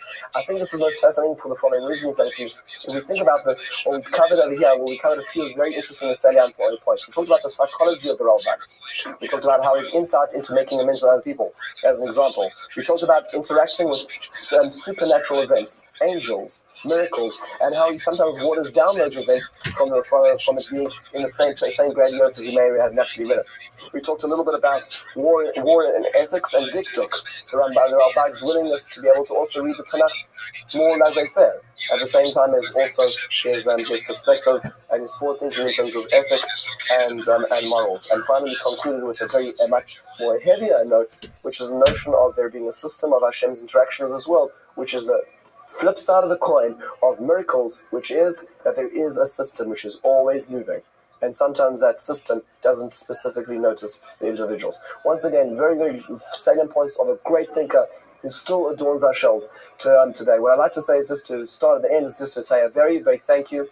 Thank you so much to our very own and one and only Dean Hillel Abramson, who put together what was really a remarkable series. I personally have grown tremendously just from the experience of having learned and prepared for this, and I hope that you, everybody in this room, and everybody in the global classroom that are watching and continue to watch this astounding series of 6 have learned from this and will continue to gain. And we thank Hillel and Ilana for their incredible investment in this community. I want to also thank our film crew on staff, Boaz Abramson as well, who doesn't just do filming but does questioning as well, which we'll address in just a moment.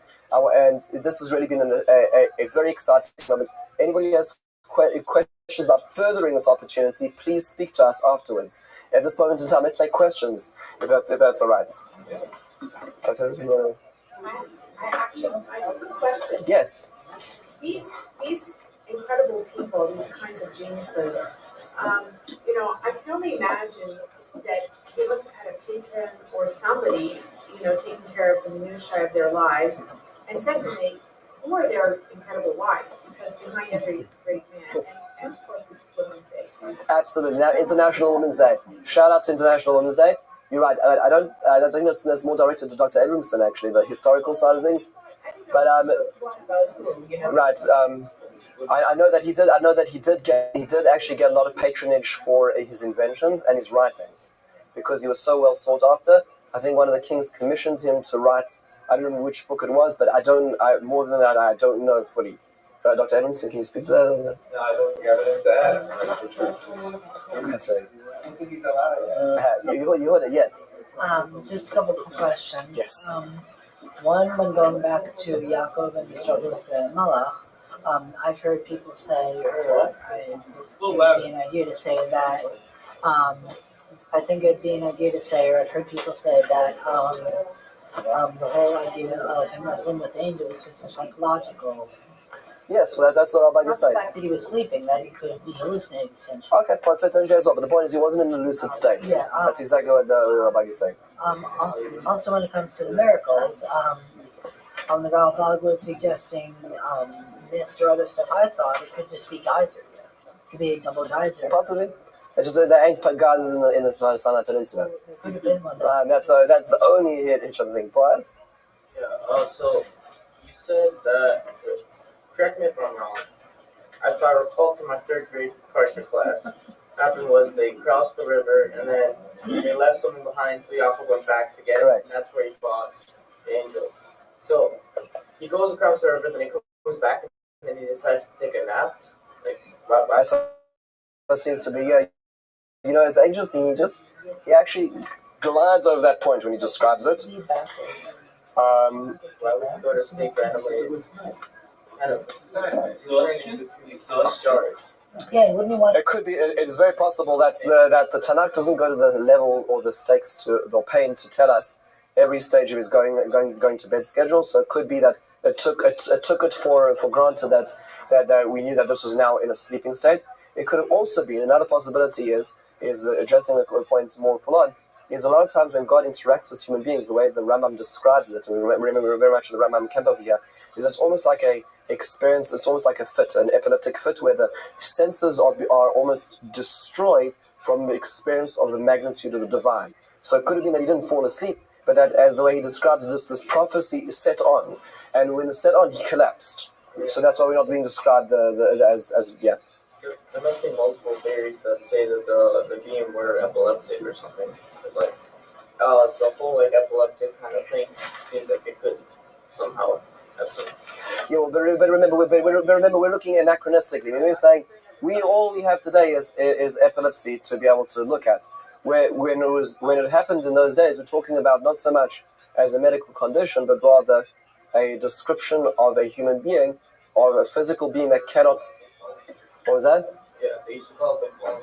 True, but I'm just saying, like, there are different subsets, meaning to say that prophecy experience in those days was a bigger subset than what we call epilepsy today. Epilepsy today may be our only perspective into what it means to be for a human being to be in such a state. The Rambam describes it as being that is the typical nature of experience of the divine, simply because it's like the car when you're going too fast in a car and the car starts shuddering. The car can't take the motion that it's in. It's too much. The body can't take. That's what's going on over there. It said that he fought with him the whole night, right? Mm-hmm. So usually you sleep the whole night. So I don't know, like probably he fell asleep or he fainted or something. Possibly, it's very definitely true. Could be the whole night as well. Could it be the fact, as the Adam Farshim said? But one thing which interests me is that coming back to Yehuda's point, is that if it's a psychological struggle, I mean, it's not just a bad dream. It means to say that in his dream he is struggling against something. That struggle was so hard it took him until the morning to break out. That's what seems to be going on here. That's how hard this experience was. Even people nowadays, when they wake up from like intense dreams, they're sweating, they're out of breath. Yes, correct. So that goes to that for sure, and that goes to his psychosomatic experience that he describes in the Toilot at the end of the section, exactly like you said, where he says how can there be physical symptoms of a psychological experience. And that is maybe we'll take questions afterwards. You got that. Thank you, everybody. I don't want to keep everybody. Thank you so much for coming. Looking forward to seeing us the next opportunity.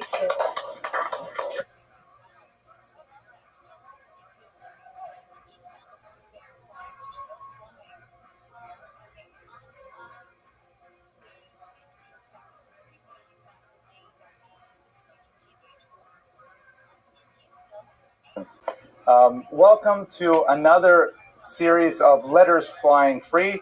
This is a very exciting series that we came up with last year, and it's based on a Talmudic passage in which Rabbi Hananiah ben Teradion is martyred at the hands of the Romans in the Hadrianic persecution. They wrap him up in a Sefer Torah. You're all familiar with this, but for the sake of the internet audience, I will repeat it. They set him on fire. They put him on top of a pyre, and the students ask him, what he sees, and he says, well, the scroll is burning, but the letters are flying free. A very poetic statement, which is expressed graphically in the beautiful stained glass windows, which Rabbi Teitelbaum helped design outside. That's really the idea of this series, is that we're going to give a team teaching approach where I will give a little bit of historical data to place the figure in his, or in some cases her, historical context, and then Rabbi Teitelbaum or Rabbi Trump will follow with a much more detailed textual analysis to give us a sense of the way in which this particular individual shaped the Jewish tradition in literary form. That's the plan for the evening, so I'll have more or less the first 25 minutes or so, and then I'll hand off to Rabbi Teitelbaum to talk about the Rif tonight. I am currently struggling with a personal challenge. When I used to give lectures publicly in Florida and put them on the internet, I used to always begin with a joke, and I enjoyed it tremendously.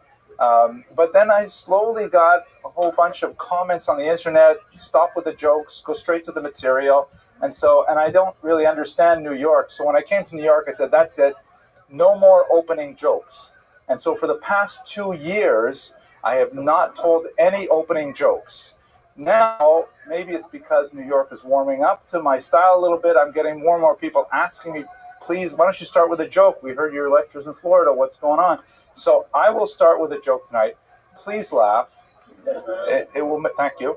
That will make me feel much better. But the idea is a joke is a good thing. In fact, there are various rabbis in the Talmud who always began the shir with a joke because it sort of opens up the mind, kind of like sniffing chlorine that wakes you up, to get you ready to learn. So the joke goes like this. It has nothing to do with the subject.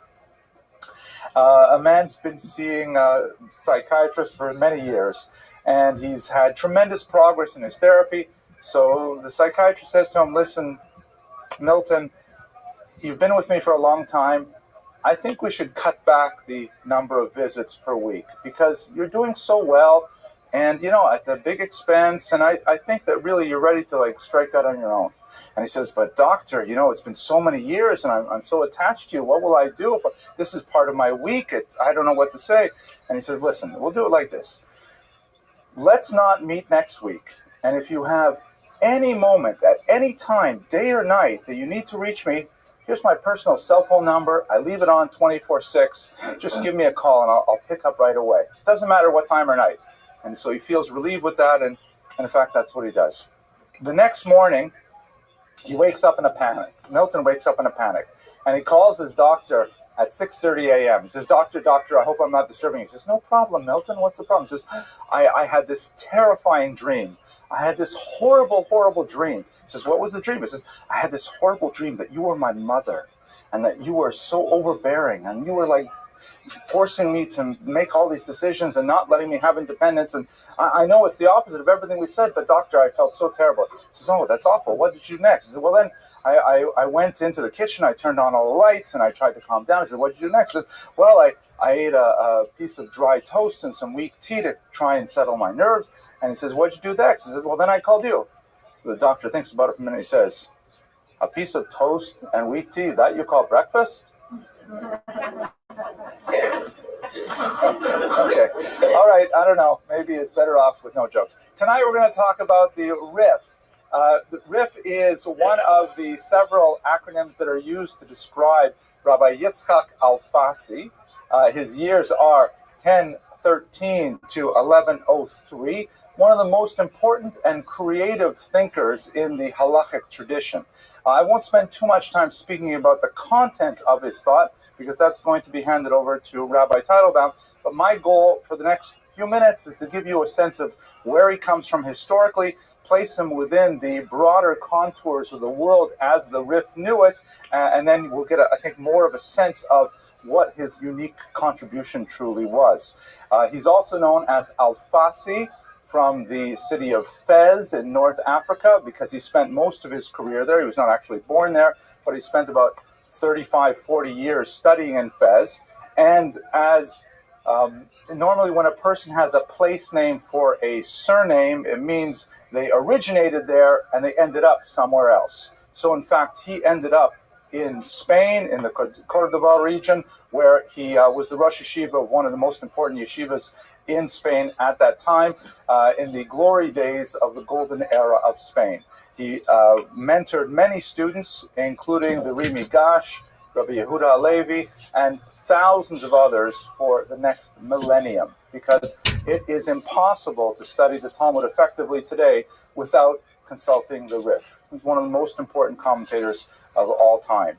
I know in my first edition of the Talmud, when I went to buy one, it said on the cover, Talmud Bavli im HaRif, with the RIF, as if to say that everything else is a cheap imitation. That gives you a sense of how important the RIF is within our tradition.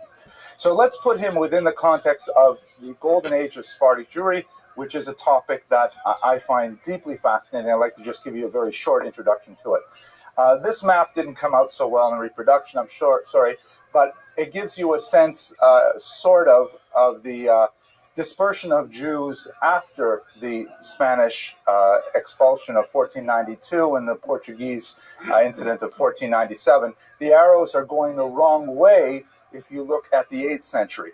Basically, the Iberian Peninsula is controlled up until the early 8th century by an extremely vicious Christian kingdom called the Visigoths that practice brutal forced conversion of Jews and an absurd degree of persecution for backsliding new converts to Christianity, including a strange punishment called del calvatio, which may be shaving one's head or possibly scalping them. Horrible kind of persecution at the time.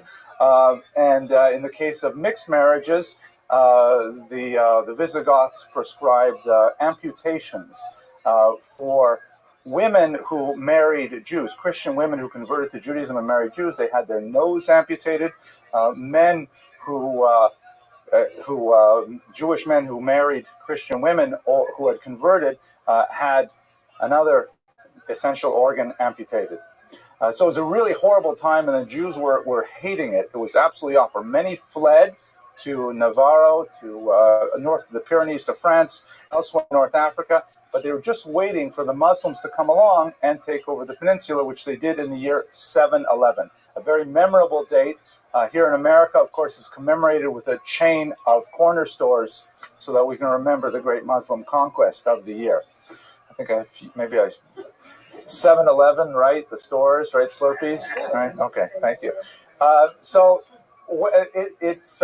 it was widely believed through Christian historiography of much of the Middle Ages that the Jews had invited the Muslims. That is most likely not true, but when the Muslims came in, the Jews definitely aided them, primarily in the form of holding on to the cities that the Muslims conquered, manning the garrisons and managing local municipal government so that the Muslim armies could go on and conquer other areas and force the Visigoths out.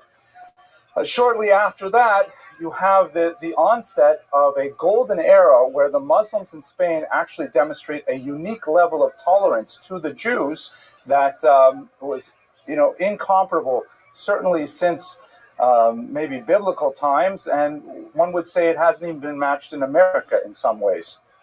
But that's what we're going to discuss tonight. So the Rif himself comes from North Africa. He lived for a while in Cairon, which is over here, not to be confused with Cairo, Cairon, and then over here in Tunis, in the city of Fez, where he spent most of his life, and they ended up in Lucena here in southern Spain. So that's the trajectory of his career.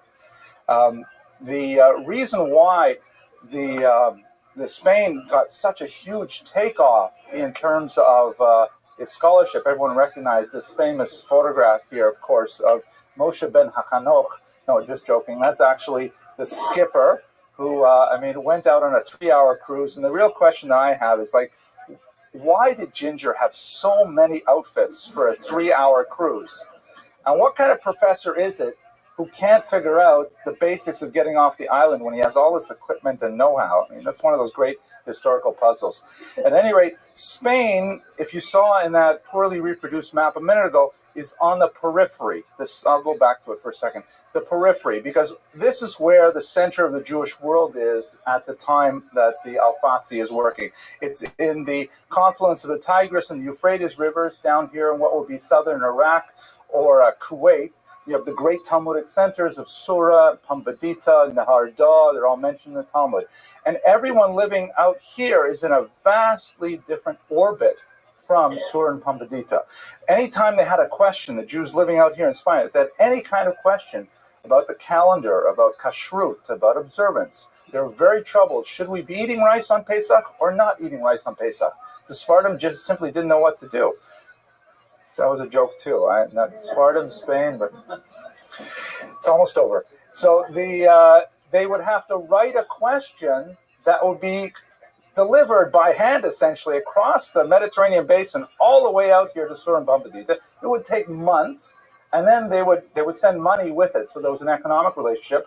And then Sur and Pumbedita would send back a letter that would again take months. It would be a cause for huge celebration. We have descriptions of the ceremonies that were held in these Spanish communities when a letter came back from Sura or Pumbedita. They would gather all of the townsfolk in the synagogue. They would sit in special cushions, and they would bring it out on a special, wooden box that was specially made for delivery of the letter. The Rav of the Kehillah would receive it. They would have a special knife that was used to open up the seals, and then they would read it really, really fast to get to the bottom, and then they would spend months afterwards, and then it would be Kiddush, and they would spend months afterwards deciphering the deeper meaning of the letter. So Spain was way out here on the orbit, but there was a bizarre circumstance when a Talmudic scholar named Moshe ben Chanoch was shipwrecked and captured by pirates, and he was held for ransom. This is actually a fairly common occurrence in the Middle Ages. Ransoming captives happened all the time. There are large discussions of it in the Talmud and in later poskim. And the great Sephardic leader, Chastai ibn Shaprut, spent a tremendous amount of money to rescue Moshe ben Chanoch. And then he said, listen, why do you want to schlep all the way back to, the equivalent of Brooklyn when you can live here in Boca Raton? It's beautiful in Spain, our climate and so on. Moshe ben Chanoch stayed, ended up establishing a new center in Spain that ultimately, for reasons which are beyond what we're going to discuss today, became the new center of gravity, eventually eclipsing Sura and Pumbedita within about 300 years. So it all happened because of that one mitzvah of rescuing the shipwrecked individual. To give you a sense of the culture of the time, this is a period of phenomenal creativity. The Rif is writing halacha in a very, very unusual and distinctive way that would shape the intellectual tradition, but there's so many things happening in Spain and in the Spanish orbit that are attracting Jews to the Iberian Peninsula. The Rif was really caught up in a massive migration of Jews to the peninsula. This is, for example, one of the things that are happening is the rise of secular Hebrew poetry, which is mind-blowing. And some of it, I think about it on the train. It fascinates me so much.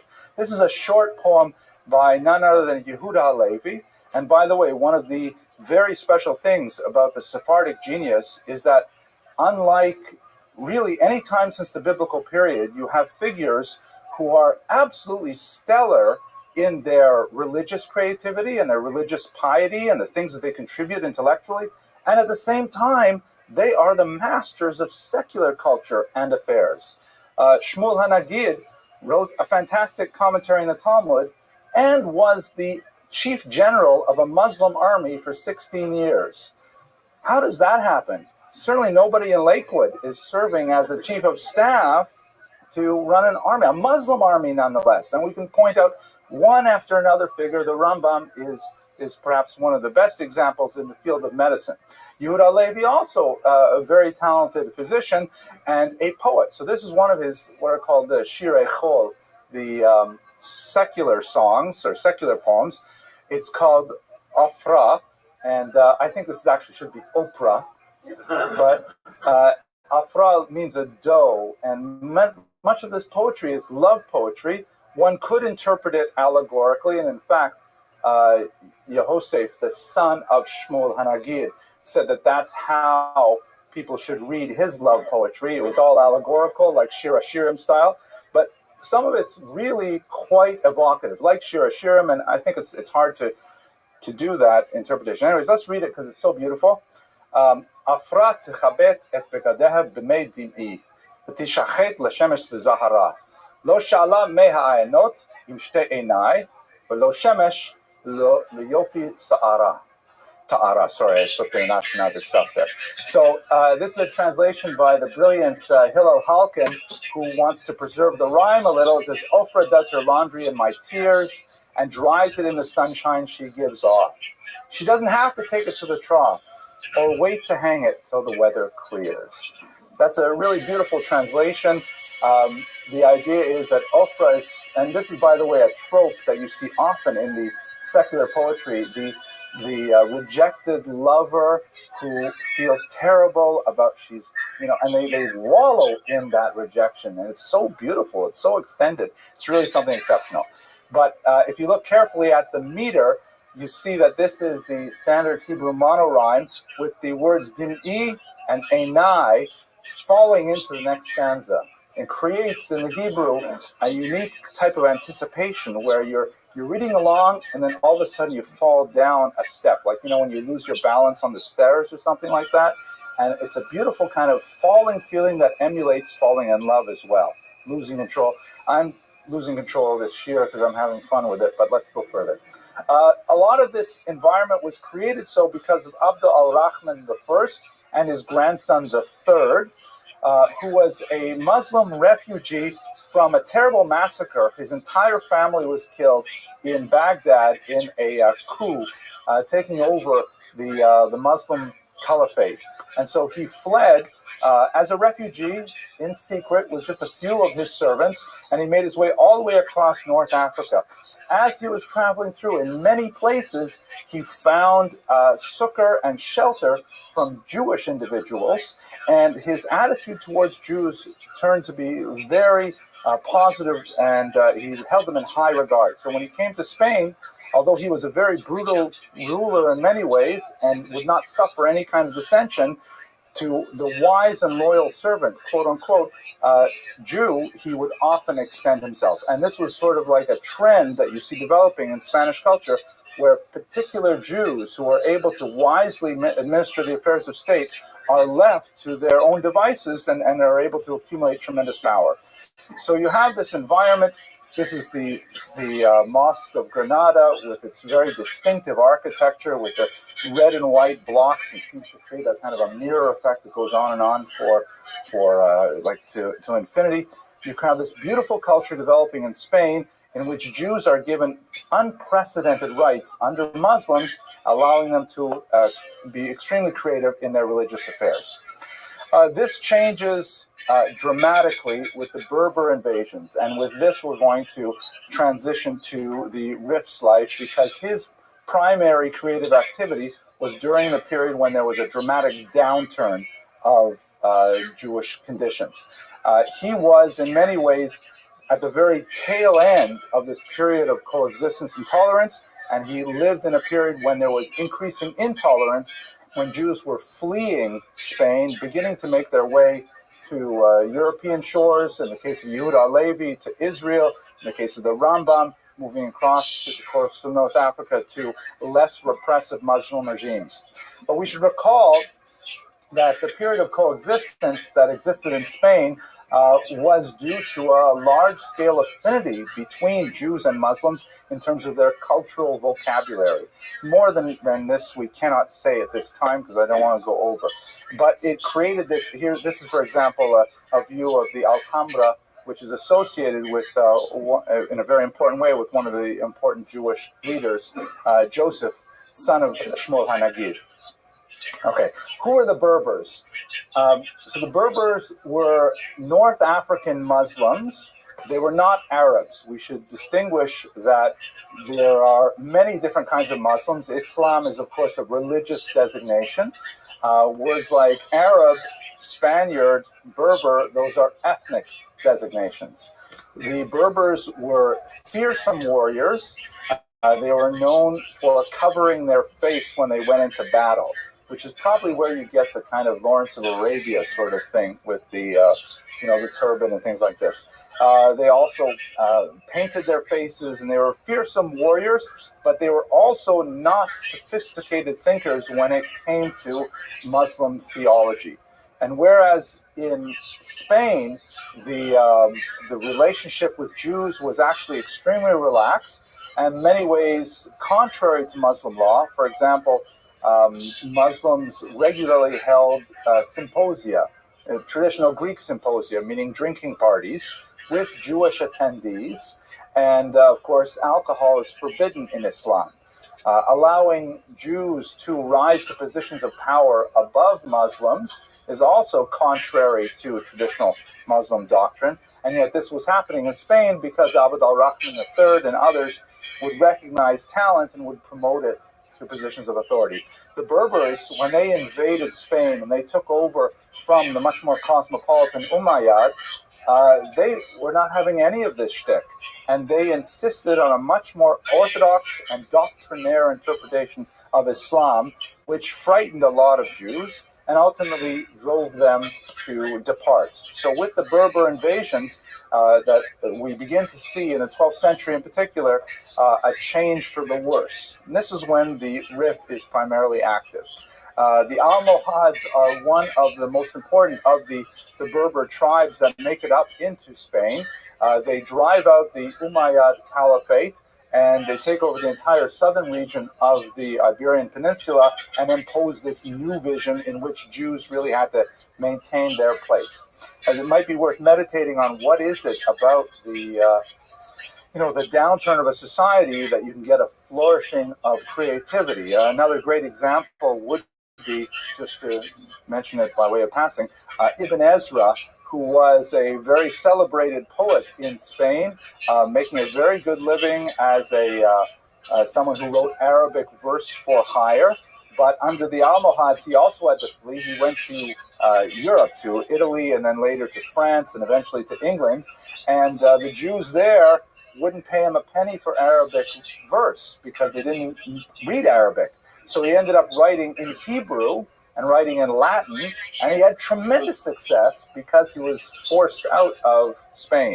And he complained about it a lot, but it was specifically the downturn that ended up being the moment of his greatest opportunity. So what ends up happening, let's go to this map again. So as I mentioned before, the Rif makes his way from North Africa, spends about 35, 40 years in Fez, and then eventually comes up to Lucerna, which is over here in the center of the peninsula. Here's a picture from the Cordoba region. It gives you a sense of the majesty of the architecture at the time.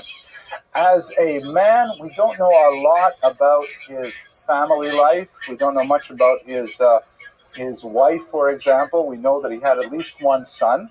We get a sense of his character in that he valued his primary student, the Migash, Rabbi Yosef Migash, as a superior student, and therefore he actually promoted the student over his own son to be the head of this important yeshiva.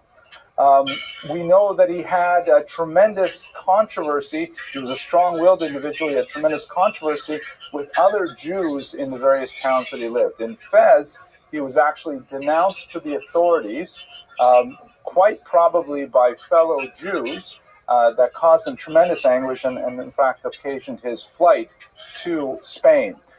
And despite the fact that one of his rivals, and possibly one that was involved with Annunciation, was a man named Yitzhak ben Baruch al-Balia, when this individual passed away and left a young son behind, the Rif adopted the son of his rival and enemy to be his own, and he took care of him. He raised him in his own home. He is an example of a North African kind of severity, but transplanted into an environment in which the cosmopolitanism is beginning to fade. Many of the scholars of rabbinic history have looked at the life of the Rif and put it within the context of Talmudic thought, and have regarded him as the last of the Gaonim. In other words, the Gaonim, that's a term that was used for leaders of the yeshivas in Sura and Pumbedita, as they were beginning to fade, and as scholarship was rising in Spain, the Rif is kind of a transitional figure that cements the Iberian Peninsula as the new center of gravity, the new sun around which all things orbit, and Sura and Pumbedita fade in the background. So with that, I'd like to thank you for your attention and your endurance. It's a tremendous chus to be here in this kahila and to be speaking with you about these things that I find so fascinating. And I'd like to hand the microphone over now to Rabbi Teitelbaum. Thank you, Dr. Abramson. Good evening, everybody. Interestingly enough, we're going to begin with commentary on the Rif and his importance, his life's work, the Sefer Halachos as it is referred to. The Tzedel Derech of Menachem ben Aharon ibn Zerach was a very unique kind of halachic work. Ibn Zerach, in the 14th century, found that there were many, many high-level government and business officials involved intricately and maybe too intimately with the Spanish population and with Spanish culture. And he wrote a description of halacha with a lot of explanation, with a lot of the moral sense of why we should or shouldn't do as we live, and wrote it specifically for those many, many people who were very, very involved in worldly affairs and very involved with the Spanish population. In his introduction, in his Hakdama, Ibn Zerach describes some of the great sources of halacha of his time, and they are, of course, still the great sources of halacha of our time. And if you could follow along, we'll see how he describes the Rif, discussing how he moved to Lesina, v'yashav sham Rabbeinu Yitzchak, v'chiber halachos bekotzer. He composed a halachic work, bekotzer, with summarization. Tlasas Siddharei, 3 orders, Nashon, Nezikin, and Moed, 3 of the main orders of tractates of Mishnayos. Mishnayos are the 6 divisions. 3 of them were fully commentated upon and discussed by the Rif. V'dome l'gemara ze'era. And it's similar to what you might call a small Gemara, meaning a reduced or an extraction of Gemara, so that it is brought down to a point where all of the discussion and all of the give and take that ultimately leads to a particular conclusion is not included.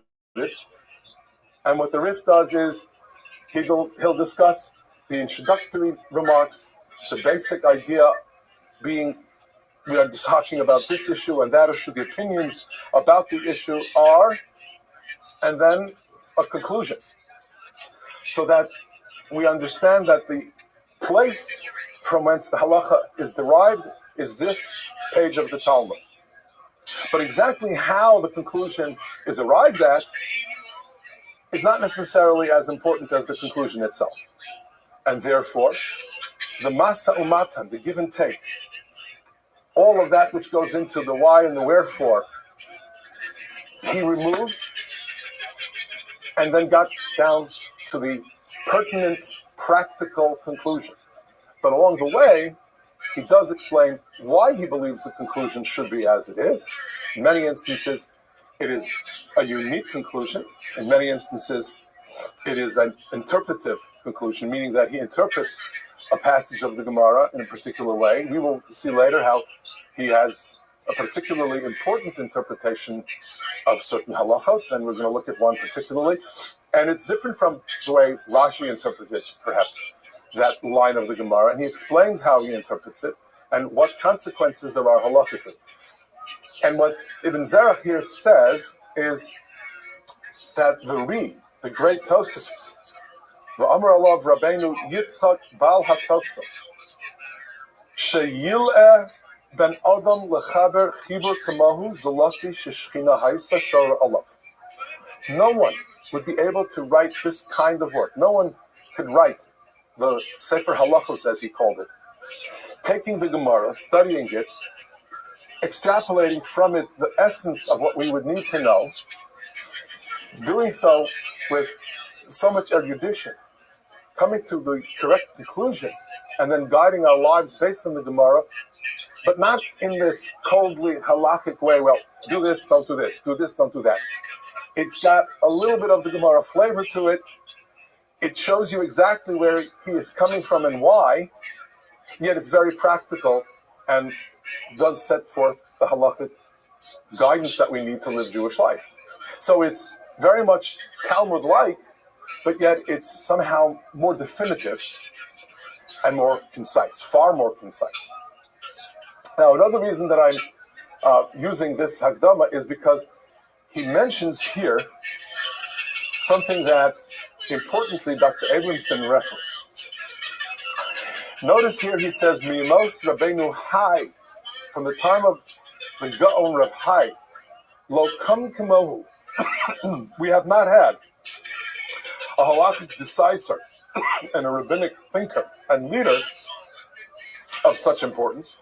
And his work has been disseminated far and wide. He goes on then to say that he lived 90 years, passed away in the year Tuf Pei Gimel, 4,883. V'hemid Talmidim Harbe. By the way, I believe that is that might be a mistake. I believe it was Tuf Samach Gimel. Correct. That should be Samach Gimel. V'hemid Talmidim Harbe. Migdalei Talmidav Harav Rabbeinu Yosef ben Menashe. He means Migash Yosef ben Meir. So what he is mentioning here is essentially what Dr. Abramson said, that he was the greatest man since Rav Hai Gaon, and then had all of these students, such as the Migash. Now, let's understand, the Migash was the master teacher of the father of Maimonides. So the importance of the Rif now is that he is that bridge, if you will, from the time of the Gaonim and from the accomplishments and achievements in the style of the Gaonim, on the one hand, to the period of the Rishonim, to the likes of the Migash, and therefore the likes of the Rambam. And the difference between the Gaonim and their style and that of the Rishonim is that whereas the Gaonim would do far less in the way of commenting and explaining the rationale of a piece of Gemara, they would have shuvas. They would answer questions about what practically people should do and why. But to comment on the Gemara and explain the reason behind the lines, behind the questions and answers of the Gemara, that was something that was rarely done. It was done by some of the Gaonim, but not one tractate after another, not one Masechta after the other. And here you have someone sitting down and saying, let's study Shas and let's understand it line by line and let's explain it line by line. And then in that vein, others follow. But not only was it that he would comment on the Talmud line by line, Masechta by Masechta, but he would also gather the halachic ramifications by Masechta. It wasn't random questions and answers on various topics as in the Shuvas HaGaonim. It wasn't as in the case of the Halachas Gedolos, there are 613 mitzvahs, let's discuss them mitzvah by mitzvah. Here, it's a halachic work, and the pattern and organization is based upon the Talmud. So what he does, in essence, is return the Talmud to a position and to a place of importance where, as a foundation for Jewish life, it can be known and appreciated and studied. The Gaonim were answering questions and discussing Jewish life. He is returning us and bringing us back to the place where it all begins, and that's at the Talmud. So that's how he bridges the era of the Gaonim and introduces us and sets the stage for the very important period of the Rishonim.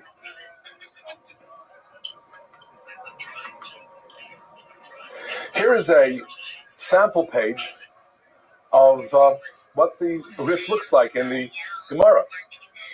It looks very much like a page of the Talmud. That was not his doing, but because of his vast success, you have those who published the Talmud treating his work like the Talmud itself. After all, it was the, Zeira, the small Talmud, or the miniature Talmud, the summarized Talmud. So it's been treated that way by those who published the Talmud. So you have the Rif here, and then the Baal HaMa'or, the first to really take the Rif to task on many, many issues, controversially so. Here, the Ramban, Nachmanides, defending the work of the Rif here in the Milchamos Hashem, and then later, Rabbi Nisim ben Reuven, one of the last of the great Spanish Talmudists, and the famous commentary of the Ran here in the Shiltei Giborim here. Now you'll see Rashi here. Rashi did not write a commentary on the Rif, obviously. Rashi and the Rif were actually contemporaries. However, those who published the Rif said, well, wouldn't it be great if when you open up your Gemara and you want to look at the Rif, you'll at the same time be able to see what Rashi had to say about the same issue. So they took some of the Rashis off the page and published them here, right next to the Rif itself. Now, a little bit about the Baal HaMa'or.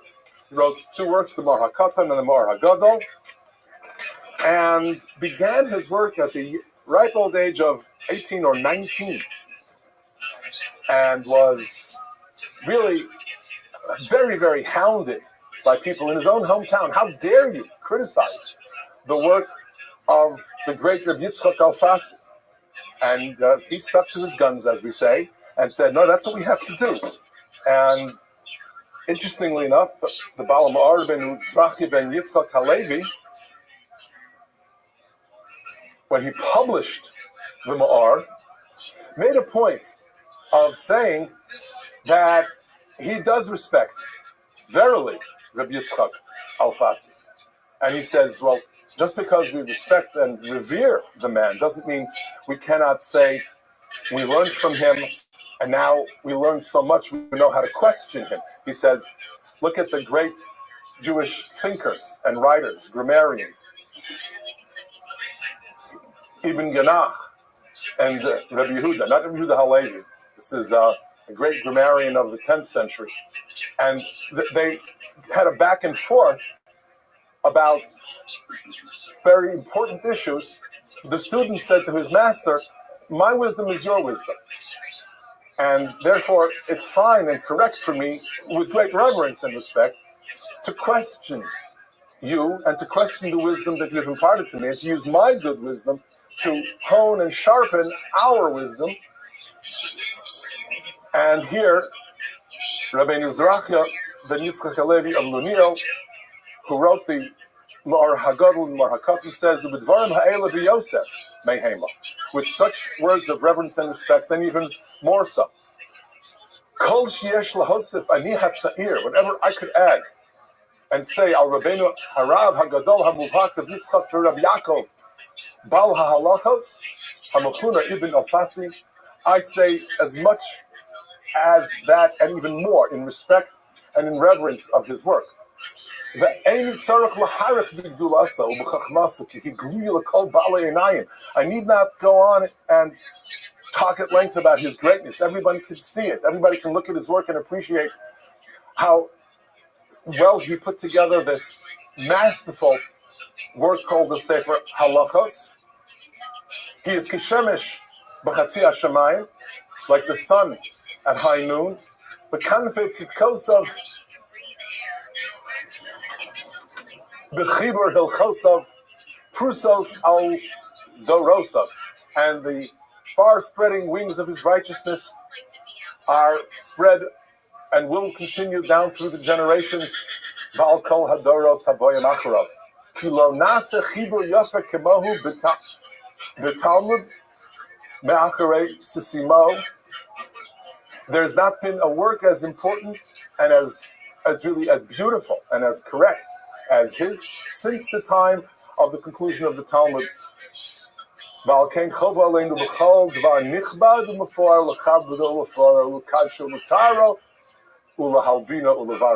We have to sanctify it and we have to purify it and whiten it, meaning let's take it and see if there's any way to make it even better. So that, yes, he wrote a way of, this is a way of saying that I'm going to write something that's going to even be an improvement on what the Rif has to say. And then, of course, as we said, the Sefer HaMilchamos and many others would rise to the defense of the Rif. And that's, again, very important, because what you are beginning to see then is this cross-pollination of ideas that really had not happened and that had not come to such a degree of prominence until the time of the Rif. Meaning that the Rif provoked so much Talmudic thinking and so much Talmudic examination and elucidation. And that was unprecedented. As we saw, as we looked at that page of Rif, he says, well, this is what the Gemara means. And then it begins. The Baal HaMaor says yes, no, and then the Muhammad defends him, and then the Shut Giborim says in the Rans. This entire manner of discussing and of arguing and of then honing in on exactly what we might be able to say about a particular piece of Gemara, what it means and what its consequences should be, and what the halakha should be. This all began to happen thanks to the Rif. So that he is so important in that, what we would call the evolution of the study of the Talmud, even as he is so important in the evolution of halakha. To be so important and so significant in two great areas of Jewish life and in Talmud study causes the Rif really to have a place unique in the annals of our history and of our Gedolei Torah and Chachamim. Here you have again another important Rishon, as we call them, the Ravid, Rabbeinu Avraham ben David of Pesquiel. Now, that's how it's pronounced. He was from Provence, and the pronunciation, I went online to try to figure out how in the world do you pronounce it. I know that in our yeshiva, and in all of the yeshivas, and in Jewish life generally, we call it Paskvers. But Paskvers is somewhere in Lita, that's in Lithuania maybe, but it's not the real correct pronunciation. So it's Pesquiel. And that great town, now it's not even known by that name anymore. That's where the Ravid was from. And the Ravid is describing, again, how he will take the Rif to task, he will criticize the Rif and disagree with him at times. But look at the way he phrases it. Ra'isi b'hilchos Rav Alfasi zal dvarim nifloim mimeni. He says things that are so wondrous and difficult for me to understand. V'ulai, perhaps it's mibli ra'os einai, perhaps because I can't see straight. He says humbly, kasher tichena einei haroeh kasher yistakel be'ein hashemesh mipnei chalishus tiv'o. Perhaps it's because when one looks at a bright sun, you just can't. We had that eclipse a couple of months ago. You can't look at the sun. The danger of looking at the sun in its eclipse is because the sun is so powerful and has certain rays that are so dangerous for us to look at. But when you have no eclipse, you can't look at the sun. But then if you can't see it, you can't really understand it. So what he's saying is that the brightness of the Rif can be compared to the bright shining sun.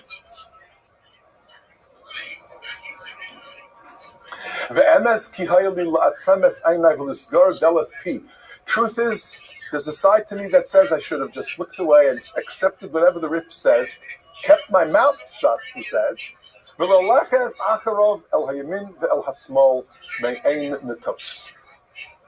There's a side of me that says I probably should have just followed whatever Rabbi Alfasi says, and to the right, to the right, to the left, and not even question it. But after all, we have to study, and Aval ki hamlach shemaim, hamlach gdolav, ein b'tachlis l'basav v'dom, Aval ha'osig bo mikabel scharo, bein mutoa, bein shogeg, al kein loy nimneiti l'chapes acharov kasher tasig yadi pam l'stor pam l'chazek. Therefore, I do not stand aside and allow everything to just go by and be said by the Rif in any which way he wishes. I will comment, I will criticize, and of course we know the Ravid was really the one who criticized mostly, the Rambam. We'll talk about that, God willing, in a few weeks. However, this very same Ravid, again, very importantly, composed the work Tamim Deim, less known than his commentary on the Talmud. These are longer pieces of explanation with halachic consequence, tshuvas of the Ravid. And in the Tamim Deim, he is using Rabbi Yitzchak Alfasi endlessly, constantly relying upon how Rabbi Yitzchak Alfasi examined the Gemara, how Rabbi Yitzchak Alfasi ultimately concludes with halakha conclusions based upon the Gemara, so that with all due respect to the Hasagos Haravid, you have here an example of almost an entire book of Tshuvos that base themselves on the work of the Rif. Let's take one piece of Gemara in the Mesechus Brachos Daf Chaf Aleph as an example, so we can understand what it means to take a piece of Gemara and then, I don't want to say boil it down to its essence, because that's an oversimplification. But to take it and extract from it the most pertinent parts of it, and then derive the halacha, and then present that in this concise form known as the Rif. Here's the Gemara Chaf Aleph in the Mesechus Brachos. Rabbi Yehuda. Safek kara kriyas shma, safek lo kara. Someone is uncertain as to whether he already cited the shma or not. That happens. You have one of those mornings, and you wake up somewhere with your tefillin on, and you're in Emes V'Yatziv, or maybe you're already in Shmor Esrei, and you go like, oh, where am I? How did I get here? Now you don't know. Did you say shma? Did you not say shma? Well, what do? Do you go back and repeat it, or do you not? So Rabbi Yehuda says, in the name of Shmuel, ain't no choser. However, Safek Amar Emes V'Yatziv, if you're not sure whether you said the blessing that follows the Shema, that you have to repeat when in doubt. And the Gemara then goes on to explain my taima. Why? Because Kriyas Shema is Drabanan, the Gemara supposes. That's the explanation for Rabbi Yehuda. And Emes V'Yatziv, which is a description of Yitzias Mitzrayim, well, there's a pasuk that says, that's something you must say every day. That's min HaTorah. The Gemara then goes on, however, to discuss this at length. Amar Abaye, the V'Torah, Tanan Ba'al Mahar B'Libo V'Einu Mavarach. A whole discussion about this idea of, well, is Kriyas Shema min HaTorah? Is it not? Here, the Gemara then goes to quote another opinion other than that of Rabbi Yehuda and says, Rabbi Elazar Amar Safek Kara Kriyas Shema Safek Lo Kara Choser V'Koreh. You have to repeat the Shema if you're not sure whether you've said it or not. And in a similar type of situation, Safek Hispalel, Safek Lo Hispalel, Eino Choser U'Mispalel. You're not sure whether you davened or not. Well, tefillah, certainly tefillah 3 times a day is midrabanan. Min HaTorah, at most, you would have to daven only once. The Rambam says it is min HaTorah, but only once a day. So therefore, if you have a suffix whether you've davened or not, you're not sure if you've davened Shmon Esrei or not.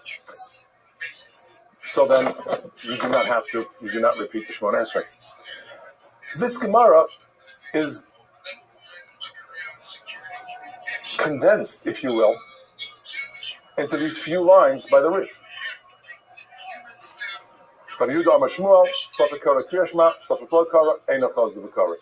Safek Amar Emes V'Yatziv, Safek Lo Amar, Choser V'Omer. Alma Kasava Kriyas Shema Drabanan, Emes V'Yatziv D'Oraisa. He skips all of the discussion of that issue. Is it that Kriyas Shema is min HaTorah? Is it midrabanan? He goes straight to Rabbi Elazar Amar Safek Kara Kriyas Shema, Safek Lo Kara, Choser V'Koreh. Safek Hispalel, Safek Lo Hispalel, Eino Choser U'Mispalel. And then he says, V'les Hilchas HaKishmuel, the Amar Kriyas Shema Drabanan, the Kaimalon Kriyas Shema D'Oraisa. We shall follow the path of Rabbi Elazar. Kriyas Shema is a must min HaTorah. It's a biblically ordained mitzvah. When in doubt, you will have to repeat the Shema. Maybe you find a repetition. It might be the first time you're saying it. So therefore say it. Now, all of the discussion about how and why and where and that question and answer of Abaye left out. Because what he did was say, this is how we discussed it in the Talmud. There were two opinions. But in essence, we follow the opinion of Rabbi Yochanan, the opinion of Rabbi Elazar. And so the concise discussion of what to do when you have a question about whether I did or didn't say Shema is here brought in 5-6 lines instead of what is otherwise a half a page of the Talmud on Brachas Chafaf. That's just one example. Now here you have another example. We have Hanukkah's coming up, and we have a question about what to do if your Hanukkah menorah blows out. You lit it properly, you put it where it should be, and you lit it all properly. Some circumstance out of your control, something unforeseen, and the Hanukkah candles blow out. You may relight them, but you don't have to. And that's the statement here of the Gemara, V'chavsa ein zakuk la. But this is actually here asked as a question, V'chavsa ein zakuk la. You don't have to relight it for a minhu. Mitzvasa mishiteshaka hachama ad shetichla regel min hashuk. We have this brayso, we have a Tanoic statement telling us that you are to have your Hanukkah menorah lit from the time that the sun sets until people are no longer walking in the street. My lav the ikavsa hadar madlikla. Isn't it the case that what that statement, isn't it the case that that statement is basically telling us that you have to have it lit from the point of time where the sun has set till the people are no longer in the street, and that the menorah has to be lit the whole time? What do you mean you don't have to relight it? The Gemara says, no, you do not have to relight it.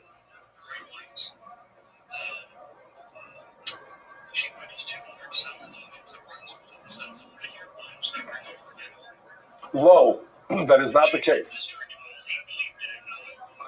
The Eloi Adlik Madlik. All it means is that if you have not yet lit, you can still light.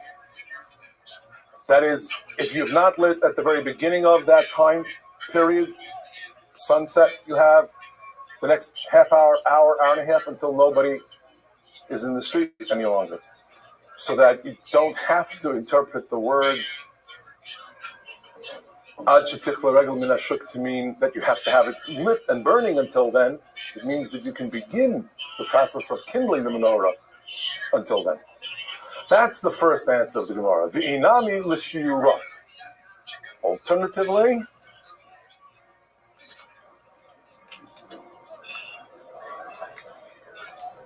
the Brisa intends to tell us how much oil.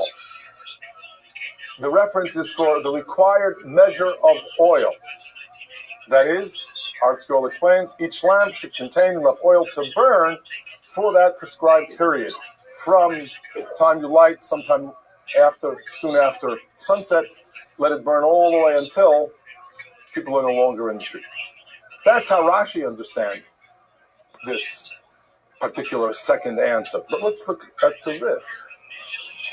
Again, he brings the question quite concisely. And he says, it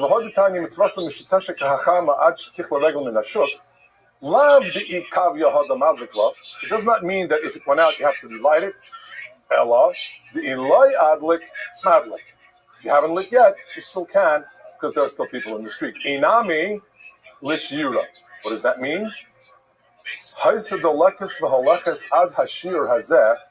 If it continued to burn up to and until there's no longer anybody in the street, so you've done the mitzvah already. And now you wish to extinguish your menorah, or to start using it for light, which without electric lights in those days would be a great asset. Fantastic idea. This second answer of Gemara, L'shirei, didn't mean that's how much oil you have to put in.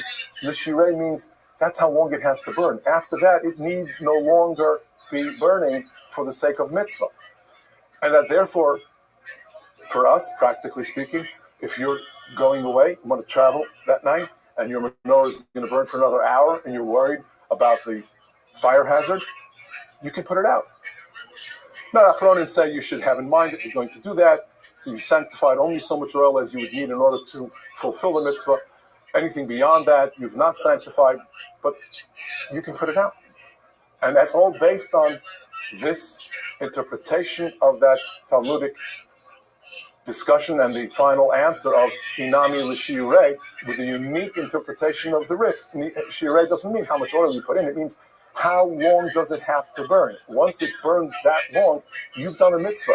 You want to use the light now for yourself personally? Go ahead. You want to put it out? Go ahead. So we have seen just how important and how vital the work of the Rif really is, and how it really was this work that bridged the teachings of the Gaonim and the style of halachic consequence of Talmud on the one hand, discussion and elucidation of the give and take of the Talmud on the other. He, the Rif, does both and introduces that period of Rishonim so remarkably. The Rambam, in his introduction to his commentary on the Mishnah, and by the way, the Rambam in Hagdama to the Mishnayos is really, it's a masterwork in and of itself. The Rambam here says that halachos asher asa harav hagadol Rabbeinu Yitzchak Zal hispiku ba'ad kol hachidurim hahein. All of the works that preceded it, all of the works of the Gaonim and of Sifrei Halacha, like the Bal Halachas Gedolos, Halachas Ketanos, they all, so to speak, have been supplanted by, he doesn't say it that strongly, but he says that his work suffices in place of all of those compositions.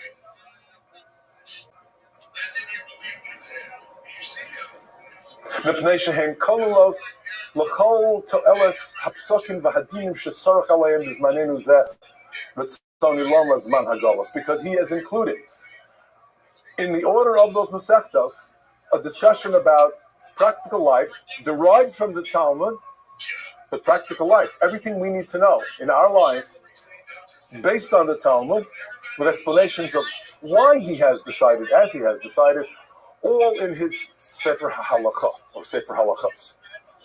And he says, Ubi'er sham kol ha'te'uyos asher nimtzu asher hoyu lefanov, b'psakov. He has explained others and the errors that he included in his discussion of the Gemaras. Ve'ein tfisa alav, you can't really catch him. You know, that expression in Yiddish, you catch somebody in a mistake. So that's the way we say it. As a matter of fact, in English, we say, caught them doing something. We caught them in a mistake. We say in Yiddish, we chapped them in an error, right? So the Rambam uses the same idea, but in Hebrew. Ve'ein tfisa alav. You can't grab hold of him and say, oh, caught him in a mistake. Ein tfisa alav behem elu b'halachos mu'atos lo yagiu ad eser b'shum panis. That's an astounding thing. He says, if you look at the works of the Rif and try to catch him in an era where the Rambam would say, I would learn that Gemara differently and I would come up with a different conclusion, you don't find 10. You can't count, not even on two hands. You don't even have 10 instances in which I would disagree with the Rif and say he's got it wrong. That's coming from the Rambam. That's astounding.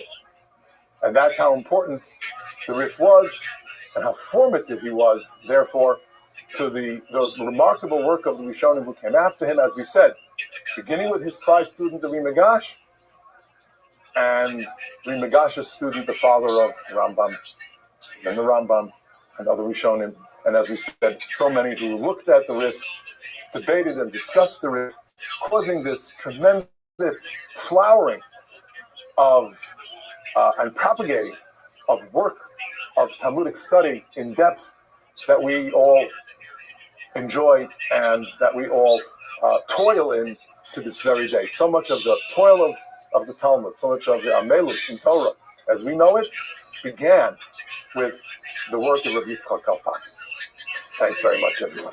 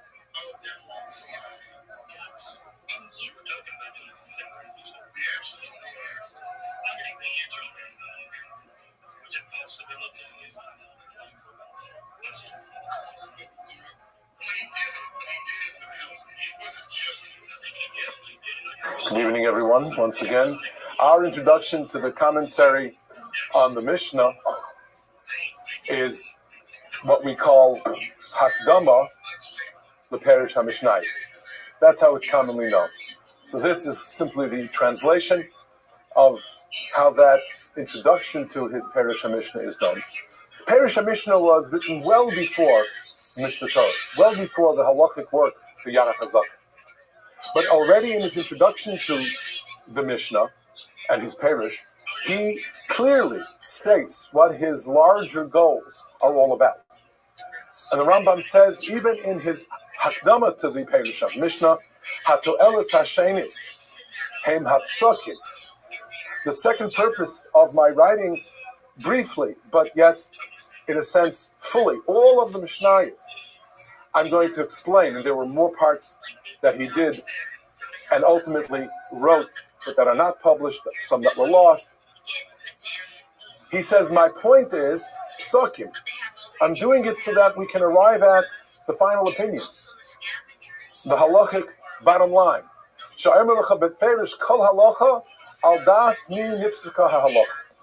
that we will be able to know, how does this Mishnah translate into Jewish life, practically speaking. And then here, again from the introduction, the Perish HaMishnayos Hakdama, Kasher Yizbara Le'ish Shehu Mimine Ha'adam Hadas V'Hama'aseh. Fascinating way for the Rambam to say what kind of people he hopes to help develop. Look at that language. When a person realizes, when it is clear to him that he is of those who are of both good thought and deed, he's trying to develop people who are of da'as and ma'aseh, people who have a certain intellectual quality, people who live a life with direction, with thought, which of course means you first have to study, and then turn it into ma'aseh, then turn it into action, into deed.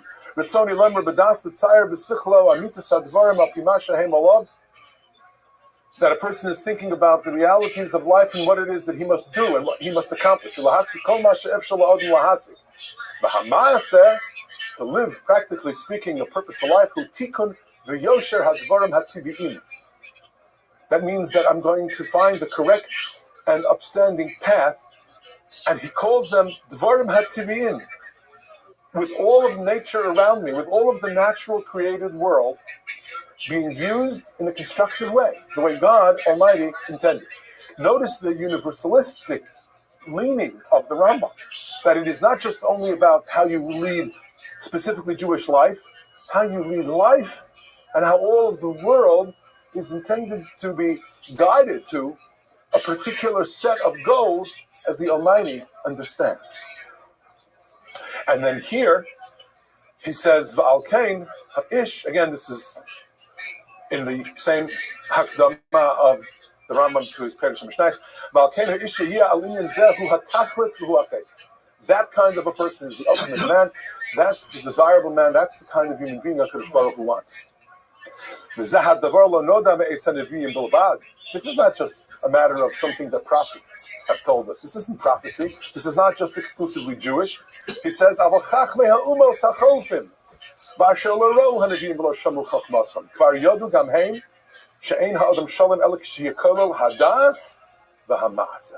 human being is a human being with thought, and then that thought directs a purposeful life. So you see that the Rambam is talking consistently about das, ma'aseh. We have to have knowledge, and we have to plan then how to implement that knowledge and turn it into ma'aseh. That is what he is already thinking about as he writes the Perish HaMishnah. Meaning that the Rambam, years before he wrote the Yarach HaZakah, was clearly intent upon getting to the Yarach HaZakah. And so right before he writes the Yad, he composes the Sefer HaMitzvot, as was very common in his era and before, Sefer Mitzvos Gadol, the Mitzvos of Rabbeinu Sajigon, to compose the order of mitzvot as one surmised the 613 might be, and to explain them. But the Rambam already has in mind to begin with an order of mitzvot, and then to continue with a much larger and more detailed description of how to fulfill those mitzvahs. And he says as much, again, in the Hakdama to Sefer HaMitzvahs. He's already talking about the Yad HaChazaka. Mipnei shekadam lanu hachibur hamafursim asher karanu also perish HaMishnah.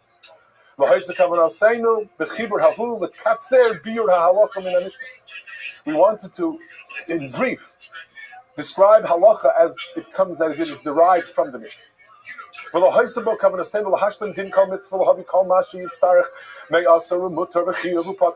didn't want to tell everything that's mutter, tell everything that's asur. We can't do that.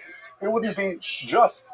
You wouldn't be doing justice to the Mishnah to turn it into a halachic work. We wanted to describe what the Mishnah is saying and what the ultimate bottom line of each Mishnah might be. But to expand upon that, that's going to mean a whole other work. I'm going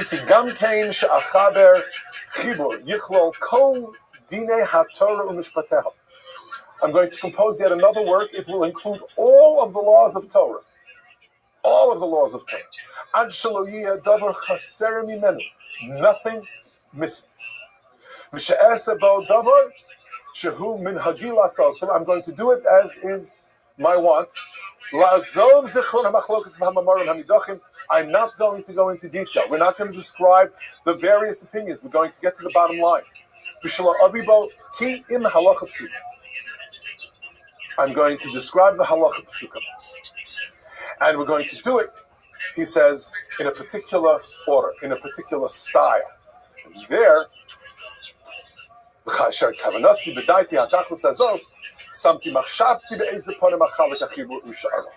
there we have his saying, I'm not going to follow the Talmudic order.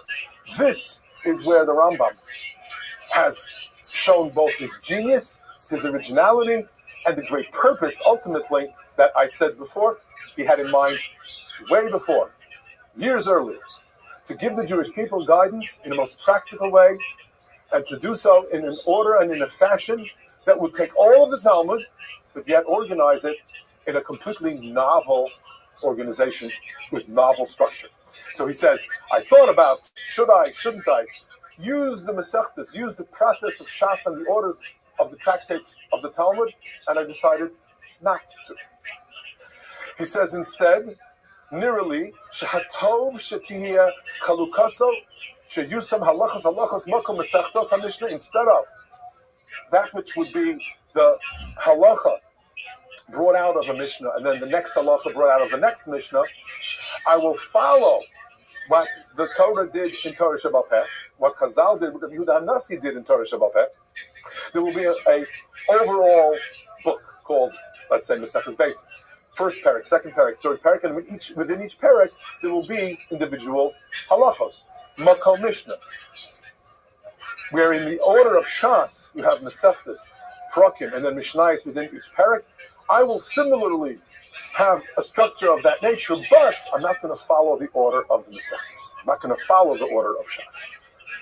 Ad sheyomer bo Hilchos Sukkah, in its own compendium, in its own chapter. Hilchos Lulav, in its own chapter. Whereas in Maseches Sukkah, we know you have a discussion that varies from this to that, from one halacha to the other, from one area to the next.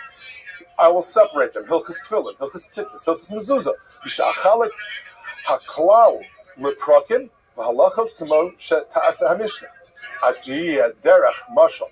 Hilchos Tefillin, there will be Perik Rishon, Perik Sheni, Perik Shlishi, and then, of course, subdivisions, individual halachos within Perik Rishon, another set of halachos within Perik Sheni, another set of halachos within Perik Shlishi. This was a completely novel idea. We take it for granted, and then, of course, after that, the Baal HaTurim, similarly created a structure with chapters and then subdivisions in those chapters, but the first to do that in any form or fashion was the Rambam, where until then it was, let's do the mitzvahs. We'll do mitzvah 1, mitzvah 2, number 3, 1 through 613. Or, as we discussed 2 weeks ago, the Rif said, let's look at the Gemara and let's do extraction of halacha and summarization of the Gemara to the point where we understand what the halacha is at the end of the Gemara. But for someone to take that all together and say, okay, now we're going to organize it, all of it. And he says, point blank, I'm going to include the halachas that are for our times, that are while we do not have a Bet HaMikdash, and we're going to include all of the halachos in Kachim and Taharos that will be, God willing, put into effect when Meher Yiboneh HaMikdash, even though today it's not going to be of any practical consequence. So he says we're going to organize it in this way. And he says I'm going to be very brief. Now, on this issue of his brevity, it's not only brief, but it's fluid. And it's in the language of the Mishnah. So it comes across as being something so natural, and it's very clear as one learns the Rambam that it is the Talmud from which the Rambam flows, but it flows. And that's the genius of the Rambam. The fact that he did not cite his sources, as was mentioned by Dr. Abramson, that was very controversial. In two distinct letters, one in which he absolutely defends his position, he says that was done because the simple point of this all is to live a certain life and to do it naturally and with ease and comfort. Not so much to question and doubt and query as much as to live and to implement Jewish life according to these guidelines. There was a second point, a letter in which he did concede after much of the criticism landed at his doorstep. He said, well, I could have included what the sources were. But that's really something that God wanted.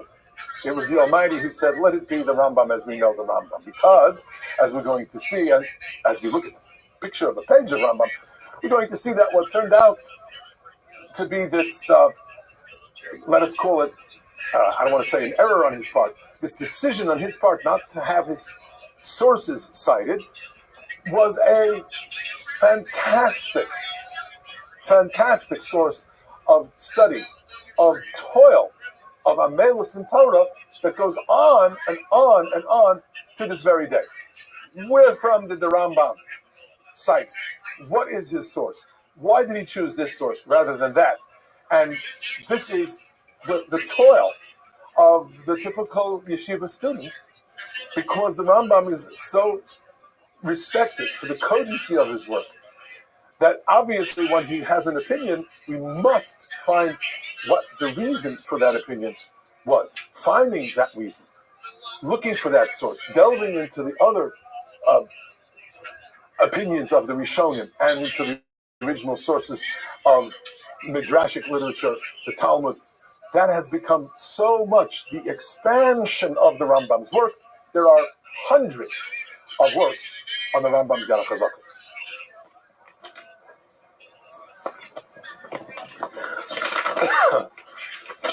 The third page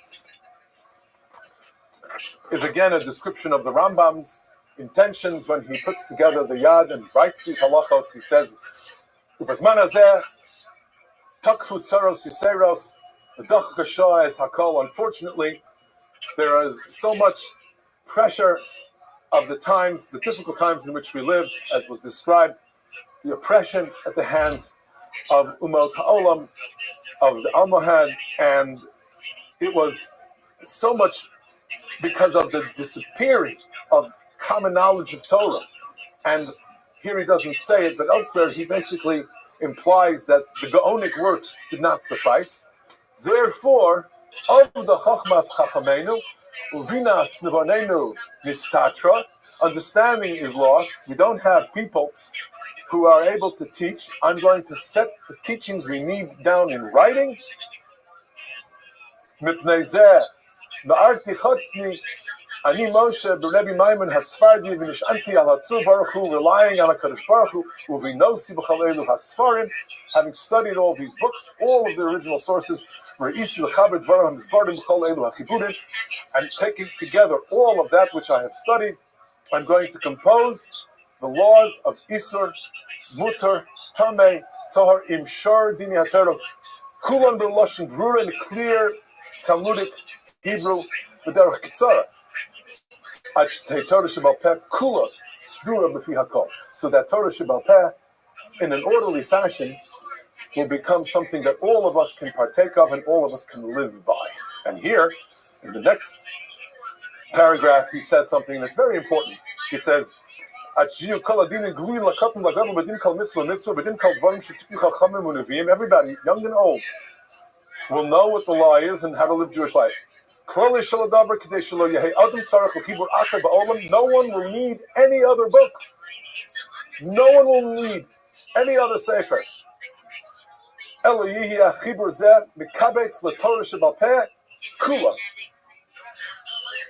He says we will have a book that you will be able to turn to. It will be the complete and somewhat concise Kol Torah Kula. Hence he calls it Mishnah Torah, because that's what Mishnah Torah was.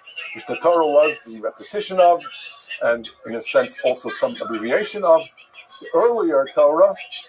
Hence Chumash Devarim is known as Mishnah Torah. He calls it the Yad HaChazaka because that's how Moshe Rabbeinu is described at the very end of the Torah.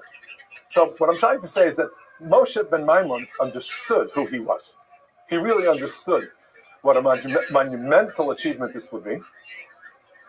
And he was unashamedly telling us, I will write this composition of halacha that you will be able to live by. Now, imagine somebody saying that I'm going to take all of the Torah, Shibach Sav, Shibal Peh, and lay it out before you in an organized fashion that you will be able to live by.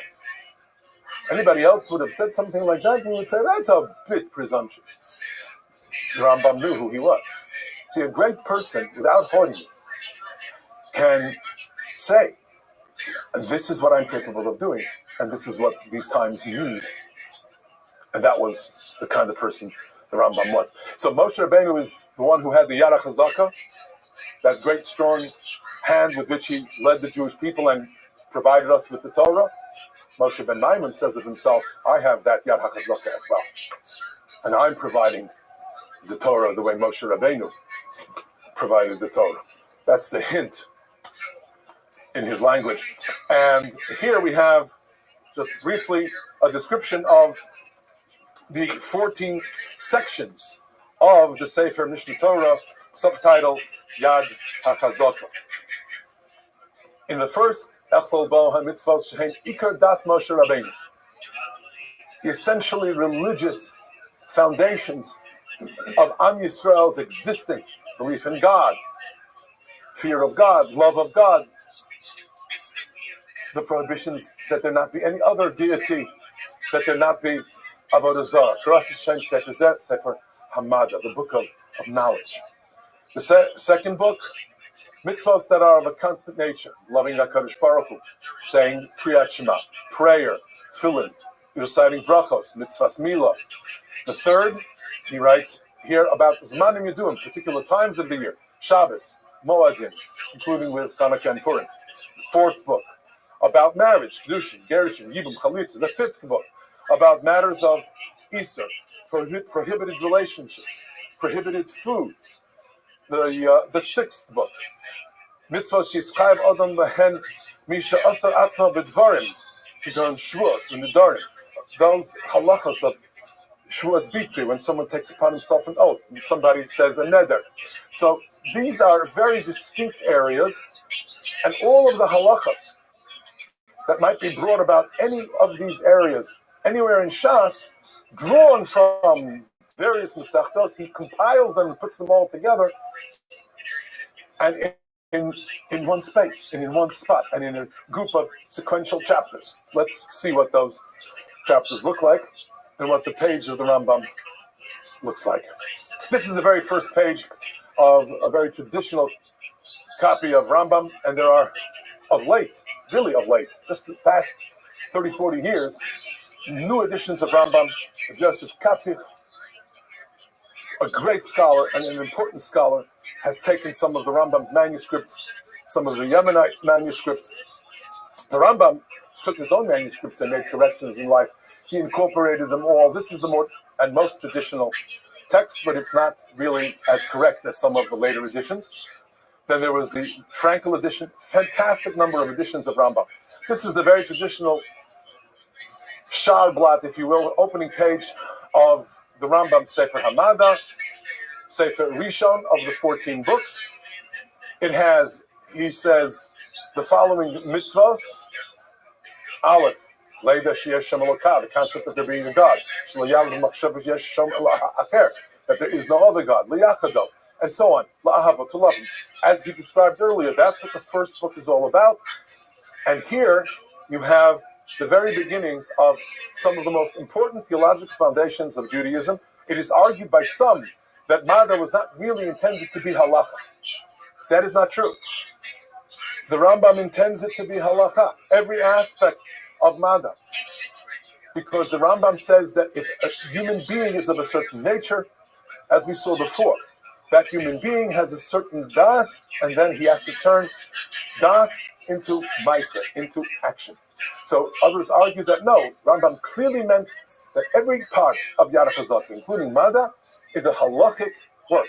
Halacha does not exist independent of thought, philosophy, purpose in life. It's all unitary. It's all one. So he begins with the ideas of theological basis of Judaism. Now, just looking at a page of Rambam here, you have the Kesef Mishnah, which of course was not the first comment. The first commentary on Rambam was the rival, the Ravid, who was a contemporary, Avram ben David Hispia. He was, of course, one who wrote with respect but great vehemence about those points where he differed from the Rambam. His Hasagos are published along with the Rambam. Here we have another page.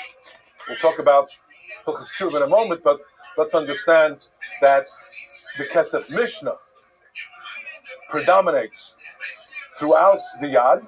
Kesef Mishnah was written by Rabbi Yosef Karo. Rabbi Yosef Karo no doubt took inspiration from the Rambam and said, now that the Tur, Yaakov ben Osher, has reorganized halacha into the Shulchan Aruch, I'm going to take what I've learned from Rambam and incorporate it into a Shulchan Aruch based on the structure of the Tur, but with a great emphasis placed on what the Rambam's decisions were. Kesef Mishnah wrote extensively on the Rambam, in defense of the Rambam, in explaining the Rambam, and that turned on later to become the basis of his halachos, where he says, if the Rambam paskins a certain way, the leaning of the Beis Yosef will be in that direction. Now, as far as having a whole segment of halacha called Hilchos Tshuva, that was a monumental accomplishment. It caused the idea of repentance to be taken seriously. Perek after perek, chapter after chapter, about how to return unto God. He admits at the very onset that it's one mitzvah. He describes it as mitzvah asay achas, v'hu sheyashim achote mecheto l'fnei Hashem v'yisvahya. Person should, to return to God and admit and confess his sin or her sin. But then to write chapter after chapter of the how of returning to God. It was of such impact because people began to understand that there is a time and a place and a process of improvement and of self-betterment. But it requires reading the Rambam and studying the Rambam, as many do it, particularly Elul, Seres Meit Shuva. But that was a very innovative move and very important and very consequential to write the Hilchos Tshuva. Now, here we have, again, a page of Rambam. This is in the beginning of Hilchos Tefillah. We have some of the leading scholars who commented the Migdal Oz, who actually wrote in defense of the Rambam. Many of the Hasagos Ravid, this page does not have any of the Ravid on it. Migdal Oz was Shem Tov ben Avraham of the 13th century. He wrote in defense of the Rambam. As we mentioned before, the Kesef Mishnah, and before the Kesef Mishnah, the Lechem Mishnah. Lechem Mishnah was after the Lechem Mishnah was born about 15, 16 years before the Beis Yosef passed away. He was born in 1560 and wrote in Salonika with tremendous insight and what we call lumdus into explaining the Rambam. So these are the basic commentators on the Rambam. On the page, of course, there is also the Maggid Mishnah, Vidal of Toulouse, of the 14th century. Let's look at the structure of the Rambam here. And we'll use Hilchos Tefillah to appreciate what the Rambam did. Tefillah is a mitzvah, he here says that in Hilchos Tefillah we will have this mitzvah to pray to HaKadosh Baruch Hu, and the bracha that the Kohanim have to give is yet another mitzvah. Now, we could just say, well, there's a mitzvah to daven, but that's a bit oversimplified. The Rambam took all of the issues surrounding tefillah and divided them into appropriate chapters. Within each chapter, he proceeds from A to B to C to D. Let's take a look at what the Rambam did and how he did that. He says, mitzvah saseh lehispalel b'chol yom. It's a mitzvah to daven every day. Shenemar, quotes from the pasuk, Avadatem es Hashem Elokeichem. V'pi hashmu alamdu, meaning there's a tradition to understand that those words mean tefillah shenemar lo'avdu b'chol avavchem. What is avodah shebalev? What is the heartfelt means of serving? How does one serve God with one's heart? That is through tefillah, through prayer. So he introduces it with thought and with a feeling for what it is that tefillah is. It's not just the cold do's and don'ts, but it's the how-tos that are the crux of what he's going to get to. Halacha beis. So who has to daven? Leficha, Nashim, Avodim, Chayavim B'Tefillah. The fact that the Rambam said that Nashim, women are to daven just like men, very consequential. To this day, it has been so decided halachically by the vast majority of Achronim as well. Here in Halacha Daled, he explains how and why it came about that we have a Siddur, that we don't just pray any which way as I want, as you need to. Everyone should pray his or her own way. No, he explains how it came about that people could not express themselves in Lashon HaKodesh. It did not any longer flow or roll off our tongues and out of our mouths the way it used to when the Beis HaMikdash perhaps stood. Certainly during Bayis Rishon, people would be able to converse with each other and express themselves to the Almighty in Hebrew, more so than after the Golus. And therefore we have a standardized Siddur. So he explains this early on. Let's look at the beginning of the second chapter. So after he has described how Chachamenu gave us the Shemona Esrei, the original 18, he then begins Perek Sheni with a description of the 19th bracha and explains how it came about that there's a bracha V'lamal Shivim, and he describes how Rabbi Gamliel's times were challenging because of the minim, those we would call politely sectarians, who were mostly Jews originally, but then Christians, who were oppressing us. And then he goes on to describe how every day, b'chol tefillah, sheb'chol yom, mispalu adam t'sha esrei brachos elu al haseder. And he then goes on to say that there are times when you would have the abbreviated bracha, known as Havi Neinu. That's in Halacha Gimel. So there's a rhyme and reason to how these halachos are ordered. Finally, in the third parak, getting a little more specific, he begins to describe Tfilas Shachris. Tfilas HaShachar, Mitzvah Sheyas V'Lispalo. What are the times when you begin davening? What is the earliest you can daven? Im Hanetz Hachama, preferably when the sun rises. Uzmana until at sof sha'ar riviyis shehi shlishis hayom, till the end of the fourth hour, which is the third of the day, dividing the day, of course, into what we call sha'ozmanios. Note, he left out the opinion, and we should not take it as one that we will ever use, the opinion of the Chachamim, who say that you can daven Shachris until noon, until Chatzos. That's a dangerous thing to tell somebody because, what do you mean? I don't have to daven early in the morning. I have until noon. No, you don't, because as the Rambam and before him others and after him everyone says, no, you have to daven by Sof Zman Tefillah. But he doesn't get to that in the first parak. He gets to it appropriately in Parak Shlishi. So here he starts to talk about first Shachris, then Mincha, and then he'll talk about Tfilas Arvis. The magnificence of the Rambam's organization and the fluidity with which he presents, without anything being difficult or without it being, so to speak, I don't want to use the word, but I have to. There's no other word that says it. Without a kvetch. Meaning that it flows, and it flows naturally. That is, that this is how we live, and it's not difficult. And it's something that is correct and naturally so. All of this is so unique and so original and of course so impactful, because after the Rambam's work, everybody understood, now we have codified the Torah, Shebachsav, Shebal Peh. And then picking up where the Rambam left off, you have the later codifiers, mostly the Shulchan Aruch, it's Yosef, about whom we'll learn in a few weeks' time, who took that idea of codification to the next level. This is the monumental work of the Rambam. It's the central work of the Rambam. As we have seen, it was with this work in mind that the Rambam began to write the Perush HaMishnah, the Sefer HaMitzvos. And it's with this centrality in mind with which he wrote the Moreh HaNevuchim as well.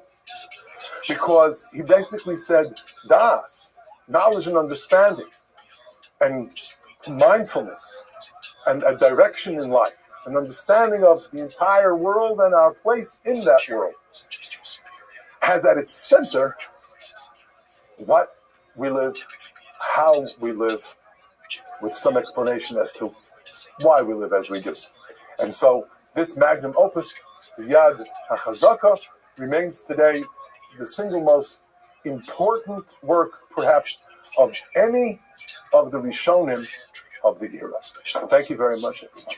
Thank you.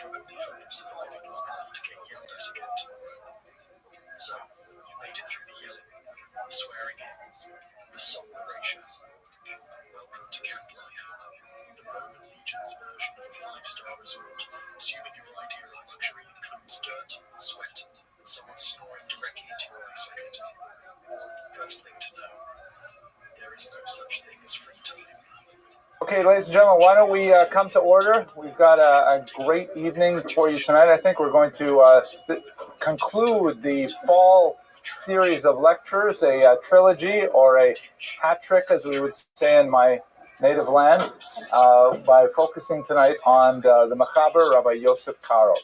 And I have been experimenting with trying to reintroduce a little bit of humor into my lectures, so I'll begin with a small joke, which is appropriate, I think, for this audience in particular. The joke goes like this. It's a very famous one. Rabbi Teitelbaum, I'm sure you know this one, because this is really in your bailiwick. But the joke goes like this. There's this 19th century Rabbi who goes from town to town and gives people advice on their various problems, and they ask him shilos and things like that. And when he's wandering with his wagon driver between Minsk and Pinsk, the wagon driver looks kind of dejected. And so the Rebbe says to him, Chaim, what's bothering you? He says, Rebbe, I feel badly because, I'm sitting up here in the front of the wagon, and it's cold and it's rainy, and I take care of the horses, and I'm doing all this hard stuff. And when we get to the town, nobody offers me a cold drink. Nobody says Shalom Aleichem. They all run to you, and they give you so much covet. And I know you learned so much Torah, and it's fitting. But I feel like leftovers. So the Rebbe says, I see where you're coming from, Chaim. So how about this? Before we get into the next town, let's change clothes, and I'll sit up front and drive the wagon, and you be the Rebbe, and we'll come into town, and you'll get some of that Hachnas Zorkim. And he says, that would be great, Rabbi, I really appreciate it. So they do that, they switch clothes, and Chaim is now sitting in the back of the wagon, and he's stretched out on the chaise lounge, and he's relaxing, his shtreimel just popped over the front of his head like that, and they come into town, and of course, all the townspeople come crowding around the wagon, and they said, but they don't have the usual expressions of welcome. They say, oh, Rabbi, we're so glad you're here.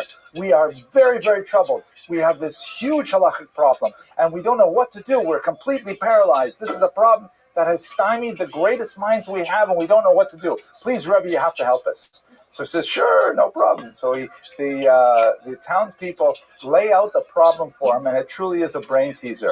And so the Chaim thinks to himself and says, you know what? This is actually a very simple shaila. Even my wagon driver could answer this one. So the reason for this joke and the segue to the lecture is, of course, because I feel a little bit like the Rebbe in this lecture. We're going to be speaking about the great Mechaber, an amazing individual who, of course, charted the future of our orthopraxy as Jews to this day. And the real expert in this presentation is really going to be Rabbi Trump, who's going to be leading us through the textual elements of the contribution of the Mechaber. My goal in the first 25 minutes or so of this presentation is just to provide a little bit of a historical background to the life and times of the Mechaber and to set the stage, so to speak, so that all of the really difficult questions can go to the wagon driver, which will be in the second half. Anyone recognize the picture in the background here?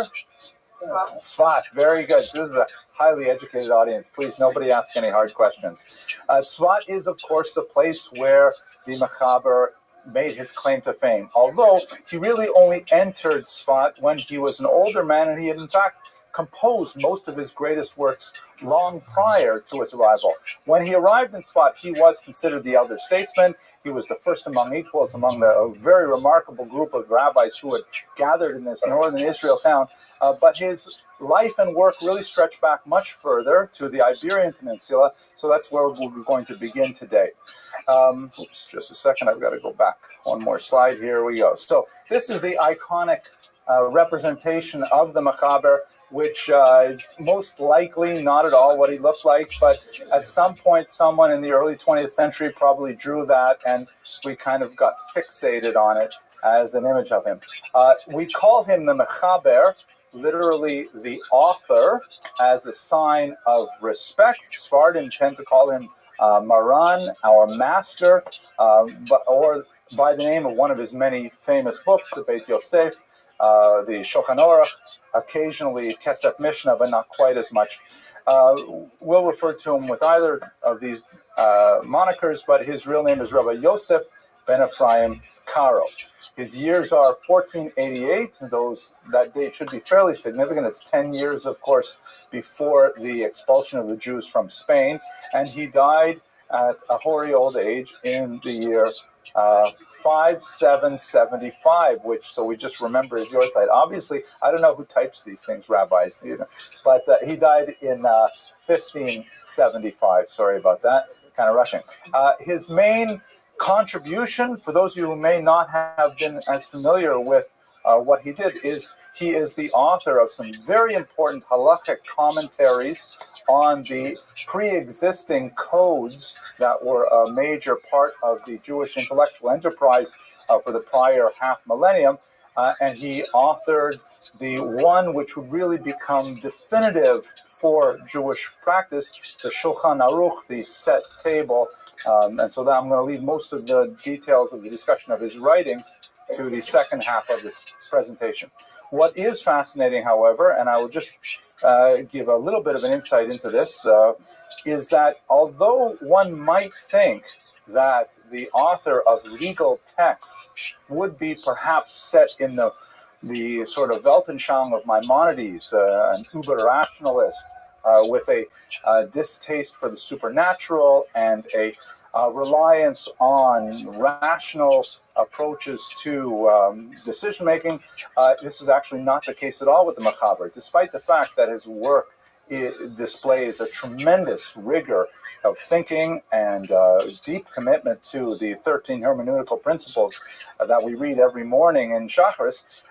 He actually claims that his work was recited to him by a heavenly being called a Magid, that he had, as it were, a kind of a lahavdil, a Jewish muse, a supernatural emissary that was inspiring him to follow the halakha and to write it down exactly as we have it. Fascinating kind of combination of the deeply mystical, Kabbalistic approach to non-rational Judaism. I don't say anti-rational, but non-rational, and nevertheless finding its expression in a legal code that we follow to this very day. So let us place him in his Iberian origins to begin with. And as I mentioned, the times in which he grew to maturity were an exceptional moment in Jewish history, perhaps one of the most difficult periods that we had endured since the destruction of the temple in the 1st century. I've been doing actually a lot of reading on this topic lately because in Brooklyn my lecture series has been looking at Sephardic Jews, and I was struck today as I was sort of thinking about what I would speak tonight that there's a reflection in Raoul Hilberg's work. Raoul Hilberg is the founding father of modern Holocaust historiography. He wrote a massive book called The Destruction of European Jews back in the 1960s, 3 volumes that chronicled the mechanics of the Nazi bureaucracy. He was especially known and sometimes criticized for really delving deep into the Nazi archives and working heavily with German language sources to understand exactly what was the bureaucracy of murder. And in the introduction to his work, he says that it was basically just like the Spanish Inquisition and expulsion. And I always felt, when I read that chapter, I always felt like, come on, isn't that stretching it? We're talking about 500 years difference, very different kind of environment, totally different motivations, and I always was, I was relieved when I got past that chapter into the other materials, which were actually depressing on their own, but for different reasons. But the more I read about the Spanish Inquisition and the expulsion, I actually see the wisdom of Raoul Hilberg's association of those 2 events. The Inquisition, the persecution of the Jews in the 15th century was so intense and so inexorable and so unavoidable that you feel the same kind of pendulum of doom swinging that you would see in the 1930s in Germany. Also, a very similar element, which we can sense even ourselves to this day, is the post-Holocaust generation, for at least a century, was deeply affected. The post-expulsion century was deeply affected by that moment, just as we, as survivors in one form or another of the Holocaust, and I don't mean to diminish those people, the actual survivorship, but I mean those of us who are Sheres HaPleita, still Jewish after the Holocaust, we also regard the Holocaust as a tremendously unique seam in time where there is everything before the Holocaust and everything after the Holocaust. So this is the kind of intellectual environment in which he grew to maturity, that this tremendum had occurred and that the world was never going to be the same, and in fact, it was not. So let's just look at some of the historical elements. The mechanics of the last few decades of the 15th century were shaped largely by this man, Thomas de Torquemada of Segovia, who is the chief inquisitor to the monarchs Ferdinand and Isabella of Spain. Like the Nazis, Ferdinand and Isabella were slaves to their ideologies. And historians, including Bibi Netanyahu's father, who pioneered this field, still argue over whether this was more a religious imposition on the Jews or whether it was a political imposition on the Jews. But there's no question that all historians agree that they were trapped in this way of thinking and they could not budge from it. What was this way of thinking? At the end of the 14th century, in 1391, there was a wave of forced conversions of Spanish Jews to Christianity. This was technically in violation of canon law. The church had repeatedly banned forced conversions of Jews, but once a Jew was converted to Christianity, There was no way back. The church did not have a legal mechanism to recognize someone who had become Christian moving back or reverting back to their religions, even if they were baptized against their will.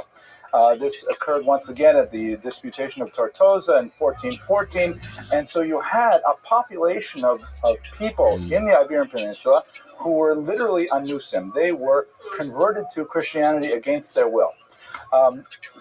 The way that the Spanish kings and queens, and at this point it was slowly coming into formation as a more unitary political entity, they chose different ways to try to deal with this, basically by resettling those forced converts into separate areas. They designated them, by the way, as new Christians, meaning they were not quite the same status as old Christians. They were Christian, but they had a secondary class, even though they had been baptized. So they were segregated, and eventually they were even expelled from certain regions. What's especially important here is also the fact that many of these so-called new Christians really wanted to be old Jews. They wanted to revert back to Judaism.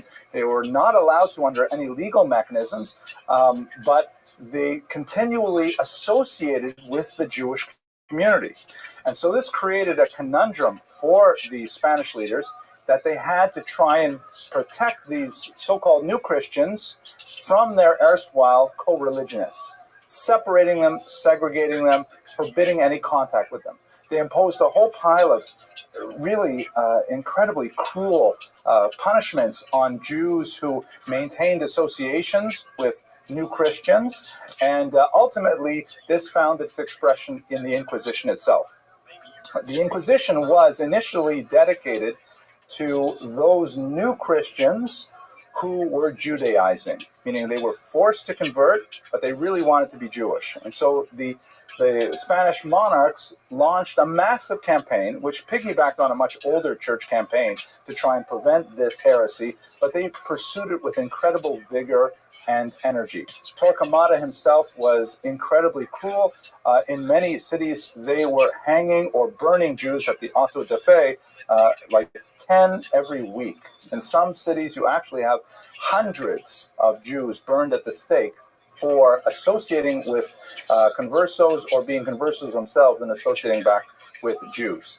There was a whole series of tortures to try and coerce people to explain who they had received their kosher meat from, or were they in fact lighting Shabbos candles, and a ridiculous array of purge-like mechanisms were put in place. This is a famous painting by Goya that depicts conversos being ritually humiliated wearing something called a sambanito.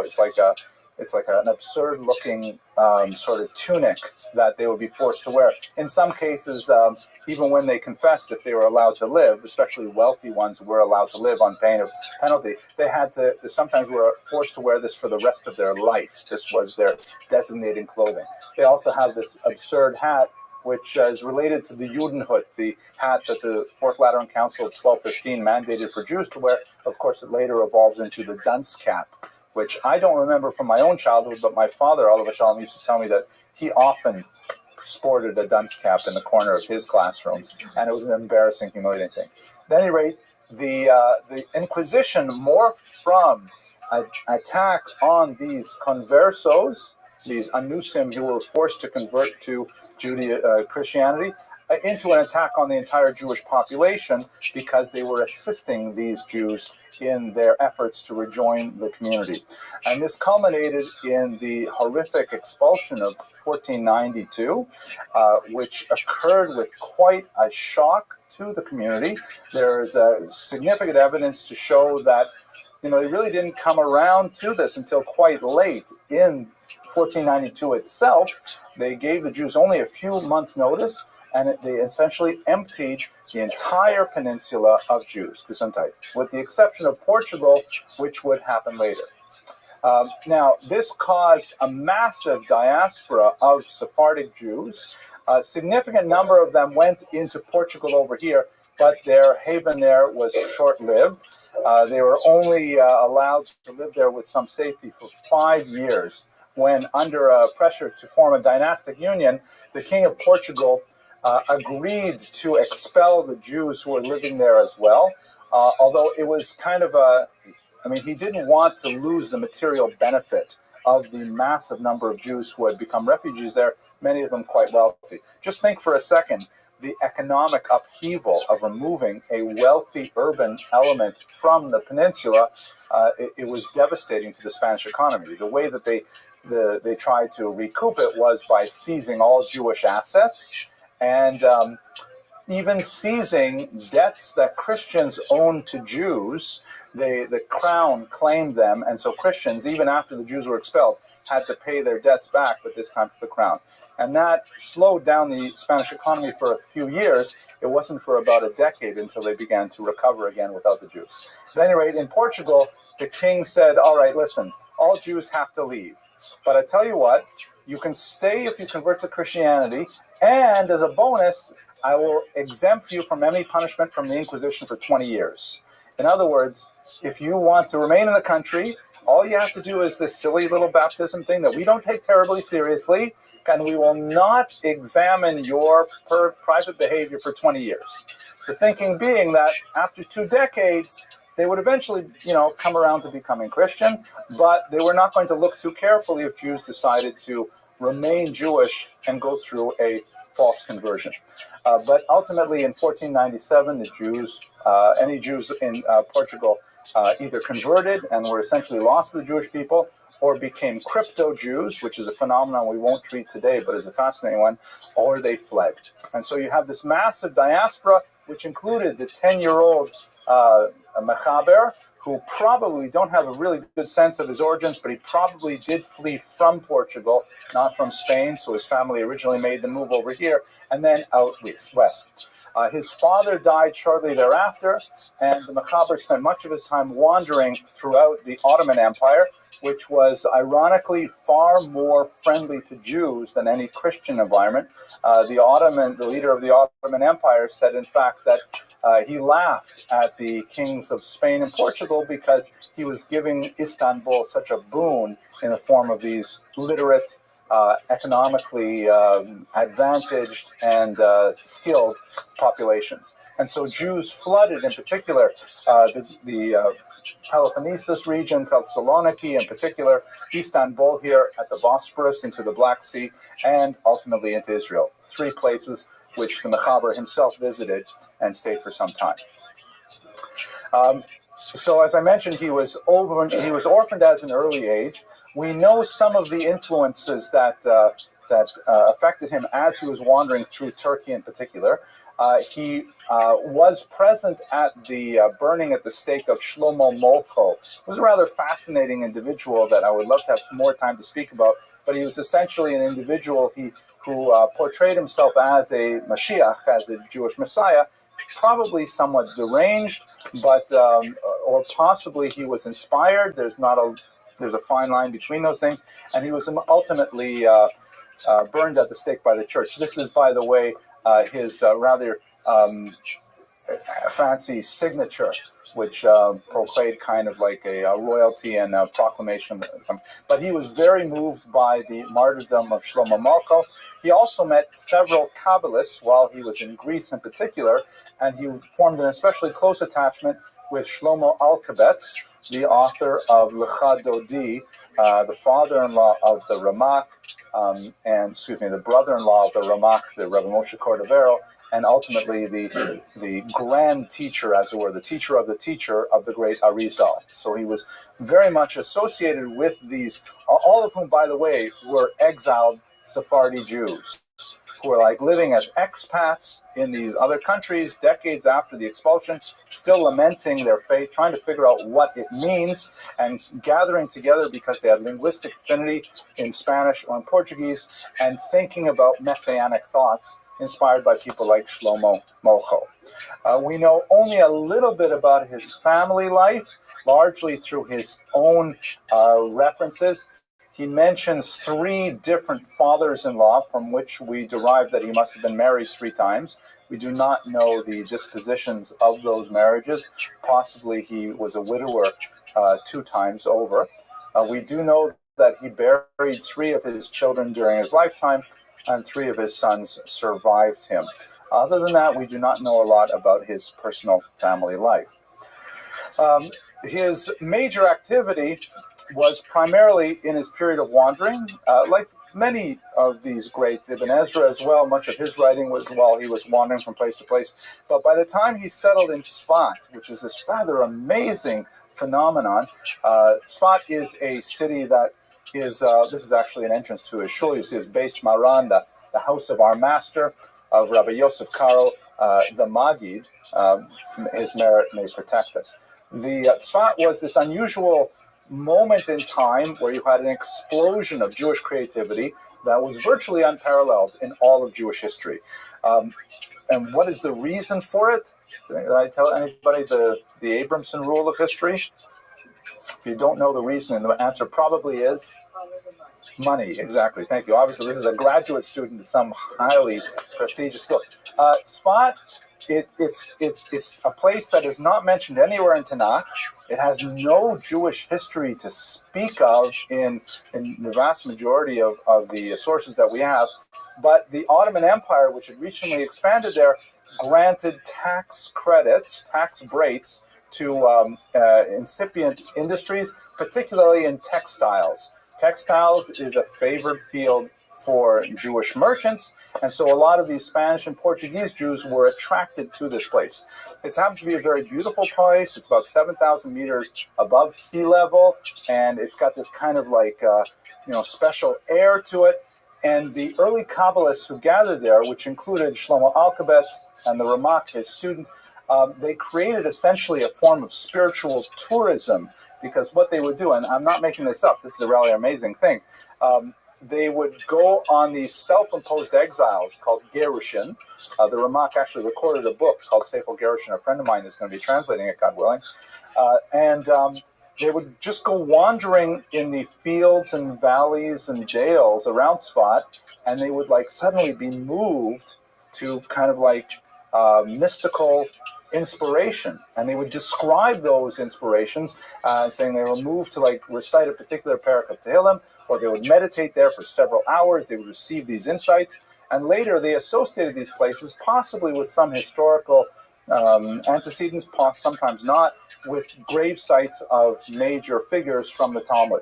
And so the rumors that these great Kabbalists were doing these things attracted more Kabbalists to come there, including the Arizal, who came from Egypt to be able to study at the feet of the Ramak and Rabbi Yosef Karo and others. And it created a nucleus of Jewish spiritual activity that lasted just about 7 decades, and then it was all over. There was a series of earthquakes and plagues, and it just never regained the same kind of spiritual energy that it had in the 15th century. But this is ultimately where Rabbi Yosef Karo retired, and it was way more active than Boca Raton.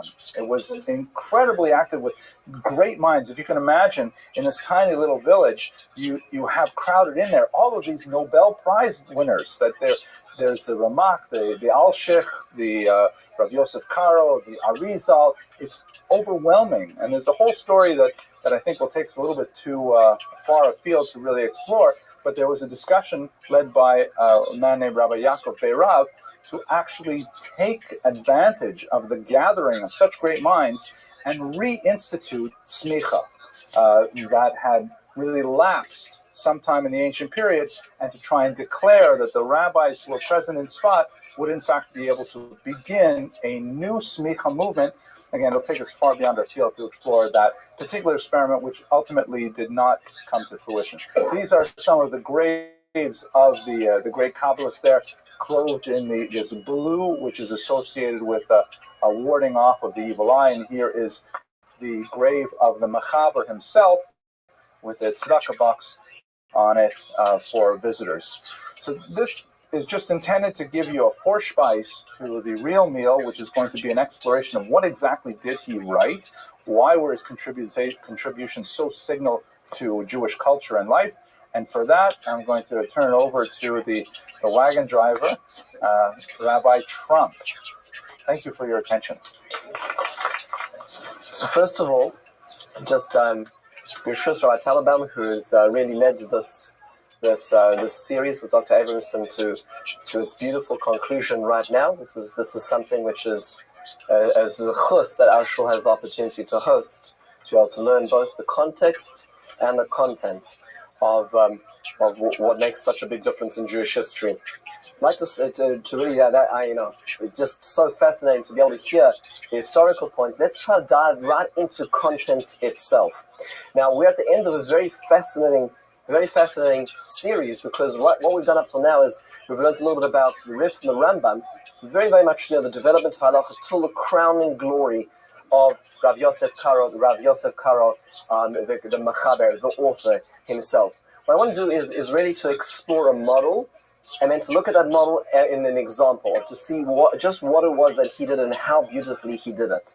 What we're going to do is the following: we're going to do a development of halacha, brief development, which touches on what we've been doing in the last few weeks, but just to see where Rav Yosef Karo fits into this bigger picture, and we will hopefully explore a specific example to see how his writings actually reflected this itself.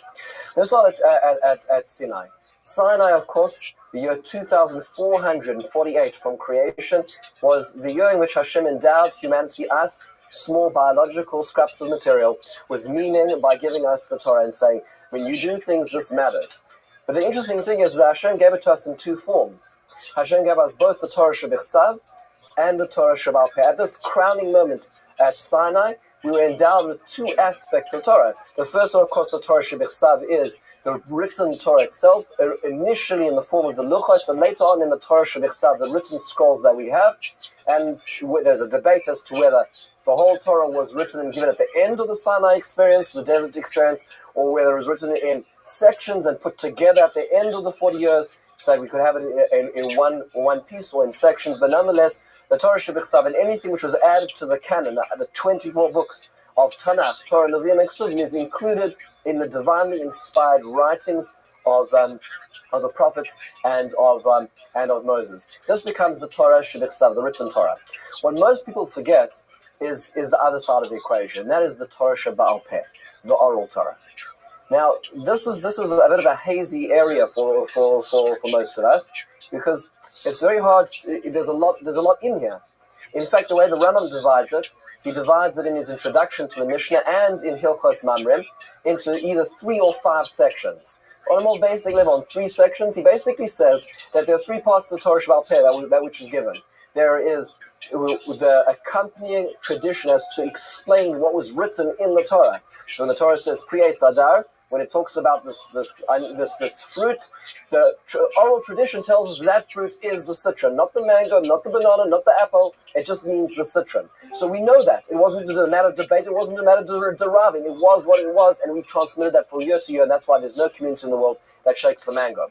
That's section number 1 of Torah Sheba'al Peh. Section number 2 of Torah Sheba'al Peh is, in fact, is what is called the tools of expansion, which means God gave us what we call the Yugimel Midos, the 13 principles that Rabbi Yishmael talks about, where we're able to, it's the sort of toolbox to expand the concepts beyond here. It's not just making the camp with what we had, it's taking the raw resources, using certain logical tools to expand the Torah Sheba'al Peh even further. That's a separate section which is done over the stages of later Jewish history. And finally, the last section is what's called Gezeros and Siyagim. So, the perimeter fences to protect the Torah Shebichsav. All of these things were incorporated in the oral Torah. Written Torah and the oral Torah, both given at Sinai. And this is how it was for centuries. For centuries, we had the written Torah was all we had written, and with the exception of a few notes here, a few notes there were no volumes, there were no books. It was all already transmitted. Until many years later, when we reached the times of the Mishnah and the Gemara tells us in Gittin that unfortunately around the time of the destruction of the Beis HaMikdash, in the years ensuing following the Hadrianic persecutions, the Bar Kokhba revolt, there was a real fear. This was about the time that the Smicha was being obliterated. There was a real fear that this would be lost. This transmission from generation to generation, from father to son, from mother to daughter, this was going to, at this point in time, completely be lost if something wasn't done drastically. And the Gemara records, they had to commit it into writing.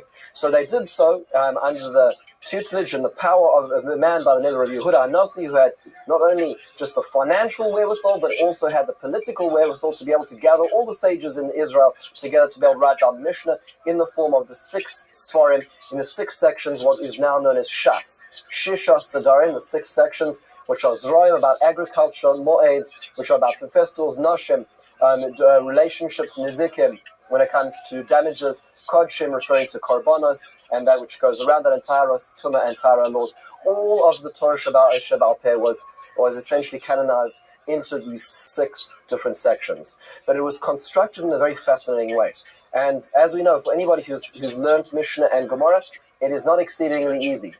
And part of the reason is because it is what's called inductive learning, as opposed to deductive learning. Inductive learning is like in Lahavdil, when you talk about mathematical induction. So if you have a series which says 2 and 2, 4, 6, we know by induction that the next number is 8, because we can induce the formula is n plus 2. It means whatever it is, plus 2 is the next one in the formula. We haven't been told the rule, but we can induce the rule from the series that we've been given. The Mishnayos, in a certain sense, were constructed in a way that we weren't just getting the information. We needed more. We needed to induce the rules. We needed a Rabbi. We needed the transmission still to be able to unlock that rule. And in a different way of looking at the way I try to describe it, is for those who are not from the Southern Hemisphere, anybody's trying to study how to play cricket, as an example. I don't know if Dr. Edmondson counts in this regard. But if anybody wants to learn how to play cricket, so one way of learning the way to play cricket is you open up the Encyclopedia Britannica and you read what it is. Another way of doing it is you watch a cricket match and you hear the commentator talking about that was hit for a 6, we're past the 3rd slip. On the way back, the batter just missed getting into the crease before the bails were knocked off. And you're all foreign language. But slowly you piece together, when you see the conversation about the experience, you work out the rules for the experience. So it was constructed in a way which is very much the conversation about it, which we have to work backwards to get back to what the rules are. That's because it's part of the educational way in which we get the rules. It's not just a textbook. This is very important because this is where the Mechaber, this is where the Rav Yosef Karo is going to be so instrumental in this in this work. A few years later, 300 years later, the process was still under such threat that the following conversations about the Mishnah in these 6 silos was still at loss of being lost, and under the guidance and the redaction of Rav Ashi and Ravina, to the later 5th generation Amoraim, sages of the Gemara, they took those writings, those conversations about each Mishnah, and they formulated the Gemara, the Talmud, into essentially 36 volumes, which are on most of the Masechtas, most of the Masechtas of Shas in those 6. In the 6 silos. And this became, of course, the canon in a certain sense. Once it was closed, there was no more Gemara, there were commentators on the Gemara, but this is it. Now, the reason why this is important is, where does halacha go from here? We have the Torah Shebechsav, which is what's called in Chazal Kviyah V'Kaima. It's in one corner, it is not to be changed. Then you have the Torah Sheba'al Peh, which was oral, transmitted, and then transmitted in a more expanded, written way. Very hard to access, but that's part of the educational way that we maintain. And what happens afterwards? So we see over the generations what we call the codifiers on the page. The people who are the halachic experts who start taking this work and turning it into halachic rulings, but on the page of the Gemara itself, in the same format as the Gemara, as was discussed just in this series. Rabbi Yitzchak, we'll start actually the other way around apparently. Let's do it this way. Rabbi Yitzchak al-Fasi, which was discussed, we're not going to go back. So and Dr. Abramson talked about this a couple time periods ago. Rabbi Yitzchak al-Fasi wrote the halakhic commentary at the back of the Gemara, essentially omitting anything which wasn't presently halachically relevant at this point in time.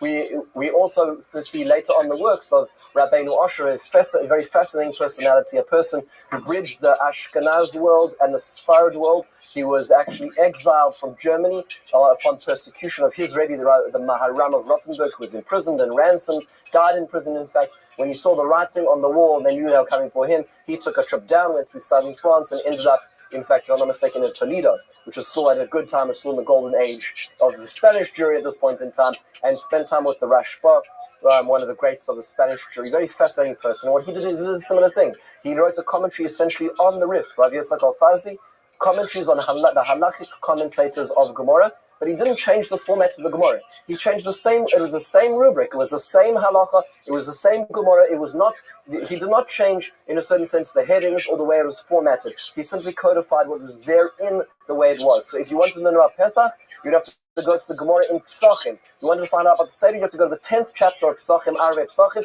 work through all the sugyas over there, and then distill it into the halachic rulings at the end. And that became where we find halacha up till now. Of course, the revolution of halacha entered when we started to meet people who codified by topic rather than by page. And of course, the heading of this revolution was none other than Rambam, who was discussed the last time. The Rambam's incredibly unique contribution was the Rambam took essentially all, and this is all just a repetition, he took 14 topics of all Jewish halakhic thought, and he basically started the process again. He said, I'm going to tell you halacha from square one all the way onwards into 14 categories. Everything in halacha. And when you go to his kever, you can see the beautiful fountains which go through 14 marble pillars, each with the name of one of the books of halakhic categorization, which the Rambam has here on the right, or some of the four of those 14, into the books of the Rambam, what we call Mishnah Torah, which is the repetition of Torah. What was revolutionary about this, as was discussed, but now we're getting to the why it's meaty for us, is that essentially he was the first person to do this. Nobody else was moving away to create a new system, a new table of contents for halacha up till now. And he did it very logically, and there was subsections and subsections. Everything was clearly annotated and in place. This is what a typical page in the Rambam looks like, as we know. And what's going to be important for us is not so much the Rambam right now, but the right-hand corner. This is all the outside column, essentially. This is where the spine is, on the left-hand side here, is the works of the Kesef Mishnah, which is going to be Rav Yosef Karo. Because one of the most important works, as you see, of the Rav Yosef Karo is going to use commentary on the Rambam. Moving in this direction at the same time, another person who contributed to this new work called the reformatting of halacha was a person by the name of Rav Yaakov ben Asher. We know him in a more familiar setting as the Baal HaTurim. You know, when we always hear those gematrias, and and everything. So we say, oh, that's the Baal HaTurim. The Baal HaTurim did write gematrias on the Torah. He talked about lots of numeric coding in the Torah. But that was by far paled in comparison to what he really did. Those are very relevant and wonderful to read. But what his significant contribution to all of Jewish history is a set of books called the Arba Turim, the 4 columns, essentially. What he did was, he said, as opposed to the Rambam, he said, let's take all of halacha and put all of contemporary halacha to the exclusion of Beis HaMikdash, to the exclusion of laws which pertain to Eretz Yisrael and the mitzvahs HaTaluyas Ba'aretz necessarily, to exclude certain things which relate to Tumah and Tahara. Things which are not relevant to us, he excluded, like his father, who was in fact Rabbeinu Asher, the person who wrote the commentary on the Gemara, the halachic commentary. And instead what he did was he set up these 4 sections, what he called Orach Chaim, the way of life, which was about ritual life, Even Ha'ezer, which was about relationships, Yoredeh, which are more ritual, relates to Nida, Avelus, Shchita, Ta'arav, Basa V'chalav, and then finally, of course, Choshen Mishpat, business law. Those are the 4 sections of all halacha. What's fascinating to us, of course, is if this is a page of Tur, where the Tur, Rabbeinu Yaakov is writing his commentary in the middle, of course, the important commentary we're going to look at over here is on the right-hand column, which is the Beis Yosef, also Rav Yosef Karo. It is fascinating that Rav Yosef Karo was the commentator on 2 of the newest formattings of halacha. This lays the stage for where Rav Yosef Karo enters. Rav Yosef Karo started off by looking at the people who wrote halacha in the new format, in a certain sense, in their own reconstructed format, and linked it back to the page. Because there was a great rift that was happening, and in fact you see this in the writings. There was part of the burnings of the Rambam, there were many reasons for burning the Rambam, but was the newness of this. Is how you have the right to leave out the sources and reformat halacha in a way which we've never seen beforehand. So one of the works the Beis Yosef did, what the Rav Yosef Karo did, was to say, let's take what we have, the Gemara, and let's find how it leads into and connects to these new formats, these new silos of halacha, whether it be the 14 books of the Rambam or the 4 books of the Torah. So this is, in a certain sense, the background to what Rav Karo was trying to do. I want to take a simple example just to make this a more real to us, as we see it played through. So an example, just a very simple example. washing hands, netilas yadayim. Okay, as an example, if it's all right, I apologize. I think I sent out all the sources, and I could just grab one. That's all right. Thank you. Thank you so much. What we're going to do is we're going to do exactly that movement. So it's the 4 steps that we had up till now. We're going to move through the Torah Shabbal Peh as codified in the Gemara, through the Rambam and the commentary of Rav Yosef Karo on the Rambam, through the Tur and Rav Yosef Karo's commentary on the Tur, and moving into finally the grand crowning glory of his career is his writing of the Shulchan Aruch ultimately, to see what he was really trying to do. So here we go. Very, very, very simple section. The Gemara says the following. This is the Gemara to be found in Talmud Bavli. In Brachos, it is in the source sheets as well. This is a very short line. The Gemara says the following. To Omar Rav Chia bar Rashi, Omar Rav. Rav Chia bar Rashi says the name of Rav. There are 3 times one has to do something immediately, meaning there's 2 activities which need to be proximate to one another. When a person is about to shecht an animal, they need to do smicha, put their hands on top of it. That needs to precede the process of shechita immediately.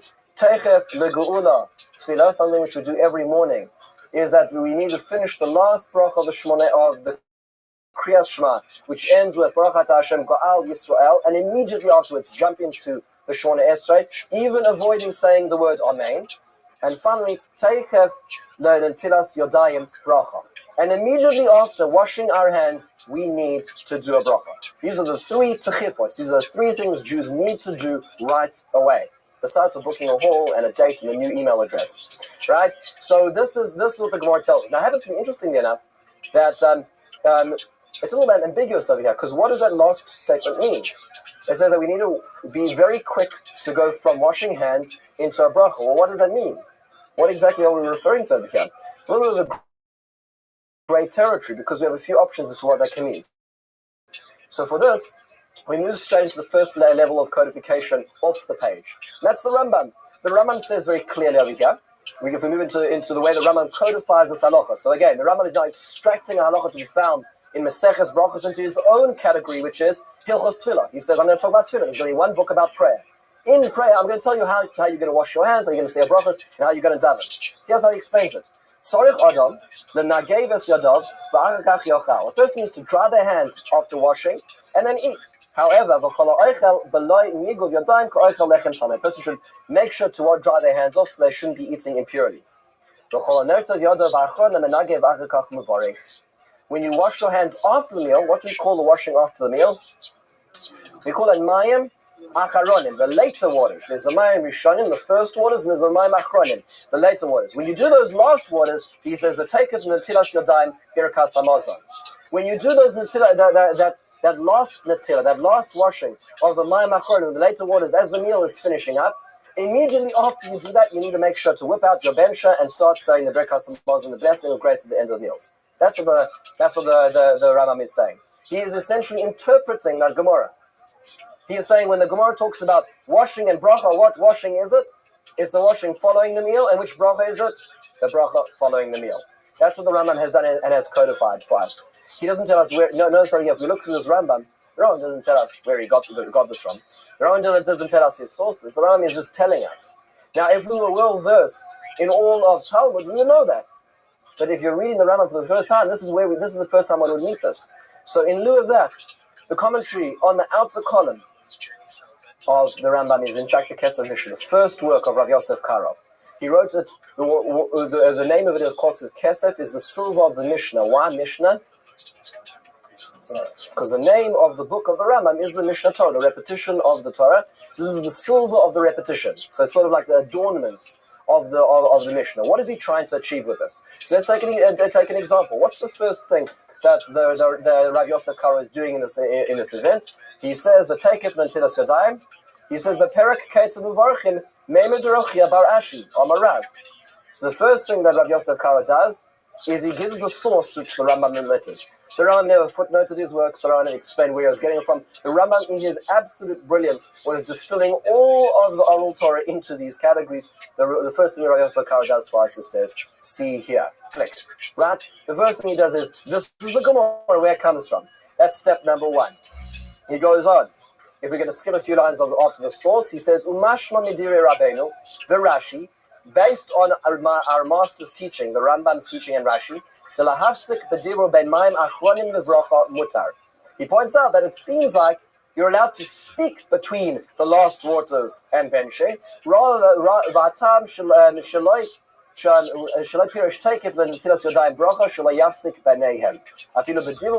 and so he goes on to explain that the only hefsek, the only break, which will be a real break, is eating, not speaking. Speaking is fine until you actually lift up and pour the cup for Birkas Hamazon, but it is eating which is going to be the problem. So what the Beis Yosef, or the Kesef Mishnah, Rav Yosef Karo is doing in this particular situation, is he's given us the source and a little bit of an expansion, a little bit of a nuance in the way the Rambam is reading it, to exclude talking as being a break in this particular instance. Okay, this is what he has contributed to the explaining of the Rambam.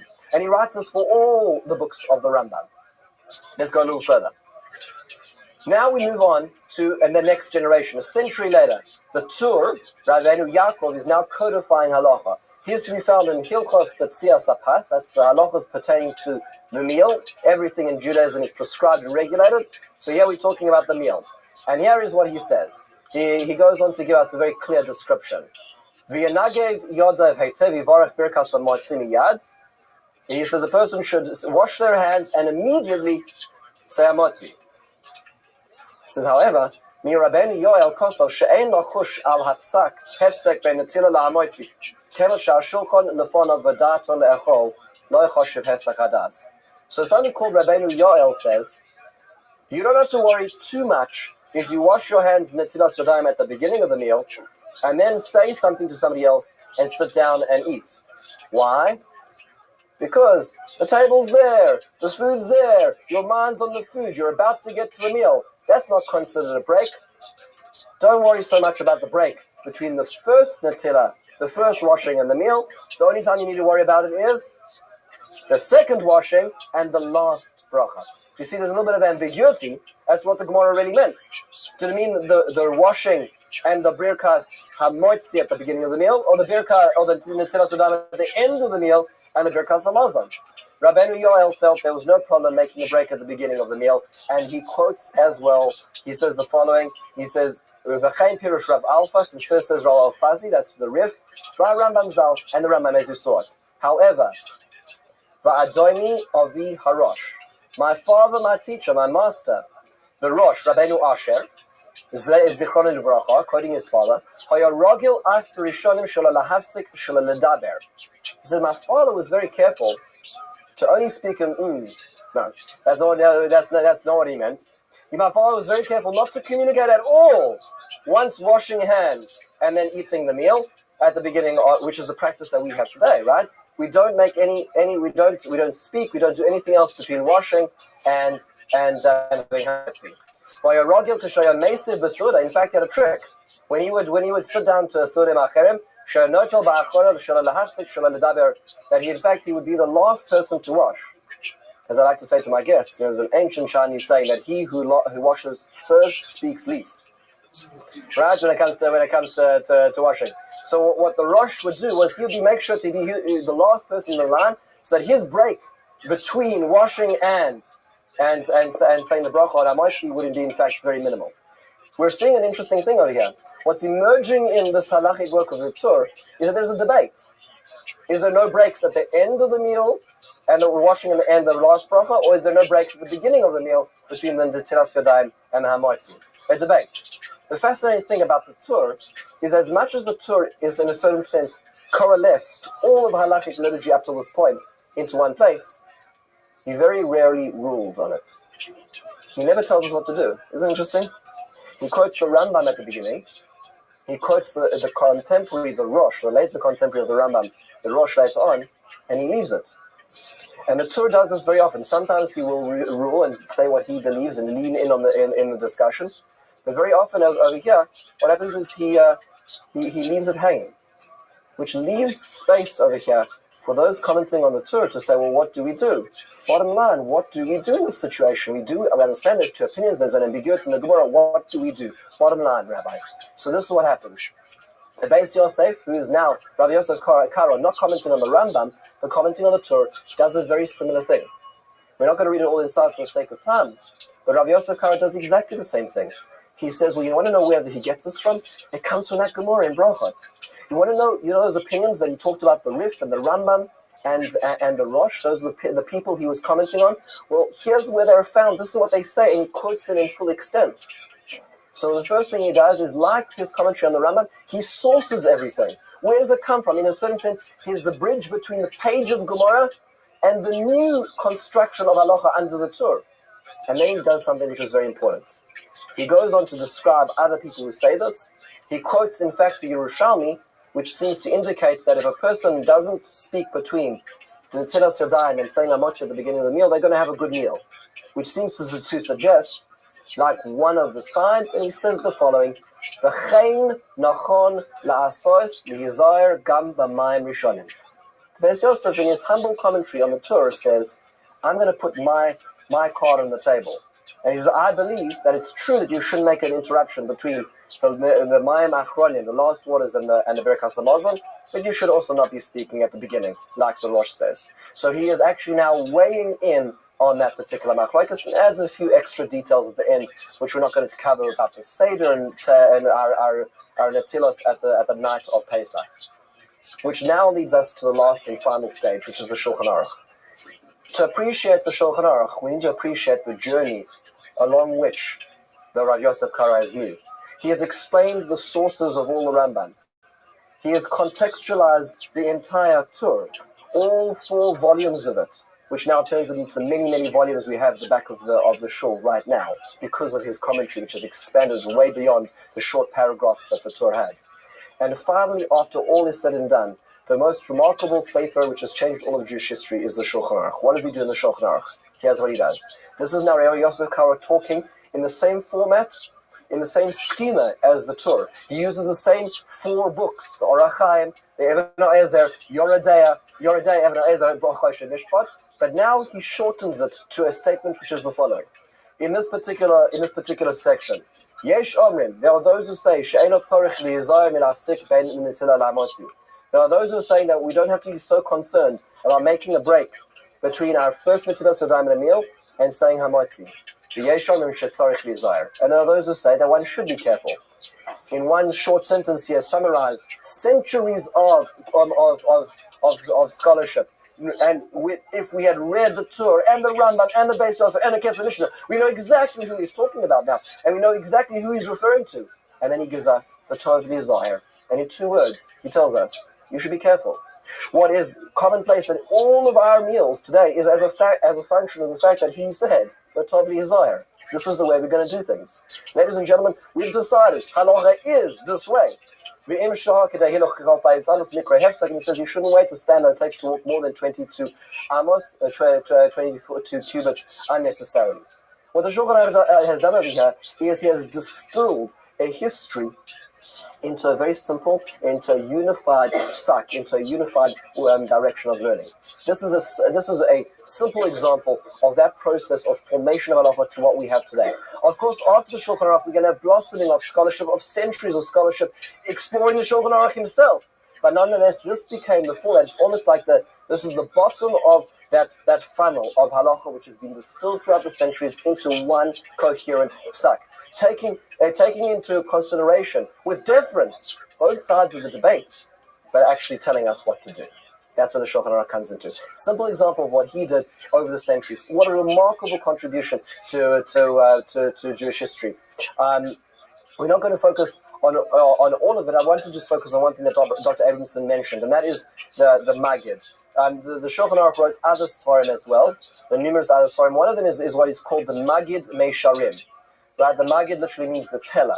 And he describes in this book, as Dr. Abramson had mentioned, that he had nightly encounters with some sort of specter, some sort of angel that he related to, which is again the unusualness of a person of such broad halachic scholarship, who doesn't mention that at all in his halachic work, has a completely different description when he talks about his nightly encounters. It's a very fascinating sefer. he writes it very personally. He talks about the personal wonderings that he has and the questions he broaches with this angel that he asks him on a nightly basis and the conversations they had. Very, very fascinating. It's actually written, it's formatted on 2 cycles of the Torah. So he talks about the Torah and various Sfarim in Tanakh by Rav Yosef Karo. In fact, if you go for a walking tour in Tzfat today, they can show you the house where he used to stay when he was visited by the Maggid, and every step, every stone in Tzfat has a special history to it. And this is very much, in this milieu. What is fascinating is he describes at the beginning of the Sefer of how he merited to have this angel join him. And the angel sort of came and visited him and then stopped visiting him. And then when the angel came back to him, he said, well, how can I ensure that there's a continuity of this relationship? And the angel said, you're very involved in halacha. You're very involved in the codification process, the end result of halacha. Don't forget Mishnah. Don't forget to keep learning Mishnah, which means keep going back to the page. So coming back to the conversation. Don't lose track of the end result and thereby lose the context in the Torah Shabbat Peh from which that came. That's how you're going to ensure a relationship with me. So the angel, just a very fascinating reconnection over here.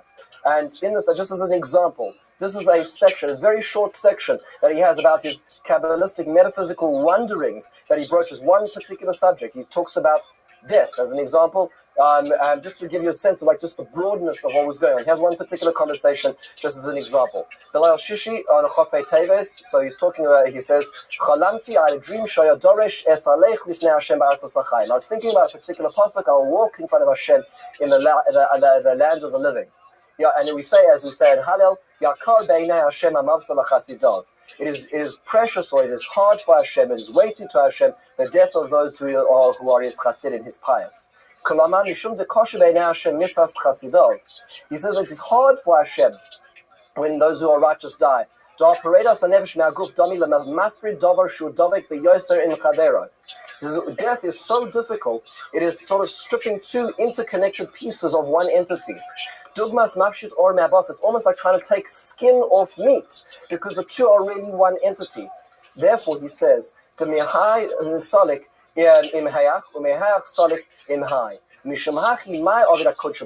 Hashem do?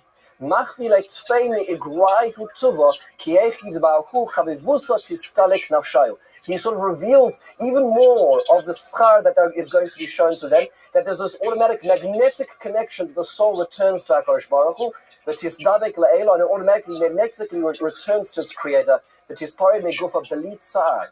And there's no pain in that experience because the neshama is returning to its source in this way. V'zeu dugmas nisas neshikon, that's how Moshe Rabbeinu and Aaron in fact died. That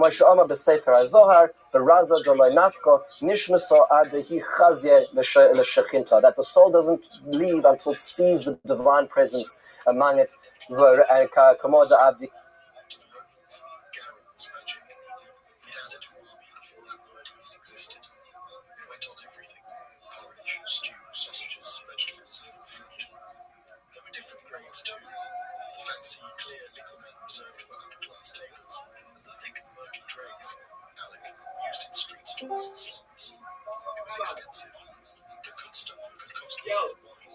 Yo, buddy. Yo, Rabbi. Get your fat ass up. Why am I getting fucking bothered about it by you? Massive industrial centers with clay outfits stacked high and fishy vapor poisoning the air for miles. Didn't care about all of this. On the street, Gary was the great equalizer. Slopped onto lanterns, stirred up chickpeas, smeared on bread. Yo, Pip.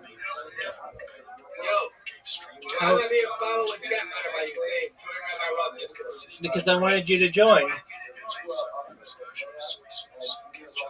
My brother, you're like what? My brother, what? I wanted you to join my Discord. I'm here. Excellent. Do you mind if I tell you about myself? Excellent. Apologies, I was taking a nap. I'm Rabbi ROTHSCHILD. I stream my life 24 hours a day, 7 days a week, 365 days a year for world peace. I've been doing so for more than 3.5 years. I have more data online than any person ever. Have you ever seen the movie The Truman Show or the television show Big Brother? Oh, okay. Well, then that's what. There we go, baby. Are you always in bed? Every time I've ever seen you, you're always in bed. You leave your bed. Yeah. I left it earlier today. Well, I did that, but I also went outside on the deck.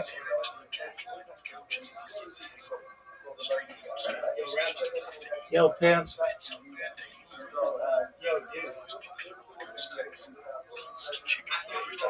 You're now back on Kick? Oh, I was banned from Kick.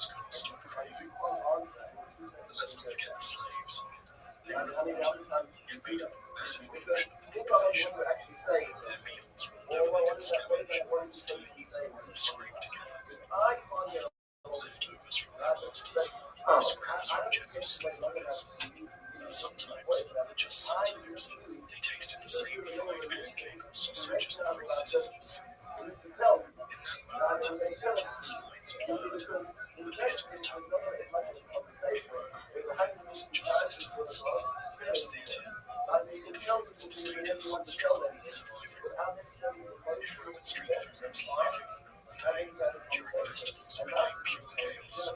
Delicious, smoky, wind-soaked chaos.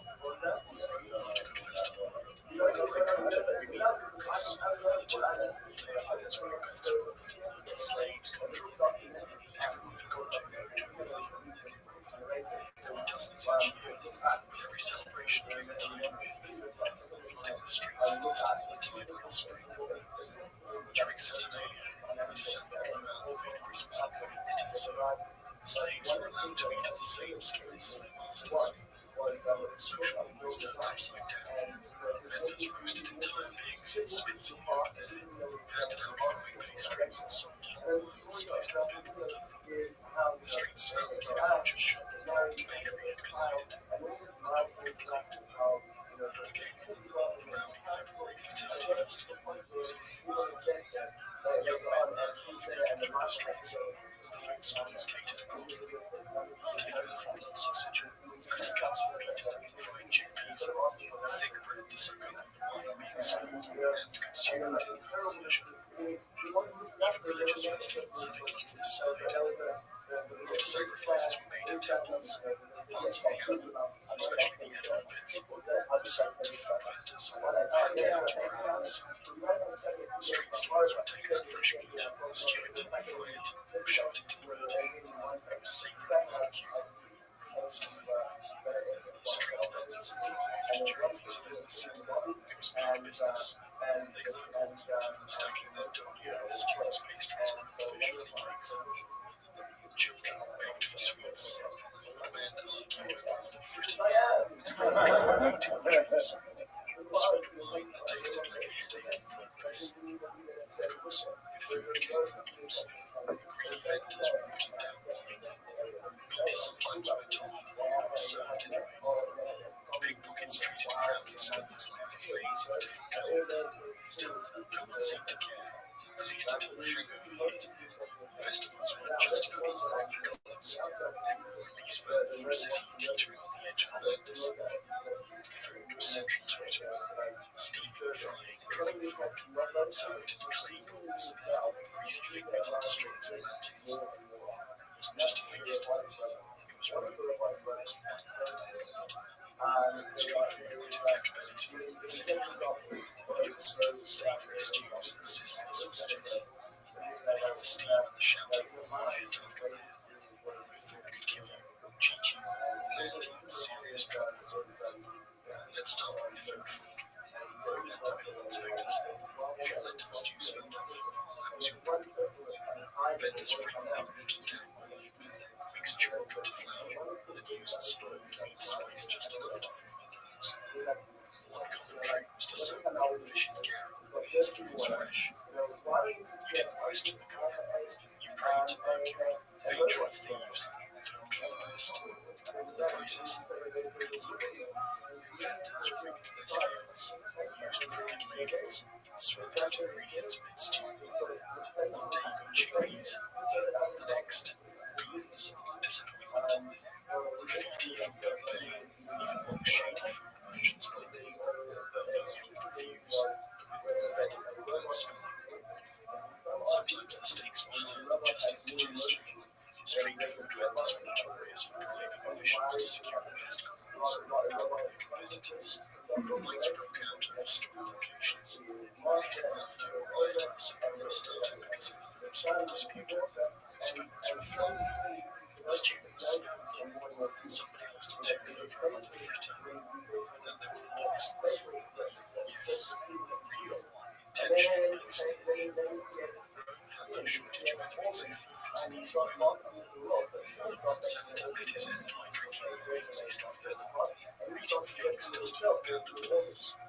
If you were rich, you travelled with a food taster. If you were poor, you just rolled the dice every time you took a bite. We haven't even mentioned the rats, roaches, general filth. Most stalls operating next to open sewers. Leftovers were thrown in the street. Dogs, cats, and half-starved slaves fought with the scraps like gladiators without swords. Hygiene wasn't just food, it was a myth. If you didn't develop a strong gut by age 10, you didn't make it to 15.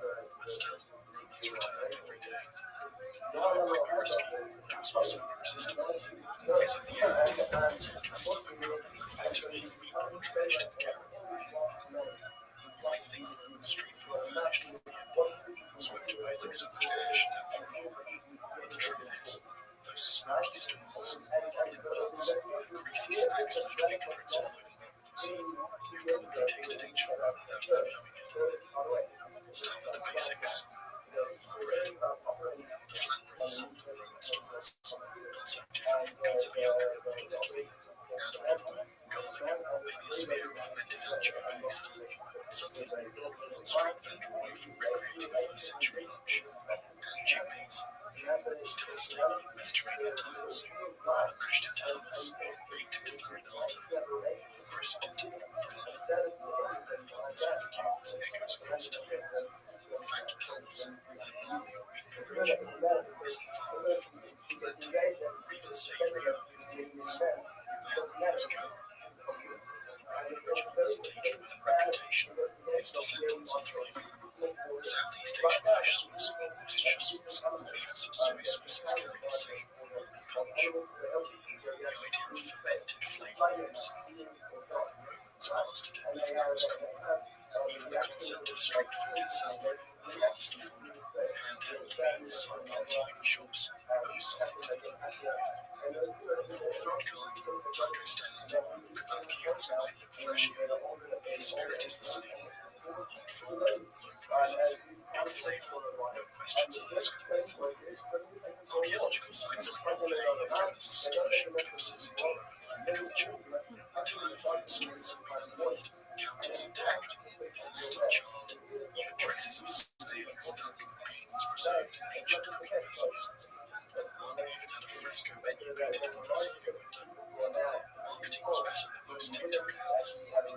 Now, chefs and historians alike are reviving Roman recipes. Cookbooks translate ambitious, roomy, foggy emperor into dishes you can try today. Honey roasted is optional. Still serves some dishes that would be familiar to a European. Fried artichokes, infused cheese, flatbreads dripping with oil. The empire may have fallen. The emperor's turned to dust. The flavour, that's a food. Because when you bite into something salty, crispy, mildly comforting too, you're doing more than humans did 2,000 years ago. You're eating history, one greasy handful at a time. In the medieval court, silence was rare. Between clinking gobelets, whistling cymbals, and the occasional jousting injury, there was one constant: music. But not just any music. If you wanted to set the mood for a royal feast, entertain a restless nerve, or soften the mood through practical beheading, you called in the minstrels. These weren't background musicians strumming at the cloth. Minstrels were the sound engineers of the medieval world. They carried news, recited poetry, performed daring ballads, and even composed sharp satire, sometimes while the audience still held knives. Their instruments, notes, harps, flutes, viol fiddles, and the occasional bagpipe if you really wanted to make the melodies up. Untuned minstrels turned ordinary into a royal battlefield. Medieval court religion heard before this. Minstrels were vital to both. They immortalized heroic deeds, real or wildly exaggerated. If a knight slew a dragon, or nearly slipped off his horse while trying, they'd craft a song about it. The audience didn't care about truth, they cared about the wine. Minstrels weren't just musical, they were formal magicians. With sharp tongues and clever wordplay, they recited epic tales of noble lovers, legendary warriors, tragic betrayals. They combined laughter from the sea, tears from one melody night, and they knew how to read a room. If the baron had recently been caught in a scandal, they gave away the bloody satire that night. Their position in the social hierarchy was flexible. Some were beloved fixtures of court life, protected and pampered. Others were treated as glorified jesters, expected to sing for their supper and then sleep in the stables. Minstrels knew one thing: if you wanted to survive in modern court, music had to be pretty. It had to be useful. Political flattery, coded gossip, stuff things, disguised in verse. Their power, immense, because one history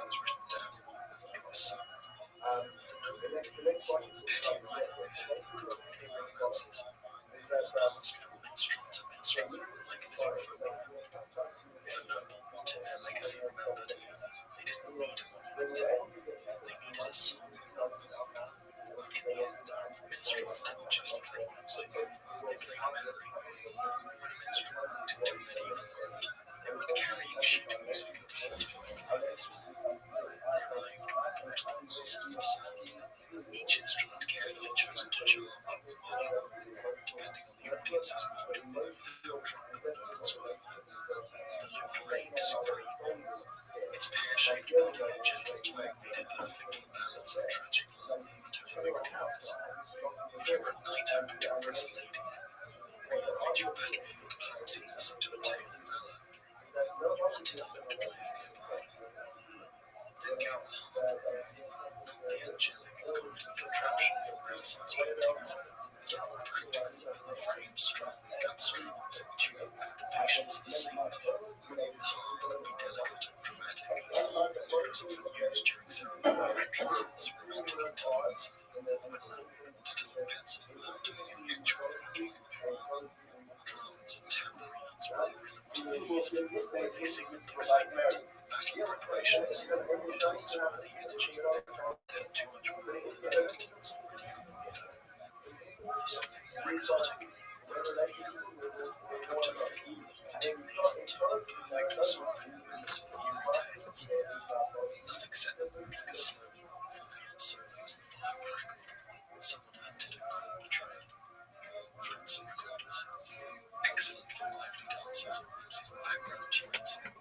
Even bagpipes have their place, mostly in the courts of the Celtic and northern regions, loved by locals, loathed by everyone else. Then there were the vocals. The minstrel's voice was their most important instrument, trained not in conservatories, but in crowded markets and echoing halls. These voices had to cut through walls, wine-induced echo, the occasional throat-checking boom.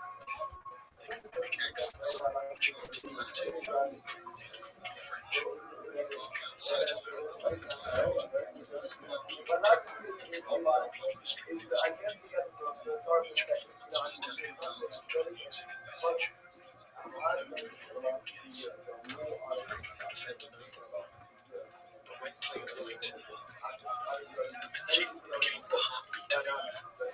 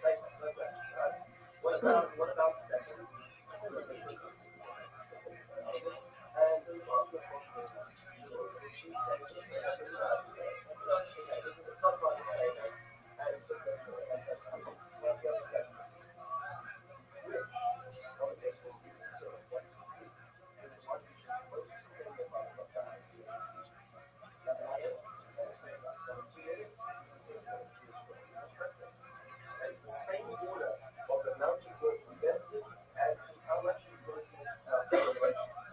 So fascinating.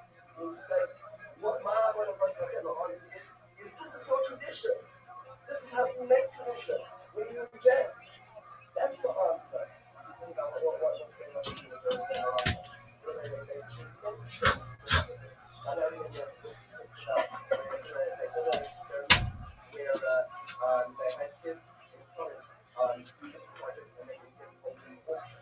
Some of the kids that had an auction of they couldn't do it for a and on the auction we were on also on whatever or forms.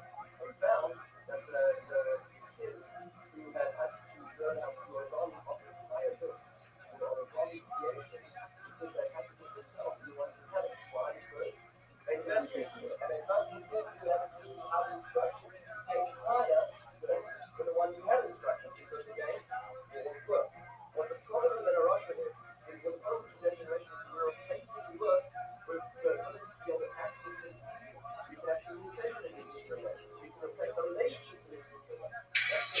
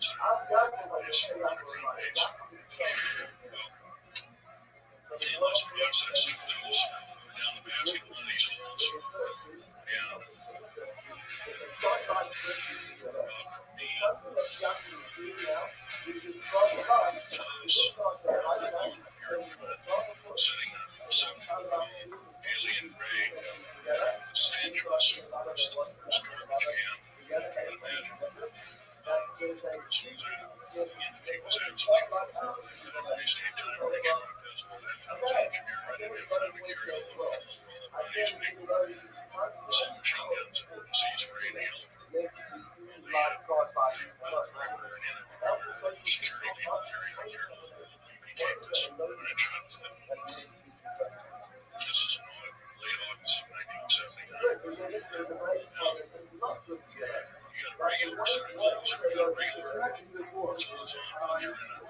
it's like a space environment. You shoot your gun. It's not the easiest thing to do. And start shooting. I killed two yesterday. In the process, and this, I remember his head waved his hand in front of his chest. And the next thing I knew, this was me, and me and this sort of like a fish. And fingers went off me.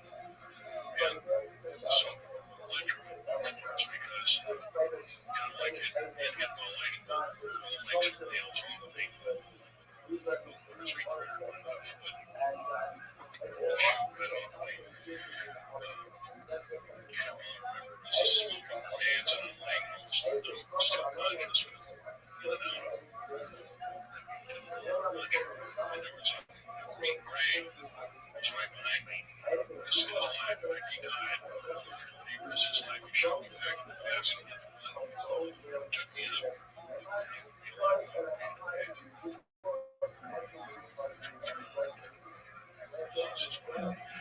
66 secrets, agents, blackberries, crack, truths, what's the action against the United States government lied to not tell us anything about the alien threat technology. More than that, I also mentioned something about my father. My father was a naval captain in the English Navy. He got captured and taken over. I didn't find this out until 2 weeks before he died. It was in bed. He told everybody he was in shock. Tried to get out of the police military or something like that. Of course, things have come since. So, anyway, he was captured. France turned over the Third Army. He was Third Army. It was Third Army turned over the Navy. And he was a master machinist. So I'm not sure, master means they can take a look at him and make a gun. I'm not sure. So he was a master machinist, and I became an MD doctor in aerospace medicine for the United States Navy. I was instrumental in helping build the USS.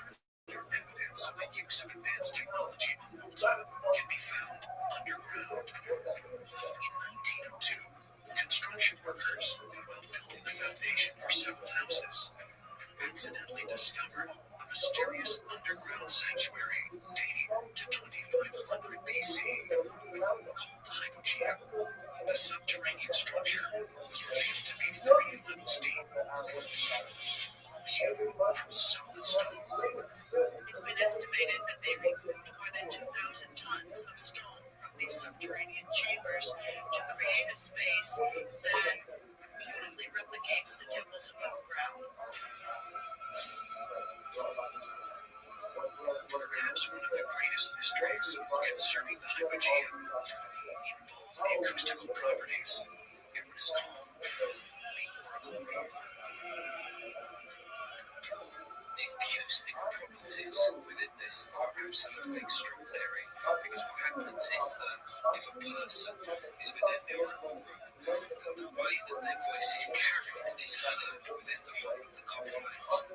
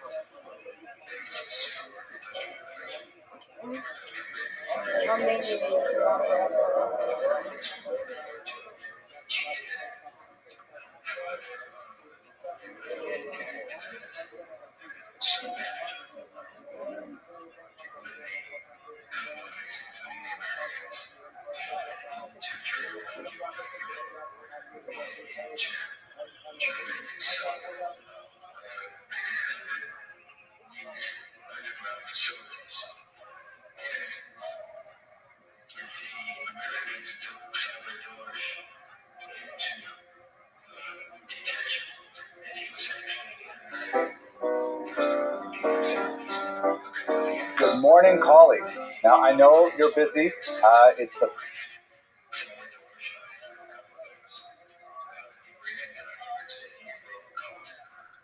first day of classes for the year 2019 and happens to coincide with the penitential month of Elul for 5779. And you're really busy, I'm sure, with 1,000 different things. But walking onto campus this morning, a beautiful September morning here in Brooklyn, New York, in this holy city, and of course all throughout Victoria University, students will be beginning classes for a new academic year, hoping to greet their future cheerfully and with great promise. So I couldn't resist. I have to share with you just a short message, hopefully to inspire you and to share with you the excitement I feel as we begin this great new enterprise of a new academic year.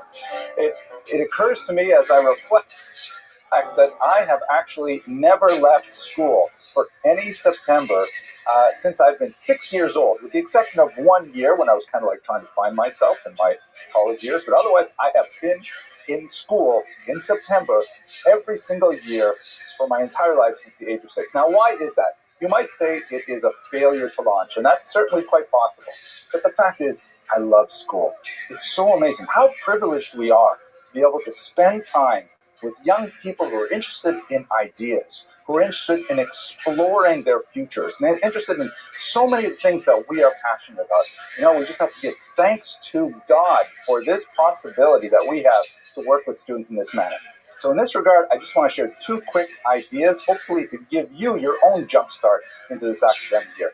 The first is something that I read in an interesting book on the scary topic of climate change. Here it is. It's in a book called Falter by Bill McGibbon. Quite an interesting read. Haven't finished it yet, but fascinated with one thing he says in the early chapter. He says, essentially, if we are in some kind of a game, if this is some kind of like a project that we're all engaged in trying to win something, trying to win, a livelihood, trying to win a spouse, trying to win a family, a future, who knows, all those things. What is the game? What is the object? And he posits that the object of this game that we are in is to maximize dignity for all its players. And I thought that was such a fascinating way of looking at life. We're trying to maximize dignity. And so that reflects on our role as instructors. We are trying to maximize the dignity of all of our students by giving them the tools they need to achieve their potential, to achieve a livelihood that will allow them to cover their needs and to provide for their families, God willing. What an amazing concept. So I think we should think of ourselves as basic dignity providers. That's what we want to do. We want to try and provide for their dignity. Secondly, what is our most valuable resource? What is the greatest tool that we have to affect this dignity in our students and in ourselves as well? It's not money, although that's a really valuable thing. It's not the beautiful physical location in which we teach. It's not the books. It's not the computers. It's not even our own health. It is our time. Time is the only resource which cannot be renewed. Once we lose it, it's gone. And I know because I'm a historian, right? I studied something which actually doesn't exist anymore. Don't tell my bosses I want to keep my job. But we have only time to give them. So therefore, let me suggest to you that if we want to do both of these things, if we want to maximize dignity for our students, and we want to use our resources most effectively, then perhaps the most important thing we can do is to start on time. Now, I'll tell you that this has great pedagogic value. When you start your class right on the dot, you may lose a few students who are walking in late. But if you start late to accommodate for those students, you will always start late, and all the students lose. On the other hand, if you start right on time, as it has been my practice for many, many decades now, it means that all the students realize, hey, this class starts right on time, and if I'm not there, I'm going to lose out. So you actually maximize the amount of time you have to teach, and you maximize dignity thereby. Listen, I hope this wasn't too preachy, but it's such a beautiful day here in Brooklyn. I wanted to say something nice to all of you. Thank you so much for being involved in this larger project of extending dignity to all of our students, our staff, our faculty here at Touro College. I hope you have an absolutely transformative, fantastic, excellent academic year.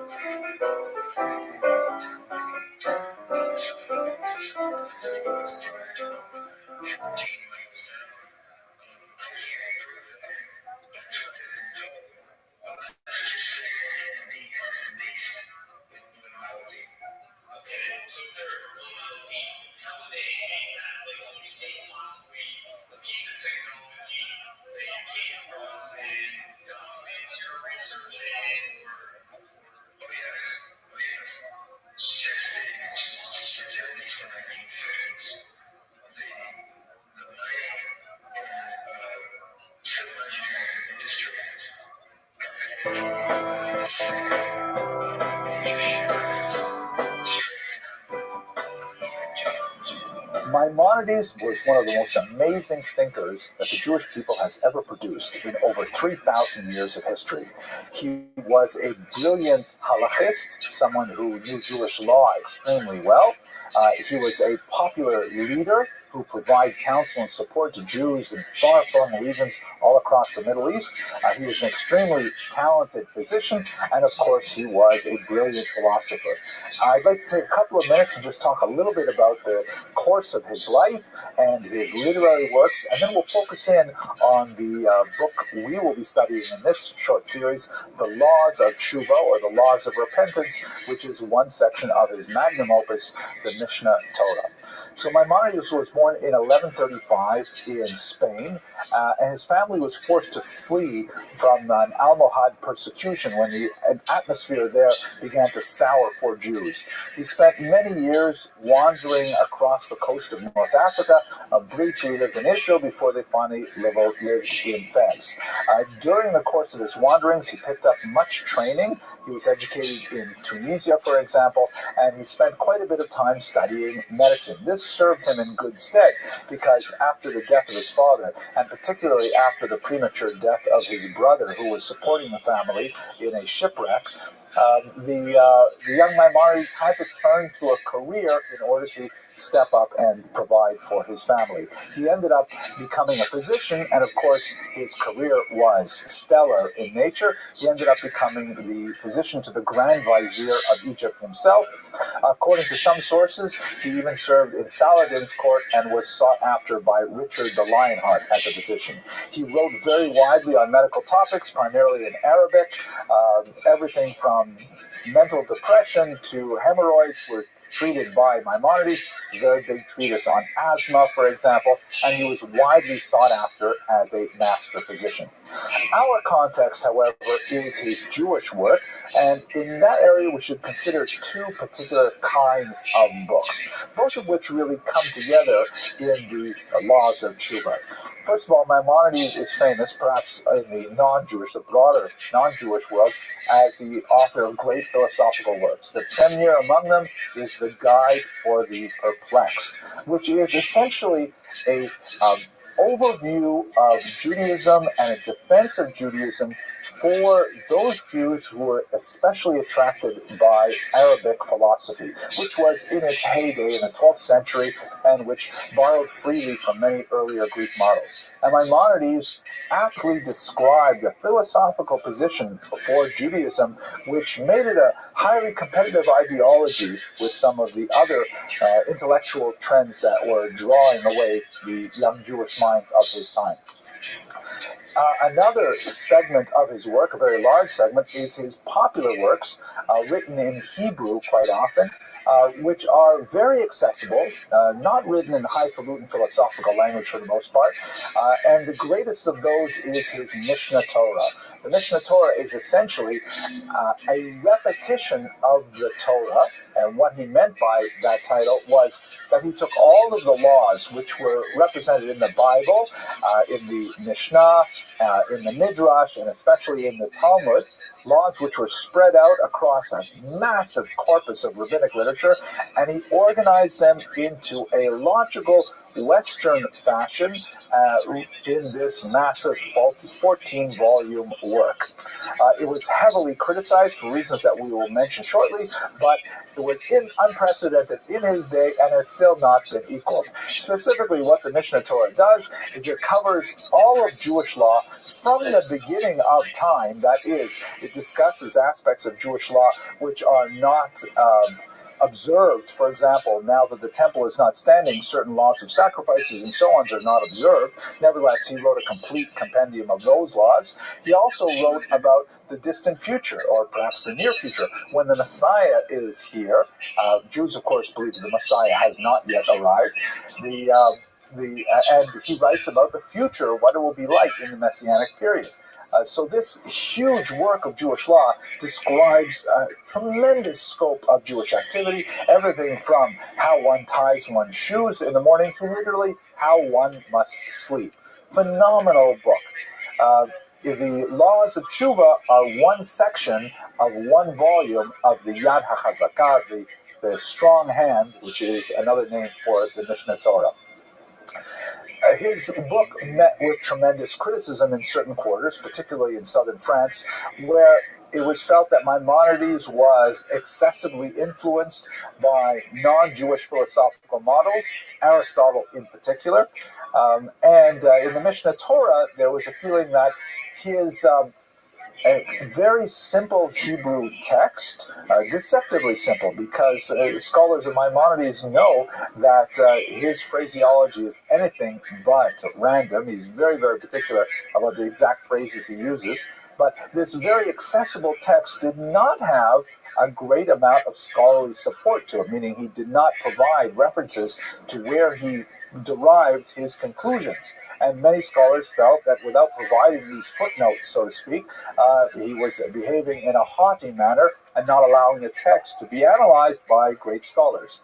Maimonides' approach, however, seems to have been that he was writing a popular manual of Jewish practice that was intentionally simplified without those footnotes. At any rate, sadly, in the 13th century, there were book burnings of Maimonides' work sponsored by Jews that were a tremendous shame for the Jewish people as a whole, as Maimonides' works were consigned to the flames in some quarters. Nevertheless, the great ego, as he is known, outlived this controversy, and of course his works went on to universal acclaim. Now let's focus specifically on the book that we'll be discussing over the next few videos, the Laws of Tshuva. So basically, Tshuva is a Hebrew term meaning it's derived from the root lashuv, to return, to go back, to respond. It refers always to a reflexive kind of motion. As Rabbi Soloveitchik puts it in one of his essays, it refers always to a return back to center, back to home. Tshuva in English is probably best translated in this context as repentance, and in his characteristic style, Maimonides essentially takes what seems to be a very inward kind of act. Repentance seems to be something that is inside us and non-verbal and not easy to express, but he fleshes it out in 10 very explicit chapters. How exactly does one do tshuva? How exactly does one repent? How exactly does one get back to center in one's life? Fascinating psychological analysis, theological profundity, and a deeply moving work that I hope you will enjoy. So, because the laws of tshuva touch on so many other topics of a philosophical nature, this happens to be an especially important work for the discussion of Jewish philosophy as a whole, hence borrowing from many of the things that he will write about in books like The Guide for the Perplexed. For example, one of the strong motivating factors for tshuva is the world to come. One hopes that one will rectify one's wrongs in this world so that in the next world one may live, with lots of Chinese food, for example. And so this the book, The Laws of Tshuva, also has to have a discussion of what is the world to come. What is paradise in Jewish philosophy? It's not at all so simple, and we will, God willing, discuss it as we move through this series. So the book, The Laws, of course, there's the other side. What is punishment in the next world and in this world? How does God mete out punishment? Perhaps the most difficult question in every monotheistic religion, Judaism included, is why do the righteous suffer? And that, of course, is addressed head-on in this book, The Laws of Tshuva, a fascinating response from one of the greatest minds the Jewish people has ever produced. Now, quickly, just one fast word on the first chapter. Maimonides begins with the laws of confession. Ironically, he will push off a discussion of what teshuva is until the second chapter, but in the first chapter, he concentrates almost exclusively on the idea of vidui, or confession. And, it's a fascinating question. Why start with confession? Why not, as he does in so many of his other works, talk about the general topic and then move into the specifics? Confession, one would think, is one of the specifics. And by the way, this confession, the Jewish confession, is a personal confession that is done privately. One will actually pronounce certain words that are often in a written text, usually written in the plural form, meaning we did this, we did that, and one is included included in these long lists of transgressions, it is not done to another human being, with the exception of wrongs between human beings. There are wrongs bein adam l'chavero, between two people, and bein adam l'makom, between a person and God. Between people, there is a question we will see later about how one confesses how one has wronged another person, but between a person and God, only God hears those confessions in the Jewish practice. At any rate, what's so big a deal about confession that we should start with that even before we talk about tshuva? So many of the commentaries focus on the idea that vidui, confession, is kind of like opening up the floodgates. It is the very first step in order to make tshuva possible. Unless a person is prepared to admit to him or herself that he or she has done wrong, then one really can't make any progress in tshuva. One has to have a searing self-analysis. One has to look carefully at oneself to review one's actions from an objective perspective as possible, and if one finds those actions are wanting, then one must confess. And this, like opening up the taps, allows the cleansing waters to flow, allows tshuva as the process to begin, and will take us into the next chapters of the book. I hope you found this useful, and please try the second chapter.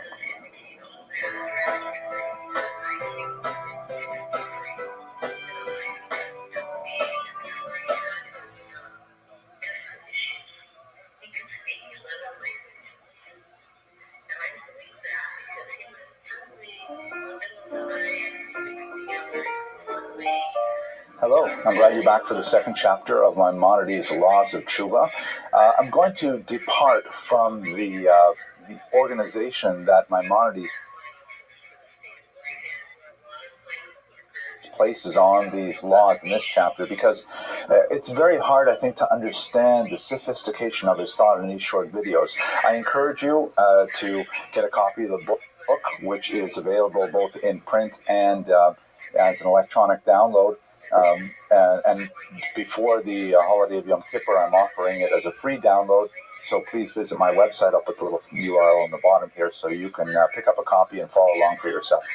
But for the time being, let's concentrate on Chapter 2. Maimonides does not give chapter titles to the laws of Tshuva, but just to try and encapsulate the main ideas into a single word, I found is kind of useful for my own thinking. There are several halachot in this chapter that deal specifically with how to ask forgiveness, but in many ways, I think the most profound element of forgiveness discussed here is how to forgive oneself. And that's really where we have to begin, because Maimonides gives us in this second chapter a useful working definition of tshuva, and more significantly, a definition of who is a Baal tshuva, who is someone who has already mastered tshuva. So let's get right to it. First of all, what is tshuva? I don't like to translate that into repentance, because the word repentance is really very narrow in the English translation. In Hebrew, tshuva means returning to center, returning home, a response. It means coming back to who you really are and who you really think you want to be. It's an aspirational kind of statement to be a Baal tshuva, someone who is a master of tshuva. So Maimonides gets at this in a roundabout way, but towards the middle of the chapter, you can see that there are really three classic elements to tshuva. The first is charata, or regret. The second is vidui, or confession. And the third is azivat hachet, the abandonment of sin. These three elements are basic to any of the approaches to tshuva that we will see among the Rishonim, those generations of scholars around Maimonides' time in Jewish thought. It is interesting to note that many of them expand significantly on several areas. For example, Rabbeinu Yonah, rough contemporary of Maimonides, lists 20 different levels of regret. Just regret alone has 20 different expressions, which is pretty depressing. So Maimonides kind of glides over that and concentrates on the other aspects of it. But once again, the basic three elements are regret. You regret what you did. You confess what you did, and this confession, again, is a private confession. It's one that a person makes only between him or herself and God. Some exceptions, if they wronged another person, you'll have to see inside the book to see what those exceptions are. And then finally, azivat hachet, the abandonment of the sin. Maimonides begins the chapter, however, with some definitions, and he doesn't define teshuvah right away. In fact, we're not really going to get to that until chapter 7. But what he does define is someone who has mastered teshuvah, who is a baal teshuvah. And he uses two distinct terms. The first is the one I'm using loosely, baal teshuvah, the master of teshuvah, and the other is the baal teshuvah gemura, the complete master of teshuvah. What's the distinction between the two of them? A complete master of tshuva, and this is really the litmus test for tshuva, is if a person finds him or herself in exactly the same situation that they once did the wrong thing, and they nevertheless over. That is a complete baal tshuva. So let's say, for example, I'm walking by a non-kosher Chinese restaurant, and I am overwhelmed with a desire to have some mushu something or other, and I succumb. But then after reading, laws of tshuva and things like that, then I go back and I pass that same restaurant, and I am hungry to the same degree, and I have the same amount of money in my pocket, and I have the same amount of time available, and yet I decide to keep walking, and I get some kosher sushi instead. Then I am a baal teshuvah gemura, a complete baal teshuvah. If only it were so easy. The problem is, and it's an existential problem really, is that you can never be exactly in the same kind of situation twice. Like the pre-Socratic said, you can never step in the same river twice. There are too many variables. Let's say I had a different kind of feeling that morning, or let's say, for example, I hadn't had mushu in a long, long time, and so I have an especially stronger desire for it. Or as the Sefer Hasidim, another rough contemporary of Maimonides, puts it, David was able to withstand the temptations of Abigail, but he was not able to withstand the situation with Bathsheba. You never know how things are going to be different. And so therefore, one is always kind of in a state of sort of dynamic suspense. Will I succeed to overcome the same temptation if the variables are however slightly altered? So, that's the second category. The baal teshuvah gemura, the complete baal teshuvah, is the one who is in exactly the same situation and overcomes temptation. We never really know if we're going to be there, so the best we can hope for is to be a simple baal teshuvah, and that's someone who has completely decided in one's heart that one will not succumb to temptation again in the same way.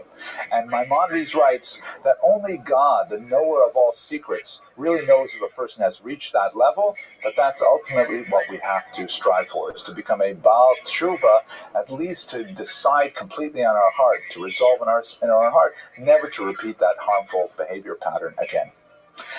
Now, Maimonides offers some concrete definitions as to what do these Baalei Tshuva do? What does a Baal Tshuva do with his time? What are the strategies that he employs or she employs in order to get to that exalted state? And this will be fleshed out throughout the entire book.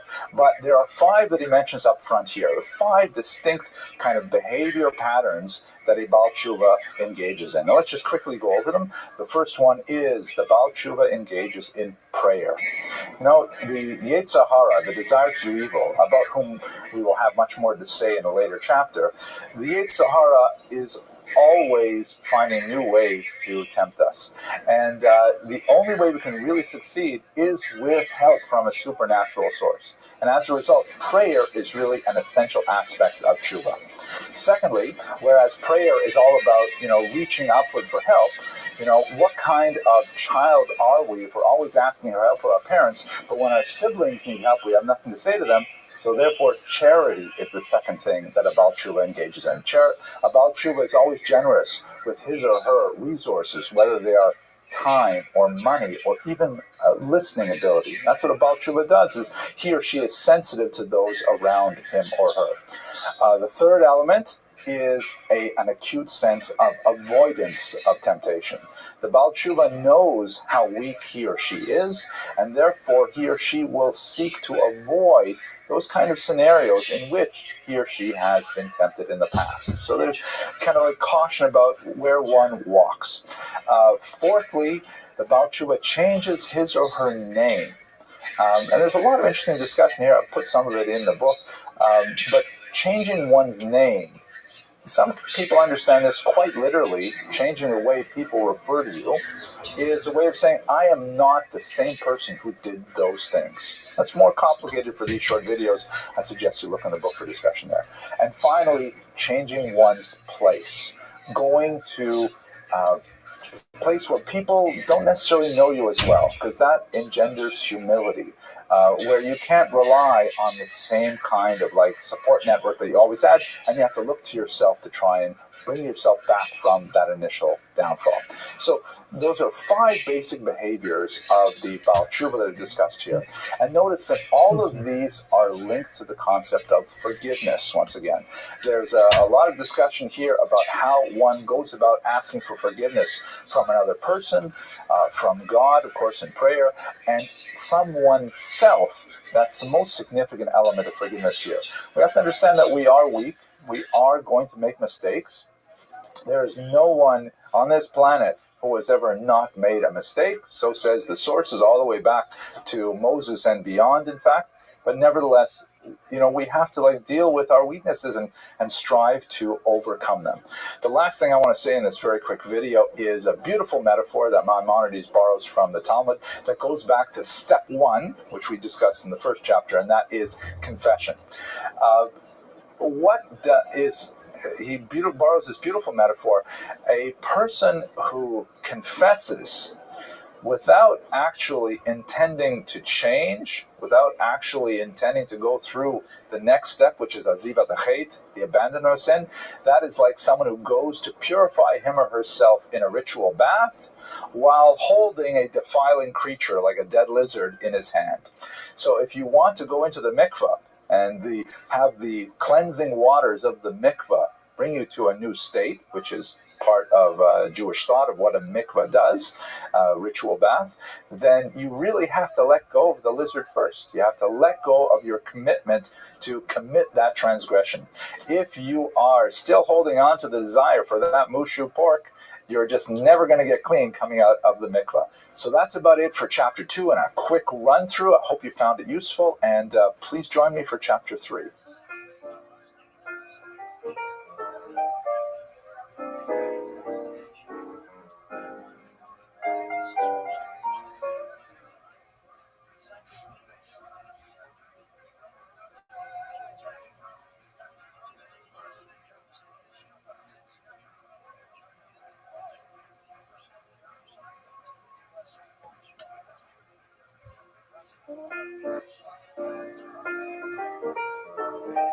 The third chapter of Maimonides' Laws of Tshuva is perhaps the most significant, most well-known of all the chapters, because Maimonides sets up with a Talmudic image of the structure of a human being and the structure of the universe. Specifically, it says, basically, if you look at an individual human being,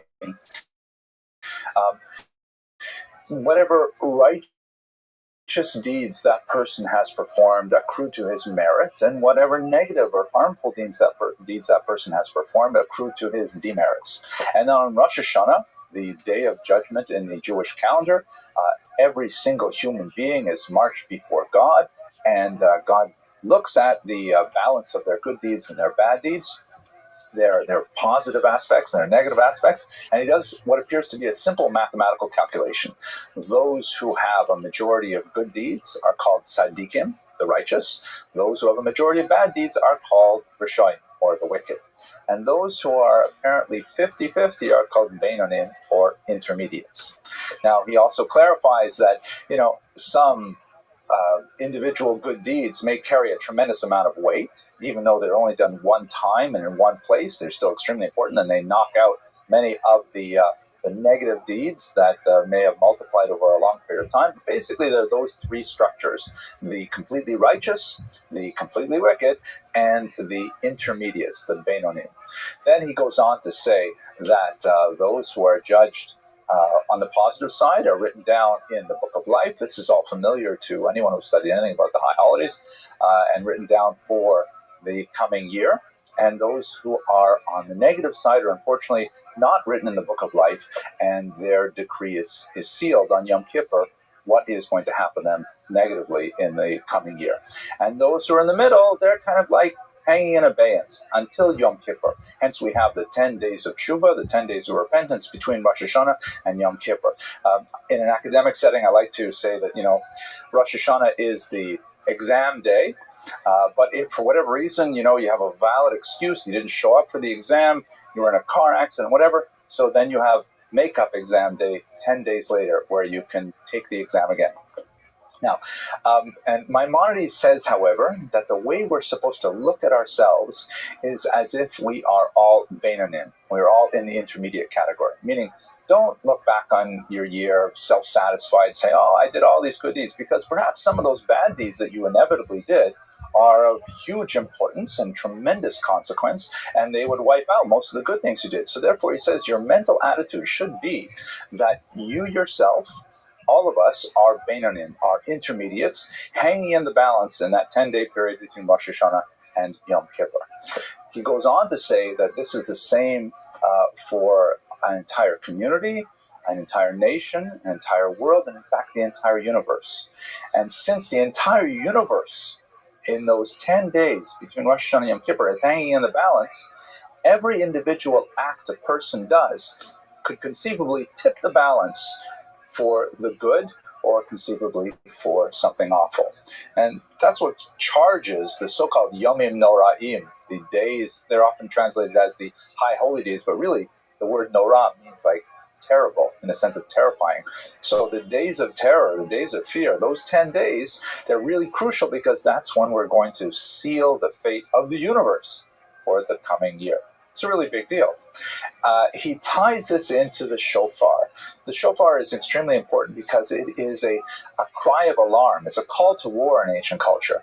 And it's a very simple instrument that's capable of a huge range of sounds, from wailing to angry shrill blast to a cry of anger to a protest. It's all kinds of things, but basically the Maimonides says that the shofar says, wake up, pay attention. This is really the important part of the year where you have to make it or break it for the coming year. It's a very powerful section of the laws of tshuva that I think helps focus my thoughts going into the high holidays. Now, there's a lot more to say in this chapter, but I just want to point out one other detail that I think is personally worth the entire price of admission to these classes. He says one great thing that's very, very important for me. He says, if you ever do a positive deed and then it doesn't work out for you, let's say you do some favor for another person and then that person betrays you. It's happened to me, I'm sure it's happened to you, where, you do something nice and then you turn around and someone spits in your face. So, if you regret having done the good deed in the first place, according to Maimonides, you lose all the merit of that good deed. So, for example, a friend of mine, a colleague from back in Florida, she was telling me how, and I described this in the book, by the way, she was rushing on a Friday afternoon to deliver a Shabbos meal to a family that was in need. And she put all the food in her car, and she got out, and she was rushing over to this other family, and she came to a stop sign, but she made a rolling stop right in front of a peace officer, of course, and she was pulled over, and she got a big ticket for running through a stop sign and so on. And afterwards she was saying, man, if only I hadn't been delivering that food to that family, then I would never have been in that situation. I would never have rolled through the stop sign. But the Maimonides would say, as I shared with her then, and she was grateful, that no, you can't have that attitude. You should only feel good about the fact that you are delivering food to a needy family. You should only feel good about the fact that you helped another family in need. you can feel badly about your driving, you can feel badly about, the policeman, you can feel badly about all kinds of things, but do not feel badly about a good deed. Because if you feel badly about it, you lose all the credit for those good deeds that conceivably could tip the balance of you and the world to the negative, God forbid. So therefore, it's important that when you do a good deed, even if it doesn't turn out, when you do a mitzvah, even if it turns out and slaps you in the face, still feel good about the fact that you did the right thing. That is an incredibly easy way to gain a lot of merits as we go into the high holiday season. Thank you for watching.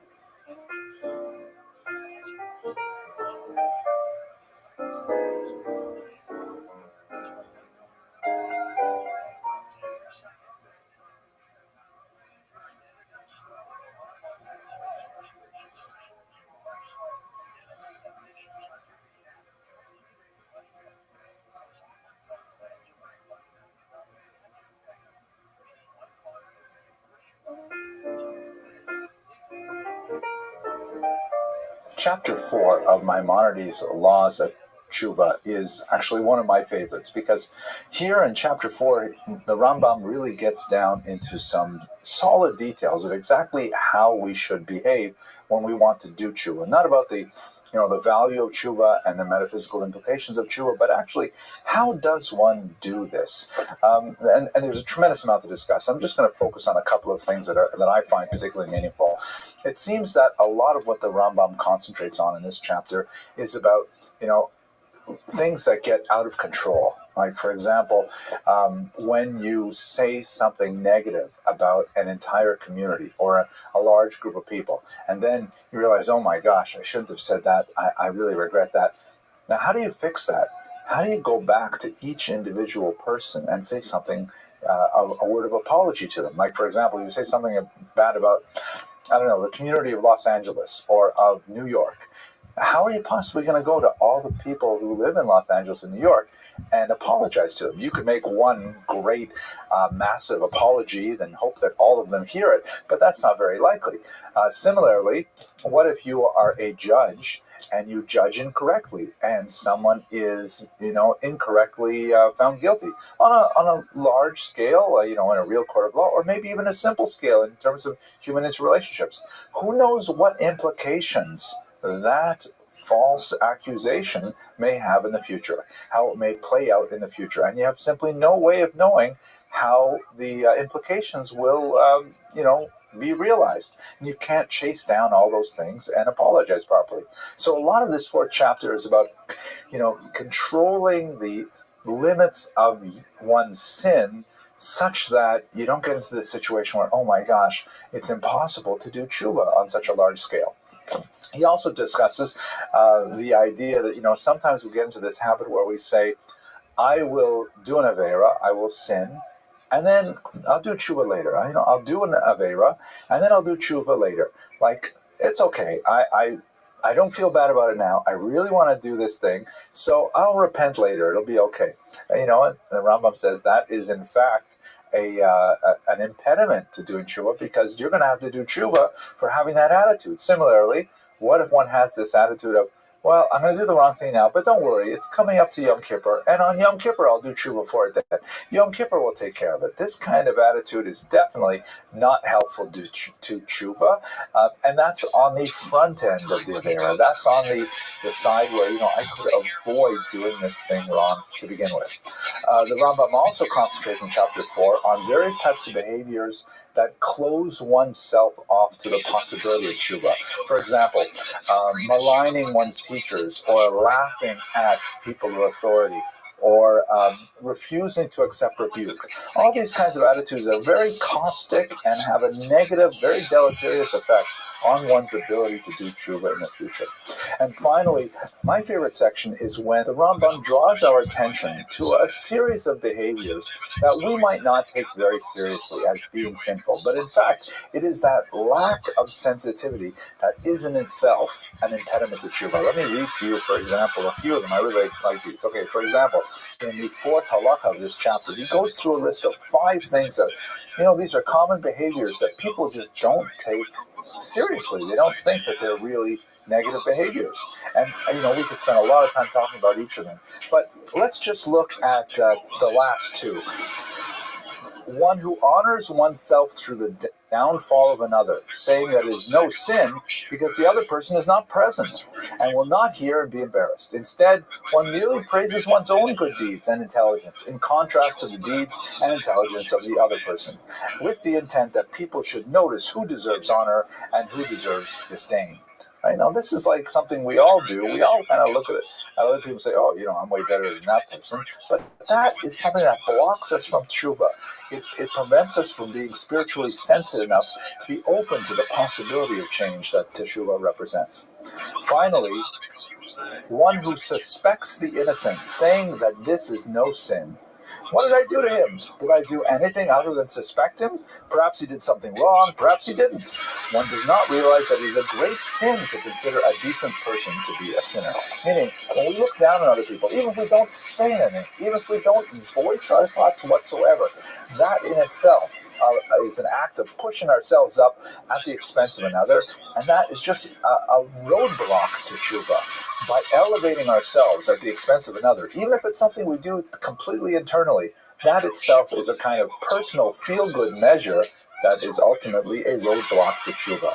We have to see ourselves even in the behavior of those who do wrong, and understand that under certain circumstances, that can be the same kind of fault that we have.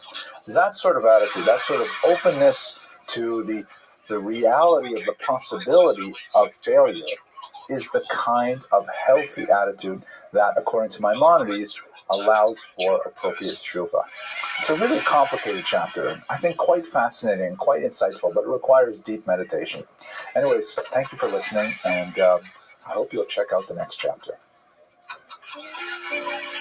So instant pickles, I have some more questions now. Amazing.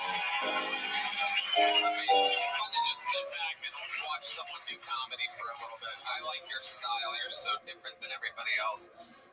Did you work on cruise ships for a bit out of Florida? No, that was a big lie. Hello.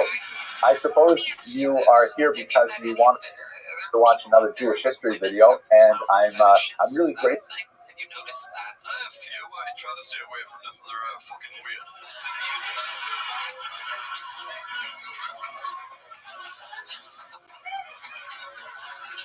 Like so many, you do enjoy these videos, and I think it's fantastic to have a relationship with you in the comment section and things like that. But I want to talk to you about something different today. If you've only been following me for a while, you may be surprised because I only really talk about this once a year.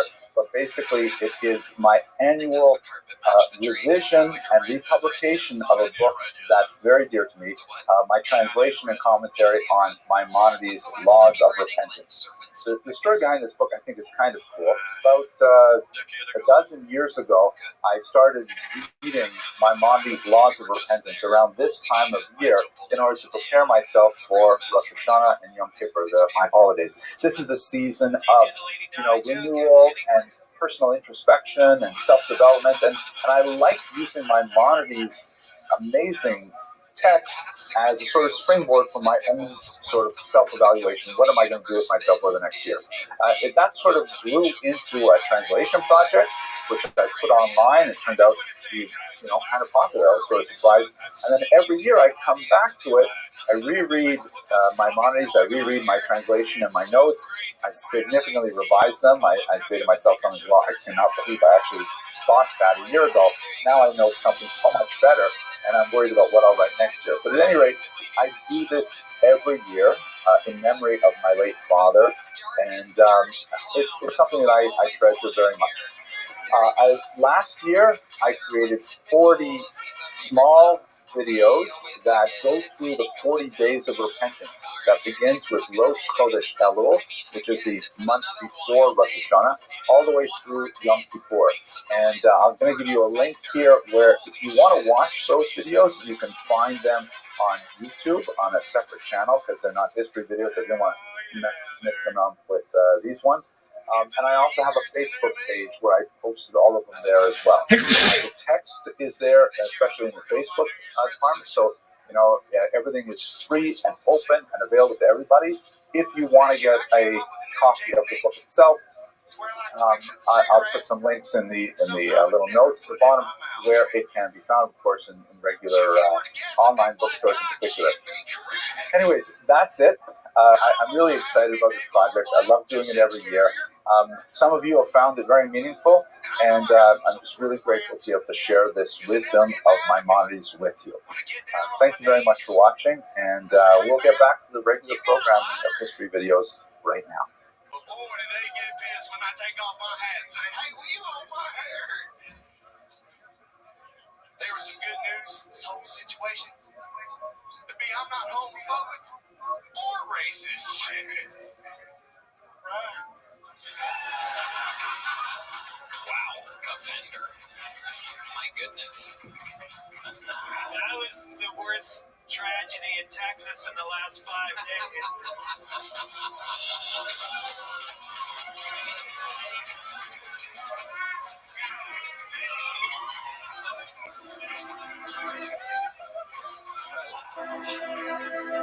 Offender. My God. What's up, buddy? What the hell was that, dude? It's tough to follow Sir Winston. Just I shared one of them there. So let's start with the one at Trump's wedding. I mean, this is a significant development. Okay. I'm here right now. All right. This is a win. Okay. Ready. All right. Offender. There you go. There's like opportunity. Doesn't matter what you do with it. You didn't get pulled out of the bucket. Tell us about you. What the fuck was that? Let's start there. You've been working on that. You've been writing that. Open mics. It's laughs. Really? I don't want to sell it now. I mean, if it sucks, it sucks. I'll get better. Offender, what's going on in your actual life? Let's talk about it. Tell us about you.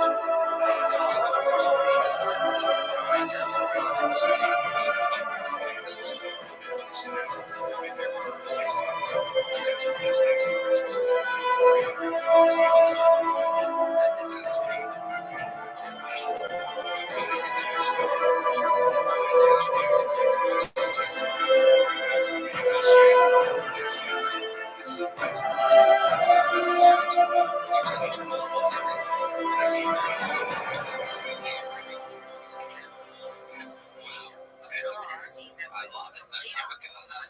You're paying your dues. 312 nights. What's the worst it's ever gone? Describe to us one. Well, apparently, right now.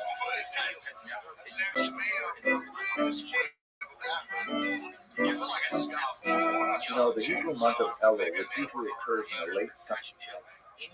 Okay, this is going nowhere. No, I mean, ask me. I just asked you what's the worst an open mic's ever gone for you. This isn't an open mic. You're in front of millions of people right now. It's a special time for Jews all over the world. It's a time when there is kind of a national taking stock of one's own personality, community, family, trying to determine how we can better improve ourselves and the world around us. This is the period, of course, which leads up to the high holidays, and the word that encapsulates everything that's going on in the month of Elul is in Hebrew, teshuvah, which means essentially repentance, but the root of the word really comes to a sense of returning, to come back, to return to center, to return to home, to try and determine what are our core priorities in life, and then look at our life around us and see how far we have strayed from it. So the month of Elul is really a great kind of spring cleansing of the soul, because we do it in fall, but we also have a spring cleansing before Passover too, so don't worry about that.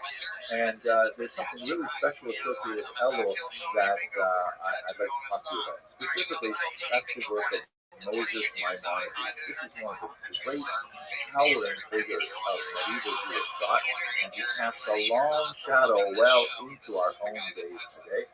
And he wrote a very important book called The Laws of Repentance, Hilchot Teshuvah. It is a section in his magnum opus, the the Mishnah Torah. I'll tell you a little bit more about that in a second. And this is a rather amazing and highly unusual book. It is literally a step-by-step guide to repentance. How does one repent? That's a really unusual kind of thing. And in my humble opinion, I'm pretty sure he wrote the first comprehensive legal guide, pragmatic guide to repentance ever in the history of any religious tradition. I could be wrong. Please look at the comment section. People are very fond of pointing out when I make mistakes, so you may find something there. At any rate, why this book is so important to me is because I, for many, many years, have been studying it every hour. Like many Jews around the world, we turn to Maimonides as a source of inspiration at this time of year. And about a decade ago, I decided that I would put more effort into it, and I wrote a translation of it. There are very serviceable, strong translations already out there, but it was like kind of my own personal devotion, working it through line by line. And what ended up happening is I shared this translation with some of my friends, and they kind of liked it. And around this time, there were some new self-publishing options available on the internet. And I said, why not? I'll put it online. And so I created an online version of it that turned out to be rather popular. As you can see here, this is the original version that I published in 2012, and it's a great investment. You can get used copies now for $919. So there we go. But anyway, every year since then, I have gone back to this book, and because self-publishing allows you to do these things, I have updated the translation and the commentary. And over the years, it's kind of taken an unusual role because as I go through my own tshuva process, the book does tshuva as well. And every year I try to cull those things that I really should have written last year, and I try to add new things, new insights that I've discovered over the current year. And the book is really a lot like how I do my own personal tshuva. I don't share my deep and dark secrets. But I do kind of speak in generalities in a way that I'm pleased to say that a lot of people have found useful, and we've actually established kind of a learning community on Facebook and elsewhere, where in the month of Elul, we all get together and study this particular book. This book is dedicated to my late father, and he was a person who really appreciated personal growth, so I'm very glad to have been associated with this. Okay, well, let's spend a couple of minutes talking about who was Maimonides, what did he write, and then try to place this particular book within the larger context of his scholarship. There is a very popular saying that from Moses to Moses, there was no one like Moses. And that's obviously comparing Moses of the biblical period to Moses of the medieval period, our Moses Maimonides. His Hebrew name is Moshe ben Maimon, Moses the son of Maimon, and then when you add that little suffix at the end, it becomes Maimonides, meaning son of Maimon. That's how he's generally known in secular literature. He was born either 1135 or 1138, and he lived until 1204. His place of birth was southern Spain, which was just coming out of the amazing period known as the Convivencia, when there was a tremendous amount of unusual cooperation between Muslims, Jews, and Christians in kind of triangular relationship in the Iberian Peninsula, but it began to fade around the time of Maimonides' childhood when the Almohads invaded, and a new spirit of intolerance began to Maimonides' family decided to flee. By the way, his father entered several generations, and they came from a long, long line of Dayanim, or religious judges. It was a very unusual family in many ways. And they made their way across the coast of North Africa. Young Moses was a bit of a prodigy. He wrote some rather remarkable works, even as a teenager, that are still studied today, a commentary on the Mishnah, for example. And as they are going from community to community across the coast of North Africa, which at the time was really a leading center of intellectual activity in the Arab world, He studied medicine, which was a fitting career for a young Jewish man back then, not so much nowadays. What does that mean? Explain to us And he picked up quite a bit of medical knowledge. But his real love was definitely scholarship and Torah study, and he wanted to really focus on that.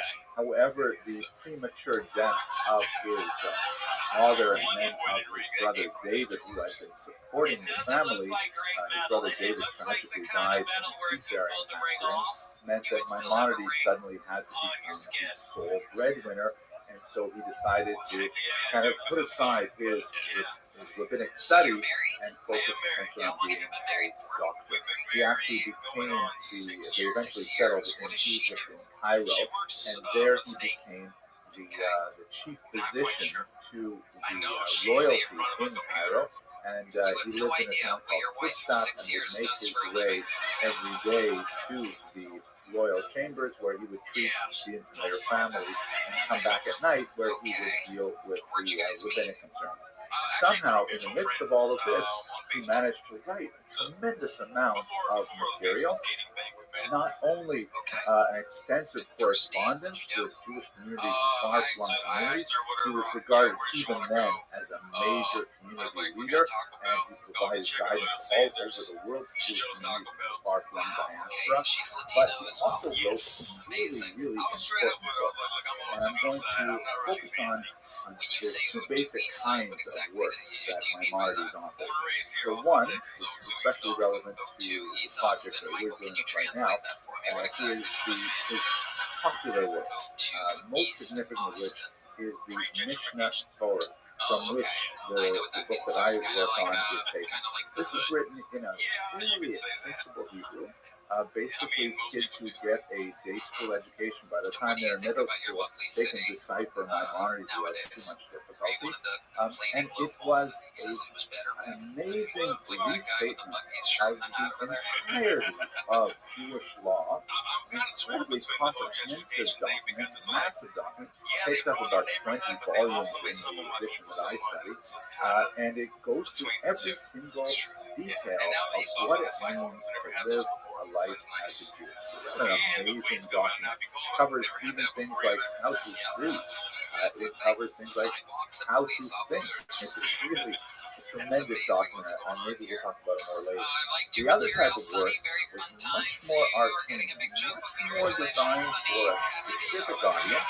The most famous work of this nature is the so-called Guide for the Perplexed, which is written not in easily accessible Hebrew, but rather in Judeo-Arabic, and it was written really for an audience of people, one person in particular, who, is confused by how to justify traditional Jewish thought in the context of popular philosophical thought of the day. And it goes through something like abstruse philosophical writings, philosophical documents, and it is a fascinating work, which is, of course, what gave him such prominence in the outside world, even to this day. It is a philosophical classic, certainly among the greatest works of the Western canon. One more detail, which is typically overlooked, because this is an area of his writing which is perhaps not aged as well as his Jewish writings. He wrote quite a bit of medical treatises, typically in Arabic, on a whole host of topics, on asthma, on depression, on all kinds of things. He was composing medical treatises that were the cutting edge for the 12th century. Fascinating type of stuff. Now, even in his lifetime, however, he met with tremendous controversy. Particularly in Europe, there were circles that criticized his Guide for the Perplexed because it relied very heavily on much of the greatest thinkers of the world, in particular Aristotle. He referred to him as the philosopher. And many European Jews felt that Maimonides' thought had somehow been tainted by the introduction of non-Jewish ways of thinking. Another controversy was the fact that in his popular work, Mishnah Torah, he omitted all of the traditional scholarly apparatus like footnotes. And it seems like in his defense, the omission of footnotes was designed to make it a much easier book to read, but given the Talmudic background of the Mishnah Torah, then he said, hey, wait a minute, why did you pick the opinion of this rabbi over that rabbi? How do we know your thinking? How do we know your logic? And so on. All of this is omitted from the Mishnah Torah. However, later commentators, including the great Rabbi Yosef Karo, the author of the Shulchan Aruch, the Code of Jewish Law, filled in that lacuna by writing commentaries themselves. And when one studies the Mishnah Torah, one sees a tremendous sophistication of thought, which is somehow boiled down into very spare and limited Hebrew, and that in itself is a work of understated genius that longtime students of Maimonides are very familiar with. So that's kind of like the scope of his great writing, most of which was completed while he was working full-time as a doctor. So this is all by way of introduction to the book that I'd like to spend more time talking about in this video and others, specifically Maimonides on Cuba, which is this book that thick over the years. It was originally kind of like it got bigger and bigger as I had more stuff to say, but I took out all of the boring stuff. So anyways, this is a section in the first volume of his Mishnah Torah in which he addresses how does one repent? How does one look at one's own life? How does one identify those mistakes that one has made in life? How does one rectify? How does one apologize to those one has hurt? How does one change one's own character? How does one, how does one address the harm one has inflicted on others, especially those we love? These are the kinds of topics that are dealt with in this book. And I'm telling you, it changes my life every year that I go through. The next video in this series will start actually into the nuts and bolts of how to repent.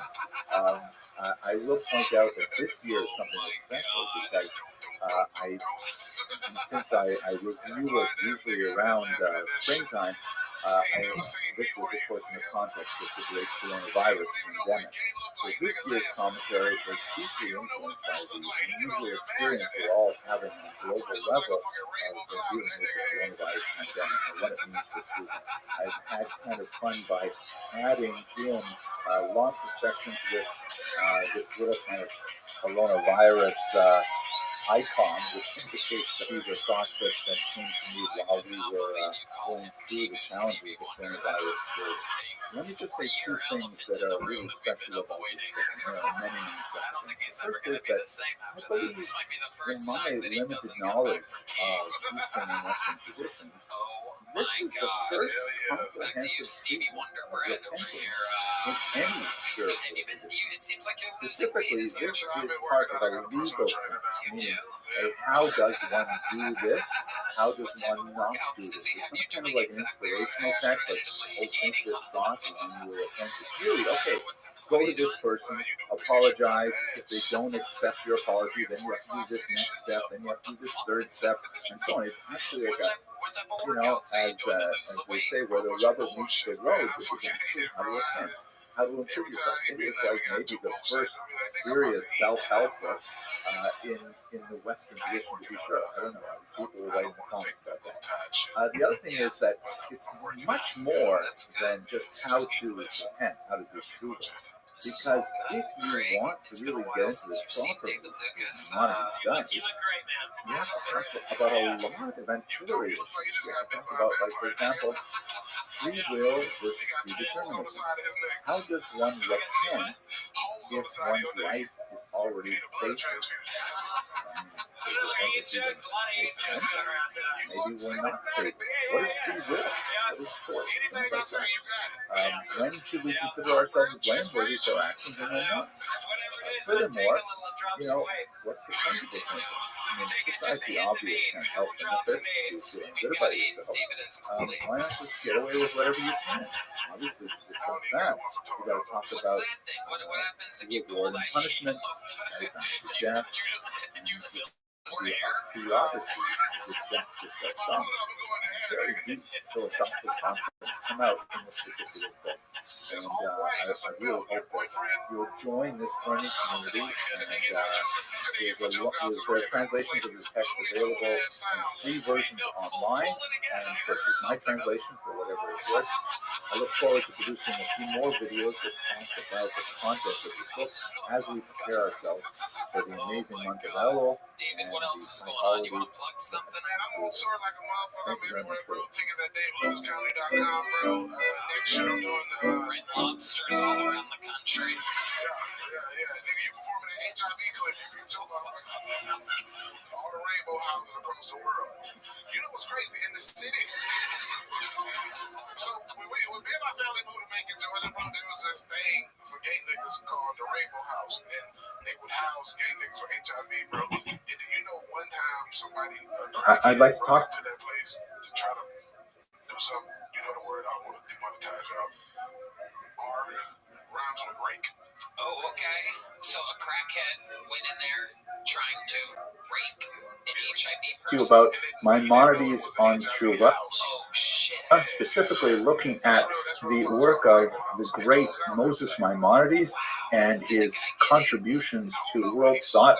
We're going to specifically hone in on aspects of his thought that are especially relevant to the season we are in. Moses Maimonides. The goal of today's presentation is to talk a little bit about Maimonides and get some sense of his life and work, because it is Erev Rosh Chodesh Elul, that is the eve of the new month of Elul, which in the Jewish tradition is an extremely important month because this is the month leading up to the high holidays, to Rosh Hashanah and Yom Kippur. And so during the month of Elul, Jews around the world for centuries engage in searing self-analysis and self-reflection and try to determine, how could we make ourselves better individually, in terms of our families, in terms of our communities. What could we do to become better people, better citizens of this globe? And especially in this particular time when we are coping with the tremendous challenges of the pandemic and the economic repercussions of the illness that is sweeping across the globe, this is a time when it is especially useful for us to reflect on what Maimonides has to teach us.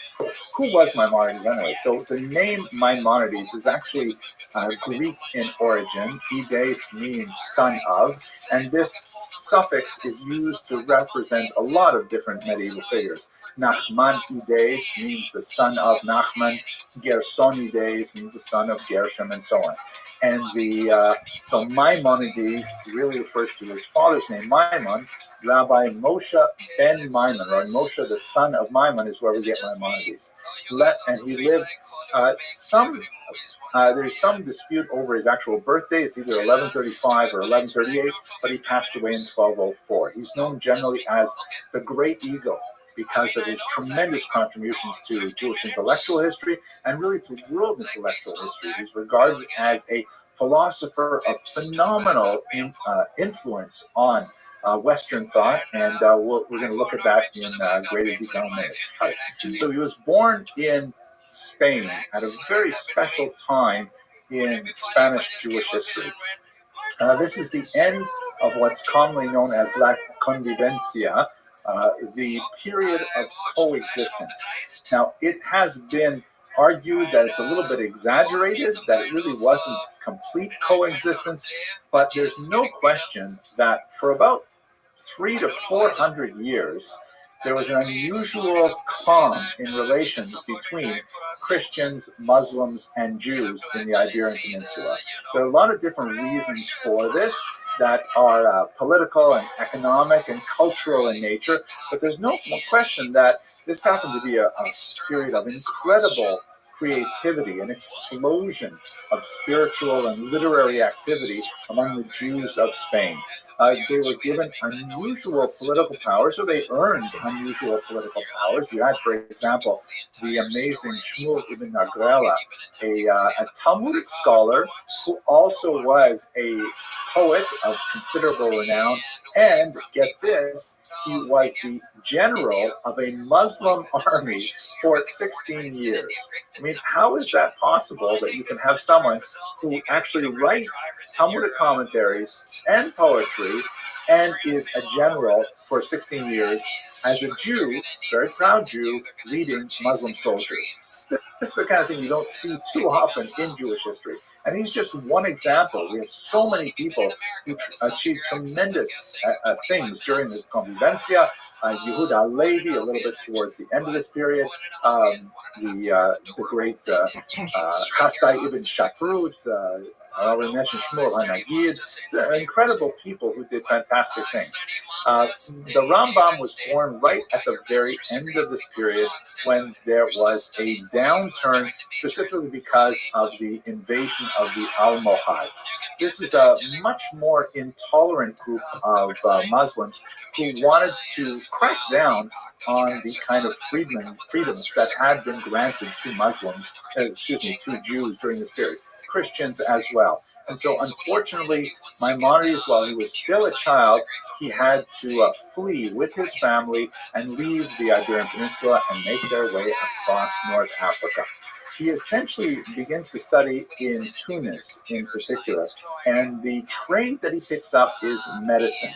It was even in his teens when he completed his first major work, which is still studied to this day, his commentary on the Mishnah, an incredible work of scholarship that is remarkably mature for really someone who was just a teenager when it was completed.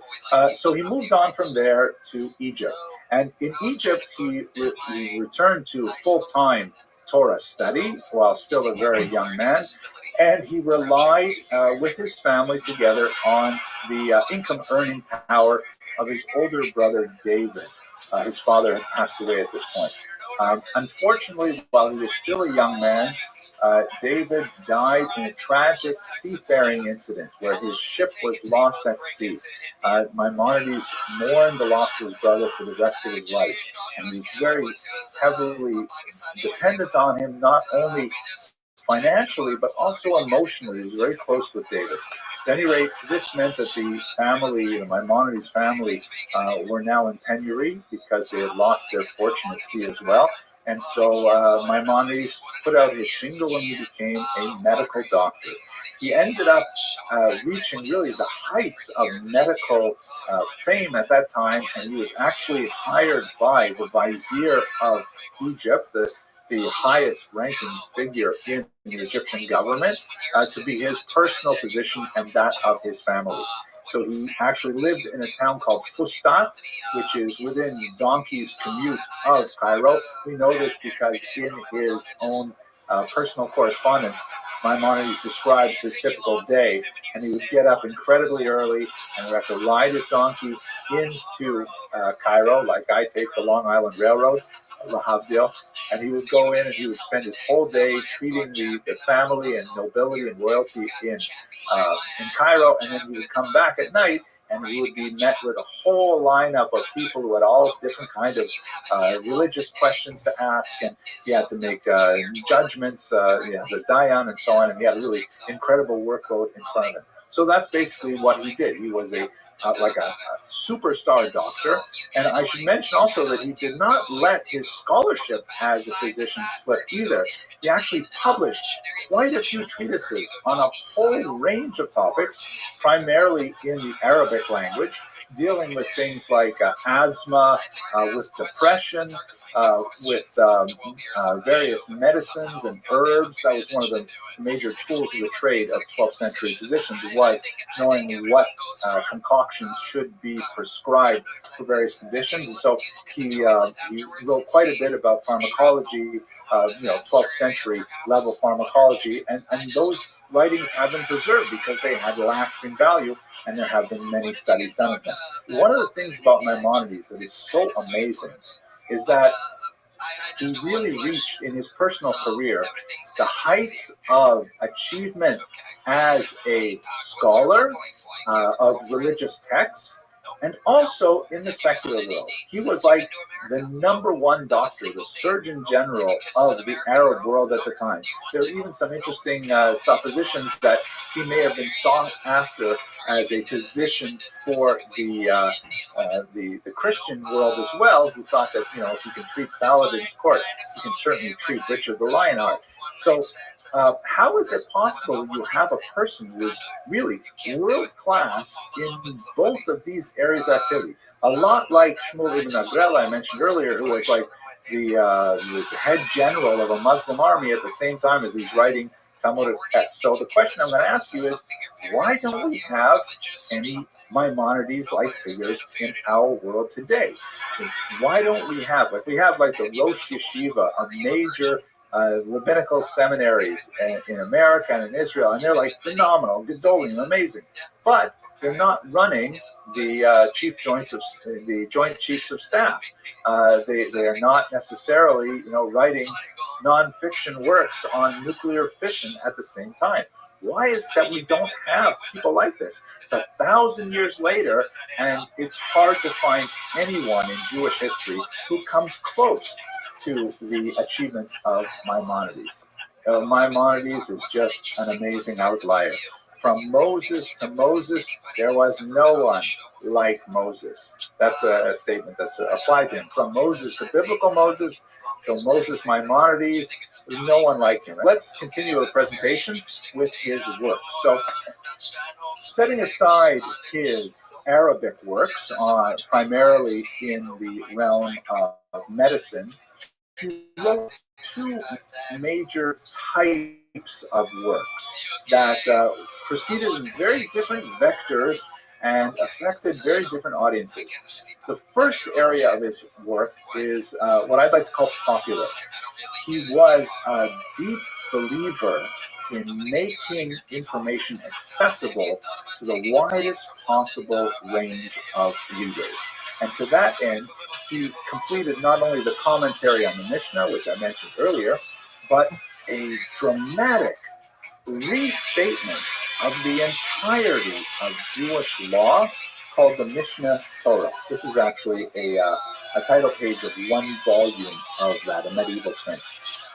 The Mishnah Torah, as he describes in his preface, is an audacious project.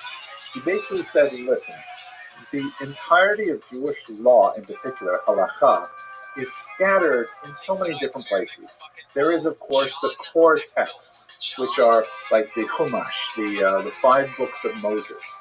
And then there is the oral Torah, which is normally expressed in the Mishnah and later amplified and expanded and clarified in the Talmud. But the Talmud is monstrous. It's huge. It's much bigger than the Chumash. And furthermore, the organizational system that animates the discussion in the Talmud is really quite alienating for someone who has not already invested significant number of years and effort in its mastery. Because the Talmud is only loosely organized around topics. It's not at all like a typical Western book of thought, because it doesn't proceed, for example, from general topics to specific. It doesn't have clear paragraph breaks. It's really based more on a kind of a stream of consciousness argumentation that spans literally centuries and literally thousands of speakers. Where a conversation, let's say you have Tractate Shabbat, which talks about the laws of Shabbat. That sounds pretty reasonable. But you start talking about the laws of Shabbat, and in the context, because there's many rabbis speaking one to each other in this context, in the context of speaking about the laws of Shabbat, you happen to mention carrying a barrel from one room to another on Shabbat, and someone says, oh, barrels, they make a certain kind of barrel in Greece that's very heavy, you couldn't possibly lift it, and someone says, oh, I've seen those barrels in Greece. You know what else they have in Greece? They have these amazing haircuts in Greece. And they say, haircuts? What kind of haircuts are amazing? And then you end up on this tangent upon a tangent talking about haircuts when you're supposed to be talking about Shabbos. What's going on here? So in order to and eventually the Talmud will say something like Gufa, and you get back on the point and you go back to the discussion of carrying things on Shabbat. So it's very hard to find any specific law in the Talmud unless you literally know the entire Talmud. It's kind of like looking up, if you, some of you on the call might be closer to my age, where you remember like phone books. You know, these were kind of like big printed books. Books, by the way, are like kind of like printouts that you get from a printer, but they're bound on one side, so they're easy to carry. If you can imagine this thing called a phone book, right, where everyone's cell phone number, before they had cell phones, is actually printed there. And it's all in alphabetical order. You want to know how to call someone, you open up the book, you look up their name, and you call them. Well, can you imagine what it would be like if it was only loosely alphabetized? You had most of the A's in the first section, but some of them could be in the D or the F or the M section. You wouldn't know. You would have to literally read the entire phone book to know where you might find a given phone number. The Talmud is organized like this, and it makes it wonderful and amazing to study and, you know, highly vibrant, but it's like crazy if you just want to look up a particular law about whether or not this chicken is kosher or whether or not a gerel is barrel on Shabbat and things like that. So what he said was, in the Mishnah Torah, which literally means the repetition of the Torah, I'm going to go over all the laws through every single bit of Jewish writings, and I'm going to restate it in an organized, he doesn't use the word Greek style, but it really is Greek style of systemization, so that all the laws of Shabbat will be in one section that deals with the laws of Shabbat. And I'll break down that section. So these are all the laws about carrying on Shabbat. These are the laws about haircuts on Shabbat. These are laws about everything. And you'll be able to actually look up things very quickly. That's why I call it the Mishnah Torah. Now, in order to simplify it, because it was written and intended for a larger audience, he wrote it in very basic Hebrew. It's kind of like middle school level Hebrew. If you have a child who's studying in middle school, they should be able to make their way through much of the Mishnah Torah. But he omitted all footnotes. He kept it very straightforward. And even when there was a dispute in the Talmud between two or more rabbis over what is the practice, and it's not clearly resolved in the Talmud, Maimonides took a position that if the law follows Rabbi X and not Rabbi Y, and simply recorded it that way in his Mishnah Torah. This got him into trouble, as I will mention in just a second. So he wrote works like this that were hugely influential. This is really what's called a code of Jewish law, really influenced later codes, like the Torah and the famous Shulchan Aruch, the set table that was written several centuries later. But one really important thing I got to mention about this that distinguishes him not only from being one of the very first people to attempt anything like this, certainly not of this scope and size, he also ruled on every possible aspect of the human condition. Meaning later codes of Jewish law were much more modest in scope.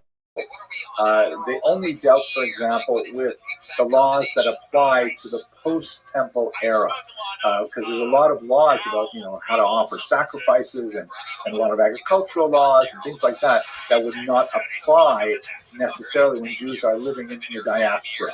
So they're much smaller and much more focused in nature. Maimonides ruled about everything. He ruled about the time when the Jews still had their temple and lived in the land of Israel. He ruled about the times of the Messiah. What would happen when the Messiah came? The other later codes generally didn't go into this in great detail, if at all. He ruled on all kinds of matters of personal opinion. Like there's actually a whole book called Hilchot Deos, which literally translates as the laws of having an opinion. Right? And it talks not only about opinions like political opinions, it really focuses on, you know, what is the right diet, what is the right attitude to other people, how do you focus your emotions, things like that. You don't normally see emotions legislated in a law code, but that happens in the Mishnah Torah because the Mishnah Torah and the Maimonides approach was, let's do the whole thing all at once. And that way, if you want to know the whole Torah, just start on page 1 of Mishnah Torah and go through the entire thing, which is, by the way, a revered Chabad practice in the 21st century.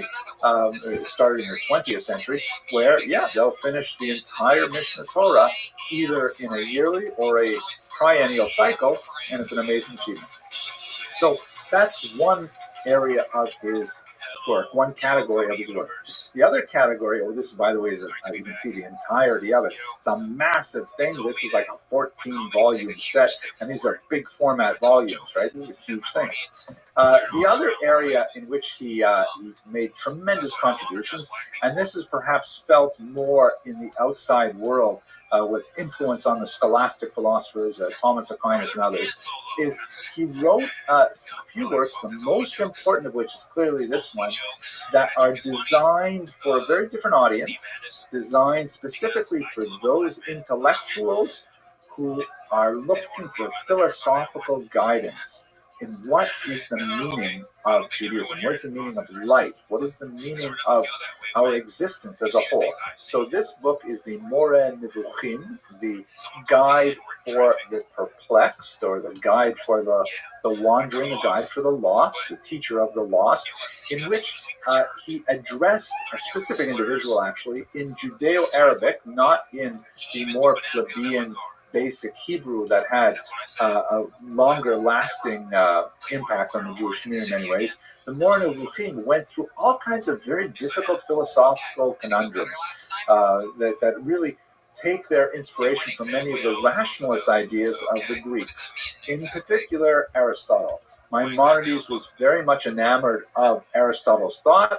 He only differed from him in certain key areas of philosophy. Otherwise, he felt that he was an incredibly enlightened individual and, in fact, had a lot to offer the world. The Moreh Nevuchim was also quite popular among the reading public, but both of these works got him into trouble. So much so that in southern France in particular, there was a tremendous amount of controversy directed against Maimonides in his lifetime and lasting for several centuries afterward. The low point of it actually resulted in the public burning of Maimonides' works by the Dominican friars at Jewish suggestion. Really? I can't believe I said that, but that's what it was.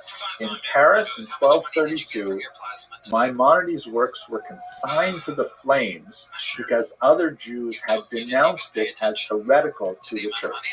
And the church was actually invested in this, and so therefore they seized the opportunity to actually destroy works that they felt were heretical. 10 years later, they would do the same, by the way, to 24 wagon loads of very precious Talmudic manuscripts, a date that is still observed by some French Jews as a fast day to this day. And apparently, the books were burned on exactly the same spot where 10 years earlier Maimonides' books had been burned. It was a very dark and tragic period in Jewish intellectual history to think of Jews denouncing the work of the great eagle such that they would be destroyed. Now, what were the objections? There were two major objections that we'll focus on for the brief time we have. With the Mishnah Torah, Maimonides was accused of hubris, of excessive arrogance and pride, which if you actually read Maimonides, you know how far he distanced himself from arrogance and strove for humility and achieved tremendous humility in his own person. And they argue that the reason why we see this is because, first of all, he's taken on this massive task of restating the entire Talmud, the entire corpus of Jewish law, and he doesn't provide footnotes. He doesn't clearly indicate when he disagrees with a different Talmudic figure. We'll see it a little later, an example of this shortly, where he simply encounters rabbis arguing the Talmud, and he evidently chooses that one rabbi is correct, the other rabbi is not, because he only presents the correct opinion. Now, in Maimonides' defense, he wanted to write a simple book for more common readers, such that, he didn't want to burden the text with tons of arcane, essentially what would become footnotes. He simply said, this is the law, follow this law, do not follow these other opinions, or he didn't actually say don't follow these other opinions, he only included the laws that he felt should be followed. And that's not at all the nature of Talmudic debate. It has lots of back and forth, and in a sense it was kind of like an attack on the entire rabbinical industry, because he said, you know what, I'm sure you guys are enjoying your Talmudic arguments in the yeshiva, and they're wonderful, and I love them too, but you know what, people need a guide, and so therefore I'm just going to write all of the laws down here, which laws we follow, and I'll leave it like that. And other rabbis, particularly in southern France, said, "Oh, you can't do that. You're shutting out the entire debate that is endemic to the Jewish intellectual tradition." Now, ironically, the critics, in many ways, won, and Maimonides won. Maimonides won because we are still studying his work 1,000 years later, and the critics won because what ended up happening is there became another rabbinic industry of writing commentaries on Maimonides, some of which were composed by people like Rabbi Yosef Karo, who later went on to write the Code of Jewish Law. So there were even more commentaries available now on Maimonides himself. So ironically, both sides kind of came out ahead in the end because we still have a long-standing body of questions about Maimonides' work. The criticism against his philosophical works, like the Guide to Reflects, were in some cases even sharper, however, because Maimonides does not make a secret of his devotion to the thought of Aristotle. He felt that Aristotle had a lot of really bright ideas. And by relying on Aristotle, it's kind of like saying, hey, the Greeks have wisdom too. And Greek, by the way, for much of the medieval period was considered synonymous with non-Jewish, right? Like Greek wisdom was the pinnacle of non-Jewish wisdom. And so here's Maimonides, who is accepting value from whatever source it derives from and saying, yes, here, this is the way Aristotle sees the world. There's a lot that can be appreciated from a Jewish perspective in Aristotle. And so a lot of the more traditionalist views in southern France were saying, what? Oh my gosh, this is a rabbi who is quoting a pagan? This can't be. We've got to, chuck it over the board, or as we find later, actually burn Maimonides. Maimonides' reliance on Aristotle, or his willingness to borrow from Aristotle, would of course be later replicated by many non-Jewish thinkers who read Maimonides and said, wow, really smart. We should spend a lot more time studying Aristotle, and so on. So those are two reasons why he got into quite a bit of controversy that lasted for several hundred years. How are you? The Moreh Nevuchim is still considered a tremendous classic 1,000 years after its composition. Can you hear me? Now, let's actually look at some of Maimonides' work. And I want to tell you a little bit about why this is so personal for me. Those of you on this call, I saw the list of who signed up, and I appreciate you being here. You know that I have been involved for about a decade in a long-standing project at this time of year precisely to be engaged in Maimonides on Teshuvah. Over the years, we've set up actually a learning community that has a couple of thousand members and a few different platforms who've been learning with me every year. And I'm so pleased to have so many people study with me. What exactly do we study, for those of you for whom this is new? One of the sections of Maimonides' Mishnah Torah is really a very special work. It's his Hilchot Shuvah, his laws of repentance. And so 10 years ago, I, maybe a little longer than that even, I, as a personal act of an attempt to repent of my own failings, I translated that into English. There are very serviceable and useful translations already available. They're available for free online at Chabad.org, a very good translation available there. But I thought, you know what, I'm going to work through it myself for my own purposes. And I shared the translation with a few friends. A few friends liked it. So a couple years later, I said, you know what, I'm just going to put it online. And this grew and grew and grew until where we are right now. Here, this is the 2020 edition of this book, which is pictured on the left, Maimonides on Teshuvah, The Ways of Repentance, where I essentially translated it and I offer a pretty chunky commentary afterwards.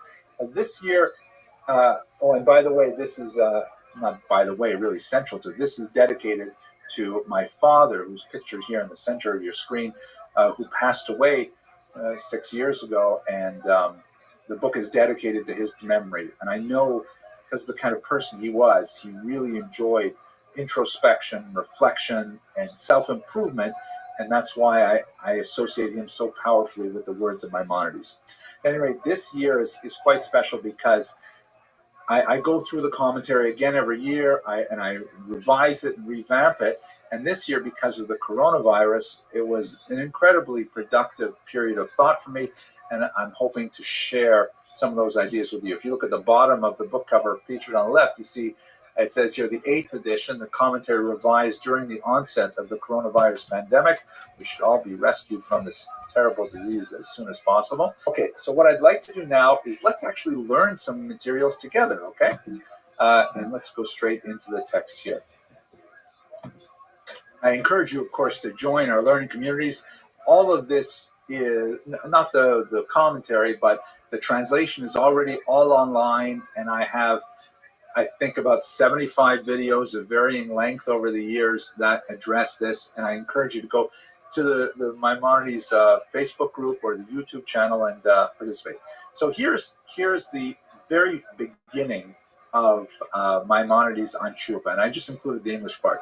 These are the words of Maimonides himself. My commentary is in a smaller font on the right, and I just showed you 2 pages here. So Maimonides says that every commandment in the Torah, whether it's a commandment to perform some act or a commandment to refrain from some act, if a person transgresses and fails to perform or actually performs a forbidden act, then they have to confess before God.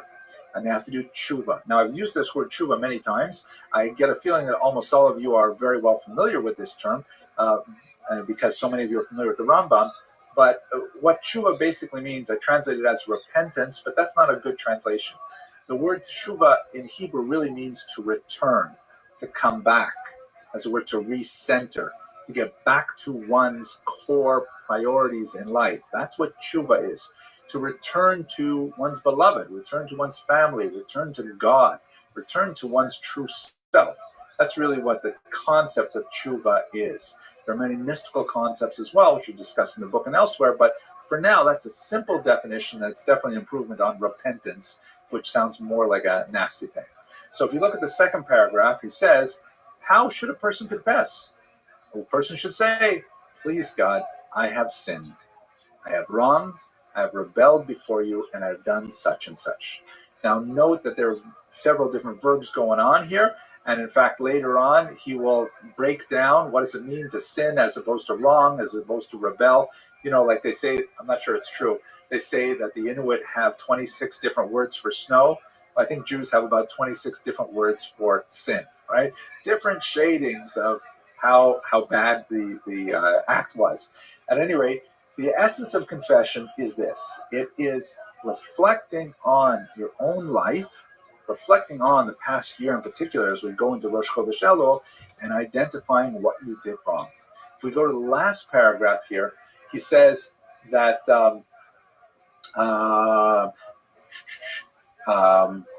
no, actually, let's go to the end of the first paragraph. This is the essence of confession, and anyone who expands on such a confession, going into greater detail, deserves praise. The exact same phrase, by the way, used in the Haggadah when you're talking about the Exodus from Egypt. The more you talk about the details, the more praise you receive. So in the case of confession here, the other end of the Jewish calendar, from Passover now to the high holidays, the more you can actually get specific. Only between you and God. This is not like a Catholic confession to another human being. It's a confession to God and to yourself, focusing on how did I do last year. That is step one of tshuva, just knowing what you're dealing with. And this is the psychological act of self, I don't want to say self-immolation, but at least self-examination, and rigorous. Put yourself in the crucible of your own history and try to imagine, did I do this right? Did I do this wrong? Did I treat that person correctly? That's really what's going on here. Now, look at the last paragraph here. The Rambam, he says, furthermore, anyone who harms another person, physically or financially, so in other words, we're talking about a transgression that's not between you and God, between you and yourself, but if you harm someone else, if you harm their financial status, if you harm their property, if you harm their emotional state, if you offend them, then you can do all the tshuva in the world for yourself. You have to make amends. Right? He continues, even though he may repay what he owes. You can, give money back to that person. In fact, later on, the Rambam will say, unless you take care of that, you're not walking into Rosh Hashanah with a clean slate. Hashem, as the Lord God says, well, I see you've done confession, very nice, but you still owe $10 to your neighbor. You didn't pay him back for that. But even when you've got that done, if you haven't confessed it, if you haven't articulated it to yourself, you haven't made any progress, and tshuva will be held back. So you really have to go through this process first and foremost. That's the beginning of the laws of tshuva. And I think one of the most amazing things about this book, and why you don't have anything like it in the later codes, is because Maimonides will now go through step by step. How does one do tshuva? How does one repent? How does one apologize? How does one make amends? How do you do it if the person is far away? If you don't know who that person is? What if you offend? Like, what if you say something wrong about a whole community? You have to do tshuva to that entire community. How do you do that? How does one possibly achieve those things? And then this is an amazing step-by-step guide to how to make yourself a better person. In my humble opinion, it is the first guide of this nature, of this complexity and this detail in the entire Western religious tradition. I am not anywhere near as well versed in the Eastern religious traditions, but I'd like to argue that Maimonides is probably first there too. This is a step-by-step, physical, concrete guide to how to make yourself a better person. You can see why I like reading this every year, right? And I actually approach the month of Elul with a lot of excitement and enthusiasm because I know this is going to be the month where I'm devoted to trying to figure out how to get past those obstacles I created for myself over the past year. Let's have a look at an example of this. So here, this is actually from chapter 4. There are 10 chapters. And I should also mention, by the way, oh my gosh, this is such a phenomenal book because in order to treat this topic specifically, it's not like talking about carrying barrels and what kind of barrels and what's in the barrels and how far you're carrying it.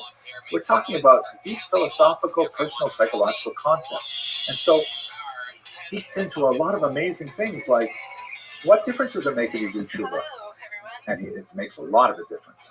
In the beginning of chapter 3, a very chilling passage, he talks about how, the entire world is kind of like balanced on a fine point, whether it has a majority of positive merits or a majority of demerits.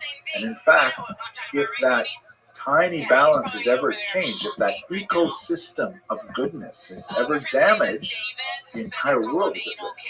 So he has to go into a lot of philosophical concepts in this book. He has to talk about, what is the meaning of good and evil? What is the nature of reward and punishment? Why does God even care about what we do? What happens life after death? Aren't we hardwired to do things we do? Welcome. Is there such a thing as free will at all? Especially if God is omniscient, if God already knows what we're going to do? Doesn't that say that we don't have free will? Yo, dog. Our future's already planned out?